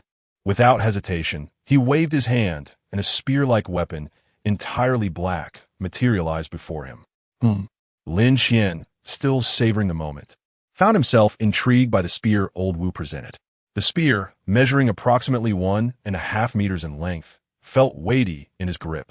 Constructed entirely of a metallic substance, its tip was sharp and lethal, with a flat blade leading to a backward hook, while the opposite side bore 2 fin-like barbs that glimmered ominously in the light. The moment Lin Qian took hold of the spear, he sensed an unsettling tingling in his palm. Upon discerning the system's notification, he promptly discarded the weapon, which clattered as it struck the ground. Cursed fish spear possesses the ability to touch the supernatural curse of the malevolent water upon contact. It slowly drains the user's bodily moisture while rapidly absorbing the moisture from the targeted victim. In a saturated state, it will return the moisture to the user, while in a state of thirst, it will accelerate the absorption of the user's bodily fluids. Get away. Stay far from me. Lin Qian was thoroughly alarmed. It was no wonder he felt as though his blood had been forcefully siphoned the instant he made contact. In that instant, he lost all interest in the spear, even going so far as to avoid it. As an anomalous blood warrior, his blood was the essence of his power, not to be squandered in the slightest. Moreover, he relied on the consumption of flesh and blood to enhance his strength. Was this object not competing with him for sustenance? Chapter 61. All attributes exceeding 20. Old Wu gazed at Lin Qian in disbelief. Take it. I have no use for this. Besides, I cannot let you toil away for nothing, Lin Qian declared with a flourish, displaying an air of extravagance. I have already acquired 2 points of free attributes from the task rewards. As he spoke, Old Wu felt a twinge of guilt. It was Lin Qian who had done all the work, yet he was the one reaping the benefits. Such an arrangement seemed fundamentally unfair. Upon hearing this, Lin Qian cast a glance at his own panel. Free attribute points 16. The regulator salary had just been disbursed, meaning he had accumulated a total of 15 points of free attributes from this session alone. Why bother with such calculations? We are brothers, he exclaimed, slapping Old Wu's shoulder with considerable force, his voice rising in excitement. Old Wu winced from the impact, but his eyes sparkled with gratitude. Lin Qian is truly a person of great kindness, he sincerely reflected. Since that is the case, I shall not hesitate any longer, Old Wu stated, eschewing further chatter as he picked up the fish spear. Previously, he had refrained from examining its attributes, feeling that it did not rightfully belong to him. Upon finally discerning the curse effect, his expression shifted dramatically, and he hastily attempted to store it in his inventory. However, the relentless system notification rang out. Ding! This item cannot be stored in the inventory. The spear clattered to the ground once more, and, turning around, he saw Lin Qian wearing a look of schadenfreude, clearly relishing the moment. Old Wu felt a surge of embarrassment. Ultimately, it was Lin Qian, drawing upon his own experiences, who tossed him the discarded crocodile skin. Wrapping the spear in this material would not completely negate the curse, but it would provide some degree of protection. As he watched Old Wu peel away the dried skin to cover the spear, Lin Qian suddenly recalled something important and cautioned, "Wait for me here by the door. Do not wander off, and do not close the door. If you hear any sounds or sense something approaching rapidly, do not hesitate. Enter the inner world immediately. The inner world has been thoroughly cleansed, so if you encounter another regulator, hiding there poses no risk." With that, he hurriedly departed. Old Wu's task room was 759, just a few steps away from room 777. Lin Qian intended to ascertain whether the villager skins he had acquired today held any value for exchange. After consuming an opportunity to open the door, the familiar chime echoed 1 minute later. Lin Qian emerged from room 777, his face clouded with disappointment. Unfortunately, the bald creature had informed him that these were merely ordinary skins, the curse's power having long since dissipated. It appeared that not all skins could be compared to the spectral ones. With a sigh, he realized he would have to seek opportunities in the future to earn peculiar coins to trade for that elusive screaming gun, a desire that lingered in his thoughts. Nevertheless, it is a blessing in disguise. At least the ghostly skin remains quite advantageous for me. Without this item to shield me from the curse of the slaughtering blade, I would inevitably be influenced mentally during tasks, leading to impulsive actions, a significant risk. Thus, I find myself somewhat reluctant to part with it. Let us proceed. Upon returning to 759, I discovered that Old Wu had already prepared the fish spear, sitting on the ground and gulping down bottled water, with several empty bottles scattered nearby, which brought a smile to my face. "Where to?" Old Wu asked, momentarily taken aback. "With that stench of sweat and filth, how can you sleep comfortably without a wash? Come to my room, enjoy a soak in the hot spring, and I will lay out a mattress for you to make do for the night." I glanced at my watch. It was already well into the early hours. Old Wu, upon hearing this, felt a flicker of temptation. Having been here for quite some time, he had not had the chance for a proper bath. However, he hesitated, feeling slightly embarrassed. After all, I'd already assisted him immensely, and to impose with such a trivial matter seemed inappropriate. Perhaps it is best if I simply rinse off in the bucket. Enough of this nonsense. I interrupted him decisively. "Let us go." Not allowing him a chance to refuse, I led the way to my room, my footsteps imbued with a newfound swagger due to my good spirits. The journey was uneventful, and still, there was no sign of Brother Snake. Upon pushing open the door to my room, Old Wu entered behind me. "Is it really this spacious?" he exclaimed in awe upon seeing the size of my quarters. I removed my coat and unfastened the heavy slaughtering blade strapped to my back, instantly feeling a sense of relief. I had yet to find the time to arrange the expansion card gifted by Su Mian. "The hot spring is over there. Feel free to use it." No need to worry about making a mess. It cleans itself daily, I gestured. Perhaps you should wash first. I'm rather dirty, Old Wu replied, appearing as awkward as a country bumpkin visiting wealthy relatives for the first time. I'll skip washing today, I stated, as I had more pressing matters to attend to. I made my way to the makeshift training ground constructed from wooden planks, opening my attributes panel to allocate points. With 16 points of free attributes. This was the largest stockpile I had ever accumulated, making the experience feel somewhat indulgent. The sound of rapid allocations rang out, and my attributes panel underwent a remarkable transformation. Name, Lin Qian, Level 1 Regulator, Strength, 20. 9 Agility, 20. 1 Constitution, 20. 2 Spirit, 20. 9 Traits, Stone Heart, Abnormal Digestion Abilities, Spirit Fire, 18. Alien Blood, Bloodline Ghost Blood, Ghost Eye, Berserk Evaluation, a battle-hardened warrior of alien blood, proficient in combating the supernatural, possessing terrifying explosive power. His combat prowess is sufficient to overwhelm the majority of Level 2 Regulators hounds. Why am I still being referred to as a hound? I could hardly muster the energy to complain. This relentless comparison to dogs was tiresome. With 6 points in spirit and 10 in agility, all 4 of my attributes had surpassed the 20th threshold. With a swift motion, a sharp whistle pierced the air, and a multitude of bloodlines coiled together to form a crimson whip, unleashing itself like a cannon shot and instantly obliterating the wooden boards 10 meters away. At last, the essence of the moment resonated. It was only today that Lin Qian caught a glimpse of the spectral figure aboard the death train through this very strike. With a flick of his wrist, the blood whip swept across, shattering an entire row of boards and sending splinters flying. The tremendous commotion startled Old Wu, who was indulging in a hot spring, causing him to draw back the curtain with a face full of astonishment. How about that? Impressive, isn't it? Lin Qian beamed proudly at Old Wu, showcasing his triumph. Indeed, quite impressive. Old Wu chuckled awkwardly in support while internally pondering. Is this fellow truly human? Could he possibly be a disguised boss from some inner realm? Shaking his head, Old Wu dismissed such chaotic thoughts.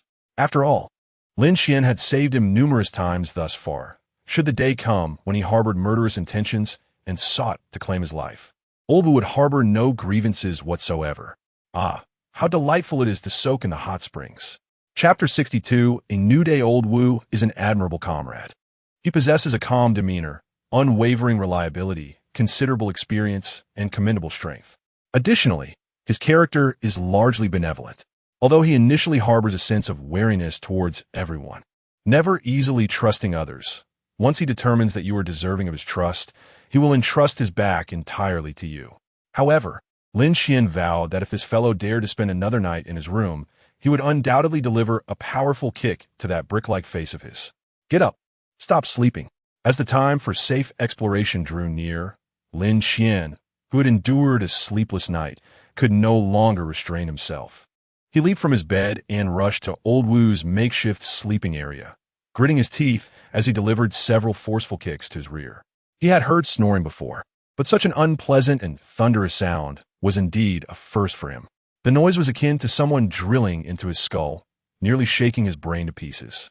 To make matters worse, due to his agility attribute now reaching 20, he had not yet fully adapted to his heightened senses, which meant that even with cotton stuffed in his ears, he could still faintly hear the cacophony, rendering it unbearable. Huh? What's going on? Awakened abruptly by the rude awakening, Old Wu hastily raised his head, struggling to open his bleary eyes, appearing as though he had just emerged from slumber. Lin Qian's hair was disheveled, and his eyes were bloodshot. Fortunately, thanks to his increased mental attributes, he was not fatigued. He merely felt a strong urge to howl due to the incessant noise. However, considering that Old Wu was indeed a benefactor, Lin Qian suppressed his irritation. It was time to rise for breakfast, for a multitude of tasks awaited them. On a marble dining table salvaged from a suite in a zombie hotel, a sumptuous spread lay piled high, exuding a tantalizing aroma and steaming invitingly. Lin Qian and Old Wu devoured their meal like hyenas, their chopsticks moving with the swiftness of a whirlwind, nearly resorting to eating with their hands. They quickly satiated their hunger, leaving the table in disarray, but with a flick, they stored everything away into their storage space, to be carelessly discarded in the inner world later and then they would switch to another table. Perfectly efficient. After all, his focus for the next few days was on the zombie world. Having completed the primary and intermediate cleansing tasks, he might as well take on the advanced ones as well. Wow, this is truly delightful, Lin Qian remarked, savoring the flavors. Old Wu, having overeaten, sat back in his chair, rubbing his belly. The meal had been prepared by a chef of some repute, known to Su Mian's team. Lin Qian, having consumed several times more than Old Wu, showed no signs of discomfort. His abdomen remained flat. Ever since acquiring the extraordinary digestive trait, he had not visited the restroom. Ding! Obtained regulator points 1. Suddenly, a notification chimed unexpectedly. Huh? Lin Qian was taken aback, quickly opening his panel to examine the identity description next to his name. Level 1 regulator, 100. Wow. He immediately sat up in excitement. Glancing at the time, the safe exploration period had just commenced. Was this a tally of last night's achievements? Lin Qian was brimming with excitement. After reading in the reviews about the second-tier regulators and the mention of hounds, his curiosity was piqued regarding how to elevate the rank of regulators. It now appeared that it was not strictly necessary to complete tasks within one's designated region. Seizing opportunities in other territories could also yield benefits. Regions might not be a limitation. At worst, there would be no task tracking functionality. His eyes sparkled with anticipation, feeling that numerous cunning maneuvers were at his disposal. Regrettably, the rewards and points were rather meager. Was it due to the weakness of those water ghosts? Or was it merely that an abnormal intrusion in a single room only counted for 1 point? Many aspects required practical testing. After a brief tidy-up, Lin Qian adeptly strapped on his butcher's knife, ready to embark on a new day of bustling activity. Upon pushing the door open, he was taken aback by the scene before him. Come on, hurry up. 121. 121. Keep up. He beheld a row of bruised and battered faces, arms wrapped around their heads, performing frog leaps, while 2 armed individuals monitored and dictated the rhythm. What is happening here? Lin Qian furrowed his brow and inquired. Brother Qian. The 2 supervisors, upon recognizing Lin Qian, promptly jogged forward to salute him. Brother Qian, good morning. Shantai. Their expressions were grave, standing at attention, eyes fixed ahead, reminiscent of schoolchildren awaiting a teacher's inspection. Report, Brother Qian. These individuals are rebels from other floors. Brother Mian instructed us to let them practice freely. Su Mian's instructions, when mentioned in Lin Qian's presence, required the suffix of to distinguish it. Brother Qian was a respectful and serious address, while Brother Mian had a more familiar connotation akin to a neighborly cousin. Other floors? Lin Qian was somewhat astonished. Have you managed to subdue other floors? Beside him, Old Wu was equally taken aback. So soon? If memory serves, the regional passage was only opened yesterday. The 2 stood taller, their faces brimming with pride. The group of individuals crouching on the ground, hands on their heads, looked utterly shocked. How could these formidable creatures show such deference to this slender, seemingly delicate young man? Crazy. This world has gone mad.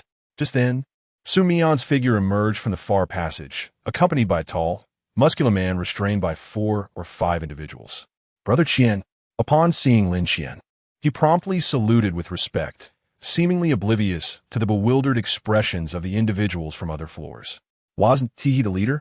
Did he also have to pay respects to this individual? Lin Qian glanced at the robust man whose hands were cuffed and whose face was marked with bruises, noting that the others around him bore similar injuries. What's the situation? He casually inquired. The leader of the 28th floor, somewhat capable, is unwilling to submit to us. We intend to have a serious discussion with him. Su Mian cast a glance at the muscular man, his tone laced with a hint of admiration. Those individuals, having benefited from Lin Qian's influence, each possess 3 points of freedom attribute. Yet, despite such overwhelming advantages, they nearly stumbled in their encounter with him. Disguises, ambushes, traps, and poison, combined with his terrifying close-quarters combat skills, resulted in an entire evening spent playing hide and seek in the realm behind the door. Ha! Do you truly believe you can make me submit? A multitude of you striving against a single individual, and in the end, it was only through the use of advanced technology that you achieved a hard-fought victory. What a bunch of ineptitude. Ugh.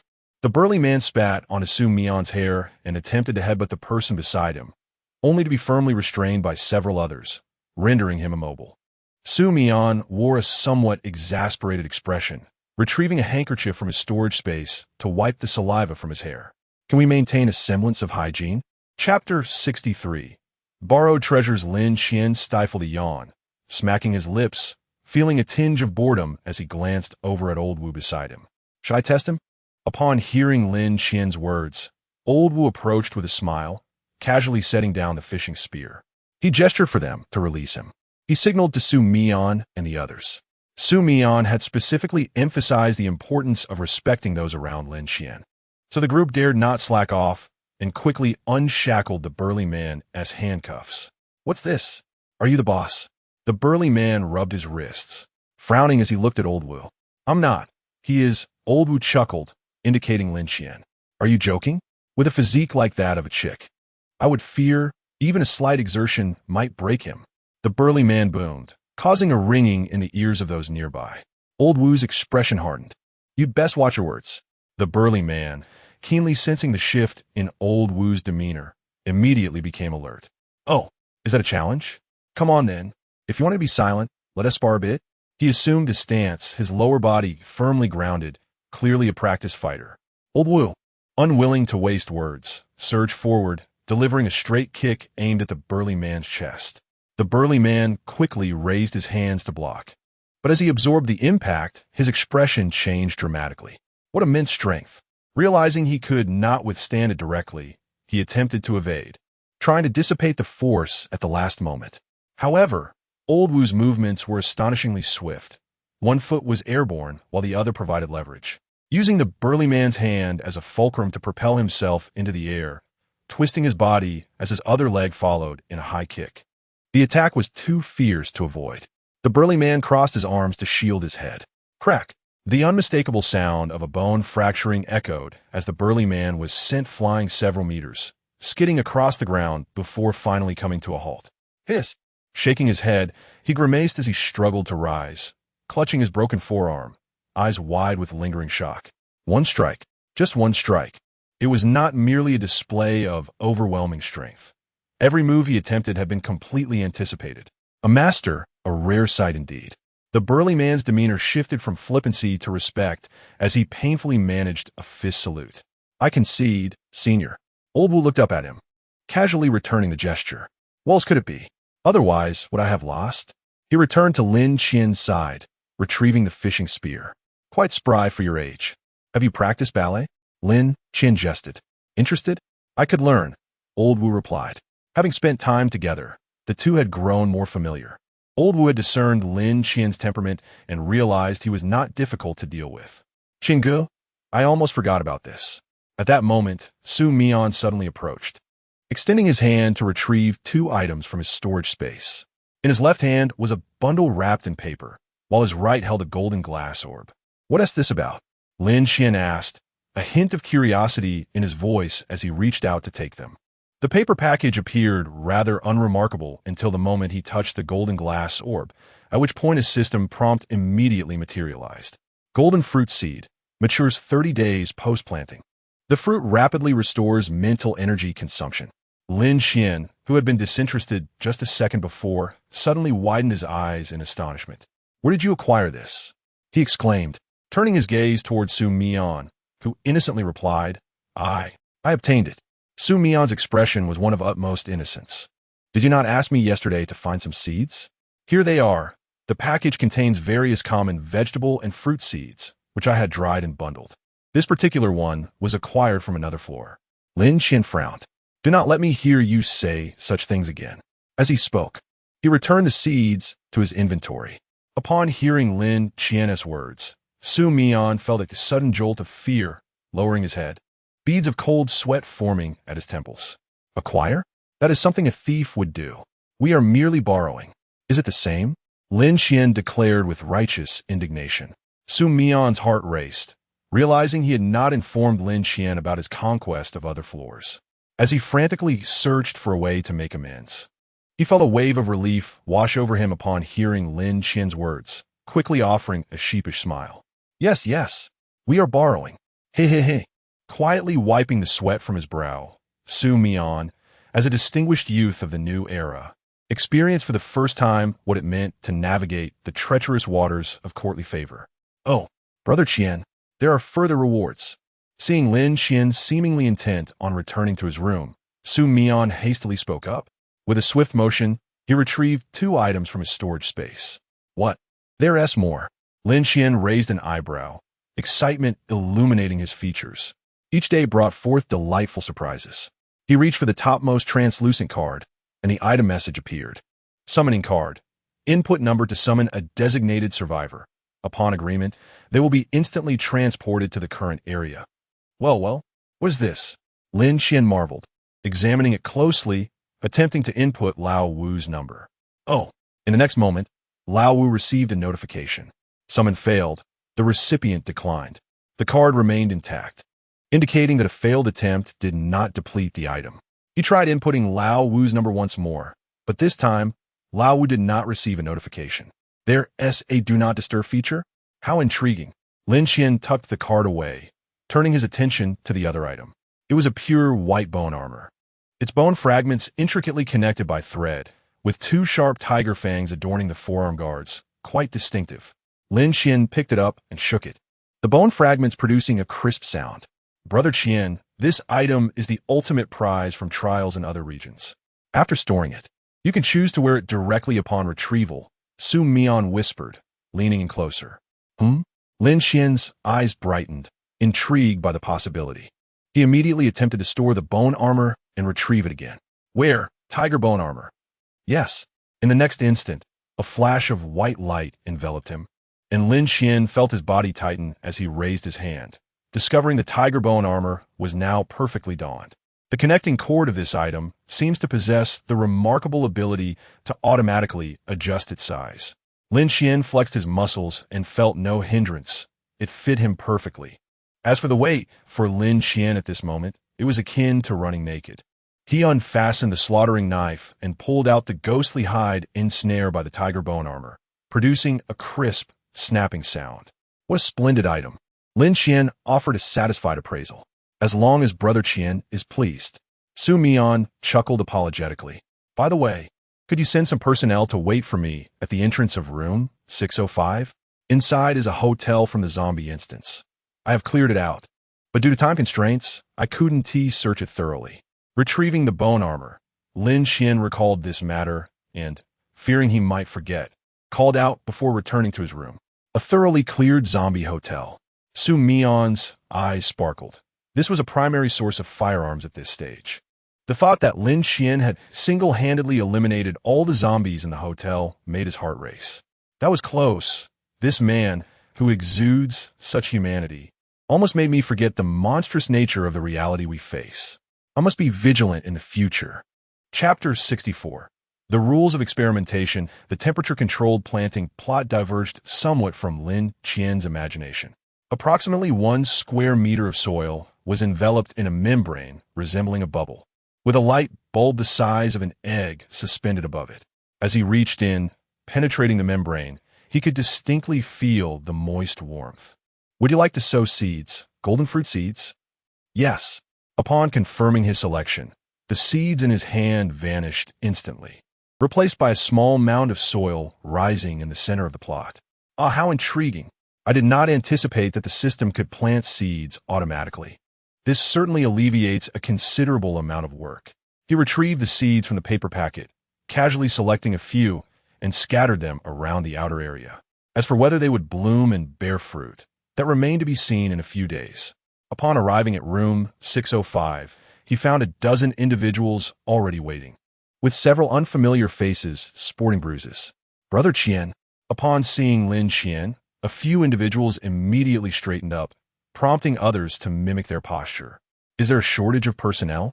Observing the scant number of individuals from this floor, Lin Qian inquired out of curiosity. I can promptly reassign personnel. The tall, lean man at the forefront responded hurriedly. No need, no need.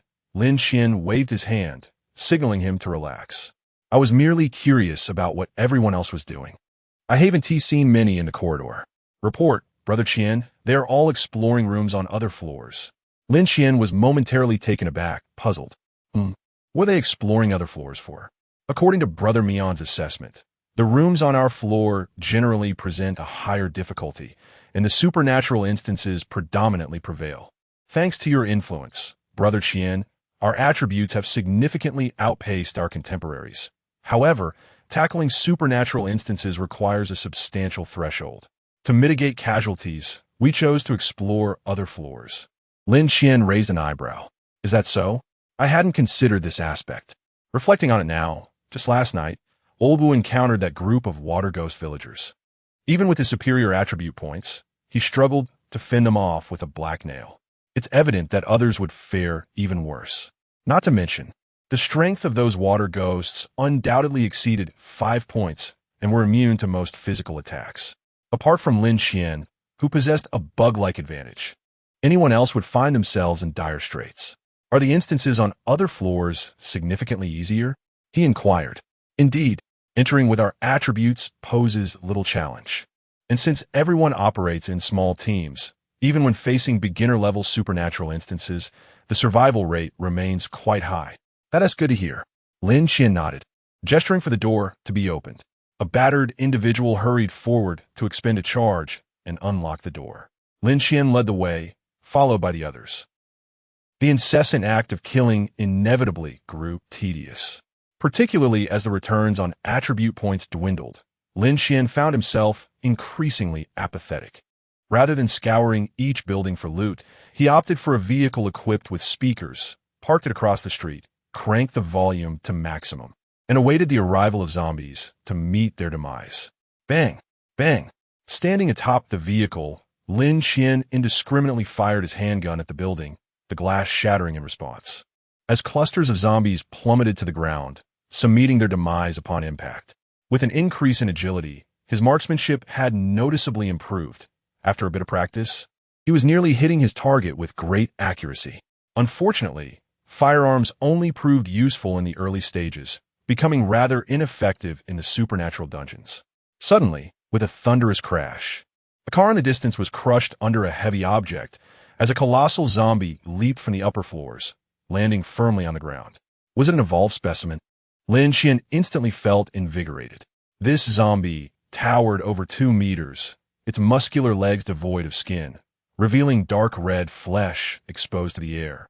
Completely devoid of any human semblance, it let out a low growl, and with a powerful leap, it soared over 3 meters, hurtling towards Lin Qian. However, in the next moment, a blood whip swept through the air with tremendous force, and the evolved zombie was obliterated as if struck by a fly swatter, disappearing mid-flight. It crashed into a storefront, shattering a row of shelves. Before it could rise, the blood whip coiling around its waist rapidly split into hundreds of tendrils, burrowing into its flesh, swiftly dissolving and absorbing it. Strength 0. Upon hearing the system's notification, Lin Qian fell into deeper silence. Was this the meager reward for defeating a boss-level zombie? A sigh escaped his lips. Leveling up was becoming increasingly arduous. Meanwhile, within the hotel floors, a bruised, middle-aged man trembled as he glanced around at his companions. Did you all just witness that? That individual just single-handedly annihilated hundreds of zombies. It's terrifying. Even Brother Shan would likely be no match for such a monstrous presence. No wonder they held this person in such high regard. It turned out he was the hidden boss of this level. Enough chatter. Let us get to work. Someone grumbled in dissatisfaction. Stop staring at him. Just dealing with his minions is more than enough for us. Damn it, what has to deal with this level? The numbers are absurdly low, yet the combat strength is overwhelming, not to mention the presence of a super monster. Let us not complain. We're just unfortunate to have matched with a monster level. Suddenly, their discussion caught the attention of a supervisor. Hey, what are you all talking about? A loud shout startled several, causing them to shrink back and immediately focus on their tasks. As night fell, the door of room 605 creaked open. Roar! Roar! A zombie with a sack over its head was tossed out of the room, followed by a second, then a third. Don't close the door, just guard the entrance. Lin Qian instructed, clapping his hands and stepping out with eager anticipation. However, upon entering the corridor, Lin Qian's brow furrowed. There were no mission prompts. Logically, this area should fall under his jurisdiction, and any abnormal intrusion should trigger a system alert. Yet this time, there was none. He attempted to absorb one, but a sense of dread washed over him. No alert?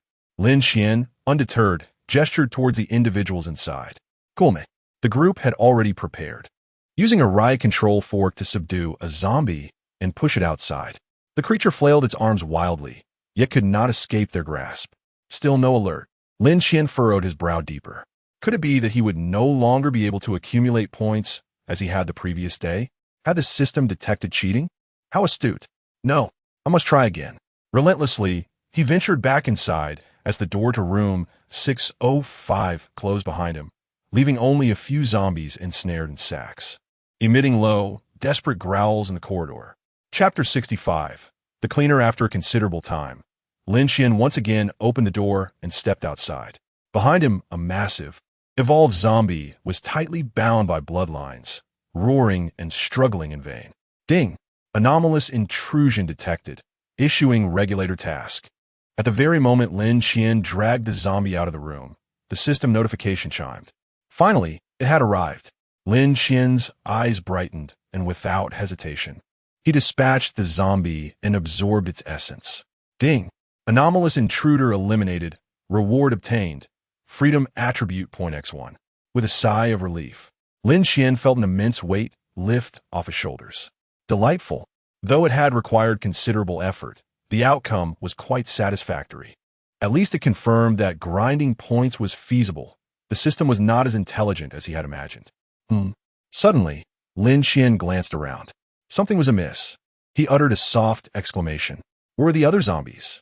The corridor was empty, devoid of any trace of the zombies he had previously brought out. Who would be idle enough to bring them back into the room?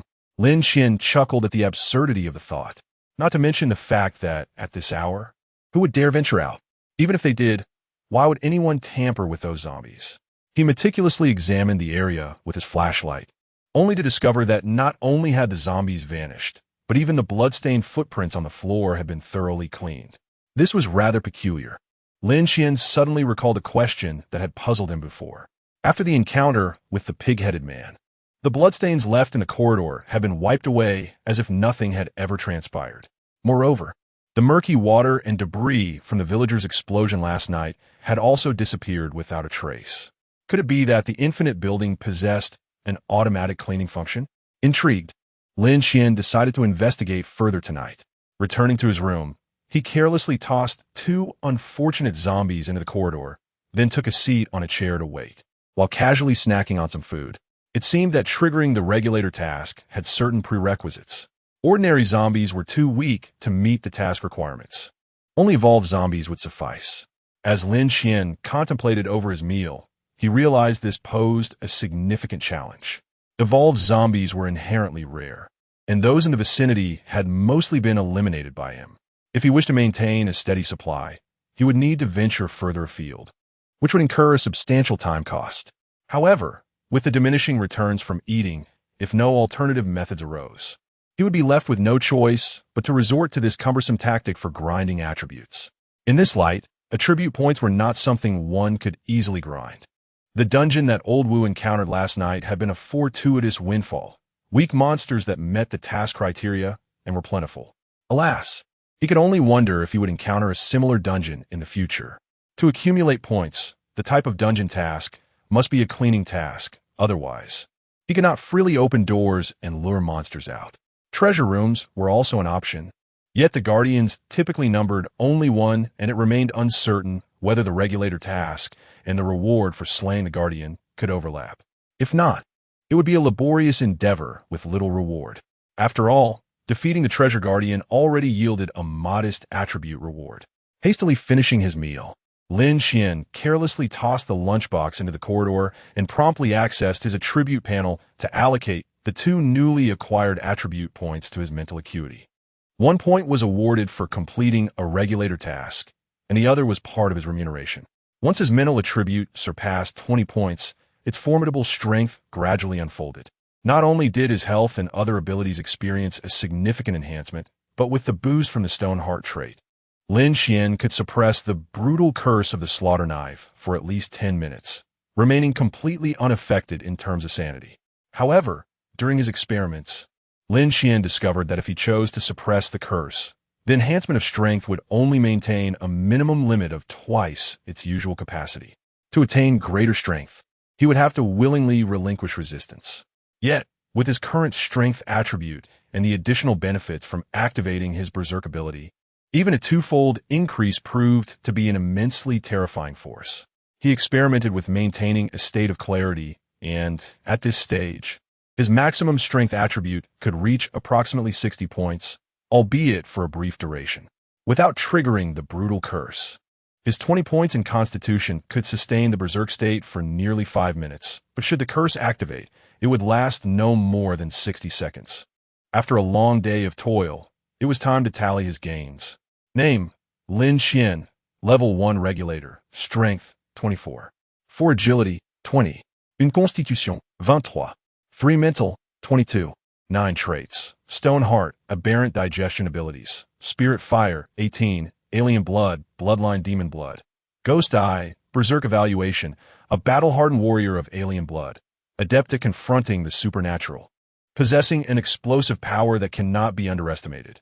His combat prowess is sufficient to overwhelm the vast majority of Level 2 Regulator's hounds. Calculating, the total gain was merely 6. 6 with 3, 5 in Strength, and 3. 1 in Constitution. It is worth noting that today, he had slain a number of zombies that far exceeded the count from yesterday. Sigh. The enhancement of attributes is becoming increasingly challenging. The thrill of accumulating points has led Lin Qian to contemplate capturing all the evolved zombies in room 605, sparing none and keeping them solely for point farming. After clearing a significant portion of the block, there were no further cleaning tasks indicated. Lin Qian sighed, uncertain if there would be advanced tasks following the intermediate cleaning one. If so, what would be the extent? Surely, it wouldn't entail cleaning the entire city, would it? The mere thought sent a shiver down his spine. Yet, if that were indeed the case, the rewards for such a task would likely exceed his wildest expectations. Lin Qian added this consideration to his to-do list, resolving to engage in some zombie slaying during idle moments, convinced that completion was merely a matter of time. As he indulged in these thoughts, a sudden system notification resonated in his mind. Beep. The cleanser is about to arrive. Please make way for the regulator. The cleanser? Instinctively, Lin Qian rose and glanced to the left and right of the corridor. There was no one around. Suddenly, an unusual noise captured his attention, prompting him to turn toward the source, which lay at the far end in the direction of room 101. With the aid of night vision goggles, Lin Qian clearly observed a mass of putrid, fleshy matter inexplicably sprouting from the walls at the end of the passage. The sticky, squelching sounds sent shivers down her spine. These grotesque masses writhed and coalesced, extending countless tendrils that grew increasingly larger, swiftly sealing off one end of the corridor. Soon after, the mass of tendrils began to split open, revealing jagged teeth within that elicited a visceral reaction of dread. Is this the cleaner? Lin Qian's eyes widened in astonishment. At that moment, the grotesque entity resembling a mass of tendrils commenced its movement, accelerating as if gliding along a track towards her. Sensing the imminent danger, Lin Qian hastily retreated into the doorway, distancing herself to avoid any potential harm. Suddenly, with a swift rush, it was as though a train had barreled past her. When Lin Qian cautiously peered out once more, the cleaner had vanished at the corridor's end, along with the 2 zombies and the discarded food container she had thrown. Chapter 66, Isolation Zone, New Instance. Truly deserving of the title cleaner, how immaculate it is. Lin Qian marveled as he bent down to gaze upon the spotless floor. He had not anticipated that the sanitation within the Infinite Tower would be maintained in such a manner. He harbored a vague suspicion. Ordinary zombies, due to their feeble strength, could be directly consumed by the cleaners, thus being deemed as refused by the system, requiring no further processing. However, the cursed villagers of the Water Ghost and the evolved zombies with enhanced physical prowess were an entirely different matter. The cleaners were unable to deal with them independently and had to rely on the overseers for intervention. Thus, my role is akin to that of a hazardous waste processor. Lin Qian suddenly had an epiphany. Regardless, having a general understanding of the rules sufficed. He shrugged, having accomplished his objectives for the day. He proceeded to his room to wash up and retire for the night, following a familiar routine. Upon awakening, he found that the safe exploration period had just commenced. Why is there no Overseer Point reward? Doubting his misfortune, he opened the panel to confirm, and indeed, there was none. Damn! It appears that Overseer Points differ from cleaning rewards. There is no minimum guarantee, and one must achieve a certain level of strength to receive them. The path to promotion seems endlessly distant. With a resigned sigh, he hastily consumed a bit of breakfast and slung his weapon over his shoulder, setting out once more. Today, he did not intend to toil in the zombie realm. Rather, he instructed those within to keep an eye on the locations of evolved zombies, ideally recording them. Transitioning from luxury to frugality is a challenge, and after the experience of grinding the previous day, Lin Qian had completely lost interest in the dwindling returns from the zombie world. Little did he know, to others, even the slightest enhancement in attributes was exceedingly precious. Nevertheless, he was not giving up. Lin Qian remained intrigued by the more advanced cleaning task rewards, planning to treat that area as a vacation spot. Visiting to unwind whenever he had the chance, confident that he would eventually complete it. All right, you may proceed. At the entrance of room 611, Lin Qian nodded at the door-opening assistant. Wishing you all the best, Brother Qian. The door attendant was elated, never expecting to engage in conversation with Brother Qian. This would surely be something to boast about upon returning. They would undoubtedly envy him. Su Mian, ever meticulous, assigned 2 individuals to stand guard at Lin Qian's door, dedicated solely to opening it for him, thereby preventing any inconvenience should he require assistance unexpectedly. This door had once led to the death train instance, the very starting point of Lin Qian's journey. However, as the task had already been completed, the room had been reset.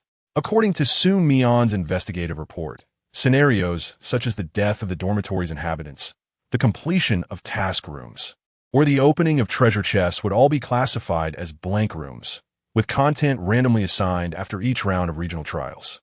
Moreover, not all cleaning tasks followed the same multi-stage pattern as the zombie rooms. Su Mian had previously summoned personnel to cleanse a sealed zombie warehouse, which offered a mid-level reward, only to return and discover the room had similarly been reset, indicating that the task line had concluded. Upon stepping into the room, his vision was instantly illuminated. As he turned back, the outline of the door gradually vanished against the metallic wall. Another task room from which one could not easily depart.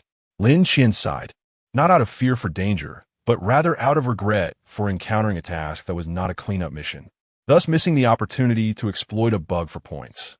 Surveying his surroundings, he found himself in a cramped, enclosed space, approximately 4 to 5 square meters in size, adorned entirely in gleaming metal. The overhead lights, bright and glaring, reflected harshly in the confined area.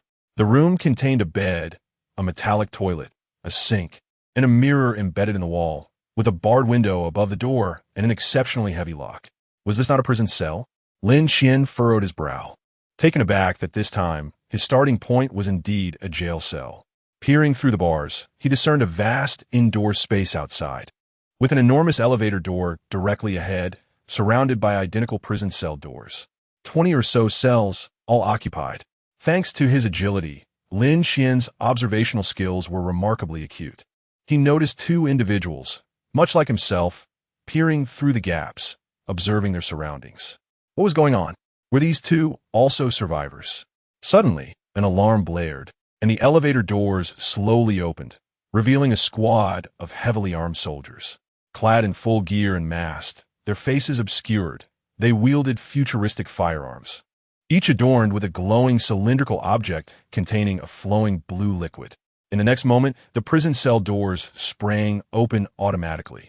Form up, a commanding officer, a tall and robust figure, bellowed, his voice echoing throughout the chamber. All the occupants of the cells hastily stepped out, yet Lin Qian and the 2 others moved with caution, taking their time to observe. You 3, what are you dawdling for? Move faster. The officer, noticing their hesitation, shouted in anger. Soon, the 3 joined the ranks as the officer began his address. Among you, some are gravely ill with little time left. Others have been sentenced to death, unlikely to survive the month. And there are also volunteers enticed by substantial rewards. But since you have arrived here, you are soldiers. You must obey. Those who defy orders will face immediate execution. As he spoke, several soldiers began distributing equipment. 2 items in total: a spear topped with a blue crystal and a round shield the size of a barrel lid. Spirit Crystal Spear possesses the power to touch the supernatural. The round shield felt heavy, lacking any distinctive quality, yet when Lin Qian's palm brushed against the spear, information about the item popped up. Was he truly being gifted equipment right from the start? Lin Qian was taken aback. Just then, the long-awaited mission prompt finally sounded. Ding! Entering the survival instance. Buffer Zone D15. Buffer Zone D15 was established to isolate the subterranean world and prevent the incursion of unidentified creatures. On this day, an urgent distress signal suddenly emerged. Before the communication was severed, the operator managed to capture a fragmented utterance. Fog. Out of control. Death. Help. Return conditions. Survive for 72 hours. A 3-day survival mission. Lin Qian raised an eyebrow. The standards for this task were akin to those of the Eerie Blood Campus. It was no wonder Su Mian and his associates had ventured to other floors to scavenge for sustenance. It was evident that opening blind boxes on this floor posed considerable challenges. Without a doubt, this was yet another supernatural-themed instance, and with equipment provided right from the start, the difficulty level was bound to be substantial. As Lin Qian pondered these thoughts, the commanding officer had already concluded his briefing. At his command, the elevator doors slowly parted, and soldiers began to usher them inside. Wah! I don't want to go. I regret this. I want to go home. At that moment, a balding middle-aged man suddenly broke down, discarding his weapon and kneeling to grasp the leg of a soldier, pleading desperately. Please, I'm a volunteer. I don't want the reward. Just let me go back. Bang! A gunshot reverberated. A crimson mist erupted as the middle-aged man's head was blown apart, his body collapsing heavily to the ground, twitching a couple of times before falling still. Move faster. The officer returned his handgun to its holster, his tone devoid of any fluctuation. Chapter 67. Isolation Zone. Cannon fodder. Evidently, the grim deterrent of violence swiftly extinguished the wavering resolve of those who had entertained rebellious thoughts, compelling them to obediently enter the elevator. The elevator was spacious enough to accommodate over 50 individuals without feeling cramped. Soldiers formed a line on either side, subtly encircling the cannon fodder in the center. The officer entered last, extracting his identification card to swipe it against the control panel, subsequently verifying his fingerprint and password, allowing the descent of the elevator to commence. Lin Qian, possessing keen observational skills, discerned their destination. Isolation Zone. Was there more depth to descend? Judging by the sensation of weightlessness, the elevator was descending at a considerable pace, yet the journey seemed interminable, with no sign of the doors opening. Within the confines of the elevator, breaths intermingled, some individuals silently praying, while others were unwittingly drenched in sweat. Only 3 among them maintained a semblance of composure, Lin Qian being one of them. After what felt like an eternity, the elevator finally halted. The officer relinquished his position, and the soldiers promptly began to shove the cannon fodder towards the exit. The doors creaked open, revealing a blood-soaked corridor.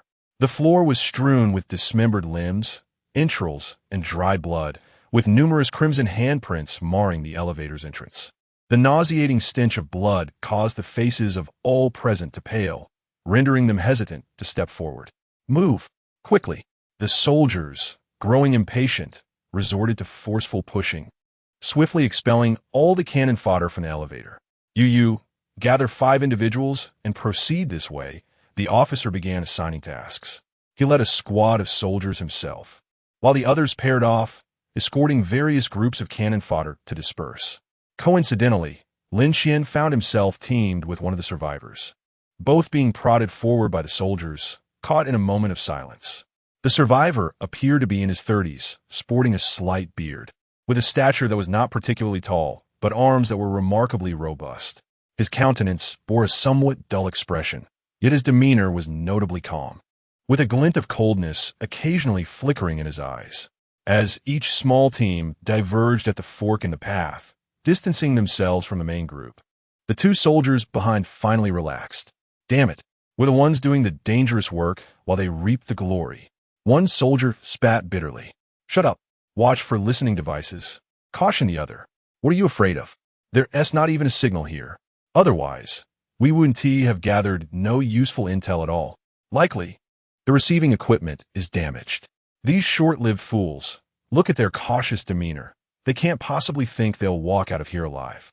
Hey, keep your voice down. Don't let them hear you. And what if they do? If they disobey orders, I'll take them all out. What about the mission then? Don't be reckless. To hell with the mission. With the increasing number of incidents in various isolation zones, who knows when those things might burst forth from the ground. We might not survive another day. As the two engage in their fervent discussion, they abruptly realize that their procession had come to a halt. Hey, what's going on? Keep moving. The two soldiers, immediately on high alert, drew their sidearms, aiming them at Lin Qian, who had been the first to stop. Lin Qian remained silent, gradually turning away. Did you not hear my words? I commanded you to proceed. The soldier's tone darkened, his fingers showing signs of readiness to pull the trigger. Yet, in the next moment, Lin Qian abruptly raised his palm, and with a swift motion, hundreds of blood lines twisted together in the air, forming a blood whip that shot directly towards the soldier's head. With a resounding thud, the blood whip struck the soldier's face. Although the mask provided some protection and did not penetrate flesh, it nonetheless snapped his neck with a sickening crack, sending him flying several meters, his head hanging limply as he collapsed. You.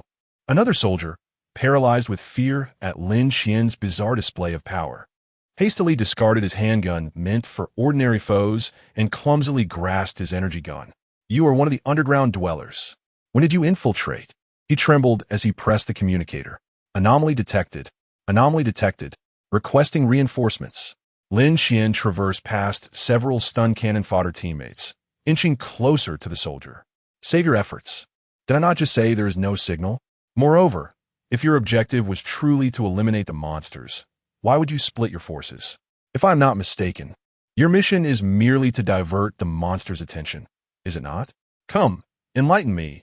What is the officer's directive? Lin Qian wore a benign smile, his steps deliberate. Stay back. The soldier retreated in fear, yet hesitated to fire. Compared to the officer's inner circle of trusted aides, these hastily assembled recruits were scarcely trained, and lacking experience in dealing with anomalies. They were uncertain of Lin Qian's capabilities. Lin Qian felt no fear of gunfire, not out of confidence in his ability to withstand it, but because his heightened perception allowed him to sense every minute movement of his adversary. He was entirely assured he could eliminate this individual before he could pull the trigger. Suddenly, one of the cannon fodder, sensing the peril, abandoned his weapon and attempted to flee. Lin Qian raised his hand once more, and with a swift motion, the blood whip shot forth again, trailing a long red arc through the air, piercing the heart of the fleeing cannon fodder with a sickening thud. What are you doing? Did I not say you could leave? Lin Qian frowned slightly, absorbing the unfortunate soul before the eyes of the onlookers, a foul gas wafting through the air, obscuring the soldier's vision. With a decisive snap, he discarded his firearm and raised both hands high. I will tell you anything you wish to know. Please do not kill me. I beg you. The gruesome demise of his comrade shattered the soldier's final mental fortitude, and fear compelled him to make the correct choice. Moments later, Lin Qian, now donned in a different outfit, stood towering above the stripped soldier. The mask was particularly unique, seamlessly connecting to the helmet, with rubber plugs sealing the ears. External sounds filtered through a receiving device, producing a crackling noise akin to poor signal reception, while the lenses over his eyes resembled night vision goggles, rendering the entire field in shades of black and white. His voice was muffled by the mask, rendering it somewhat indistinct. Are you implying that the officer's mission is solely to retrieve an item from the laboratory? The soldier's thin shirt was soaked with sweat, and he trembled uncontrollably. It is said, merely a rumor, but while I was tidying up in the lounge, I faintly overheard a conversation between his two confidants. Although I could not ascertain the nature of their task, Lin Qian pondered thoughtfully. No wonder. It is a significant matter that the quarantine zone is out of control, yet dozens dare to descend, half of whom are merely cannon fodder. Are they attempting to conceal some secret before the main forces arrive? His interest in this place began to deepen. Brother. At that moment, a deep voice suddenly resonated. Lin Qian turned to see the short survivor. He gestured towards the end of the corridor. Apologies for the interruption, but there seems to be a sound of screams from that direction. Upon hearing this, Lin Qian promptly removed his mask. This wretched contraption truly hinders progress. The noise of the fully enclosed mask greatly impaired his hearing. Otherwise, with his agility of 20, he would have certainly detected the anomaly first. Buzzing after discarding the obstructive mask, Lin Qian heard not the sound of screams, but rather a faint noise akin to the bubbling of soda. That sound grew increasingly closer. He abruptly looked up. At the corner of the corridor, a wave of vibrant crimson surged forward. It was a mist of blood. Chapter 68, Quarantine Zone. An overwhelming torrent of blood mist surged forth, drawing near in the blink of an eye. Lin Qian furrowed his brow, detecting what seemed to be hurried footsteps within the crimson haze. Just as he prepared to take action, the diminutive survivor acted first. He kicked up a discarded spiritual crystal spear from the ground and, with a swift motion, launched it into the blood mist. A sharp sound echoed as the spear pierced through, followed by an unsettling shriek emanating from within the fog. However, it proved ineffective. The blood mist hesitated momentarily before surging forth with renewed ferocity, and Lin Qian's expression shifted as he realized he had no means of escape. He crossed his arms before him, invoking his protective aura. With a thunderous shout, his hair whipped about chaotically as a swirling barrier of energy enveloped him. If it cannot be stopped, then retreat behind me, he called out, as the blood mist was momentarily halted by his protective force, while the remainder veered toward Lin Qian's rear. Simultaneously, the two other unfortunate souls were engulfed by the blood mist, their anguished cries resonating as their skin began to dissolve rapidly. Soon after, a piercing sound indicated that something had penetrated their bodies, and their voices fell silent. Witnessing this gruesome spectacle, Lin Qian maintained his composure, slowly raising his hand. Bloodline. With those two words, a multitude of crimson flashes erupted like torrential raindrops, surging forth with the force of a tsunami toward the blood mist. The sounds of flesh being pierced echoed relentlessly, as Lin Qian swiftly pinpointed the tangible entity concealed within the mist, gripping his fist tightly. The bloodlines converged with a creaking sound, compressing the mist as it began to retract. Before long, a monstrous figure, ensnared by the bloodlines, gradually became visible to the onlookers. Its upper body resembled a grotesque floral bloom, with tendril-like appendages adorned with barbs, from which the blood mist gushed forth through a central orifice. Its lower half bore an uncanny resemblance to a hunchbacked gnome, with its deformed limbs struggling to maintain balance, standing at a mere height of slightly over 1 meter. Far from the fierce and terrifying image one might expect. After observing the creature's form and grasping its general appearance, Lin Qian casually waved his hand, as if wringing out a towel, and swiftly crushed the thrashing monster, absorbing it entirely. Constitution 0-2. Upon hearing the system notification, Lin Qian felt invigorated. What? Such a feeble creature grants 0-2. He contemplated, oblivious to the astonished expression of the survivor beside him. Brother.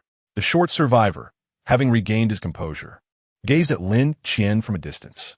You. He opened his mouth, at a loss for words. This individual, who appeared to be a monster in his own right, left him feeling as though he were but a novice in the presence of a seasoned expert. The situation appears rather dire. Cold sweat beads on his forehead. If their strengths were comparable, they might negotiate a collaboration. However, it is evident that the opponent far surpasses him in power. His primary concern now is whether this individual will develop covetous desires for his storage space's resources. What ability did you just employ? The most worrisome scenario has indeed unfolded, as this person seems rather intrigued by his capabilities, an ominous sign. It is a skill of the type known as Qi. He swiftly retrieved 2 books from his spatial storage and handed them to Lin Qian.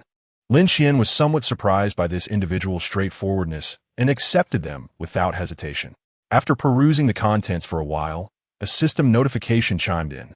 Ding. Skill acquired. Qi Ding. Branch of Qi skill learned. Protective Qi Ah. There are branches to skills? Lin Qian suddenly recalled that he had previously learned a skill for dispelling evil, but since its enhancement alongside his mental attributes was rather subtle. And with the increasing variety of supernatural techniques he encountered thereafter, he had gradually neglected it. Opening his panel and accessing the skills section, he found, to his astonishment, a new skill had indeed appeared. Dispelling Evil, Level 1, possesses a special effect that damages malevolent entities and spirits. Qi, Level 1, vital energy externalized, striking foes invisibly. With effects on the supernatural. Skill Branch, Protective Qi. Just as Lin Qian was examining the skills section, another system notification sounded. Ding! Detecting a skill that can be fused. Would you like to fuse? Huh? Lin Qian felt somewhat bewildered. Such an operation exists? Although he had witnessed the fusion of the blood core and stitching thread previously, he had not anticipated that skills could also be combined. Fusion. There was no hesitation. After all, he had seldom utilized skills before. Ding. Skill fusion successful. New skill acquired. Dispelling Qi. Dispelling Qi. Level 1 inflicts considerable damage to spirits. Skill Branch. Protective Qi. The two skills had merged into one, and the skill description had altered. Lin Qian felt a tingling sensation coursing through his meridians, as if something were moving within him.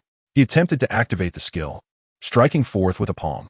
The wind howled, a flash of white light erupted, and dispelling Qi collided with the wall, yet left no trace. Wait a moment. Lin Qian turned to the short survivor. This individual certainly did not possess attributes superior to his own, so why was his Qi so formidable? While Lin Qian's felt akin to a mule's flatulence. What level is your Qi skill? He inquired, puzzled.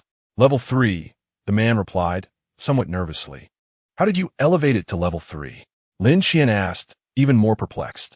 Through diligent practice, repeating it over and over, the man answered, his expression somewhat bewildered but honest. Lin Qian fell silent. It seems that skills differ from abilities.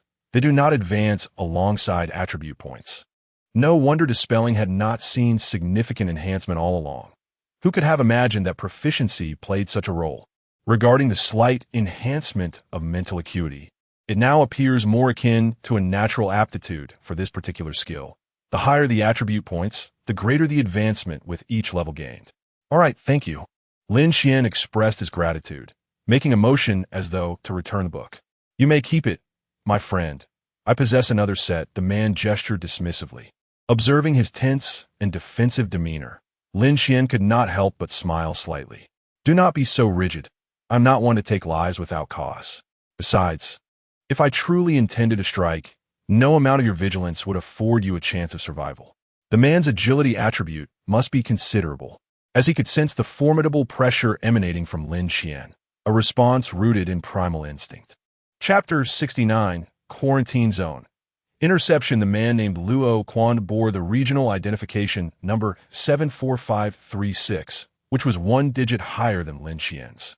Like Lin Qian, this was his first encounter with a cross-region collaboration task.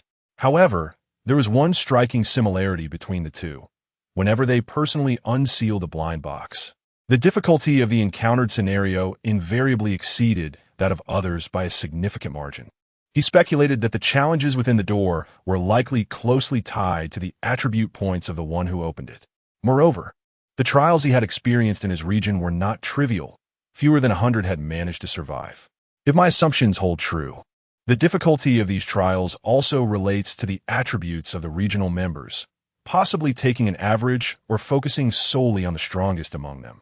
I leaned towards the latter. Reflecting on this matter, Luo Quan could not help but feel a wave of anxiety wash over him, letting out a long sigh.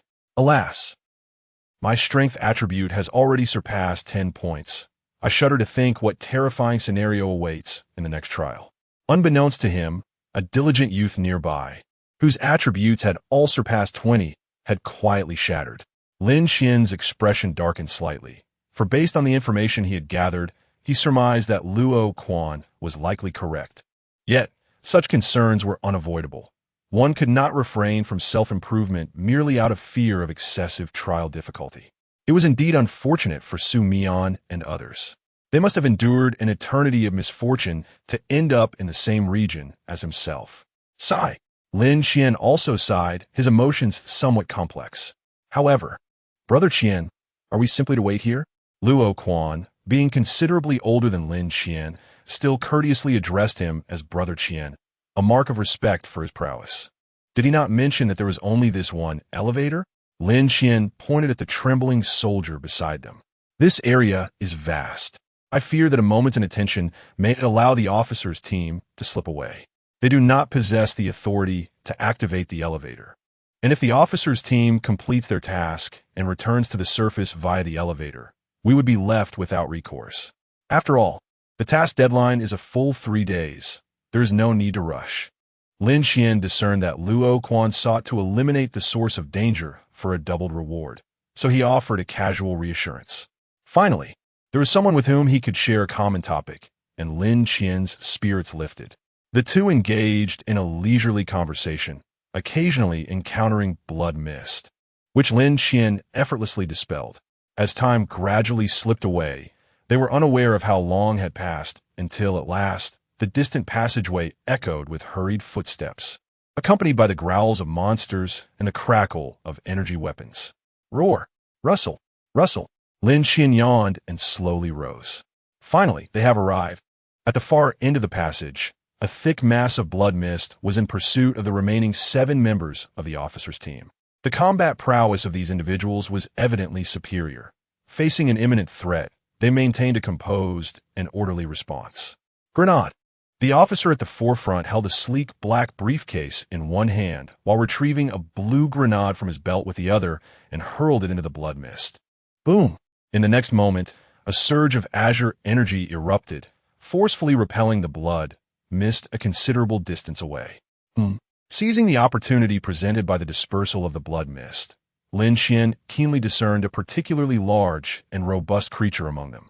Its head resembled that of a fleshy petal, yet its body was immensely powerful, akin to a ferocious beast, with claws capable of embedding themselves deeply into metal walls, agilely evading the shots from the psionic gun. And it was not alone. Lin Qian felt a surge of excitement, flexing her hands in preparation. You lot, get out of my way. From a distance, the commander leading Lin Qian and her companions bellowed angrily.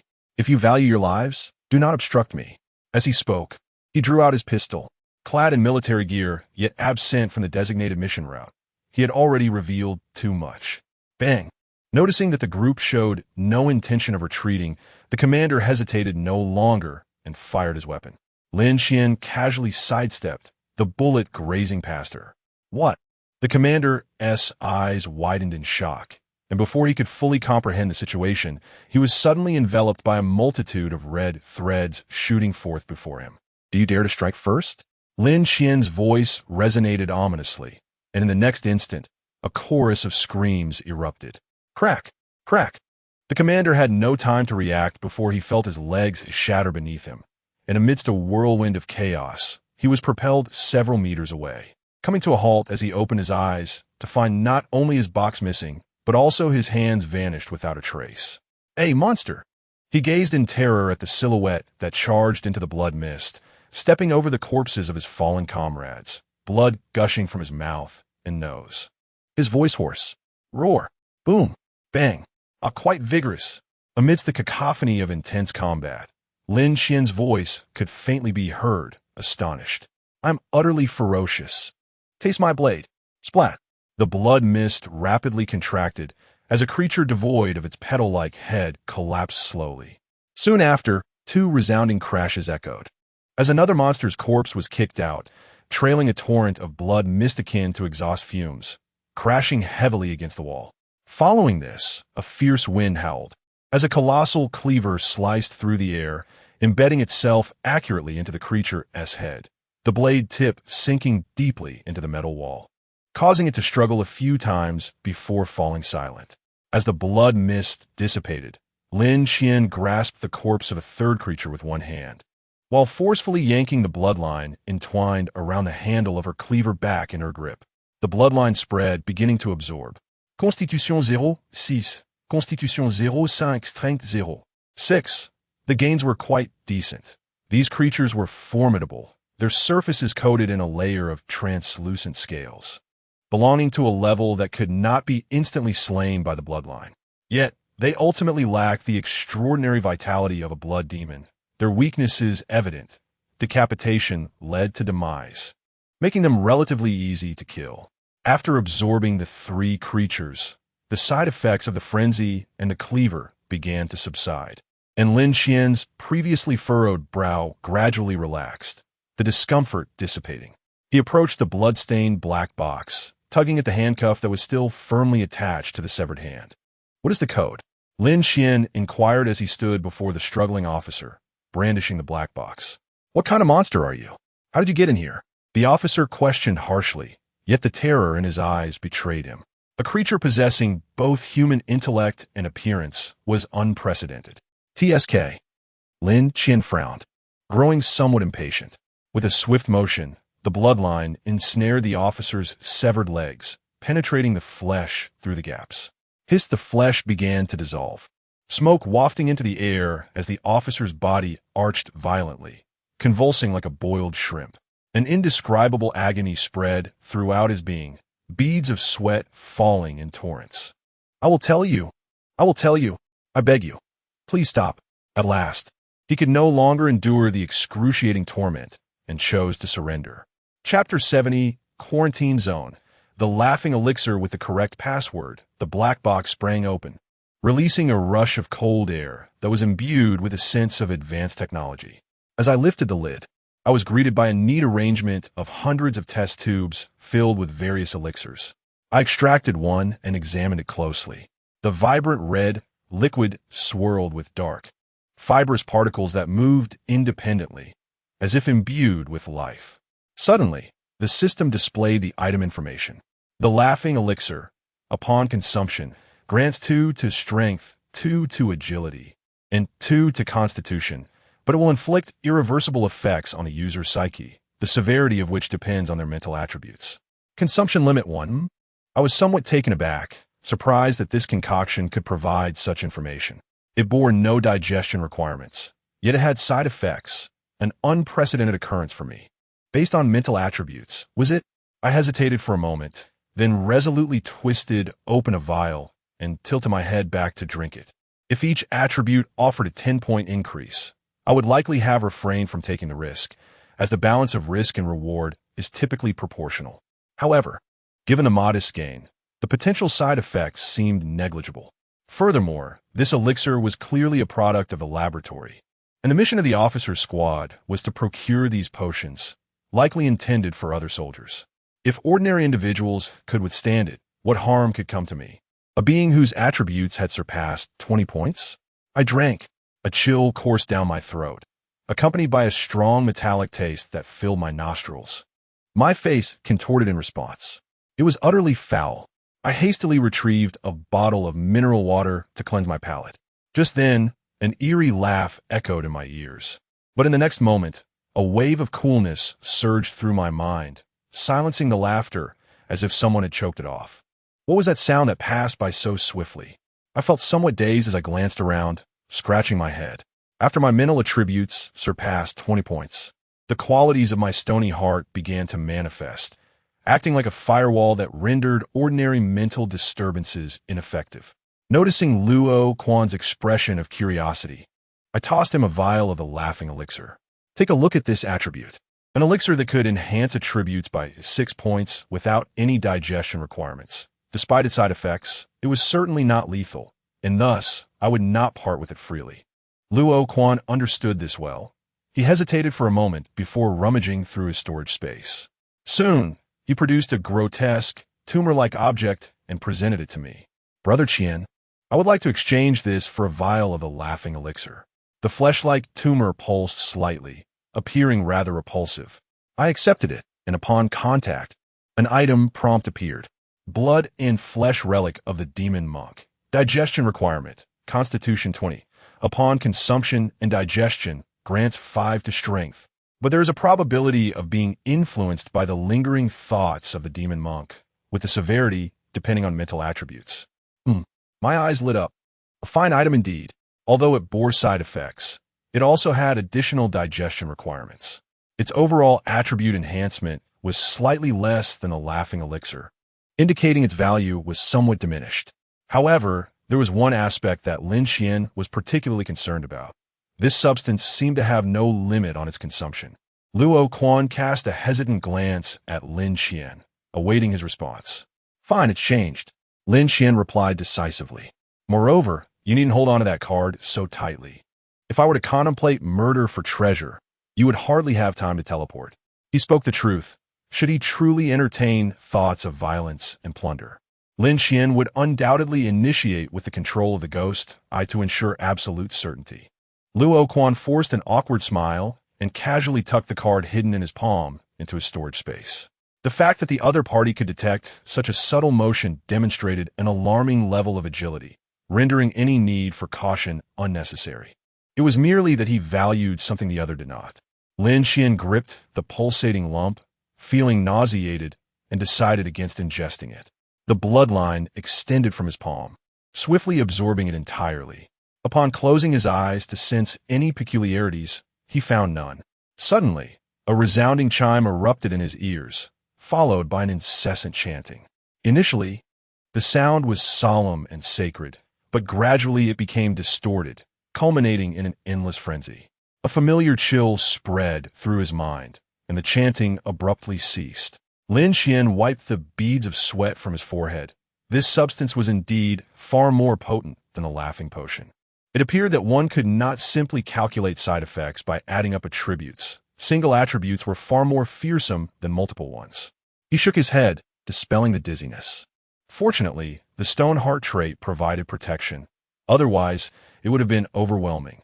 Casually finding a spot to sit, he ignored the distant screams and began to examine his attribute panel. Name: Lin Qian, level 1 Overseer, Strength, 32. 4 Agility, 22. 1 Constitution, 26. 8 Spirit, 22. 9 Traits: Stone Heart, Abnormal Digestion Abilities. Spirit Fire, 18. Alien Blood, Bloodline Ghost Blood. Ghost Eye, Frenzy Evaluation, a battle-hardened warrior of alien blood. Adept at confronting the supernatural, possessing formidable explosive power. His combat prowess can utterly crush any level 2 Overseer's Hound. Agility increased by 2, Constitution by 3. 5. With the greatest enhancement in strength, totaling 8 points, 1 point from the Blood Mist creature, 2 points from the Laughing Potion, and 5 points from the Monk's Relic. In less than 12 hours, his total attribute gain had reached a staggering 13. 5. And Lin Qian felt himself falling in love with this place. The only slight disappointment was that his evaluation had not changed. Lin Qian was somewhat exasperated, wondering when he would finally sever ties with the hounds and officially enter the ranks of humanity. Just then, Luo Quan, not far away, suddenly burst into laughter without warning. Lin Qian looked over in confusion, only to see him forcefully covering his mouth, his eyes filled with panic. Ha ha ha. At last, he could contain himself no longer and erupted into hysterical laughter. Lin Qian immediately grew wary. Was he losing his mind? Noticing Lin Qian's disconcerted expression, Luo Quan hurriedly waved his hands while still chuckling. Ha ha ha. Don't be tense. Ha ha ha. I have not ha ha. Out of control. Seeing him laugh until tears and snot streamed down his face, Lin Qian could not help but feel a sense of helplessness. Did you increase your mental attributes just to dare to drink recklessly? Luo Quan also wore a face full of despair. Noticing Lin Qian's unaffected demeanor after drinking, he thought little of it. Who could have anticipated that this fellow not only possessed astonishingly high attributes in strength, agility, and sensitivity, but also boasted impressive mental fortitude? Does this person truly have no weaknesses? Luo Quan could not help but silently lament. After a considerable time, he finally managed to rein in his laughter, though his face remained contorted in a comical expression that was difficult to maintain. Lin Qian, who was already in high spirits due to his bountiful harvest, could hardly contain himself upon seeing Luo Quan's wrinkled, pained visage. With a snicker, his composure shattered, creating a ripple effect that sent Luo Quan's restraint crumbling once more, as he clutched his belly and laughed heartily. Ha! Chapter 71, Quarantine Zone. Laughter after a considerable time. The laughter was finally subdued. Luo Quan discovered the secret to controlling his emotions and began to reminisce about his sorrows. Lin Qian approached the terrified commander, beckoning a nearby soldier who was visibly shaken. "Come here, carry this fellow." The commander possessed the authority to activate the elevator, which was the reason Lin Qian spared his life. The soldier, thoroughly intimidated by Lin Qian's displayed abilities, dared not disobey his command and hurriedly stepped forward to hoist the commander onto his back. Lin Qian stripped the deceased soldier of all his gear and retrieved it into his storage space, ensuring nothing was overlooked before preparing to commence the formal cleansing of the instance. Observing Lin Qian's readiness for action, the stifled laughter of Luo Quan followed him closely behind. The duo meticulously scoured the corridor, encountering blood mist that they effortlessly resolved and absorbed, progressing without hindrance. Damn it, what kind of monster is this? Within a corridor, a man, face stricken with fear, fled frantically, spewing expletives in an attempt to mask his terror. Suddenly, an eerie laughter echoed from behind, causing the man to shudder. Yet his lips involuntarily curled into a smile. With a sharp crack, he slapped himself to regain control over his grin. Turning swiftly, he aimed the energy gun he had seized from a soldier at the figure clad in a white coat and pulled the trigger. The blue energy projectile struck the figure, creating several gaping wounds, forcing it to stagger backward. Yet, in an instant, those injuries healed rapidly, and the individual in white appeared unfazed, continuing its pursuit of the man. Just then, from the opposite corridor, a colossal figure burst forth, careening into the scene as if in a panicked frenzy, positioning itself as a barrier between the man and the approaching threat. Another one. This creature was immense, towering over 2 meters, its body shrouded in dark fur. Its back arched a long, thick tail trailing behind and claws as sharp as blades. It bore no eyes, only a pair of upright ears and a gaping maw, teeth glistening with remnants of flesh. From a distance, it resembled a monstrous rat, instilling a profound sense of dread. The man felt a wave of despair wash over him, suddenly regretting his decision to open that door. Would it not have been wiser to complete the cleaning tasks within a familiar instance? Suddenly, he sensed something amiss. The creature seemed to be fearful of something. Observing the movements of the dark-furred beast, his gaze sharpened. Could it be that there were more terrifying monsters lurking? His despair deepened. What kind of dreadful instance was this? Merely confronting the blood mist had drained him of all his strength, and now, as he delved deeper, increasingly bizarre monsters emerged, defying all logic. Gritting his teeth, he retrieved a translucent card from his pocket. There was no other choice. He had to. Just as he prepared to teleport to safety, a voice echoed from afar, drawing closer. "Mimi?" The sound of footsteps resonated slowly, resembling a leisurely stroll. Yet each step bore an unmistakable weight. The man, endowed with remarkable agility, swiftly assessed the strength of the approaching individual. The sheer power exuded was undoubtedly formidable. His eyes sparkled with recognition. One of the 2 survivors. Such exceptional physical prowess could not possibly belong to an NPC. A peculiar encounter ensued as the black-furred giant rat collided with the man in the white coat, eliciting a burst of laughter. The colossal creature stumbled, and its menacing jaws momentarily curved in an unexpected manner. The man felt a sudden pang of alarm. It dawned on him that monsters could influence one another. Should this black-furred beast succumb to a grin, it would pose a significant challenge. Reacting swiftly, he flicked his wrist, revealing a dark, ominous barrel concealed beneath his sleeve. It was a modified mechanical arm, harboring hidden weaponry. With a swift motion, a grenade was launched, landing squarely beneath the giant rat's feet, propelling its massive form into the air, along with the unfortunate white-coated individual. With a metallic clang, he retracted his hand and retrieved an energy grenade, tossing it forward. "I lack any other means to engage the supernatural. Handle the smiling man while I deal with the black-furred creature," he called out, seeking to coordinate with the other survivor. From his prior attack, it was clear that the black-furred beast was not a supernatural entity and could not withstand physical assaults. Yet, events did not unfold as he had anticipated. Lin Qian appeared leisurely around the corner, casting a distant gaze upon him. What are you thinking? I desire everything. As the words left his lips, a multitude of bloodlines erupted like fireworks, engulfing the fallen giant rat. Amidst the hissing sounds, flesh and blood rapidly dissolved, and the creature struggled briefly before falling silent. The man watched in disbelief, a twitch forming at the corner of his eye as he tightened his grip on the teleportation card. Who was this formidable figure? Following closely behind, Luo Quan glanced at him, unable to stifle a chuckle. Lin Qian paid no heed to their shared plight. Instead, he turned his curious gaze towards the man with the exaggerated grin blocking his path. Clad in a white coat stained with blood, his hair disheveled, and an unsettling smile plastered across his face, he emitted a strange laughter. Ha ha!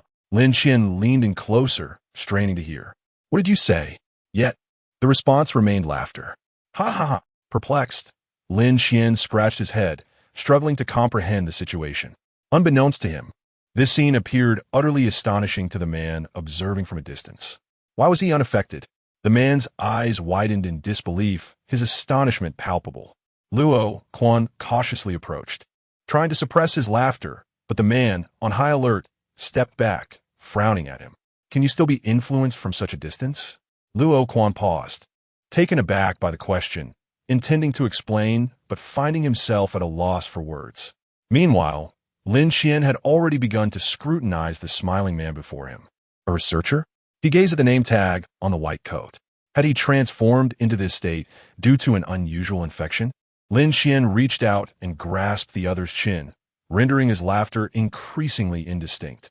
Suddenly, a piercing sensation coursed through flesh and blood, as the suppressive effect of the demon's blood took immediate effect, causing the smile to vanish without a trace. Yet, in that moment, his eyes reflected nothing but emptiness, as if his soul had departed, leaving him far from salvation.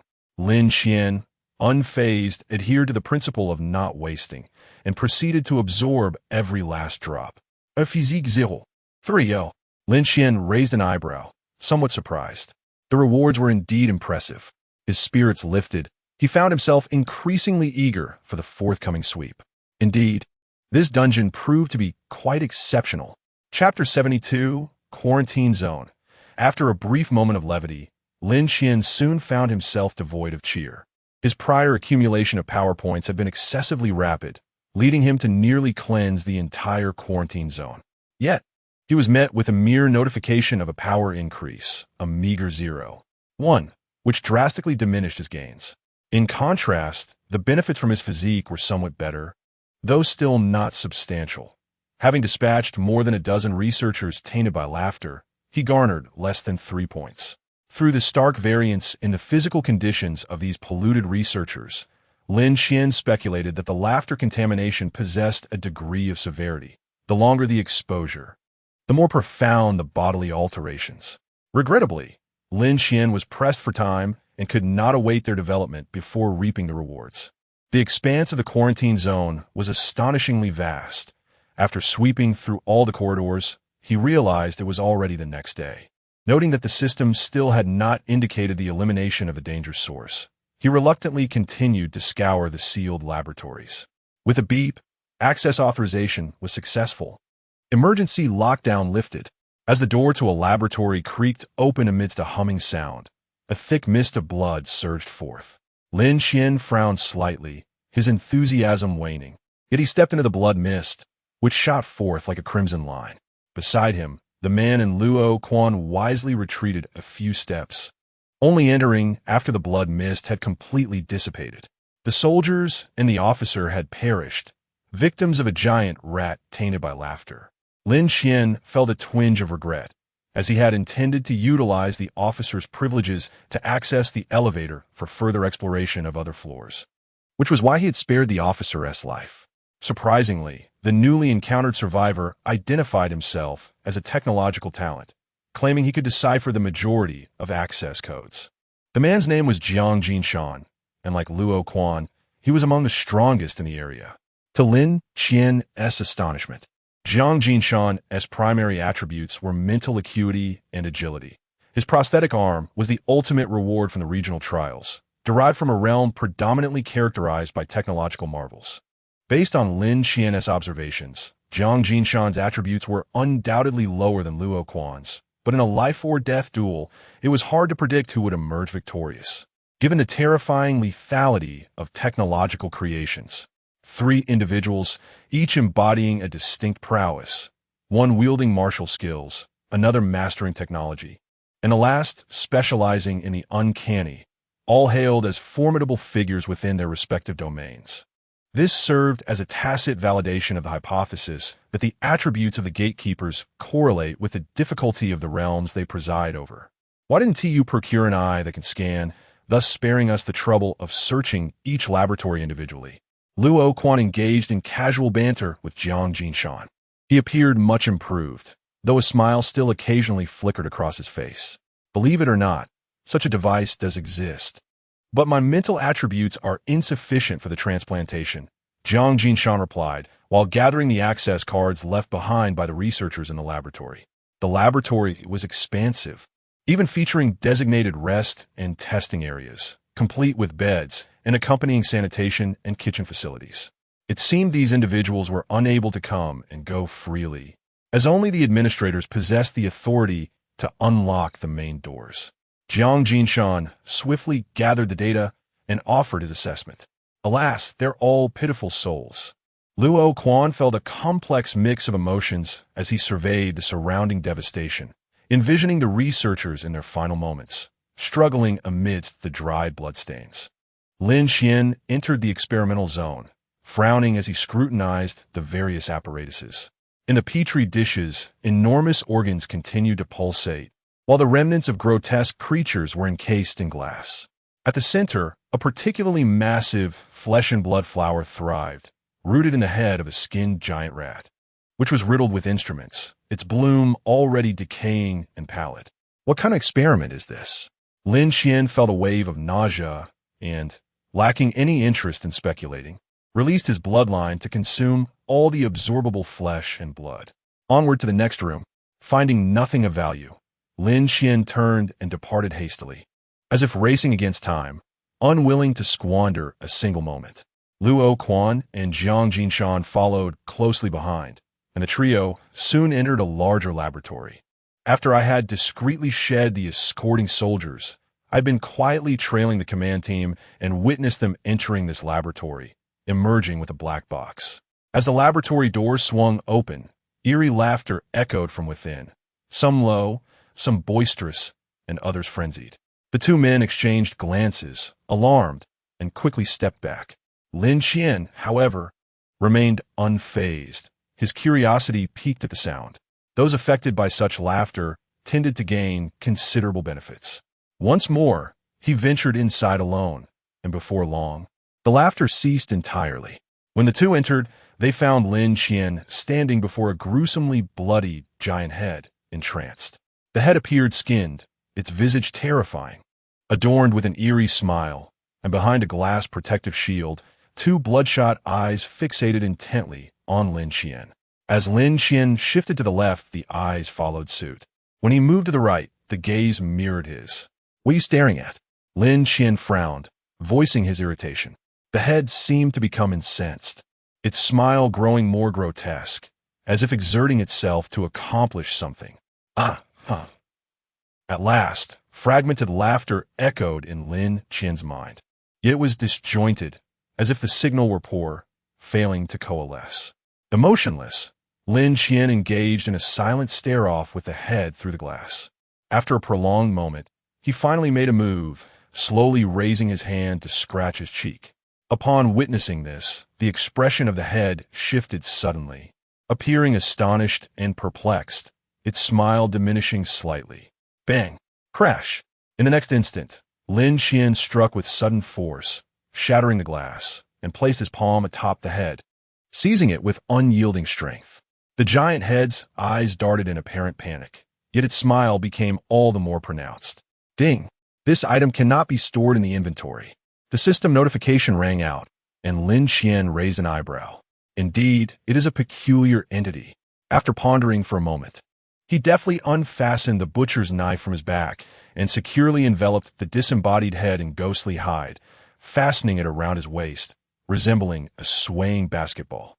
He casually selected a garment to wrap the butcher's knife and readjusted it on his back. With his current mental fortitude, he had developed a formidable immunity to the knife's curse. As long as he did not come into direct contact, he would not be adversely affected as he had been previously. However, the grinning head was a different matter altogether, evidently imbued with a peculiar force akin to a curse. Although Lin Qian remained unaffected, he deemed it prudent to use the ghostly hide as a barrier to prevent any potential influence on others. Chapter 73, Quarantine Zone. Anomalous invasion, such a peculiar item, when brought to an unusual shop, is bound to fetch a handsome price. The moment Lin Qian laid eyes on that head, this thought crossed his mind. Yet, he wondered whether the store would accept such a bizarre living specimen. It should be fine. After all, the scream gun is a living entity too. As Lin Qian pondered, he turned to find two individuals staring at him, wide-eyed. What's wrong? And nothing. They both shook their heads in unison. Did you see that? The audacity born from that peculiar dungeon allows one to take anything without hesitation. Luo Quan and Jiang Jinshan whispered among themselves as they followed Lin Qian. Perhaps due to a shared sense of camaraderie, they felt a kinship, exchanging words from time to time. Let us not overthink it. We shall serve well as support. I've come to realize that this dungeon does not cater to our attributes. It seems to be entirely tailored to his. Any of these monsters, if taken out, would be more than enough to keep me occupied. Look at him. He handles them as if strolling leisurely, dispatching them all effortlessly. Jiang Jinshan expressed his admiration sincerely. This expedition has not been in vain. It has profoundly revealed the existence of realms beyond our comprehension and individuals surpassing our capabilities. It seems prudent to act discreetly in the future. Should we encounter someone ill-tempered, it could spell disaster for us. Luo Quan shared this sentiment. In contrast to their relaxed demeanor, Lin Qian's expression grew increasingly grave as he swept through one laboratory after another. His solemnity was not due to the horrifying records of inhumane experiments he encountered, but rather because there was no trace of monsters remaining. And yet the system had not signaled that the source of danger had been eliminated. What was going on? He felt an unsettling premonition. If these do not constitute the eradication of the threat, it could only imply one thing. The true source of danger does not reside within this level. That broadens the scope significantly. Surely, we cannot venture underground to eliminate every threat. Lin Qian believed he lacked the capability for such a feat. This dungeon, referred to as the Quarantine Zone, was surreptitiously exploiting the characteristics of monsters for human experimentation. However, based on the results, it appears that the only successful development thus far is the maniacal laughter serum. How potent could the monsters captured by these individuals truly be? That head is indeed bizarre, but with the right handling, it could be managed without adverse effects. The soldiers' masks are equipped with sound filtration systems, likely designed to mitigate the impact of the laughter. According to Jiang Jinshan's understanding from the data records, the chaos within the quarantine zone does not seem to stem from experimental errors, but rather appears to be a deliberate act. Otherwise, given the existence of an emergency lockdown feature, it would be impossible for so many monsters to roam freely in the corridors. However, the identity of the instigator remains unclear. It is likely that they perished in the calamity they orchestrated. Observing the plight of these researchers, their circumstances were no different from those of prisoners, and it is understandable that a few might have succumbed to madness. After toiling for the better part of the day, the three found a clean laboratory and began to replenish their strength. After satisfying their hunger and thirst, Lin Qian glanced at the countdown timer for their mission. There were still over 30 hours remaining. A slight frown creased his brow. Previously, he had harbored concerns about any potential oversights. The group had even conducted a swift search to confirm that no creatures lingered in this level.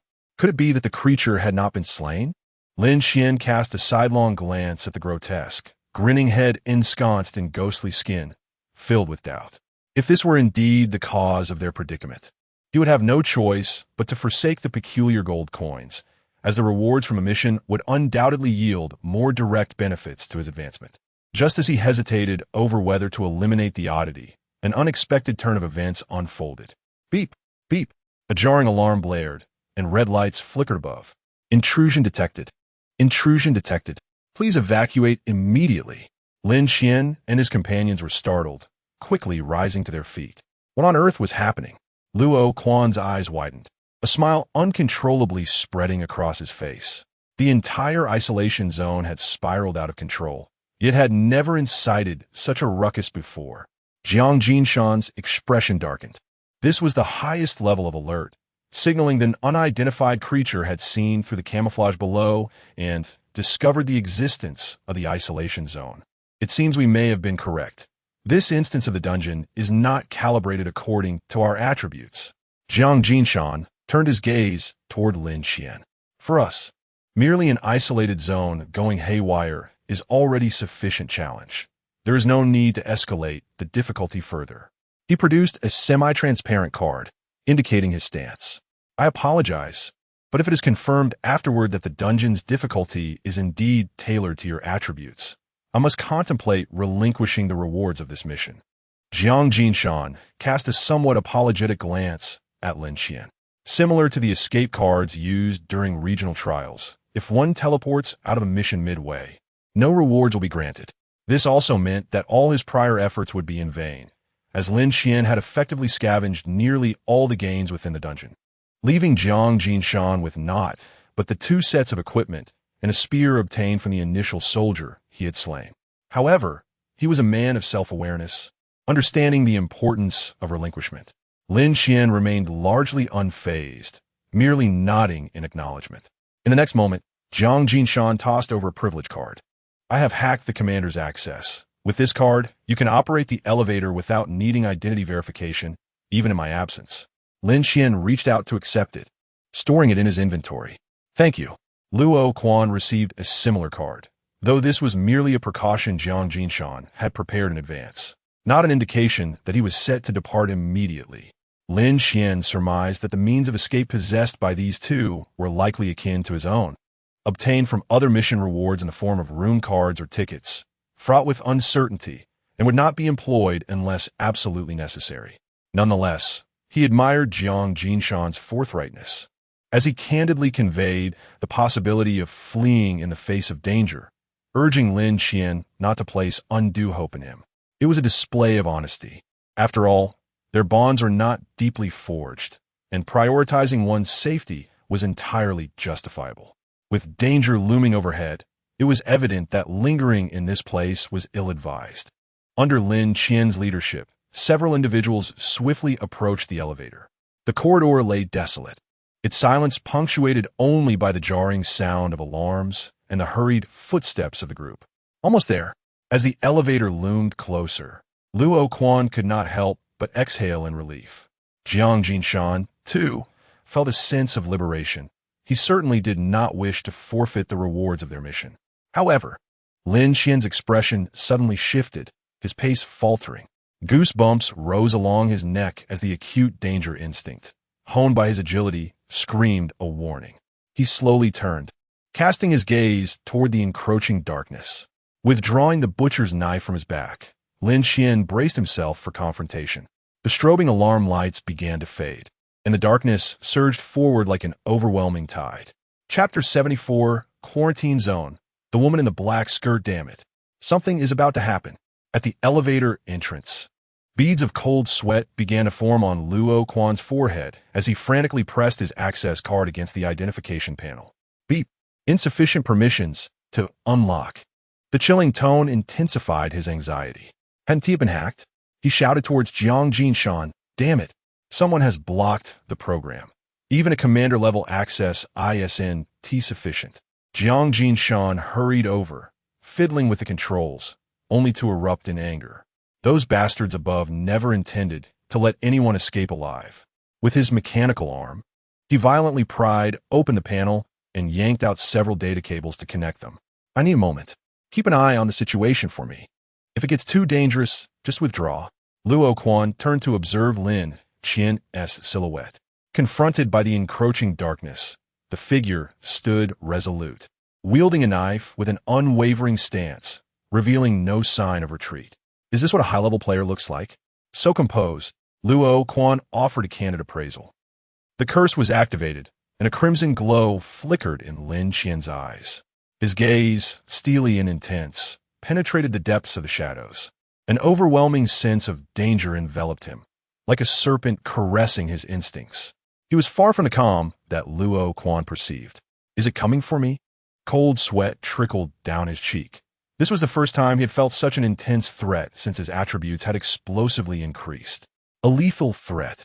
In the darkness, rustling sounds emerged, as if something viscous was being forced out.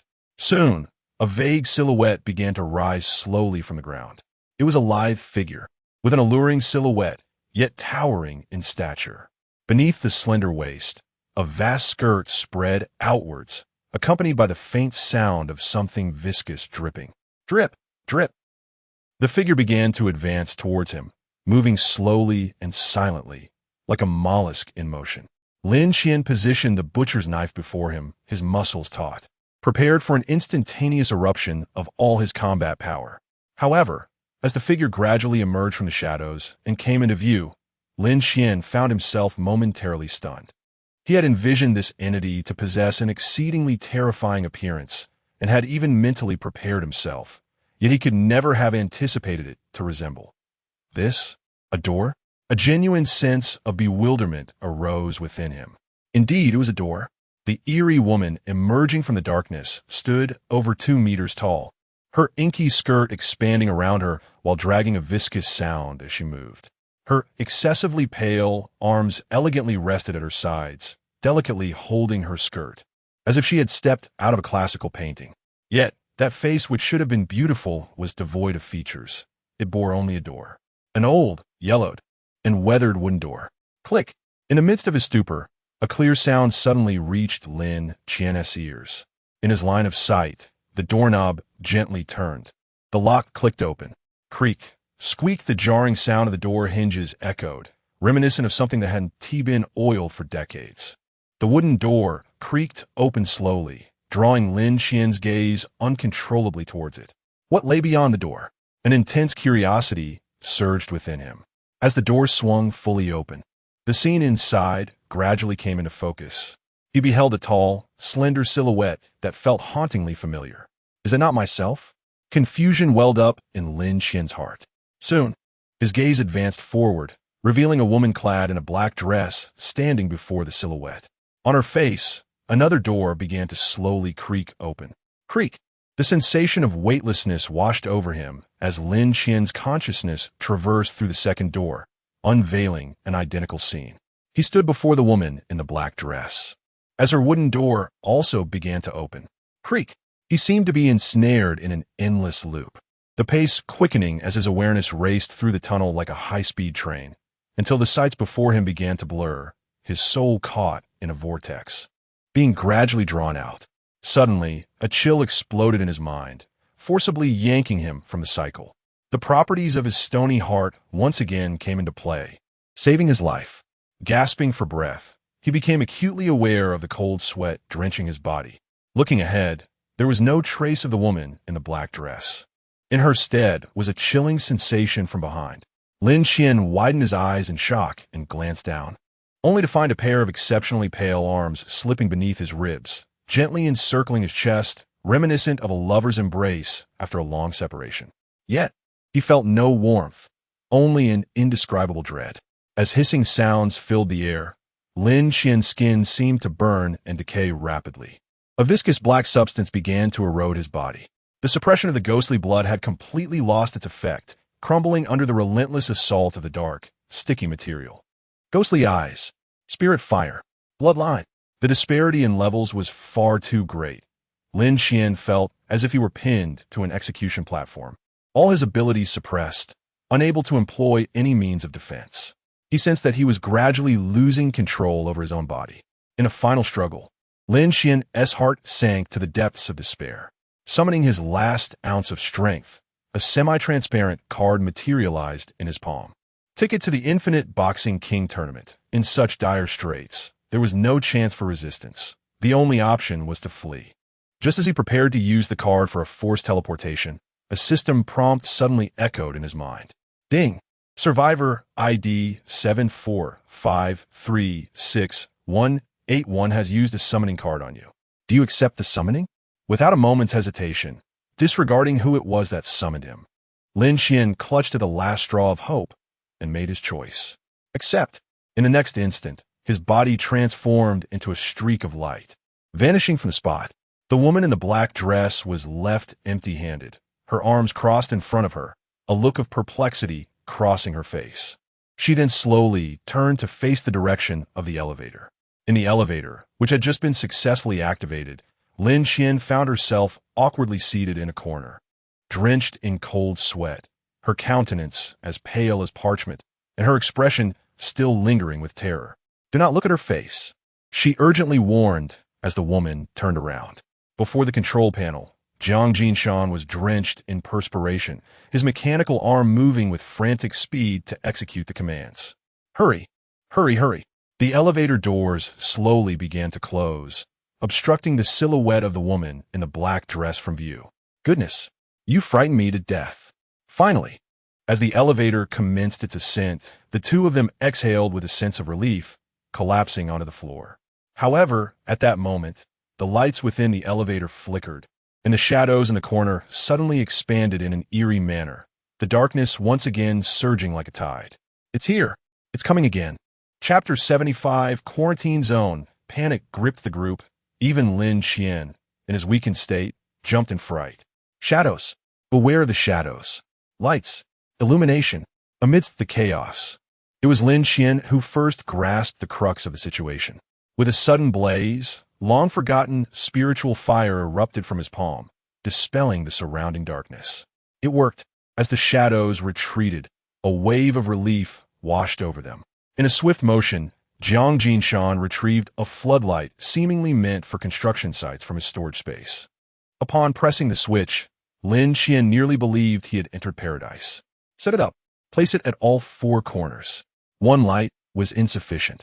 Jiang Jinshan continued to extract more while beckoning Luo Quan for assistance. Ha ha ha. In the midst of the tension, Luo Quan could not suppress his laughter. The trio swiftly arranged the floodlights, and to avoid casting shadows that would enlarge their silhouettes, they lay flat on the ground in a row. For a moment, the atmosphere in the elevator resembled that of a morgue, intensified by the scorching lights, which also evoked the image of an incinerator. Silence enveloped them, each wary of disturbing something unseen, all gripping their teleportation cards, prepared to flee at a moment's notice. Panting, the tension lingered heavily in the air. After what felt like an eternity, Jiang Jinshan dared to speak. It seems it hasn't followed us. Though he voiced this, the others remained vigilant. Thank you. Lin Qian expressed his sincere gratitude. Had it not been for Jiang Jinshan's timely intervention, he would have been forced to gamble on the outcome of the championship match. His attributes had surged in recent days, coupled with the absence of formidable opponents, leading to a sense of overconfidence. This experience served as a humbling reminder. In his tone, there was a newfound humility compared to before. He casually produced 2 bottles of laughing potion and handed them to Jiang Jinshan as compensation for the summoning card lost. Jiang Jinshan declined. I'm more ambitious than you might think, he smiled. This time, you accepted my summoning. I hope you will not refuse next time. This was a gamble of sorts, banking on Lin Qian's accountability, investing in this individual's formidable prowess. Should he win the wager? A single card could yield a promise of assistance from a boss-level figure, far exceeding mere profits. Take it. If you need anything in the future, just call upon me. The moment Lin Qian uttered these words, Jiang Jinshan recognized his gamble had paid off. He accepted the laughing potion without hesitation. Luo Quan looked on with envy, regretting his ignorance about the nature of summoning cards. When Jiang Jinshan had inquired about Lin Qian's number, he had been puzzled about the purpose behind it. This guy, truly fortunate. Luo Quan chuckled in exasperation.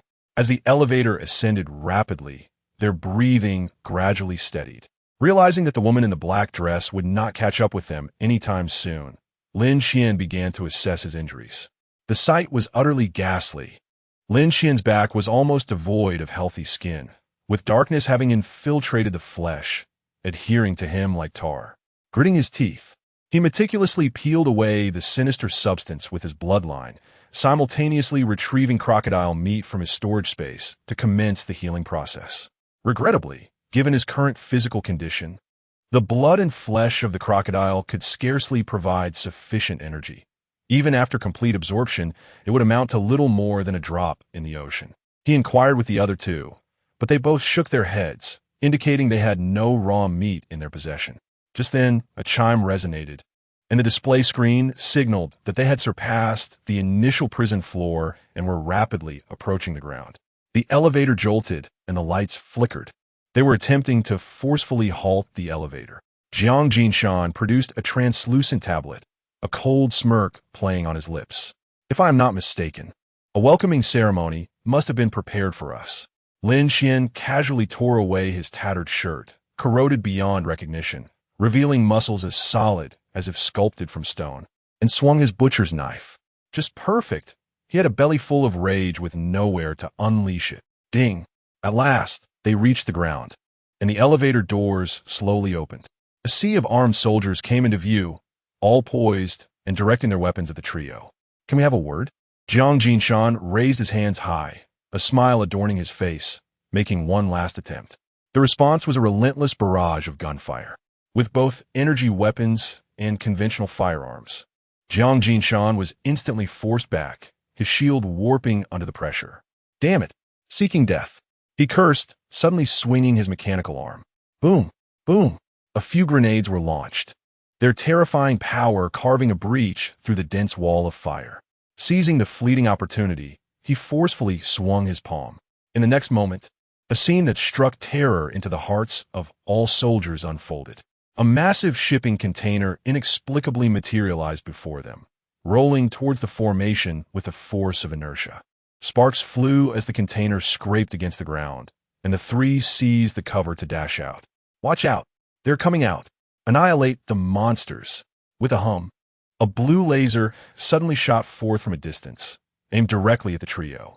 Lin Qian's gaze sharpened as he instantly spotted a turret-like weapon situated outside the building. He flicked his bloodline, ensnaring the shattered structure of glass, and with a powerful tug, propelled himself into the air, his figure shooting forth with remarkable speed. Something is coming. The soldiers stationed around the turret immediately heightened their vigilance, beginning to fire at Lin Qian, who was now airborne.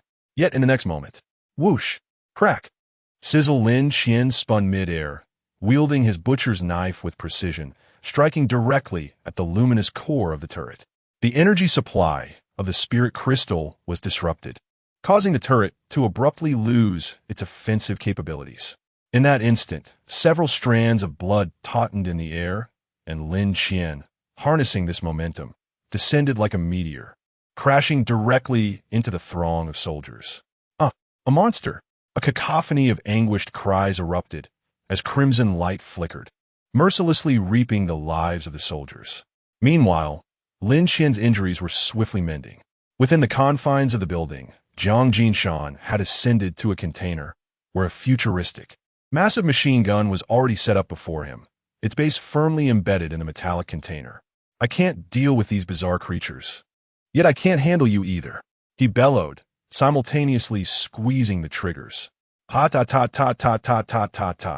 Each round of high-caliber, advanced ammunition violently plowed through the ground, creating immense craters, while the metal surface was forcibly uprooted, sending shards flying. A mere brush could inflict wounds, while a direct hit meant certain death. Someone stealthily approached beneath the container, intending to ambush Jiang Jinshan. Suddenly, a fierce gust of wind surged past. Before he could discern the assailant's identity, he was violently hurled away, skidding several meters before his head tilted, and he lay still. Luo Quan retracted his stance, dissipating the aura.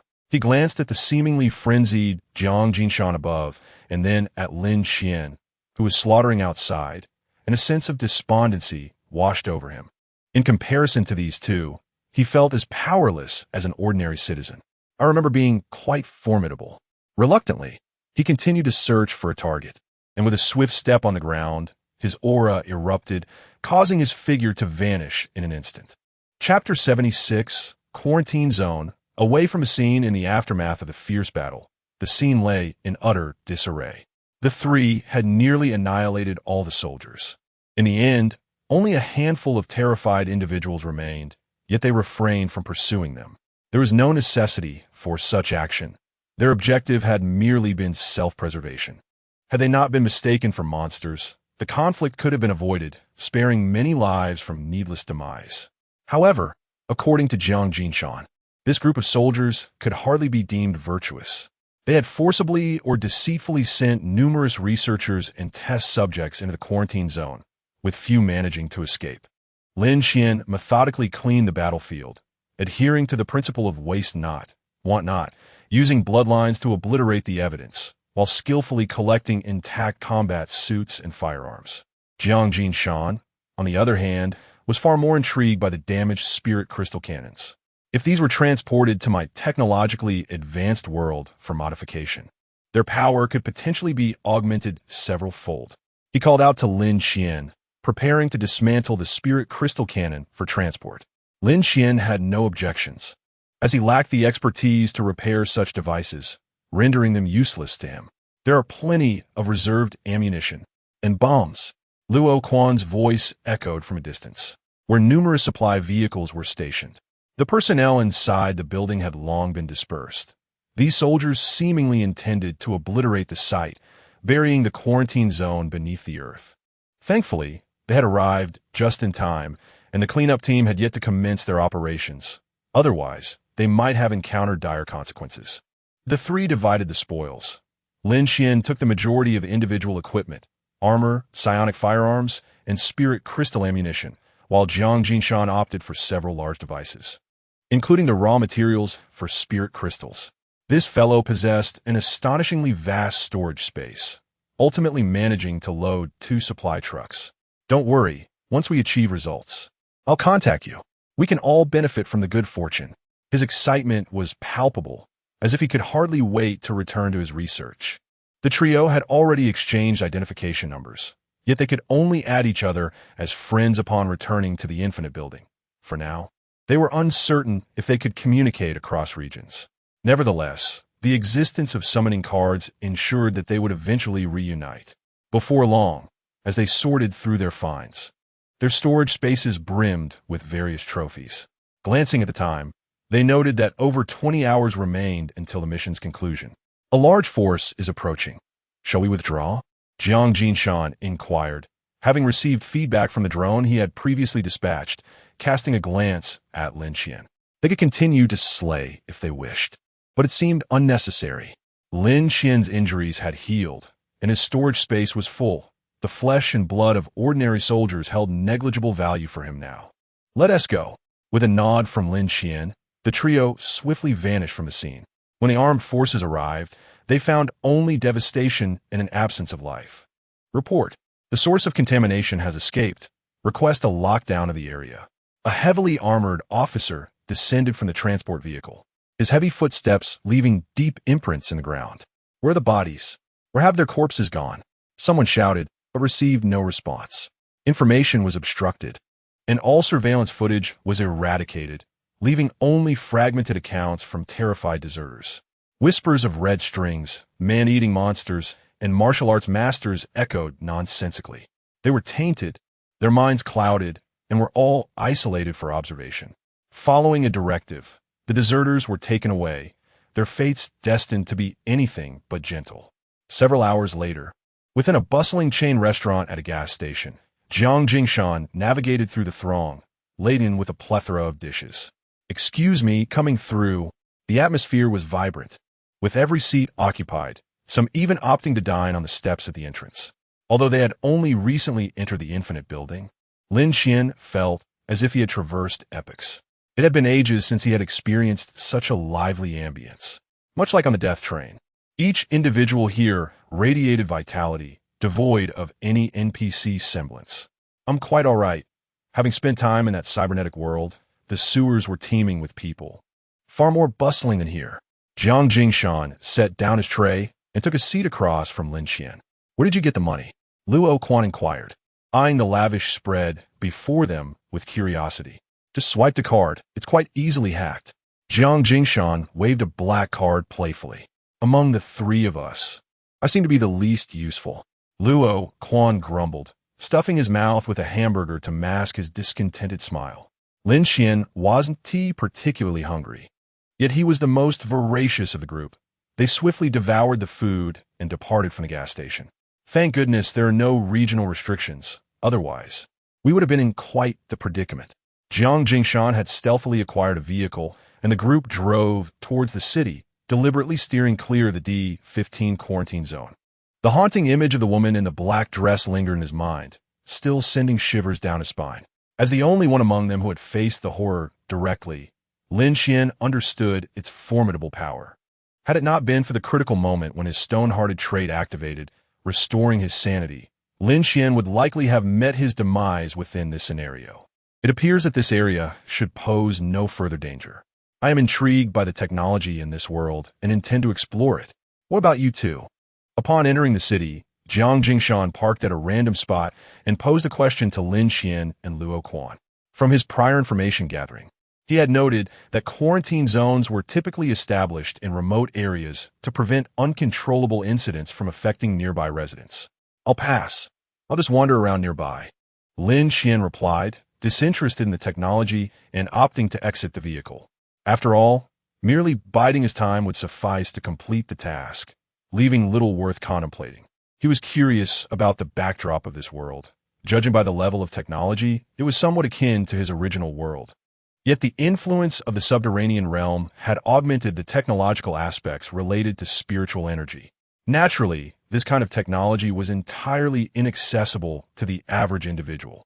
From a news information extracted from Jiang Jingshan, it appears that the affairs of the underground world have been effectively concealed by the official organizations of this realm, and there seems to be no significant incidents of chaos occurring.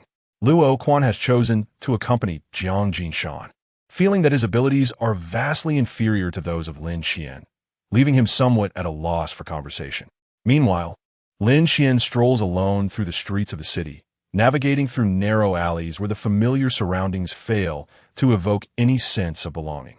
This area seems to be a slum, with deplorable hygiene conditions. The surrounding buildings are dilapidated, and the alley is permeated by an unrelenting stench. Suddenly, a piercing scream echoes from a distance. Lin Qian furrows his brow and glances in the direction of the sound. At the corner of the alley, a figure clad in a hooded sweatshirt emerges in a state of panic, glancing around frantically before, to Lin Qian's surprise, choosing to run towards him. Chapter 77. Isolation Zone. Homicide. Lin Qian detected a pungent scent of blood and, upon observing the man's cuff, noticed a concealed knife hidden within. The hooded figure ran with his head down, seemingly anxious to avoid drawing attention, occasionally stretching his shoulders as if to feign a workout. Just as he brushed past Lin Qian, a hand suddenly landed on his shoulder with a sharp clap. "Are you seeking death?" Startled, the man reacted instinctively, drawing the knife and thrusting it towards Lin Qian's abdomen. Lin Qian, somewhat exasperated, had never anticipated that someone would resort to such a weapon against him. He suspected that, given his current physical condition, even if he stood still and allowed the man to stab him, his life would not be in jeopardy. A crisp sound echoed through the alley, reverberating repeatedly. Lin Qian remained unfazed and, just before the knife descended, swiftly retaliated with a resounding slap that sent the hooded man staggering, ultimately losing his balance and collapsing onto the ground. As the haze of unconsciousness lifted, the hooded man raised his head, his eyes now clearer. Lin Qian crouched down, grasping the man's cheek, scrutinizing the bloodshot eyes, his brow furrowing gradually.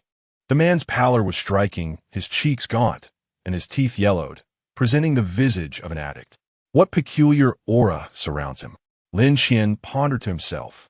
Before he could voice his inquiries, the hooded man suddenly broke down. "I was wrong. I was wrong. I didn't mean to." He clutched at Lin Qian's pant leg in desperation. "I have no courage to kill. It must be his merchandise. The goods he gave me were defective. I truly don't know what transpired. I was high, and when I opened my eyes, she was dead. Please, don't send me away. I have a daughter. I have a daughter." In a flurry, he began searching his person, as if grasping for a final lifeline. However, Lin Qian remained indifferent to the man's plight. His curiosity lay in understanding what could infuse an ordinary individual with such a bizarre presence. This man's act of murder was likely influenced by some malevolent force. Another case of human transmission? Lin Qian recalled the letter from CM Min during the blood-tinged incident at the campus. Though the substance this man had been exposed to was not as lethal as ghostly blood, it had the potential to spread directly within the city. Can you locate the supplier? Lin Qian interrupted the hooded man's pleas with a direct inquiry, eager to delve deeper. Yes, I can, the hooded man exclaimed, rising with excitement and responding without a moment's hesitation. That guy has been conducting business on Bar Street at night. If we stake out in advance, we will surely catch him. He then leaned closer to Lin Qian, whispering, "Does this count as good behavior? Can I get a reduced sentence?" It appeared that the man had mistaken Lin Qian for a police officer. Less chatter. Lead the way, Lin Qian retorted, disinterested in explanations. He kicked the hooded man lightly, prompting him to fall silent and proceed ahead. As night fell, Bar Street came alive with vibrant lights and an air of revelry, the atmosphere thick with glamour and extravagance. However, due to the city's relatively underdeveloped economy, it lacks a certain opulence, instead exuding a palpable sense of grittiness. The neon lights flicker as lively figures brush past one another. Lin Qian once again rebuffed several advances, frowning as he glanced at the hooded man. Where is he? He had been waiting for quite some time. Here he comes. There he is. The hooded man suddenly became animated, pointing towards a young man clad in a loose-fitting t-shirt. This young man, dressed in a trendy fashion, even wore sunglasses at night and appeared quite familiar with the crowd, greeting others as he walked. I obtained my goods from him. Wait, what are you doing? Seeing Lin Qian stride forward, the hooded man hurriedly grabbed him. There are too many people here, and many of them know him. Without evidence, it will be difficult to take him away. Lin Qian looked at him with a bemused expression. Does he really think he is a police officer? Get lost. With a dismissive wave, Lin Qian marched resolutely towards the young man. He did not require any evidence to conduct his affairs. Hiss, who are you? Noticing Lin Qian blocking his path with an expressionless face, the young man pushed down his sunglasses, racking his brain, but failing to remember who this person was. I need to ask you something. Lin Qian got straight to the point. Who gave you that lethal drug? The young man's confusion turned to alarm upon hearing this. What are you talking about? I don't understand. As he spoke, he attempted to flee. Lin Qian wasted no time and swiftly moved in to intercept him. Crack! With a scream, the young man collapsed as his knee was struck, buckling beneath him. Gasps arose from the crowd, and those who recognized the young man rushed forward to intervene. Hey, why are you hitting him? Suddenly, the crowd fell into a deathly silence. Lin Qian did not turn around, but instead drew his gun, aiming it at the speaker. I must say, this tool is far more effective than reasoning. Come, let us find a place to discuss this further. With one hand gripping the gun and the other grasping the young man's collar, Lin Qian dragged him down the alley as if he were a lifeless dog. Big brother, I have money. The young man, drenched in cold sweat from pain, repeatedly pleaded with Lin Qian for mercy. Please, let me go. Yet, no matter how fervently he begged, Lin Qian remained unmoved. As they entered the dim alley, Lin Qian carelessly tossed the young man against the wall. Show me the goods. His voice was cold. What goods, big brother? The young man continued to feign ignorance. Slap. Lin Qian once again resorted to physical persuasion, delivering a powerful slap. Enough of this charade. With half of his face swollen and several teeth knocked out, the young man, blood streaming from his mouth, incomprehensibly handed Lin Qian a vial. Lin Qian twisted open the vial, pouring out the dark red pills inside, his nostrils flaring as he detected the strange components within. Not much, but enough to affect an ordinary person. Crushing the pills, faint traces of blood began to surface. The flesh and blood infused with the essence of an otherworldly creature reminiscent of ghostly blood. After a personal tasting, Lin Qian reached a conclusion. Who provided this to you? He inquired of the youth. The great cauldron. I truly cannot divulge. It could cost me my life. The young man knelt in supplication, tears streaming down his face. Lin Qian drew his pistol, aiming it at the center of his forehead. Speak. I will speak. A sigh escaped Lin Qian's lips. He felt a sense of weariness. Dealing with these indigenous people was exceedingly exhausting. The constant need for intimidation was draining. Look at the survivors. They were far more reasonable. A mere display of strength, and they would comply, answering every question without hesitation. The government? With the answer in hand, Lin Qian found himself even more perplexed. The government is involved in such matters? He frowned at the youth. You cannot possibly be deceiving me, can you? The young man anxiously rubbed his hands together, pleading for mercy. The Great Cauldron. I am not lying. The one who supplied me is indeed affiliated with the government. I was released early, and the condition was this. Through my channels, I must promote this remedy. The more, the better. Chapter 78. Return, Blood Mist Ding. Survival task completed. You may return at any time. Rewards obtained. Blood Mist Ability Crystal. Rewards. Free attribute points X8. Storage space upgrade card X1. Inside the office, chaos reigned.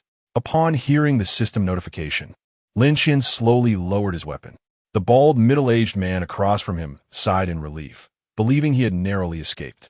However, in the next instant, a crimson light pierced through his line of sight. With a soft thud, Lin Qian, having completed his mission, felt no inclination to remain in this world to investigate the identity of those wishing to disseminate the bizarre. After all, opportunities to revisit would inevitably arise. As he retracted the bloodline, Lin Qian gazed down at the middle-aged man's lifeless body, devoid of any desire to absorb it. The foul stench of decay and maggots lingered, a testament to their utter disregard for morality in pursuit of profit. The shrill sound of alarms echoed. The commotion it stirred could no longer be concealed. Return, Lin Qian spoke calmly, and in the next moment he vanished from sight. This was his first survival task that he did not exceed. Nonetheless, the rewards remained exceptionally generous, coupled with 2 days' worth of regulator salary. Lin Qian now possessed a total of 10 free attribute points. Without hesitation, he allocated all 10 points to his mental attribute. This time, he truly grasped the significance of the Stoneheart trait. According to the bald creature from room 777, a higher mental attribute amplified the efficacy of the Stoneheart characteristic. Lin Qian had previously contemplated saving his free attribute points for a critical moment, considering that the difficulty of the dungeon would likely fluctuate based on one's attributes. Perhaps withholding points could manipulate the detection system of the dungeon. However, after the incident with the woman in the black dress, Lin Qian altered his perspective. When genuine danger approached, there would be no time to allocate points. Every second's decision could dictate life or death. Moreover, he could not rely solely on chance.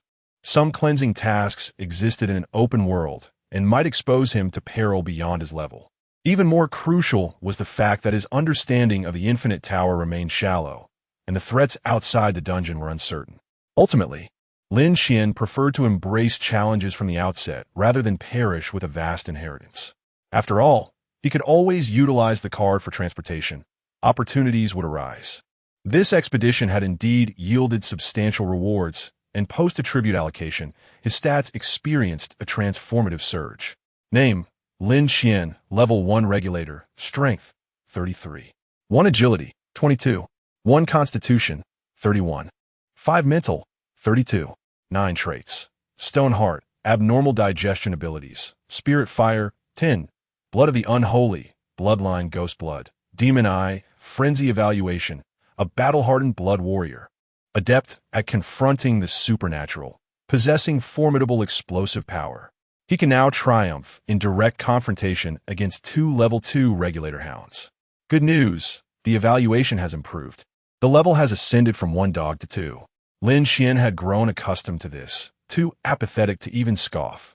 After the power and physique surpassed 30 points, the benefits derived from flesh and blood began to decline sharply.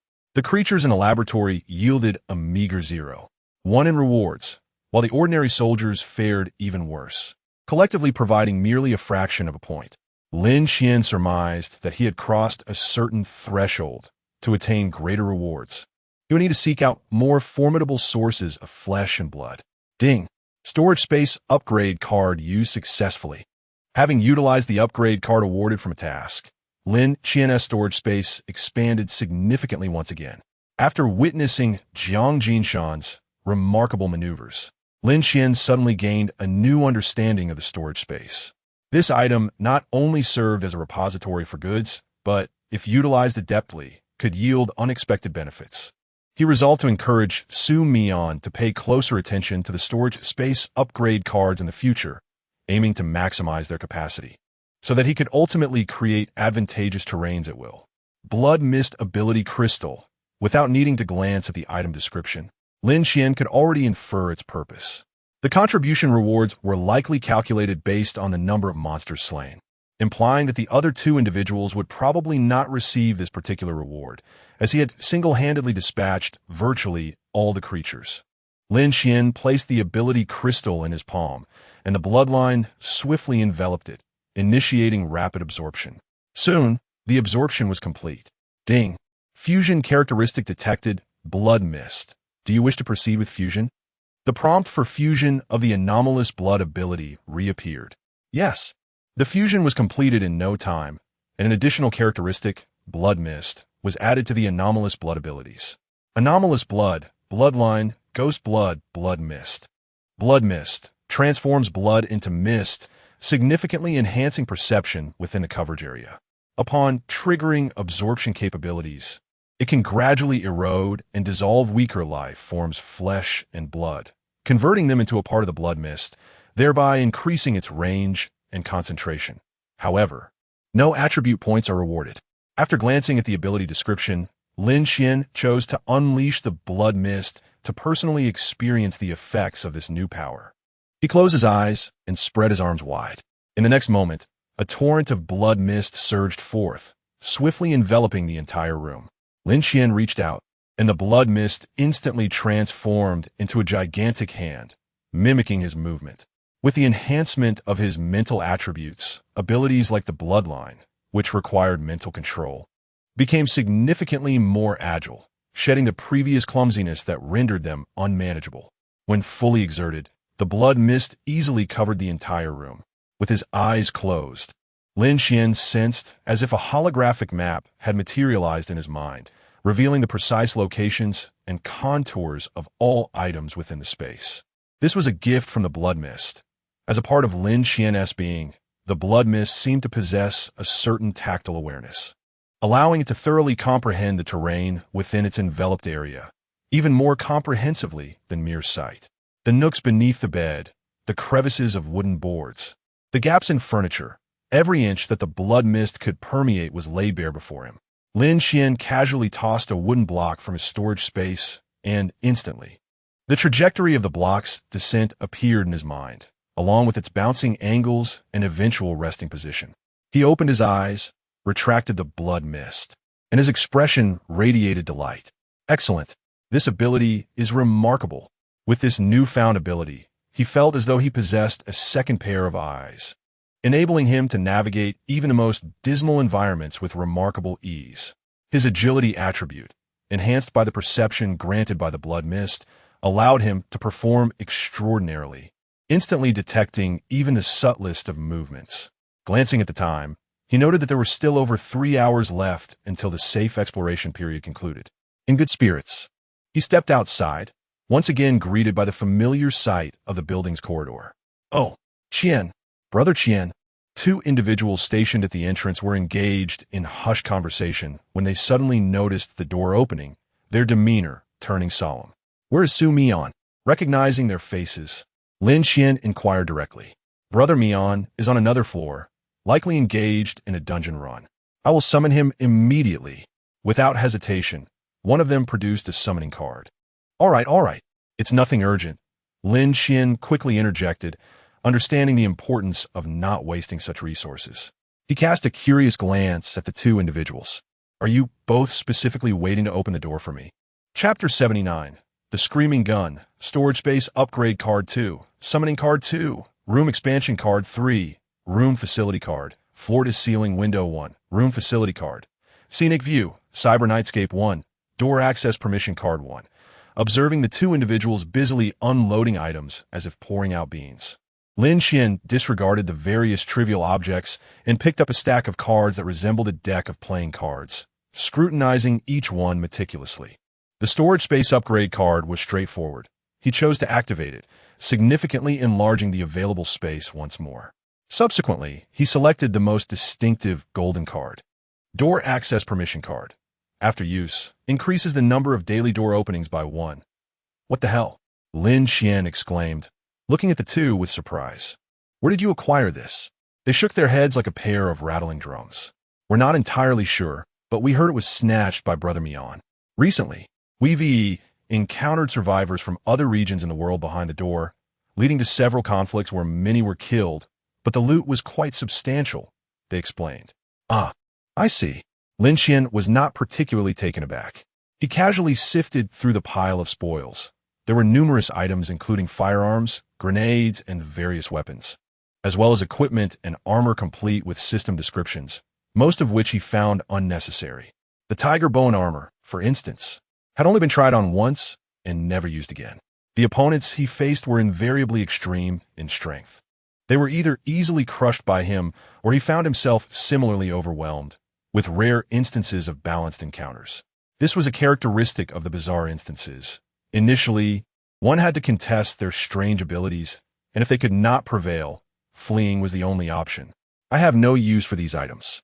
Let Su Mian handle the distribution, Lin Qian decided, opting to take the cards and food, showing little interest in the rest.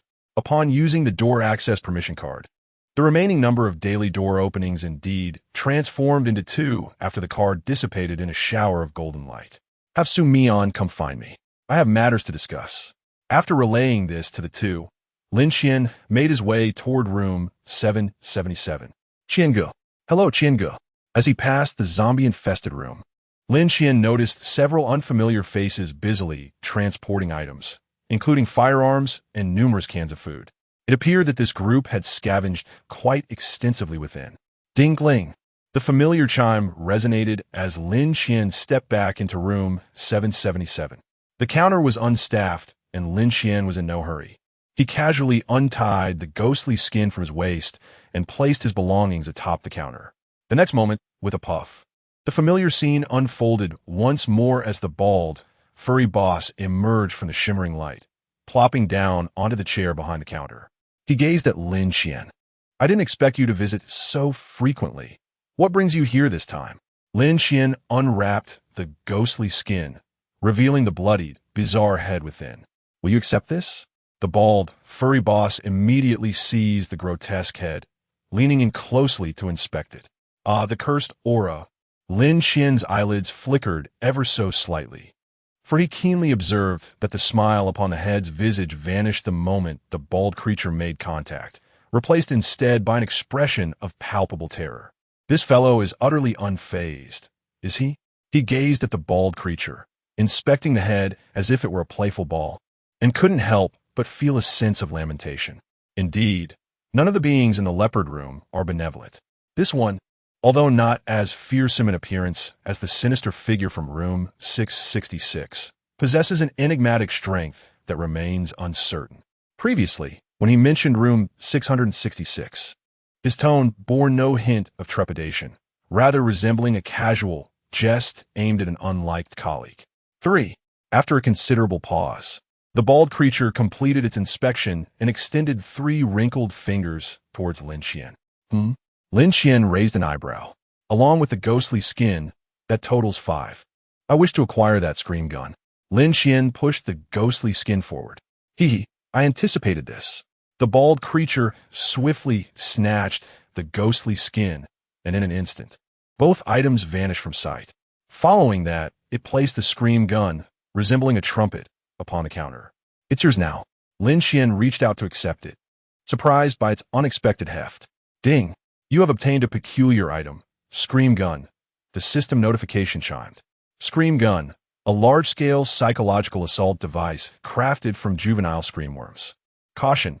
It does not distinguish between friend and foe, and requires a significant recovery period for the screamworms after each use. This item cannot be stored in your inventory. As anticipated, this item too could not be stored in his inventory. Lin Qian paid it no mind, casually fastening the scream gun to his waist, filled with the satisfaction of having purchased something he had long coveted. Are there any new items? He inquired nonchalantly. None at the moment, but more will be available soon. The bald creature chuckled, rubbing its hands together like a cunning merchant.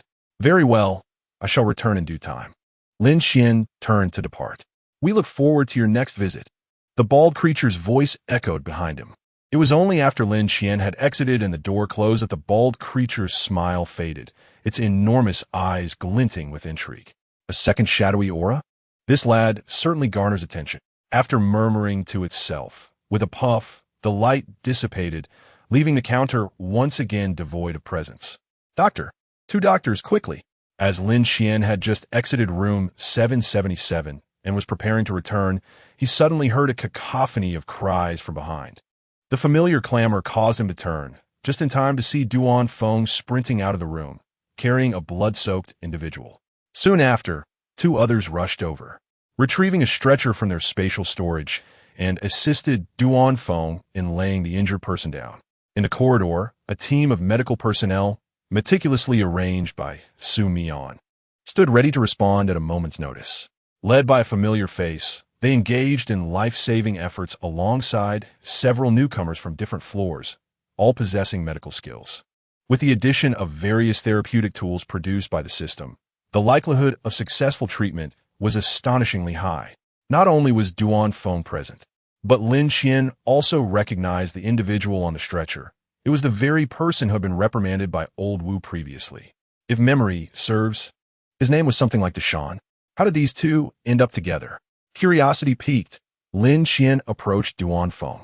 Just then, the door swung open once more, revealing a robust man wearing a straw hat and wielding a fishing spear. He was similarly drenched in blood, yet appeared unruffled with a large, fiery red beast hide draped across his shoulders. Lin Qian squinted in recognition. Ah, ISNT, that Old Wu. When did he don such a fisherman's outfit? It suits him remarkably well. How is he faring?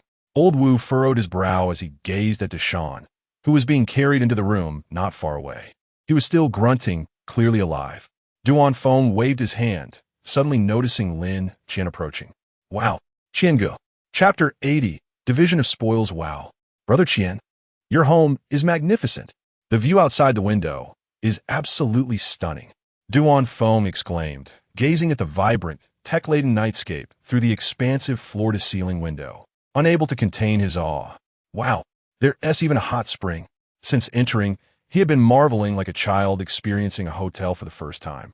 After using 2 expansion cards, the room-S area had reached an impressive 100 square meters. With a mere thought, the scenery outside transformed, reverting to a blank white expanse. The decorative scenery card functioned like a wallpaper for the window, allowing for effortless switching. Demon beasts? Lin Qian and Old Wu were seated at the dining table, the door ajar as meals were occasionally delivered from outside. The two engaged in conversation about the new dungeon that Old Wu had encountered in recent days. Indeed, and it's a type of quest I have never encountered before, a hunting mission.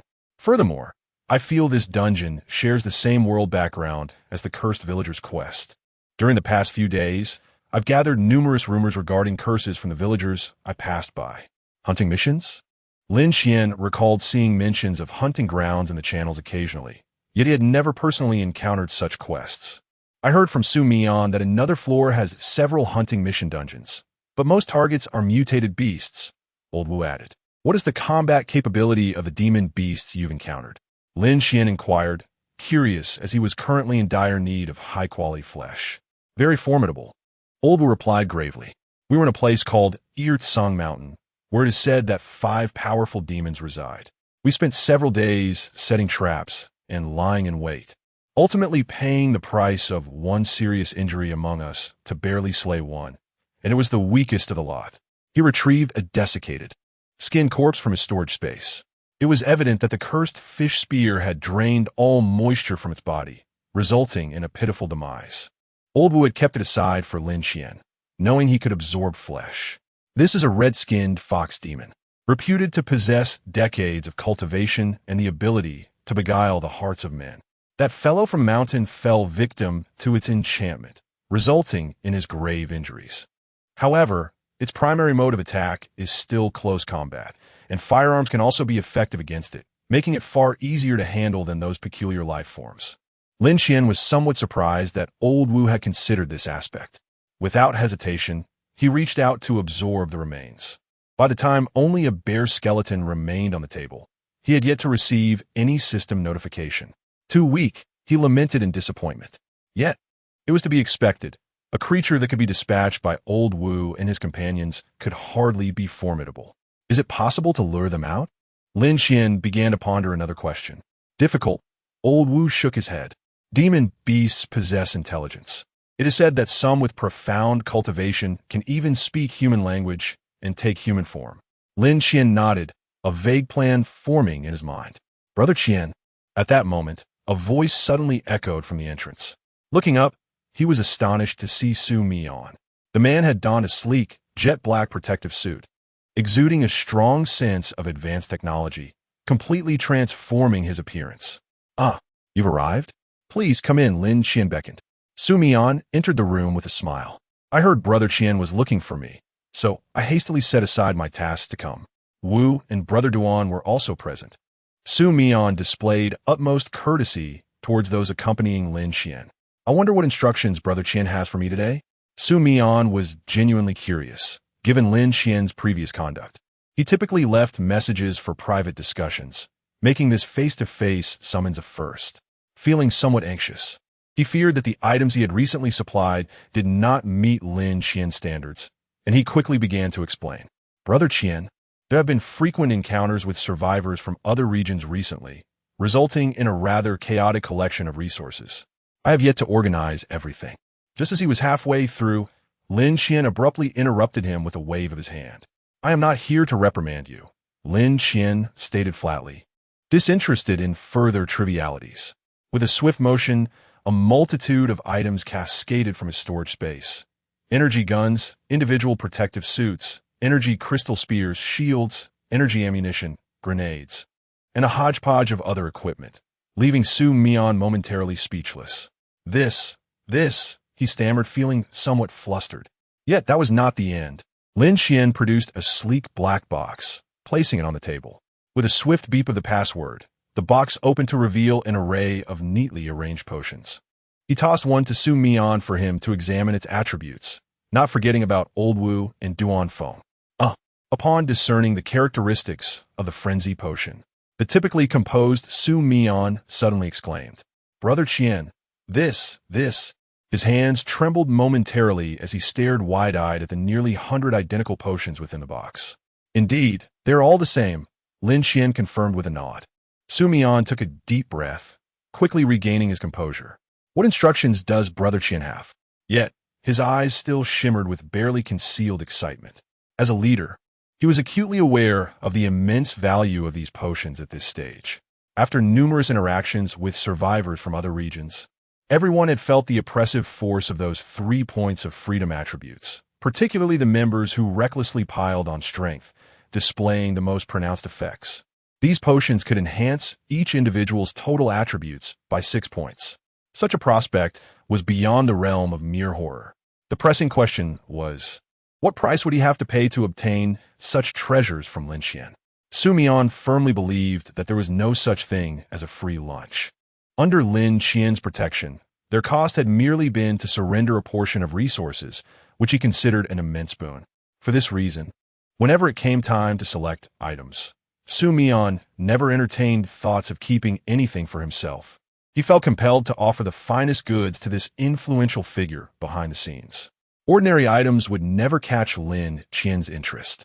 He could hardly fathom what further contributions he could make to Lin Qian at this point. There's no instruction. Just take it and share it with others. Lin Qian's words left Su Mian momentarily stunned. No instructions, just a freebie? It felt somewhat surreal. Lin Qian noticed that Su Mian's gaze was fixated on the laughing potion, seemingly oblivious to the pile of items on the ground, and gently reminded him, by the way, those guns and weapons possess supernatural attributes. I reckon you might find them useful, so take a few extra. The power of the psychic guns was rather trivial for someone of Lin Qian's caliber, but they would likely hold some utility for Su Mian and his companions. Old Wu, standing nearby, was equally taken aback. He never anticipated that Lin Qian, after merely 3 days of absence, would return with such a bounty. Did you empty the dungeon? Chapter 81. The evolution of the cleaner Su Mian departed from the room, laden with an array of bestowed items. As he gently closed the door behind him, tears welled in his eyes. "Boss, what did Brother Qian say?" The two younger brothers at the entrance felt a tinge of anxiety, for it was rare for Lin Qian to summon Su Mian directly. Su Mian glanced at the two sturdy men and suddenly felt that their imposing presence did not befit the reverence he held for Lin Qian. "You two need tea come tomorrow. You'll accompany them on the dungeon run." Upon hearing this disheartening news, the pair felt as if struck by lightning. "What's wrong? Mianga, does Brother Qian have an issue with us?" Cold sweat beaded on their foreheads as they frantically recalled every interaction with Lin Qian, immediately plunging into self-reflection. "I told you not to be so casual. The boss shows utmost respect to Brother Qian, so why are you acting like a fool?"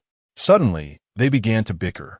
Their intense reaction was understandable, as this assignment was indeed a rare privilege, not merely for the substantial resources they would receive without labor, but for the opportunity to become familiar to Lin Qian. "Stop speculating." Brother Qian said nothing. Su Mian continued, "I simply think you two are too unsightly, and I fear it may affect Brother Qian's mood."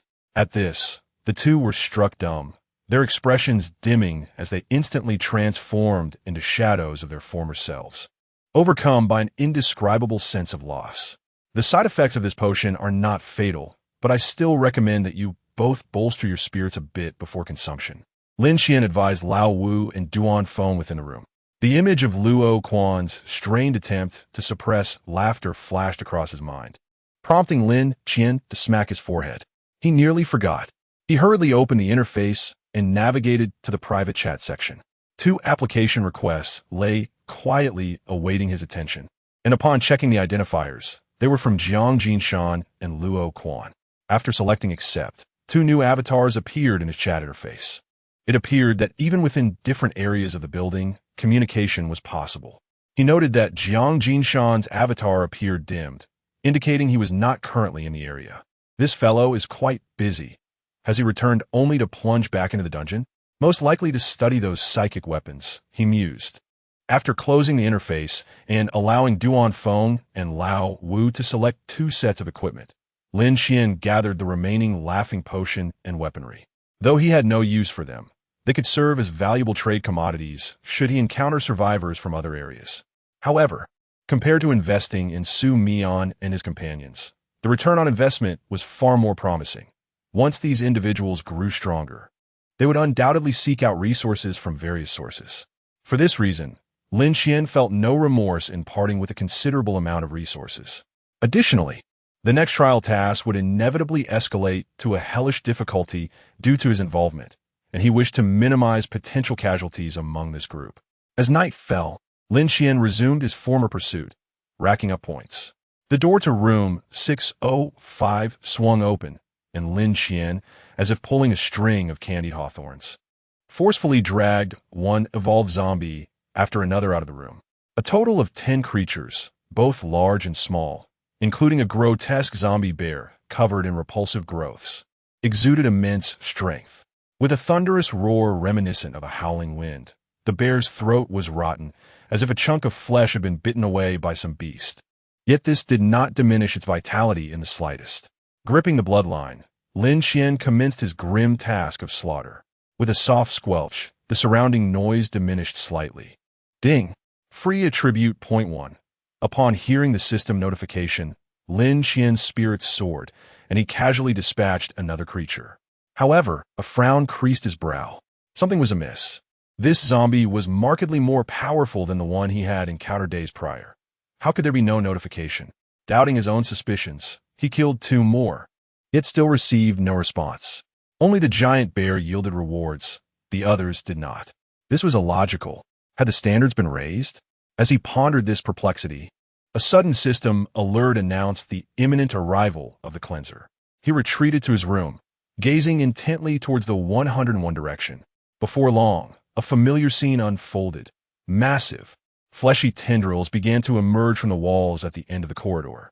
Soon, the true form of the cleanser coalesced, still bearing the recognizable tentacles and a maw full of jagged teeth, but eyes? Observing the enormous eye, akin to the size of a basin, Lin Qian furrowed his brow. It hadn't T-possessed eyes last time. Moreover, it seemed to have fewer tentacles than before, yet they appeared more robust. Was this not the same one? Just as Lin Qian grappled with his confusion, the cleanser's massive form surged forward with alarming speed, whooshing past in the blink of an eye. Like a train of flesh and blood, its velocity surpassed that of its previous incarnation. Lin Qian evaded skillfully, clearly witnessing the gruesome sight of evolved zombies being obliterated in an instant. Exiting his room, he observed the cleanser vanish into the distance. It must be the same entity. Lin Qian began to piece together the underlying issue. The cleanser, too, was capable of evolving through consumption. The last time he had received a reward among ordinary evolved zombies was merely because that particular zombie had coincidentally exceeded the cleanser's threshold for slaughter. The current cleanser was evidently far more formidable, and the threshold had risen proportionately. It seemed that the challenge of farming points would only intensify in the future. With a sigh, Lin Qian reflected on his previous fantasies of luring hordes of zombies for mass harvesting, dreaming of divine ascendance overnight, sweeping through various instances. Little did he anticipate that the system's loophole would be promptly followed by continuous patches of evolution, shattering his dreams to pieces. Thus, if he wished to continue farming points, his growth rate would need to surpass that of the cleanser's evolutionary pace. What disheartening news! Gazing at the now pristine corridor, Lin Qian stomped vehemently on a few dirty footprints, akin to a student seeking petty revenge during their duty shifts. Having vented his frustrations, Lin Qian prepared to return to his room for rest. He had not closed his eyes during the 3 days in the instance, but fortunately his mental points were sufficient, and he did not feel overly fatigued. Yet, one must inevitably rest. As Lin Qian arrived at the doorstep of his home, he was preparing to unlock the door when a sudden chill crept over the nape of his neck. Hiss! An unmistakable sound reached his ears. It was Brother Snake. Initially startled, Lin Qian soon relaxed upon recognizing the familiar flickering tongue. He swiftly turned around, and indeed, a colossal, pitch-black serpent's head loomed before him. It had been quite a while. Gazing at this once-dreaded creature, which had nearly instilled in him a fear that kept him indoors for days, Lin Qian inexplicably felt a sense of warmth. He recalled how Brother Snake had gallantly intervened to save him from the pighead man, allowing him to seize that cursed butcher's knife. It was thanks to that very weapon that he had survived and triumphed in the eerie Blood Campus dungeon. Without a doubt, Brother Snake held a significant place in Lin Qian's heart, especially considering the kindness he had extended to him. However, gratitude aside, as the serpent's head inched closer, its dark tongue nearly brushing against Lin Qian's cheek, a potent bitterness invaded his nostrils. Lin Qian's body tensed, his back pressed firmly against the door as he endeavored to evade the encroaching serpent's head, beads of sweat gradually forming on his forehead. Brother Snake? Chapter 82. The new map, Song Mountain. In the stillness, a man and a serpent remained locked in a silent standoff for what felt like an eternity. At last, the serpent turned to leave. It seemed to possess words unspoken, yet was unable to voice them, merely flicking its tongue incessantly. Lin Qian, feeling a wave of relief wash over him, wiped the sweat from his brow and discreetly tucked away the teleportation card in his hand. Moments earlier, he had feared the serpent might attack him, even preparing to flee. Faced with this enigmatic colleague, Lin Qian was acutely aware of his own limitations, recognizing that he was far from being a match for the serpent. As the familiar rustling sound filled the air, Lin Qian turned his gaze toward the serpent's slowly retreating figure, pondering what could have disturbed this creature today. Suddenly, a scene before him widened his eyes in astonishment. The serpent's imposing silhouette began to sink gradually into the darkness, as though stepping into a mire, until it vanished entirely. This bizarre spectacle evoked a sense of familiarity within Lin Qian. The woman in the black dress. He abruptly recalled the terrifying figure from the quarantine zone, whose entrance mirrored this very moment, emerging from the darkness. One was an emergence, the other an entrance. Linking the serpent's unexpected appearance with his own, Lin Qian felt a stirring in his heart. Could the serpent and the woman in black be connected in some manner? Wait. A sudden realization struck him. If that were the case, it would imply that the serpent could sense the aura the woman in black had left on him Did this also mean that the woman could feel the serpent's presence? Contemplating this notion, Lin Qian experienced an epiphany. This could explain the appearance of a boss-level monster within a low-tier dungeon. Recalling the door on the woman's face, a shiver ran down his spine. It was too terrifying, however. Why would the monsters in the dungeon be connected to the serpent? With a hypothesis in mind, a multitude of questions emerged. Could it be that the serpent originally belonged to that world? How then did it become a regulator? Lin Qian found himself at a loss, opting to set aside these thoughts for the moment. The information he possessed was still far too scant. The enigma of the infinite building had only revealed the tip of the iceberg. To make a more accurate judgment, he would require further insight. If only there were a means to communicate with the serpent. Perhaps, when his strength has grown, he could return to the D-15 quarantine zone to seek the woman in black, possibly yielding unexpected discoveries. With a plan forming in his mind, Lin Qian decided to temporarily set this matter aside.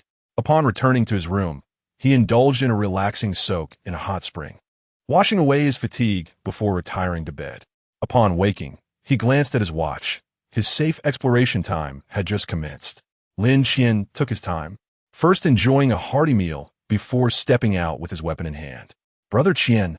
As he opened the door, Lin Qian was startled. Flanking either side of the entrance stood four uniformed guards, their expressions grave, clad in pristine white gloves, and their attire impeccably detailed. What kind of formation was this? He felt a bit overwhelmed and quickly sent a message to Su Mian, instructing him not to arrange for anyone to stand by his door any longer. Presently, he had 2 opportunities to open the door each day and could also stop passers-by at any moment to assist him, which was more than sufficient. Upon reaching the door of room 792, he found someone had been waiting for quite some time. Brother Qian. Duan Feng was the first to spot Lin Qian, waving cheerfully. Lao Wu nodded in acknowledgement, while the figure beside him, Deshan, appeared somewhat puzzled, unable to comprehend why everyone seemed to fear Lin Qian so deeply. Having spent considerable time with Lao Wu, he had frequently heard rumors regarding Lin Qian's formidable prowess, reputed to be quite powerful. Powerful? How powerful could he possibly be? No matter how strong he is, can he surpass Wu Ge? Were Lao Wu to hear his unspoken thoughts, he would undoubtedly be moved to tears. Brother, you truly hold me in high regard, comparing me to Lin Qian. However, Deshan, a firm believer in seeing is believing, acknowledged that Lin Qian's current status must be backed by some skill, yet he could not fathom that this slender young man could possess extraordinary strength. He leaned more towards valuing physical might over technological prowess. This belief also explained why he admired Lao Wu, having been bested by Su Mian's group, yet remained in awe of Lao Wu's capabilities. He speculated that Lin Qian must rely on external forces to achieve his strength. All better so soon. After greeting Duan Feng and Lao Wu, Lin Qian began to scrutinize Deshan. The latter appeared radiant and full of vigor, a stark contrast to his dismal state from the previous day. Hey, looking fit, I see, Deshan boasted, lifting his arm and rolling up his sleeve to showcase his muscles, flashing a set of perfectly white teeth. Lao Wu could only shake his head in bemusement, but refrained from offering any reminders, knowing Lin Qian was not one to demand reverence from everyone. Duan Feng took the initiative to open the door, bowing slightly and extending his hand in a courteous gesture. Brother Qian, please, after you. Lin Qian stepped in first, followed closely by the others. As they entered this new realm, their vision swiftly transformed. A veil of gloom swept over them, accompanied by the melodious chirping of birds. They found themselves in a dilapidated ancient temple nestled within a mountainous forest, where fallen leaves carpeted the ground, walls crumbled, and only a headless stone statue marred by cracks remained atop the offering altar, as if on the verge of collapse. Stepping outside the temple, the vista opened up. The mountain mist lingered, sunlight filtering through the clouds, casting a warm glow upon the lush greenery. Lin Qian closed his eyes and took a deep breath, feeling that each recent dungeon he had entered was more oppressive than the last, far removed from the refreshing ambience of this place. Let us take a moment to relax, as if we were on vacation. Instead of opting for the high-intensity thrill of opening blind boxes, he chose to explore the dungeon Lao Wu had opened. arriving with a mindset for leisure. Feel free to go about your business. Don't mind me. Lin Qian gestured to the others. All right, we'll get to work then. Lao Wu nodded.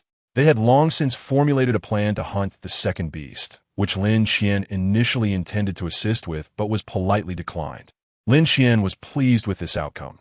With Lao Wu's notable enhancements and the formidable cursed fish spear at his disposal, he could handle most adversaries without encountering insurmountable challenges. After parting ways with Old Wu and the others, Lin Qian leisurely wandered in a random direction. As he strolled past a coniferous forest, he casually plucked some wild fruits and took a bite. Ugh! The sourness assaulted his palate like a mask of agony, prompting him to kick the fruit tree in frustration, shattering its trunk as thick as a bowl, causing the tree to crash down with a resounding thud.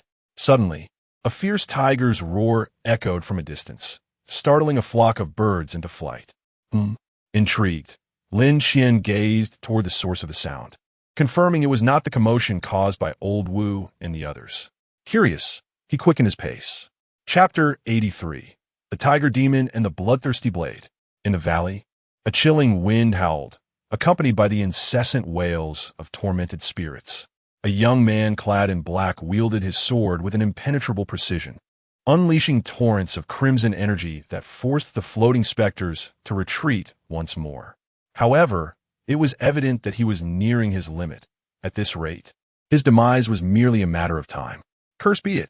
Li Qian stood resolutely with his blade, gritting his teeth as he fixed his gaze upon the enormous, ebony-furred tiger demon in the distance. He recognized that he had fallen into a trap. This tiger demon was not merely a creature of a few decades of cultivation. It was a terrifying beast with over a century of formidable prowess. Against such a formidable foe, not only Li Qian, but even the entirety of Qinghe County's officers would be akin to lambs led to slaughter. This creature not only possessed immense strength, but also commanded a legion of over 100 vengeful spirits, each one a ghastly specter capable of instilling fear in the bravest of hearts. These vile beasts, he cursed bitterly, to eliminate me. They have spun such a web of deceit. If I, Li Qian, can survive this ordeal, I vow to eradicate every last one of you. His eyes burned with crimson fury as he roared and swung his long blade once more, but the crimson energy was visibly waning. He was on the brink of exhaustion. From a distance, the black-furred tiger demon suddenly stirred, leaping down from a boulder. With an unsettling shake, it stood upright like a human. Its eyes were clouded, its fur matted and riddled with patches of decay, giving it a repugnant appearance. It had not savored fresh flesh in a long time. As it approached, it extended its scarlet tongue to lick the fur around its mouth, emanating a nauseating stench mingled with the scent of blood. Yet not a single insect dared to venture close. The overwhelming malevolence it exuded was sufficient to terrify most creatures. Thus, the valley appeared desolate and silent, littered with skeletal remains, devoid of any other signs of life. As the tiger demon advanced toward him, despair welled within Li Qian. He realized there was no escape. Even in death, I shall not grant you the satisfaction of consuming my flesh, you vile creature. In a sudden burst of crimson energy, he repelled the vengeful spirits once more, then reached for the gourd at his waist, crushing it with force. A rich aroma of liquor wafted through the air. Flame of the red fire. He drenched himself in the potent liquid, soaking his black attire, then extended a hand, concentrating the searing energy within his palm. He would rather endure the agony of being burned than allow his flesh to become the sustenance of a demon beast. The tiger demon, observing this, crouched low, preparing to pounce with lethal speed. Just then, a rustling sound echoed from above the valley, as if something was rapidly approaching. The tiger demon looked up, and in the next moment, a figure leaped forth, trailing a stream of crimson light as it descended rapidly toward it. Reinforcements.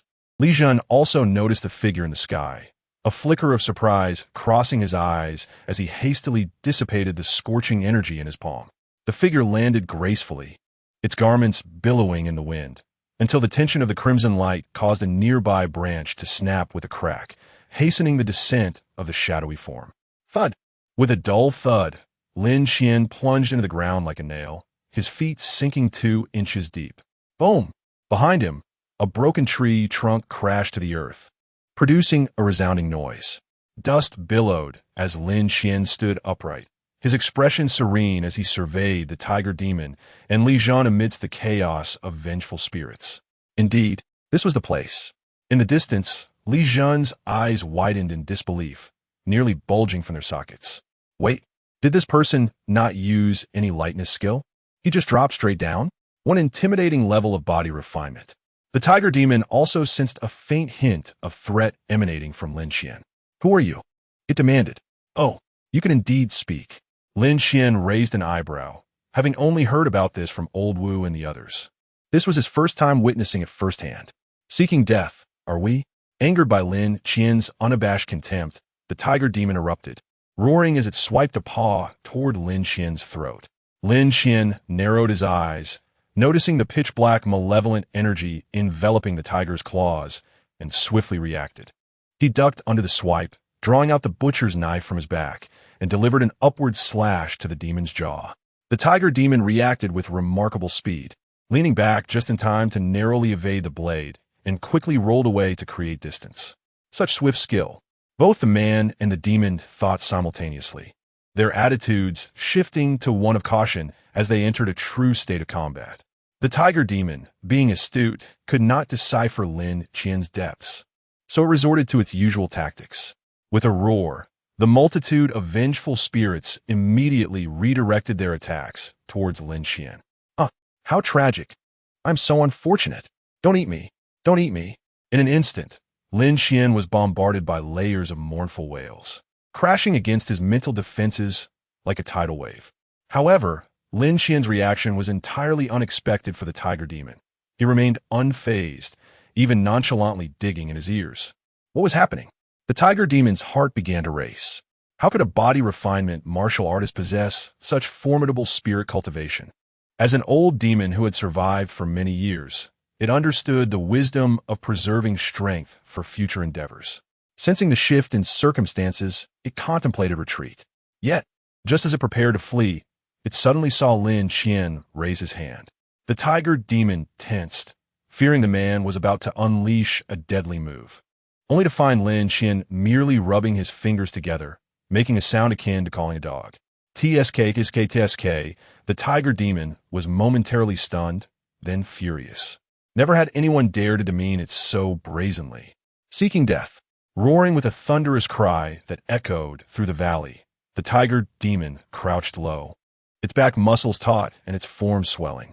It bared its yellowed teeth, heavy footsteps circling Lin Qian as it sought an opening to attack. Brother, I come to assist you. At that moment, Li Qian shouted from a distance, rushing forward with his blade raised. That won't be necessary. Lin Qian, while speaking, produced a pitch-black, trumpet-shaped peculiar firearm. The malevolent spirits, shrouded in ominous smoke, were exceedingly bothersome to behold, and since Lin Qian had yet to employ this screaming gun, he resolved to give it a try. With a reciprocal exchange in mind, he focused on the tiger demon, a sly grin spreading across his face as his finger pressed the trigger. The tiger demon felt a jolt of unease, a foreboding sensation washing over it. It was too late to evade. The trumpet's blocking plate of the screaming gun sprang open, and a worm devoid of eyes emerged, its mouth brimming with razor-sharp teeth, unleashing an utterly heart-rending shriek. Chapter 84. Descent. A piercing scream reverberated through the valley, causing the vengeful spirits hovering above to dissipate like mist before a tsunami. Li Qian sprinted halfway, gathering his scant vital energy for a surprise attack, only to be struck head-on by the sound waves. His eyes rolled back, and he collapsed to the ground. Lin Qian, too, was affected by the shrill cry of the creature, but merely experienced a fleeting dizziness. He shook his head vigorously and regained his composure.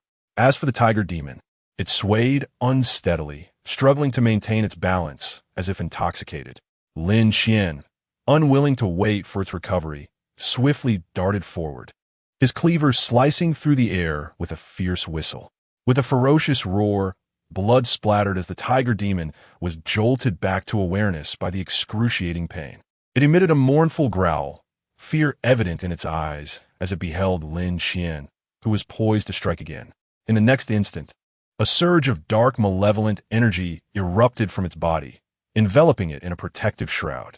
The cleaver cleaved through the dark energy, but encountered discernible resistance, its momentum waning, allowing the tiger demon to evade the blow. This human harbors great anomalies. I must flee. The tiger demon, thoroughly terrified, resolved to unleash all its power and escape. Ah, you wish to run?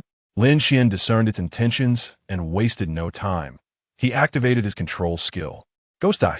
In an instant, a crimson flash illuminated the scene. The tiger demon felt its entire body seize, as if its blood had instantaneously frozen, halting its flow. What is this? Its white eyes widened in terror. The surrounding dark energy spiraling out of control and rapidly dissipating. With a cold snort, Lin Qian thrust his cleaver into the demon's chest.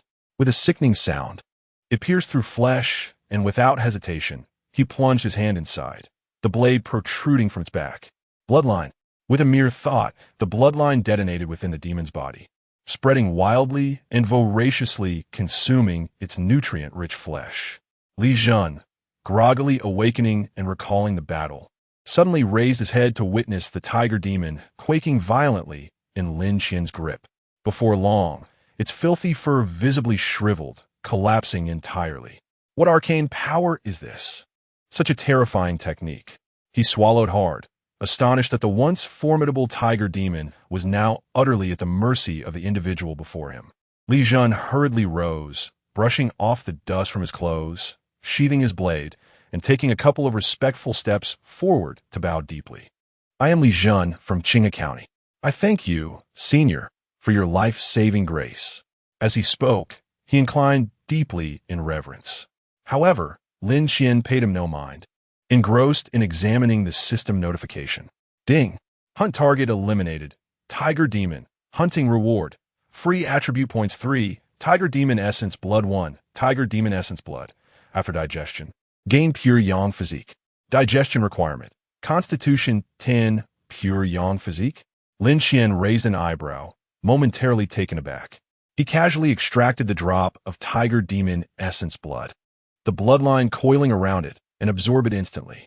Upon opening the panel, Lin Qian was surprised to find that the Pure Yang Physique was not listed under the trait section. Instead, it had unexpectedly been categorized under the abilities. Bloodline. Ghost Blood, Blood Mist, Pure Yang Blood. Pure Yang Blood possesses the ability to intimidate weaker malevolent entities. It merely added another buff, which was rather unremarkable. In contrast, the 3 additional attribute points brought a wider smile to Lin Qian's face. Coupled with the points and salary accrued from last night's encounter with the zombie giant bear, he now had 5 free attribute points at his disposal. Without hesitation, he allocated them all to the mental attribute. The panel underwent another update. Name: Lin Qian, Level 1 Regulator. Strength: 34 Agility, 22. 1 Constitution, 32 Mind, 37. 9 Traits: Stone Heart, Abnormal Digestion Abilities, Spirit Fire, 10. Bloodline: Ghost Blood, Blood Mist, Pure Yang Blood. Ghost Eye, Frenzy Evaluation. A battle-hardened warrior, exceptionally skilled in combating the supernatural, possessing formidable explosive power and control methods. He can now face off against 2 Level 2 Regulator Hounds and emerge victorious. In addition to his attribute points, his strength increased by 0. 9, and his constitution by 0. 5, primarily derived from absorbing the benefits of the tiger demon, with a minor contribution from the giant bear encountered last night. Lin Qian's assumptions were correct. He now required more advanced flesh and blood. What a splendid place this is. He surveyed his surroundings, feeling invigorated, only to notice Li Qian still bowing beside him. Oh, what are you doing? Li Qian rose with a serious expression, unfazed by Lin Qian's momentary distraction, and bowed deeply once more. All right. Lin Qian interrupted his expressions of gratitude. His involvement in this matter was primarily for the purpose of hunting and sustenance, though he harbored some additional intentions. I see you possess quite a few martial skills. Lin Qian scrutinized Li Qian, recognizing that this individual was formidable, likely on par with Luo Quan. From his previous observations, Lin Qian had nearly concluded that this world mirrored the martial realm experienced by Luo Quan. Although there were some distinctions, The red energy Li Qian had just employed was likely a form of the same energy. Realizing this, Lin Qian's interest was piqued, and he directly made a request. I'm a martial enthusiast, deeply intrigued by the myriad martial arts of the world. Do you possess any martial arts texts that you have practiced? Given the life-saving grace you've extended, is it too much to ask for a couple of skill books to peruse? Apologies, Senior.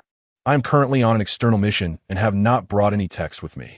Li Qian clasped his hands in apology, seeing Lin Qian's expression of disappointment. He quickly added, however, if the senior does not mind, I could return to the county town with you and present my martial arts for your review. Alternatively, I could fetch them now and return with utmost speed, though it would require you to wait for quite some time. Lin Qian scratched his cheek, feeling somewhat tempted. How far is the county town from here? 20 li of mountain road. Very well, lead the way, and I will tidy up the beast hides and follow closely behind. He resolved to accompany Li Qian on his journey, but before doing so, he needed to stow away the tiger skin. What would this object be? Once Li Qian had disappeared from sight, Lin Qian casually tucked the tiger skin and bones into his storage space. When he opened his palm, he found a regular white stone quietly resting there. The stone, no larger than a fingernail, glimmered faintly, suggesting it was no ordinary impurity. Regardless, he thought, if nothing else, he could take it to a peculiar shop and see if it might fetch some gold coins. After securing the stone, Lin Qian hastened in the direction Li Qian had departed. This fellow moved with the grace of a swallow, undoubtedly possessing some form of lightness skill. Lin Qian maintained a scientifically efficient running posture, sprinting through the forest, feeling a deep envy for Li Qian's effortless demeanor. Resolutely, he vowed to himself, no matter what, I must acquire that skill. Chapter 85. Learning Skills. Bake cakes. Peanuts. Millet. Although Qinghe County is not particularly large, it is quite prosperous and bustling with life, primarily due to the presence of the only demon suppression office within the bounds of Tsang Mountain. In recent years, the rampant presence of demons has made this office the sole entity capable of combating such malevolence. Ordinary weapons are ineffective against these creatures. Only the cultivated essence of a martial artist can stand against them. To join the demon suppression office, one must be a martial artist. Li Qian was transferred here only this year. According to him, it was due to offending his superiors at his previous post that he was deliberately assigned to this desolate place. A man of straightforward disposition, it is evident that he would not be well received anywhere. Despite possessing some genuine skills, he never anticipated that the incompetent officials within the office would harbor such animosity towards him, desiring his removal. These fools, just thinking about it, makes Li Qian grind his teeth in frustration. They fail to consider why, despite having offended a superior in the capital, none dared to take his life. He was merely relegated to this position. They should inquire about who his master is. Lin Qian, half listening to his complaints, was instead observing the bustling crowd around them. It was a curious sensation, akin to stepping into a television drama, imbued with a strong sense of unreality. However, he was somewhat surprised to notice that many individuals here sported short hair, predominantly common merchants, while those adorned in luxurious attire, like Li Qian beside him, tended to have long hair. It seemed that the notion of maintaining one's physical appearance as a reflection of parental respect did not hold sway here. As they ventured further, the throngs of people thinned, and soon they entered a narrow alley lined with tidy, well-organized courtyards. They arrived. Li Qian halted before the door of the furthest courtyard and knocked twice. "Agoué, open the door." The sound of hurried footsteps approached, and the lock clicked open, the door creaking as it swung wide. A round-faced little girl looked up at Li Qian with delight. "Li Qian, you're back." The girl appeared to be around 10 years old, her large eyes sparkling and her chubby form exuding health, her mouth smeared with remnants of food, clearly enjoying good meals. "You've been sneaking snacks again. Those chickens are meant for laying eggs." Seeing Agoué in such a state, Li Qian felt a headache coming on. "Oh, what does it matter? They were bound to end up in my belly sooner or later. I noticed that this one has been rather glum lately. I simply couldn't bear to let it suffer." Agoué crossed her little arms and spoke defiantly. Go on, we have esteemed guests today, so I shan't argue with you." Li Qian gave a gentle kick, and then quickly gestured for Lin Qian to enter. Senior, please come in. The courtyard was simple, featuring a vegetable garden, a chicken coop, and a scattering of feathers. Yet, no chickens to be found. Li Qian entered the house in search of martial arts texts, inviting Lin Qian to join him.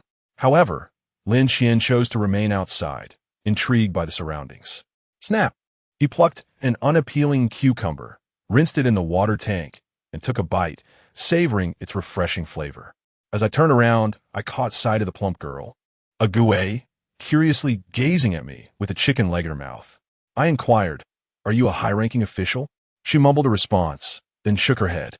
That couldn't be right. With Li Qian's temper, no matter how distinguished the official, he would never treat anyone with such courtesy.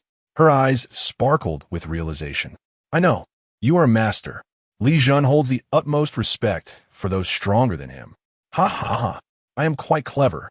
A Gouet pointed at Lin Qian with the chicken bone, wearing an expression that suggested she had unraveled the truth, radiating pride. Lin Qian, munching on cucumbers, found a Gouet's little adult demeanor quite amusing. A Gouet. A thunderous roar echoed from the room, causing a Gouet to retract her neck in fright and hastily scurry inside.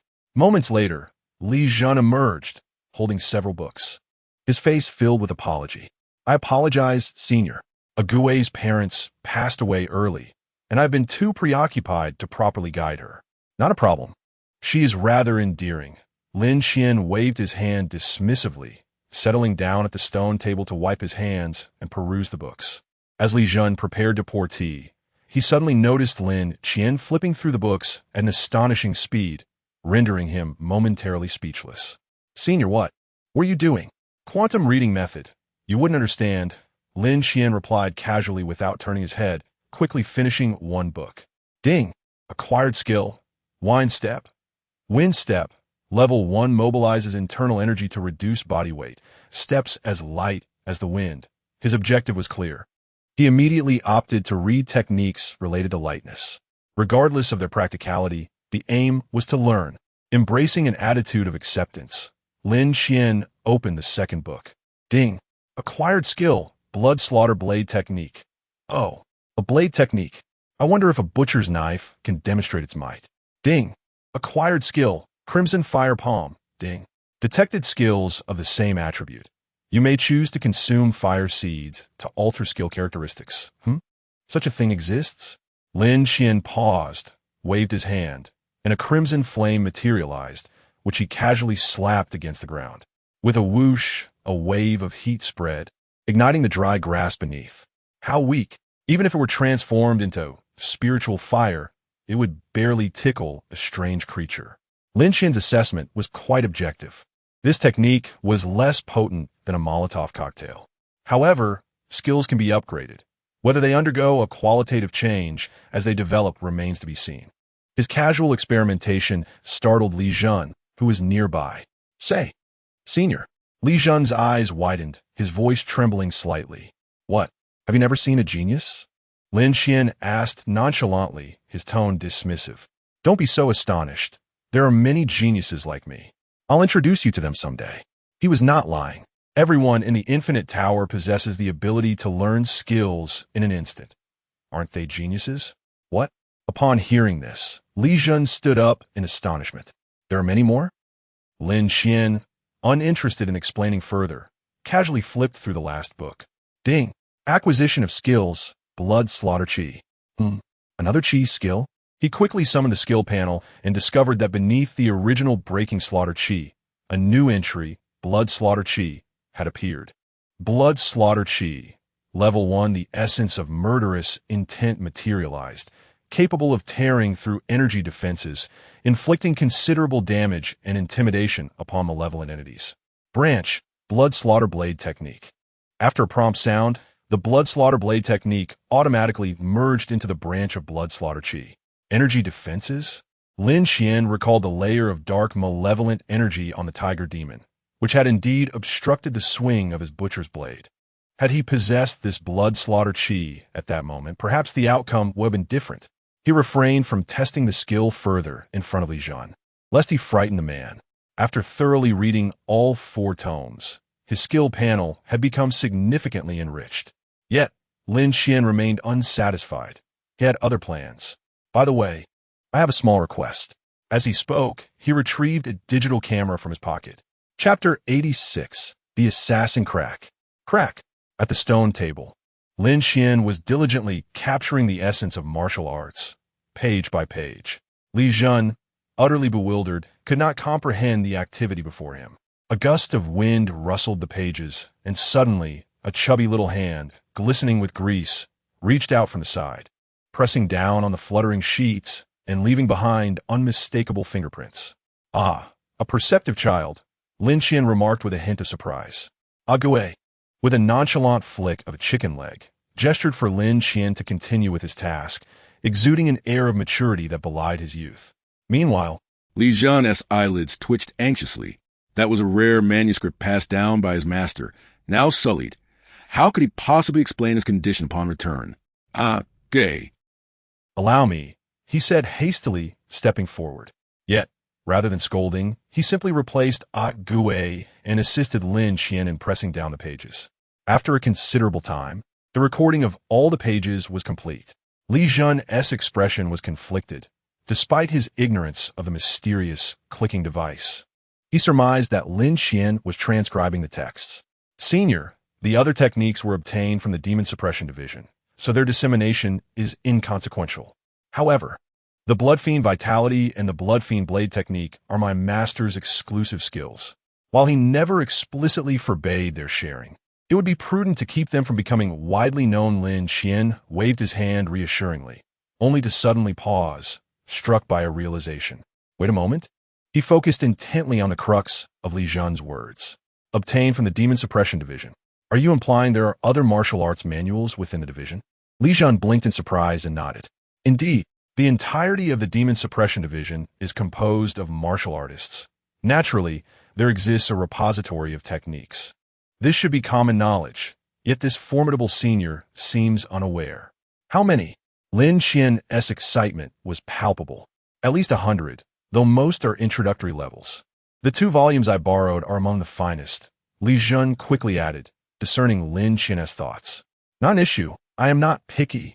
Lin Qian waved his hand grandly. Hurry, lead the way. He could hardly contain his eagerness to explore the synthesized skills resulting from the system's chaotic amalgamation. Li Jun's expression turned troubled. I apologize, Senior, but to borrow the martial arts manuals from the Demon Suppression Division, certain conditions must be met. Given my rank, I'm only permitted to borrow 2 volumes, which is already the limit. Lin Qian rubbed his nose, bemused. Borrowing? Did I ever indicate a desire to borrow? At that moment, a sudden series of loud knocks echoed from outside the door. Li Jun! Li Jun! A voice, harsh and grating, called out from afar. Someone was forcefully pounding on the door.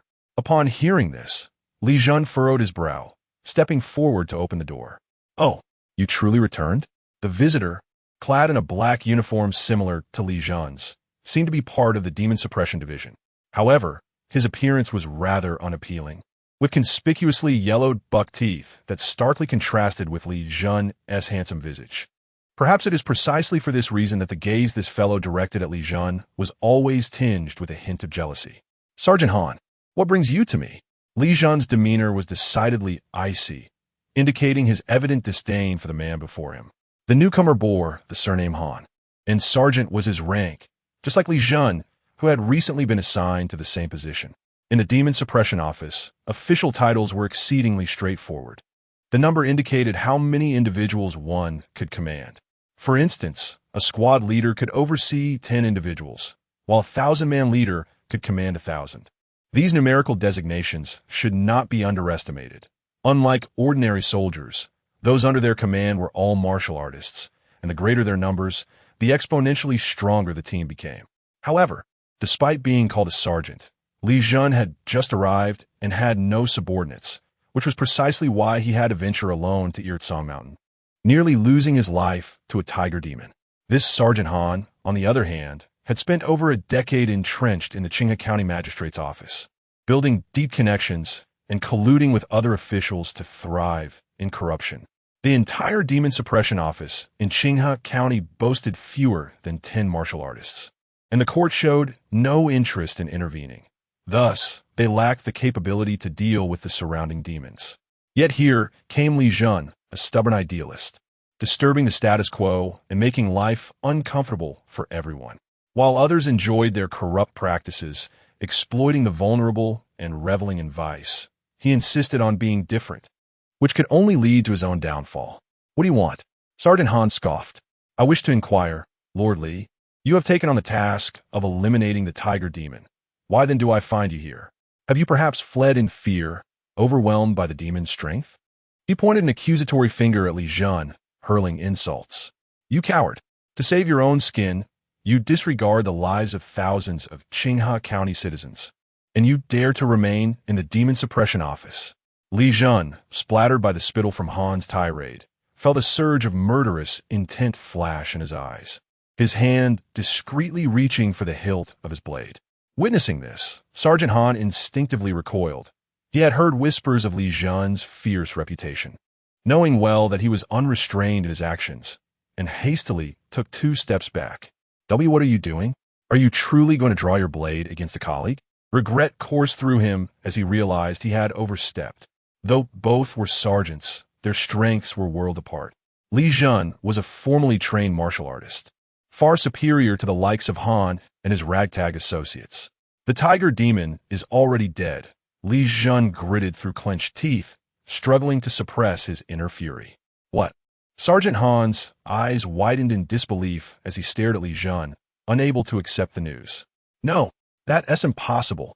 He knew Lin Qian was formidable, yet he firmly believed that the latter could not have triumphed over the tiger demon.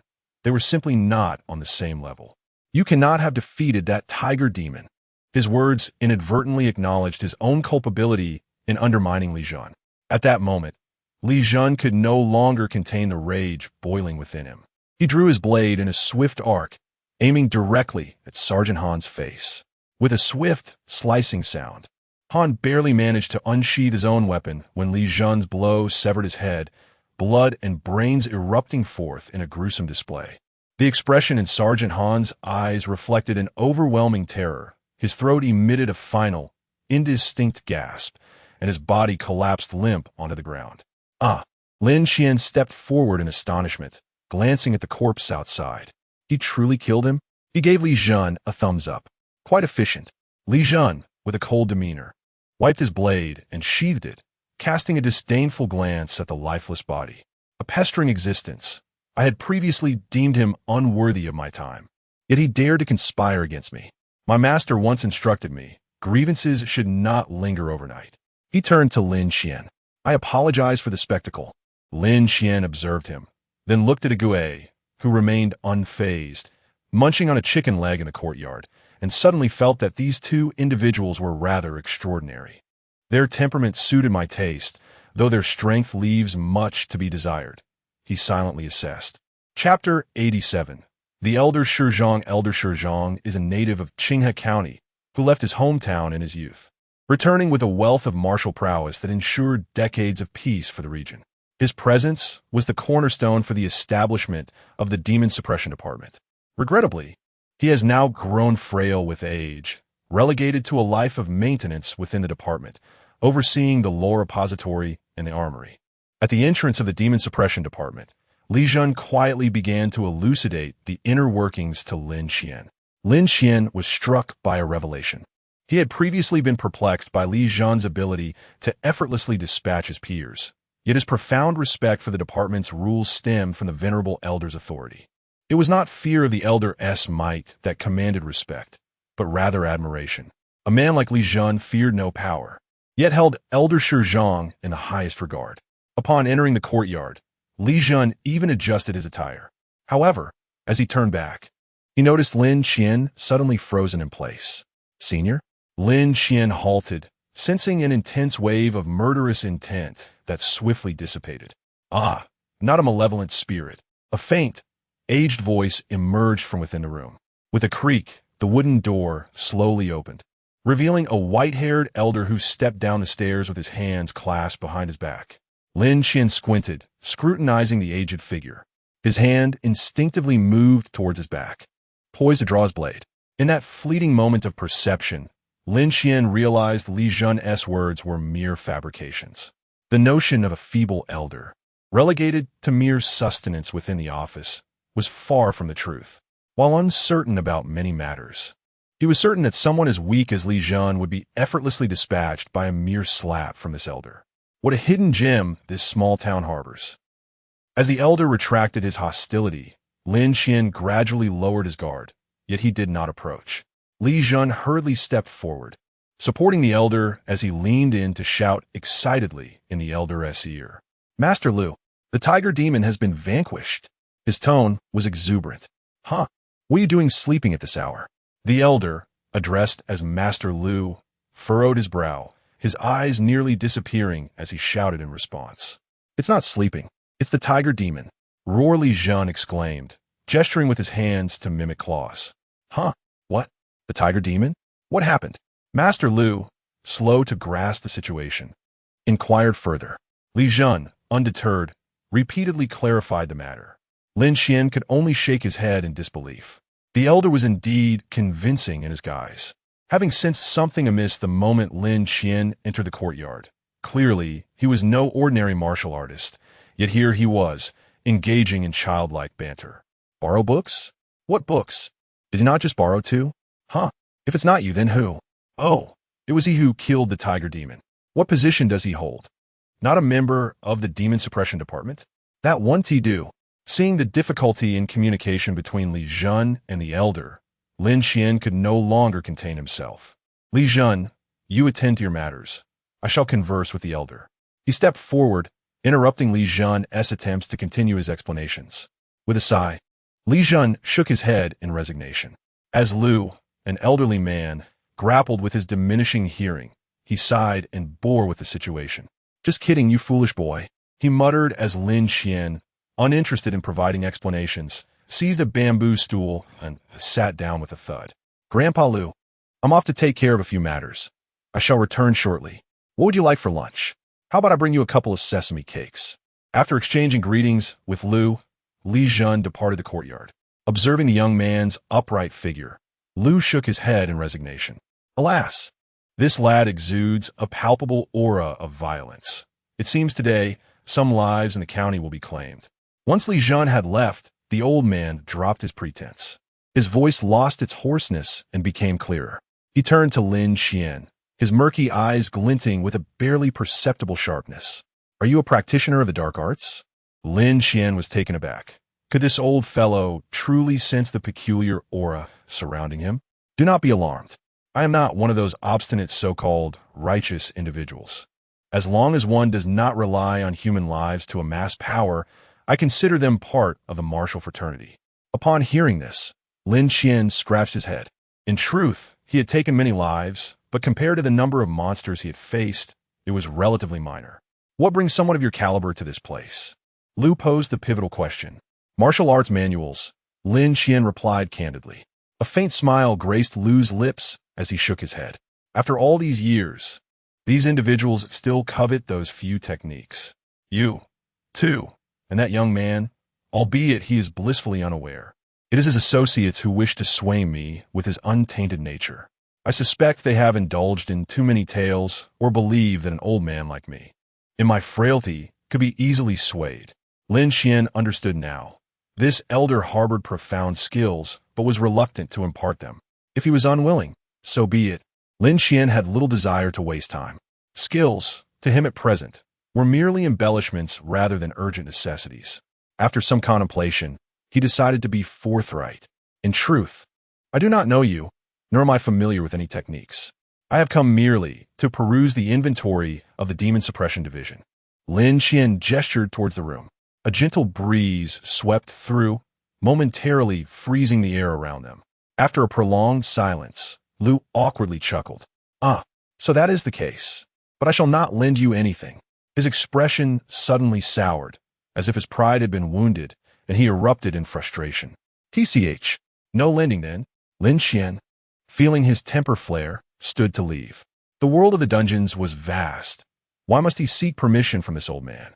Initially, He had contemplated seizing the opportunity by force, but the uncertainty of the elder's strength dissuaded him, as the potential gains did not align with the risks involved.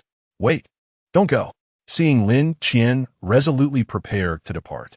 The old man wished to prolong the conversation, but was taken aback to find the young man had already reached the door. Unable to maintain his facade of an elderly sage, he hurriedly blocked Lin Qian's exit, his slippers kicking up a cloud of dust. Can we negotiate? This boy, his temper is far too hasty. It won't do. Lin Qian gazed at the old man in silence. To speak plainly, what do you desire? The old man chuckled. There are 5 demon beasts in total on Song Mountain, and the most formidable, the tiger demon, has already fallen by your hand. If you could kindly assist by eliminating the remaining 4, I assure you that I shall do my utmost to fulfill any requests you may have. Lin Qian scrutinized him warily from head to toe. Given your strength, why do you not take action yourself? The old man smiled enigmatically. I must preserve my life for a crucial moment. What crucial moment? Lin Qian refrained from pressing further. After some contemplation, he acquiesced to the old man's request, not out of a genuine desire to pursue martial arts glory, but because old Wu and his companions were already intent on completing their hunting task, with 3 beasts remaining, thus allowing him to claim the reward as a mere byproduct.